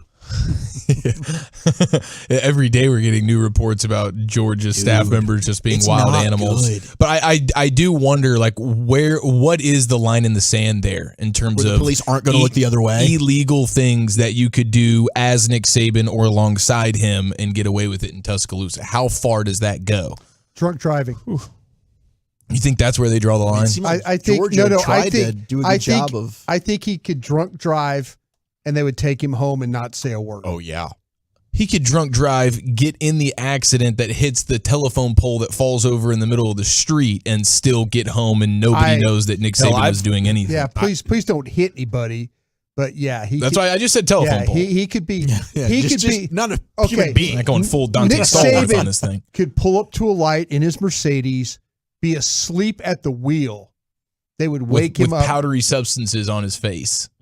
Man, I think you're on the side. And a dead body in the drive. Is that beignet powder or what? Yeah, it was blue dolphin powder. Blue dolphin powder. Oh, yeah, okay. You know all about that. Was that even a powder, or was that more of a? No, it's just a Listerine thing you put on your tongue. 682 says capital murder. That's where they're drawing the line. Maybe. Yeah, I don't think he can murder somebody. Probably not. Yeah, you're underestimating. I feel like they can get away with a lot. I think drunk driving is, and they would take him home. I think that's about the extent. I think you're covering for college football right now, Brian. Yeah, dude, are you kidding me? This is Roll Damn Tide, okay? What do you guys think? I'm the one throwing ideas out there. Everybody's looking at me like okay, I'm so I think clown you did a great show job. here. I like what you're doing over there. Don't get all nervous. If you get a deputy that's a real tryhard, maybe he's from out of state. Yeah. Then I don't think Nick could get away with much. No, we're talking in-state, right? We're talking the other deputies. We're in Tuscaloosa PD. Yeah, okay. TPD. Yeah. No, we're in Bessemer, Alabama, and we're driving through town. Saban's not worried. Saban's in the car. Not a care. And we're going. Yeah, go. Don't slow down. Just go. Yeah. No, don't worry about it. They would take it as far as the deputy himself taking the fall for whatever it is. He'd raise his hand and say, that was me. I was the one drunk driving doing crazy things. I was the one. A person ended up in a bad place here. There's a victim involved. That's my fault. It was not Coach Saban. I think you put the handcuffs on me. The only things they wouldn't let him get away with are robbing the richest man in town or voting Democrat. Those two things I'm sure of. Nailed it. Elections in the air. There it is. Wolchuk's college football. Another quality dismount from you there. G-bag 2 days in a row, you just kind of went. Cool. He petered out, didn't know how to respond. Gavin was in the middle of talking. I thought, all right, he's just going to take this thing. You could say, well, that's it, Gavin. Thanks. Thank you very much, guys. There we go. Free agent Andrew Kisner has signed with the Rangers, and the catcher will join Jared Sandler tonight in the hot stove. I said that right, Sans? It's Andrew Kisner. Thank you. Kizzy. Okay. Yeah, looking forward to getting to know him pretty good here during the Ranger season coming up. All righty, when we come back, it's time for an edition of Football's Finest. Chief, where are you taking us? Playoff things, front runner things, and I will address the elephant in the room next year in the nation. Looking forward to that.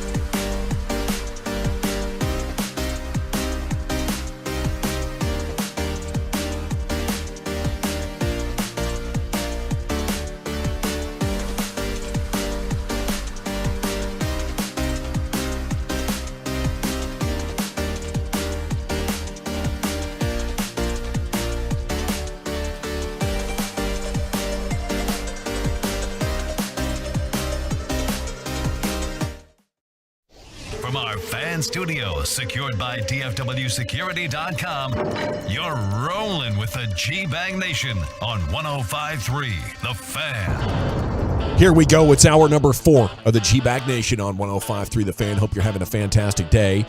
Coming up at 5:20, I have some Dion audio, I believe, that the boss man, Gavin Spittle, cut up for us. Sent it over in the email. You have Dion coaching in the NFL. Would he ever do it? This Cowboys loss and on Jerry Jones. That's primetime audio coming up in 20. Here's Chief with the football's finest. Yes, sir. Plenty to get to here. We'll hear from Adam Schefter in regards to Bill Belichick and the front runners, as well as Kyle Shanahan. He's taking some shots. You think you hate the 49ers now. Wait till you hear 20 seconds of Shanahan coming up here in just a moment. But I have to address one thing. We go back to last week. But you go back to yesterday, I believe off the air, Walchuk made a comment saying we should go back to last week's segment where we made Dan Quinn the head coach and play that for G-Bag of the day, which I actually think is a really good idea. It's like worst takes. There was like a sort of a subtweet. He didn't look at me when he said it or identify my name, but there was a subtweeting. I was the most passionate last week when discussing McCarthy, Quinn. Quinn finds out that, we find out that Pete Carroll's gone. All of a sudden, DQ might be gone as well. What does that mean? I was the most passionate about making Dan Quinn your head coach. And for that, I'm sorry. Well, we appreciate you being accountable. I want to crank up the excuse machine and provide context and the ideas of, the hypothetical nature that we were speaking of, but I'm not going to do that. No, you just got balls up. I'm just going to take ownership. And I'm going to understand that what we saw out there on Sunday from the front runners was one of the most disgusting things I've witnessed in quite some time when it comes to sports. And Dan Quinn was a huge reason why. So I hope you guys will accept my apology. So is this like a Nelly Cruz type of development like we were just mentioning there back in Keep Him or Old Yeller Him, where it went so bad you just want nothing to do with him, or you think he's a bad coach? I think it's more the Nelly Cruz thing. Like, I've seen too much now. Yeah. Like, I know what this thing is capable of. Yeah. And in terms of, like, the ultra floor of this thing could get real bad. And you could have the youngest team in football carve you up in your own house for 4 quarters without what looks to be a single adjustment be made. And putting guys in positions to fail as opposed to succeeding. So I am out on Dan Quinn as the defensive coordinator, certainly the head coach. And once again, sorry. Now, a guy who gets it right, a guy who freaking nails it, Stink. We got to go to Mark Schlereth. We played this sound a couple of months ago, and he was so freaking right. He called it.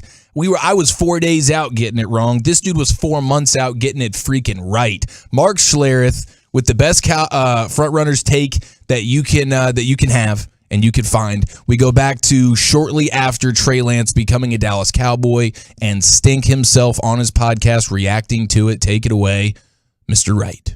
This is why the Cowboys will never win because Jerry Jones can't help himself. I said it. It's there. You think about Jerry Jones. You're going to go out there and you're going to make a trade for a guy without talking to anybody else in your organization. Stephen Jones, your head coach, Mike McCarthy, your quarterback. Listen, I really don't care if you involve your quarterback in it or not. But to not involve your head coach, what does it say about your head coach? Hey, guys, I know he's your head coach, but he truly has no authority within this organization, so you don't have to listen to him. You don't have to pay attention because the buck stops with me. Your coach doesn't have the authority to fire you. Here we go. I do.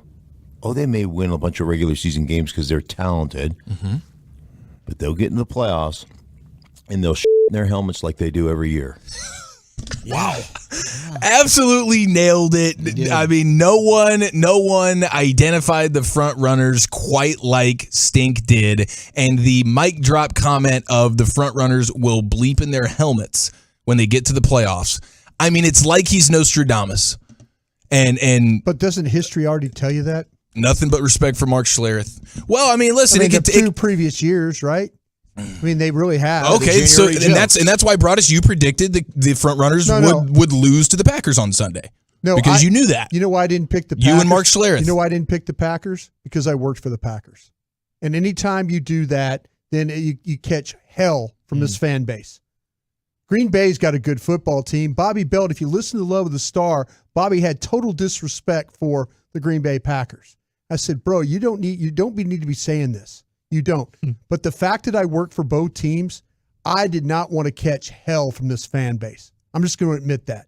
That's because fair. I worked for the Green Bay Packers, owned a Super Bowl ring with the Green Bay Packers, loved the Green Bay Packers, should have never left the Green Bay Packers, But yeah, we learned a valuable lesson here. But Mark's not telling me anything that I already know. This team has pooped in their helmets the last 2 years. They have in the playoffs. I think what he's never talking more so about, than Sunday. Jerry undermines a great leader's ability to kind of take over an organization. And what happens is with these guys, the alpha energy starts flowing as they're in charge. And the more you take away from that, the more you're handicapping your coach from getting to that kind of position where he can affect energy. Exactly. Exactly. That's why there's a culture problem, right? Yeah. That's why you can't – the coach isn't putting fear in anybody. I know people get annoyed by this because you want to go back to the 90s. It was a long damn time ago with Jimmy Johnson. But players to this day, when they talk about Jimmy Johnson, there was a fear and there was a respect there. Yeah. Has that been the case with any coach since Jimmy Johnson? Parcells. Maybe Parcells, right? Parcells, and what did Bill Parcells do? He took a 5-11 team and got their ass back in the playoffs. Damn right he did. And then with players that you also had a hand in drafting, you laid a foundation for the next 10 years of a team that had a chance to compete for the postseason. Yeah. But since then, cool, you've had some good years, but ultimately the same postseason failures exist because there isn't that respect. There isn't that culture. There isn't that discipline in the locker room for your head coach. Look at what Dan Campbell's done in Detroit. That is a losing, terrible organization. Mm-hmm. They won their first playoff game in 32 years, and it's because they've all bought in to what Dan Campbell is selling and what Brad Holmes has done as a GM, and them together and that unity. We don't have that. We're lacking that right now. We absolutely are, Wolchuk, and I don't think this is going to change here for the foreseeable future. We can hope that when a new era of Cowboys ownership is there, that maybe you'll have somebody with a last name Jones that does want to give a coach or a GM the chance to actually be in charge. I think there's power to it. I think the more responsibility and autonomy that you give them, the better the ideas, the bolder the ideas become.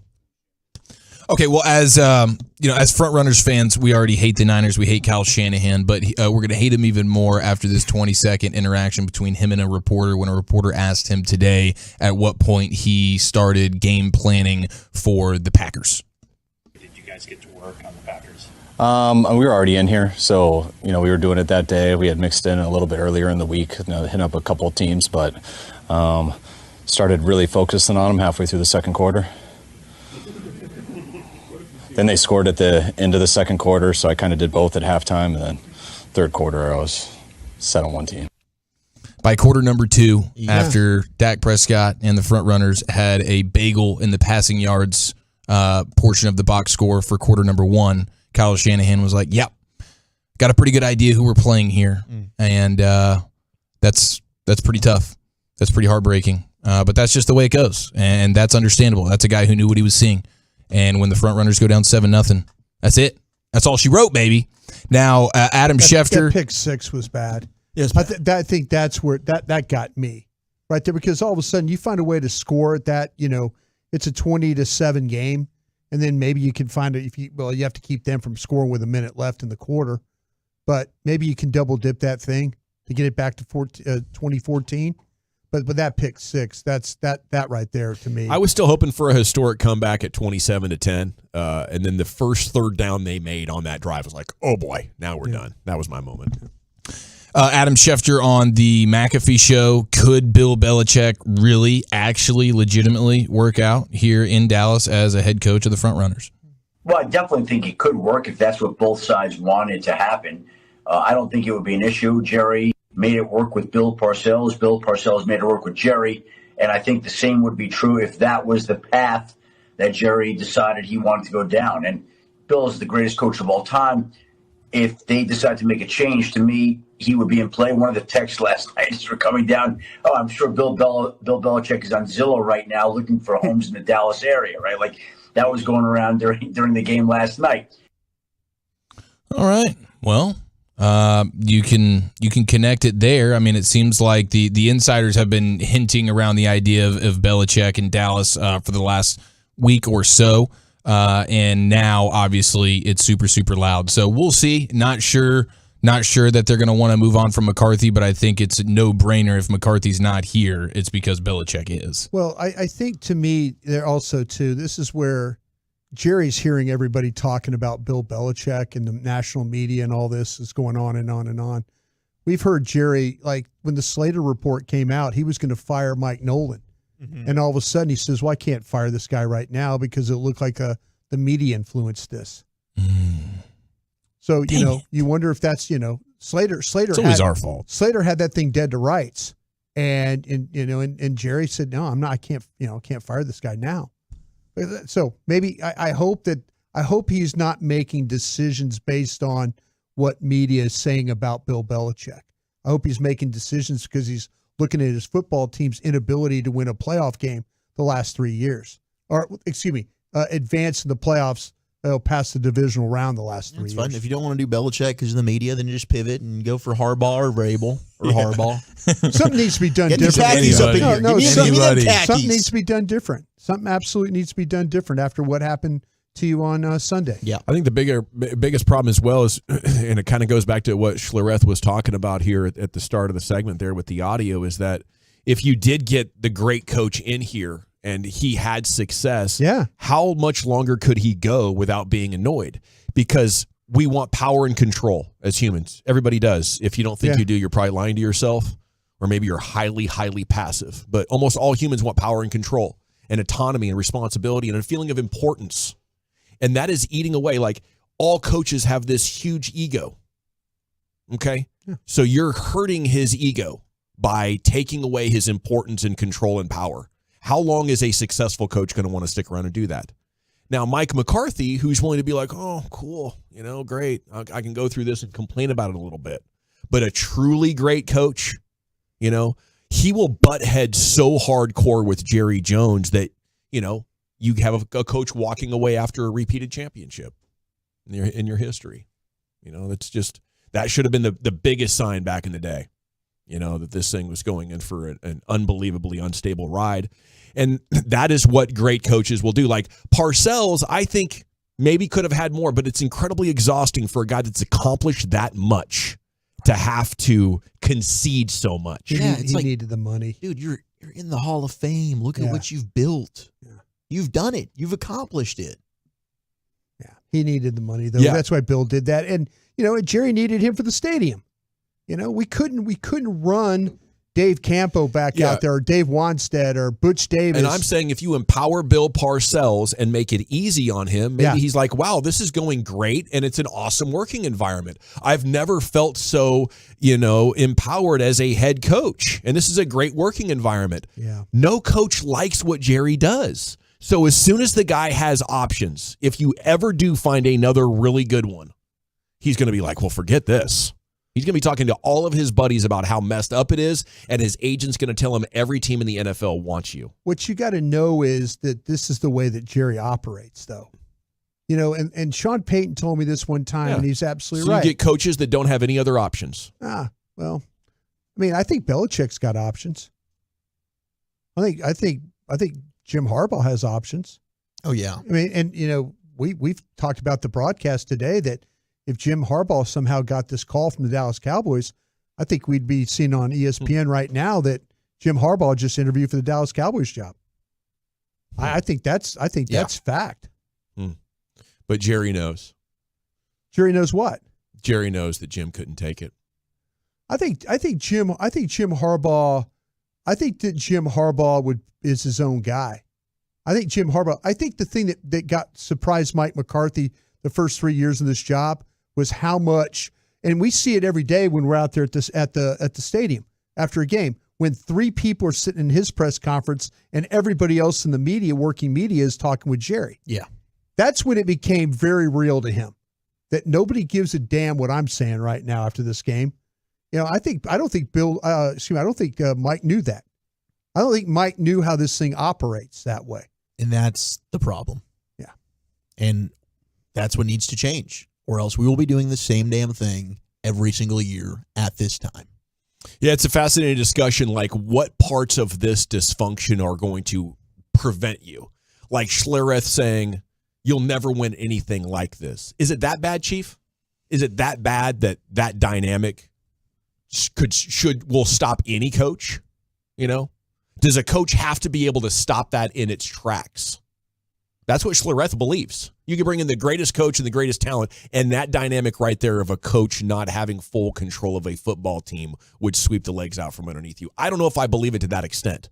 I think it puts you behind the 8 ball a little bit. I think it's not ideal, but I think teams, every champion wins in spite of something. I think that's overcomable. To this point, it hasn't proven to be. So it's easy to just say, that'll never happen. And I think we'd all be surprised if the dynamics stayed the way they are and something different actually happened when it comes to playoff and Super Bowl success. I think we'd all be surprised. Yeah, and to the eighth reel, like, when do we blame the players? We've spent the last 2 days. Dak, not just good had enough. Old Yellow. Micah Parsons, dude, what are you doing in the playoffs, right? The entire secondary, the entire defense was absolutely terrible. Of course, you're blaming the players, but this is a trend since 1996, and the players have changed. So we got to point out the one thing that hasn't. Yeah, I think that's very relevant. Okay, the Deion Sanders audio on coaching in the NFL. Is he interested in that? On the Cowboys loss and Jerry Jones. We'll take a listen to some of that audio, and we'll take a look at the biggest developing sports stories of the day coming up next here on the Expressway, the G-Back Nation. I want to talk D&M leasing before we do anything.